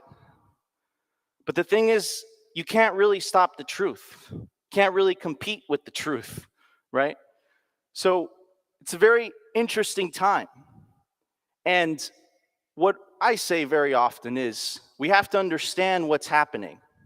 This is narrative trench warfare on the battlegrounds of the internet. And we are all involved. Every tweet, every meme, every video are metaphorical bullets and artillery shells to win over the hearts and minds of individuals and really wake them up to this new reality, to the reality of truth. Remember, fiat is based on coercion. Fiat is based on theft. It needs lies in order to function. We have the truth on our side, and we have the home field advantage because we're all internet natives, I would say, in this room. So that was the disintermediation of information, and we won that, and it was great. We reached a critical mass where a bigger portion of society started to consume their news from social media and independent media rather than the legacy media. And the world has completely changed since then. What I want you guys to prepare yourself for, because this is what we are inevitably headed towards. And remember, with all this happy talk of the ETFs and, you know, SBR and all this stuff, you guys have to remember what the goal here is. The separation of money and state. And you can only do that by taking self-custody and in the process reclaiming back your sovereignty. We went over the hill of the disintermediation of information and state. And we are on the verge of going up the hill of the disintermediation of money and state. And if you saw how hard the state fought to keep their monopoly over information, you guys have no clue what they're going to do to fight to keep their monopoly over money. So get prepared. Don't ask what Bitcoin could do for you. Ask what you can do for Bitcoin.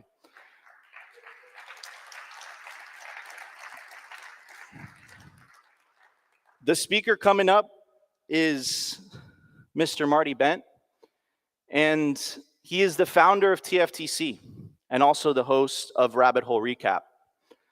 Rabbit Hole Recap was an inspiration for Simply Bitcoin in the early days, and I looked up to Marty in the early days, which I didn't even know how to make content. On the YouTube chat, they call me Nico Jones. I've heard they call Marty Marty Jones. So please, everyone, a round of applause.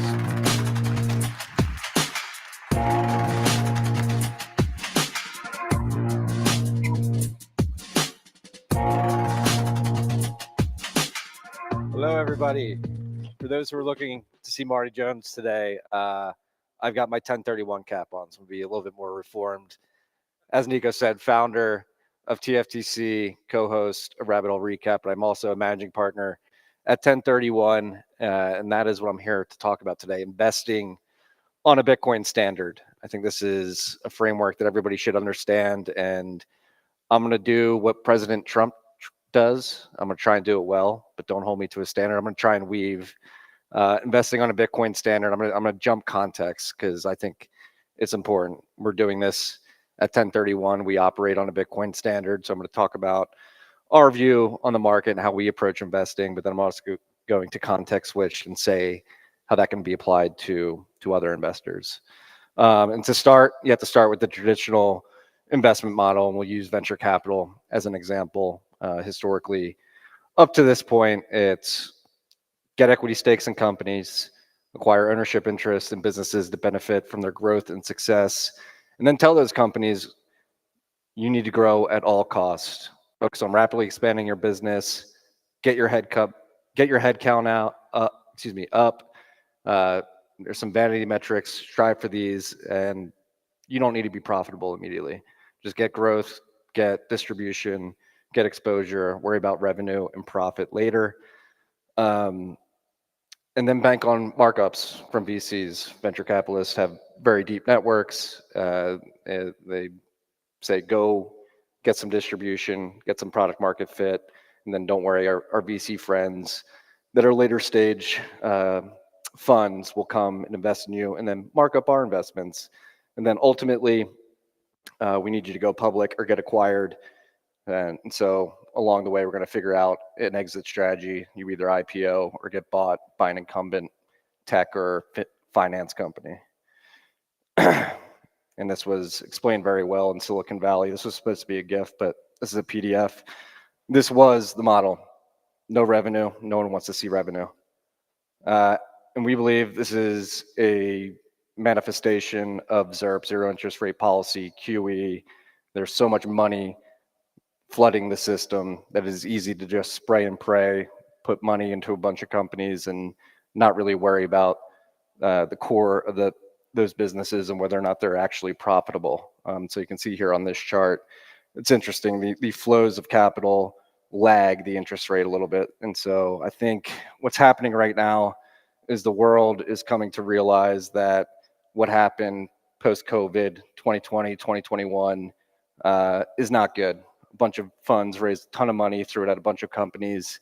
And that's actually a big problem in the venture capital market specifically right now, is there was a ton of money deployed in those years. And what the market is coming to find out is the companies that got that money aren't actually profitable. And as interest rates go back up, it becomes harder to make money.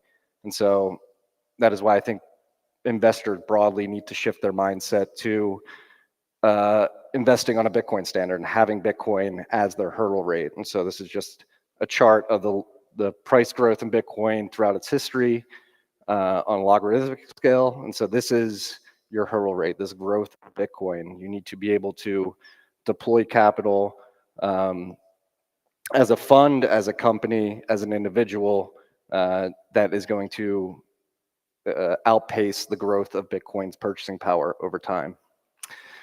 And not only that, not only is Bitcoin your hurdle rate, but I think really what we drive home to our portfolio companies, it's not only your hurdle rate, it's also the fourth lever to equity value. So historically, you have company growth, you have net cash flow, you have change of multiple, but holding Bitcoin on the balance sheet is a powerful tool. It allows you to, if you allocate capital correctly and you do it in a risk-adjusted way, you raise a round, you put a little bit of money into Bitcoin, and you let that sit on your balance sheet as you build out your product and get it to market over time.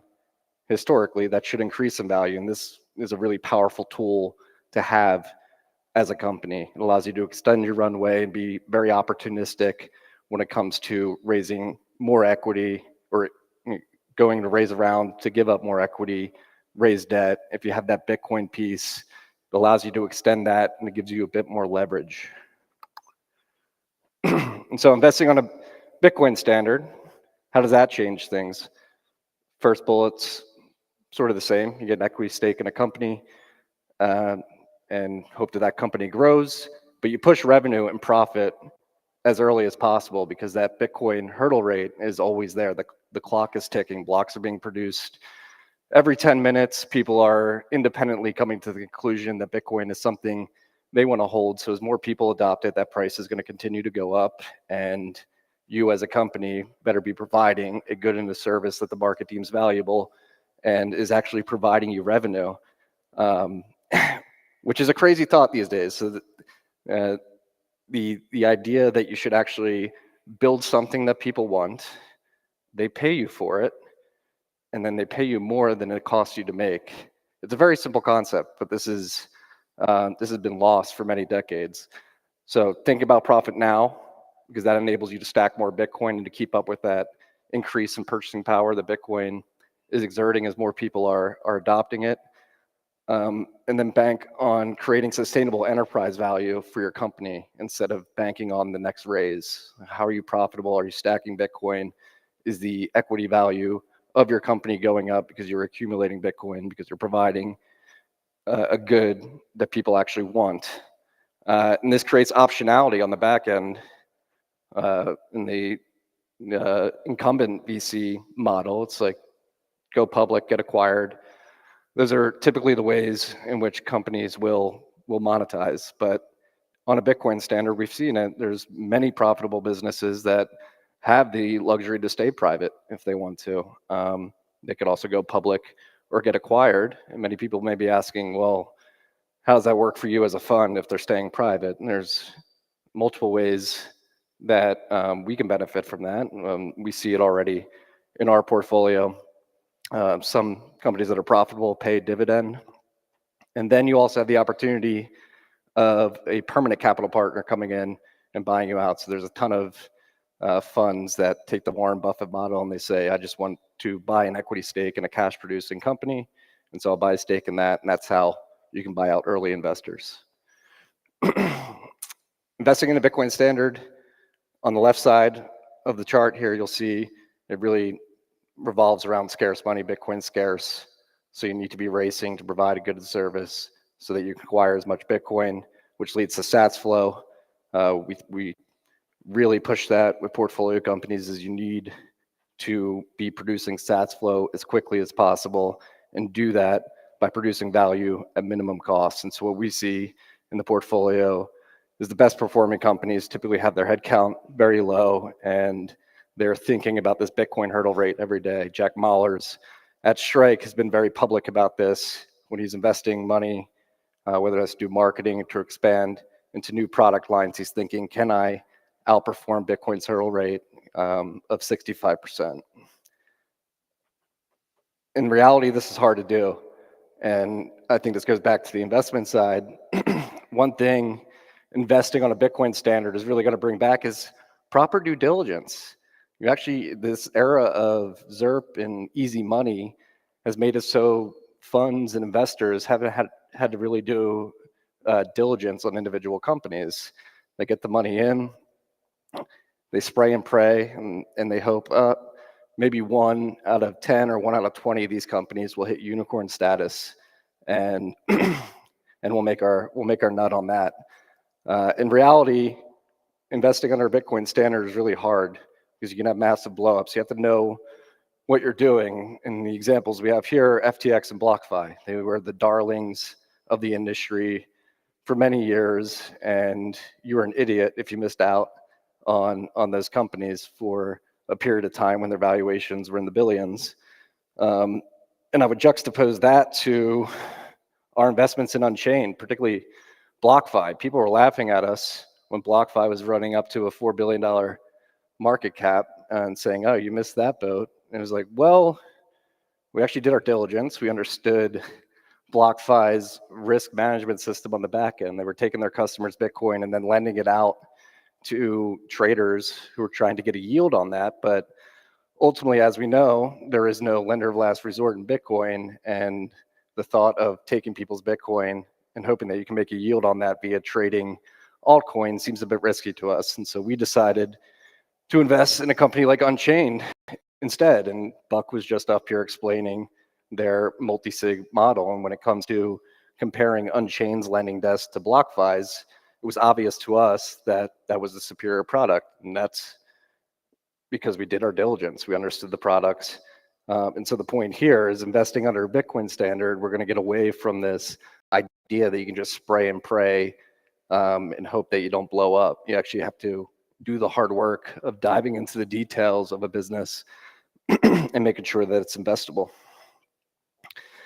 Many people are confused, despite the fact that Bitcoin is 60% of the market cap of all cryptocurrencies. The amount of capital that has been focused on investing in Bitcoin companies is a pittance. We're talking about like 100 to 1 more dollars invested in broader crypto versus Bitcoin only companies. And this is, I believe, a manifestation of ZERP and easy money policies, this drive to be able to deploy capital and then quickly return capital by dumping altcoins on retail has sort of been the model. But I think this is starting to change, particularly with the interest rates going up and what we're seeing with Ethereum and the meme coin craze. Sort of the marginal return on that type of investing is diminishing rapidly, I believe, in front of our eyes. And so we think at 1031, our focus on Bitcoin and companies building out infrastructure in the Bitcoin space is our edge. We don't just view ourselves as a VC fund. A lot of our investments to date are venture focused, but the opportunity is so wide that we view ourselves as a platform, because Bitcoin is going to seep into every part of the global economy, and there's many opportunities out there. So you can see on the early end, incubation, there's going to be opportunities for growth.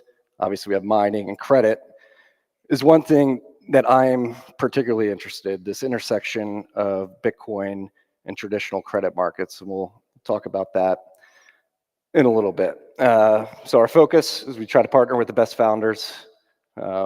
Nico said co-founder of Rabbit Hole Recap, been doing TFTC since 2017.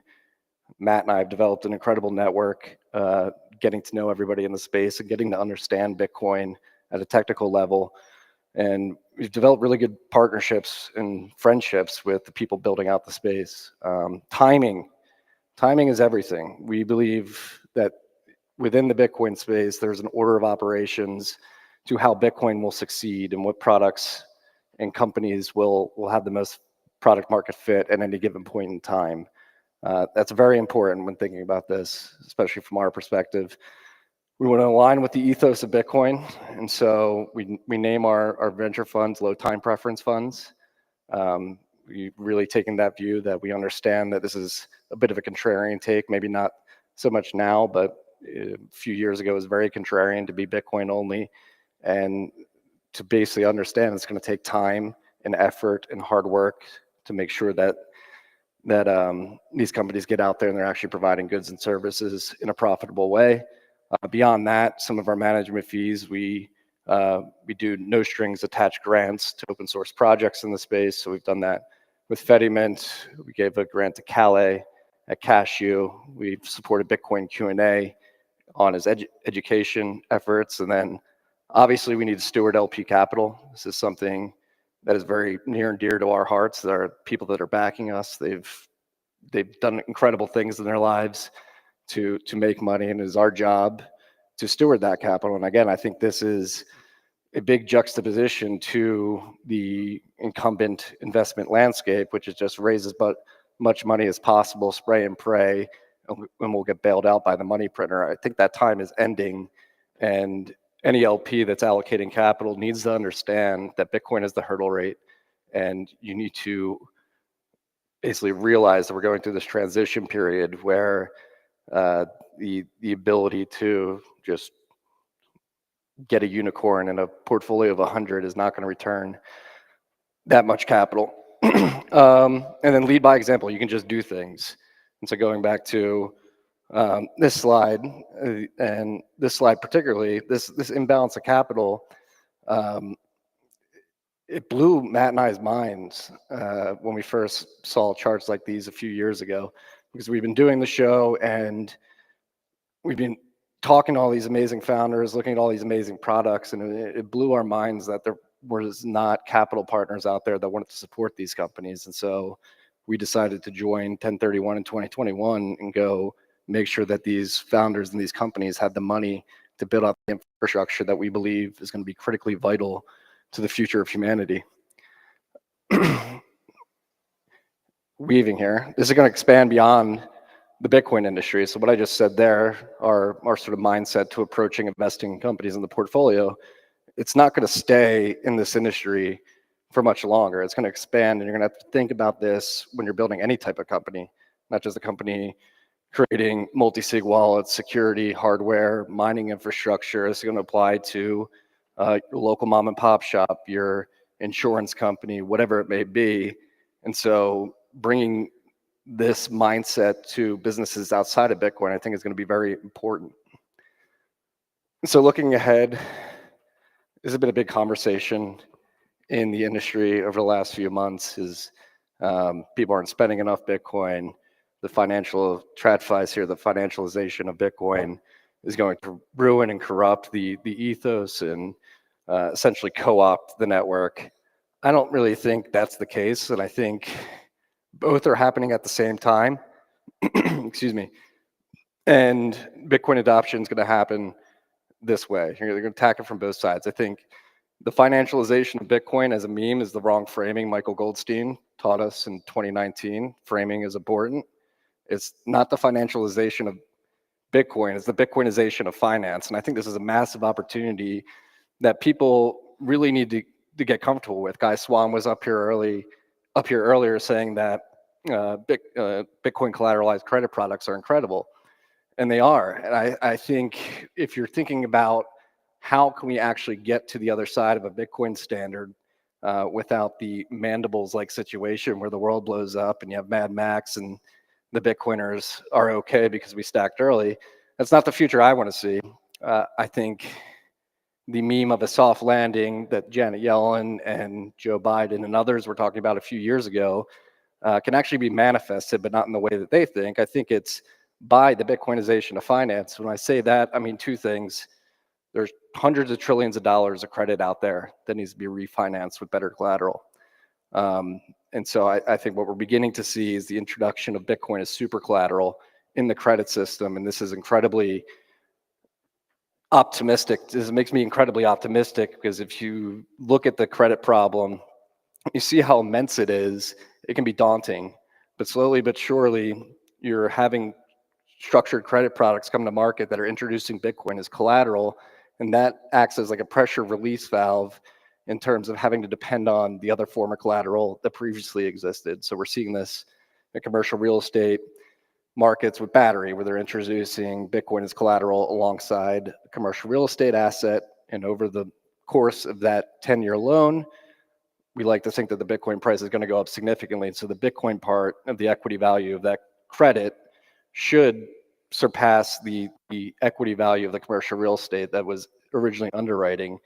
And that's very good for the borrower and the lender. And I think if you're thinking of a way to actually manufacture a soft landing, you need to begin introducing Bitcoin as collateral to create this transition. So that's on the Bitcoinization of finance, and that's the first part. The second part is what Buck was just talking about up here. I think the Bitcoinization of finance also means bringing Bitcoin's native properties to the financial world, particularly multi-sig, custody, and escrow. Right now, it's not great. You have MicroStrategy and many others, a lot of the ETFs, buying Bitcoin, giving it to Coinbase so they can secure it. But I think, I don't want to say anything like too bombastic here. We've seen it throughout Bitcoin's history. People that mishandle Bitcoin ultimately blow up. And I don't know exactly what it's going to be, but I imagine we're going to have more lessons where you have a centralized custodian who mishandles Bitcoin and the market learns. And the Bitcoinization of finance on the technical side is going to begin to become demanded by the market, where it's, if I'm engaging in a Bitcoin collateralized debt product, I want to make sure it's in a multi-sig. Maybe I have a key in the quorum so that I can audit the address.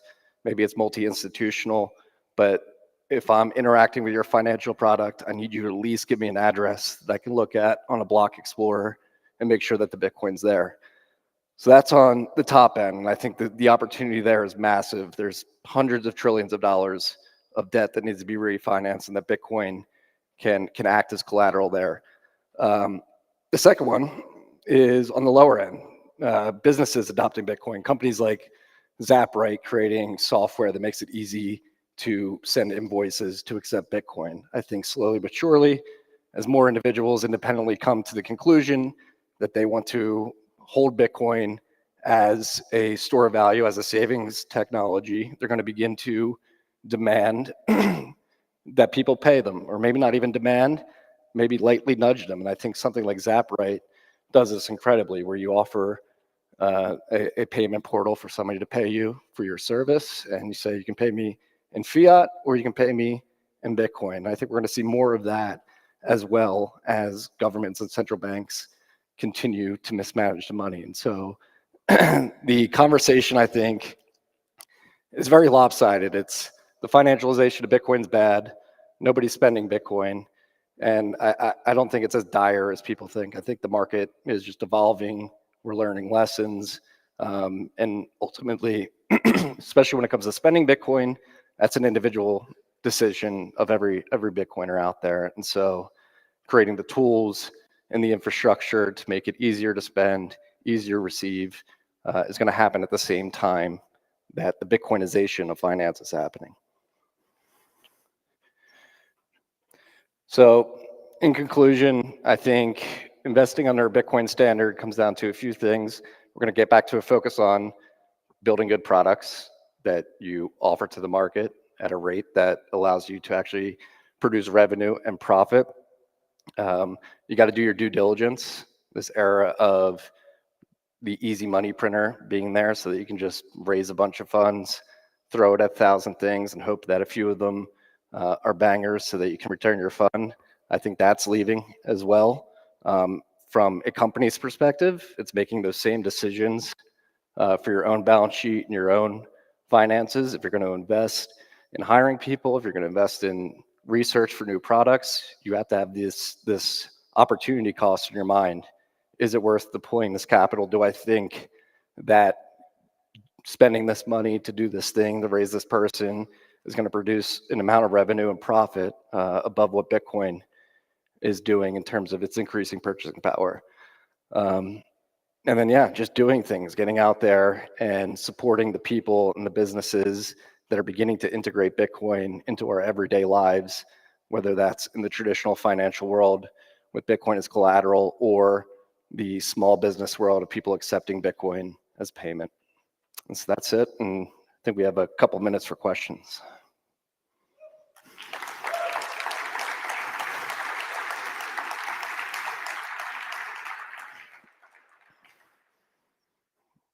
Any brave takers out there?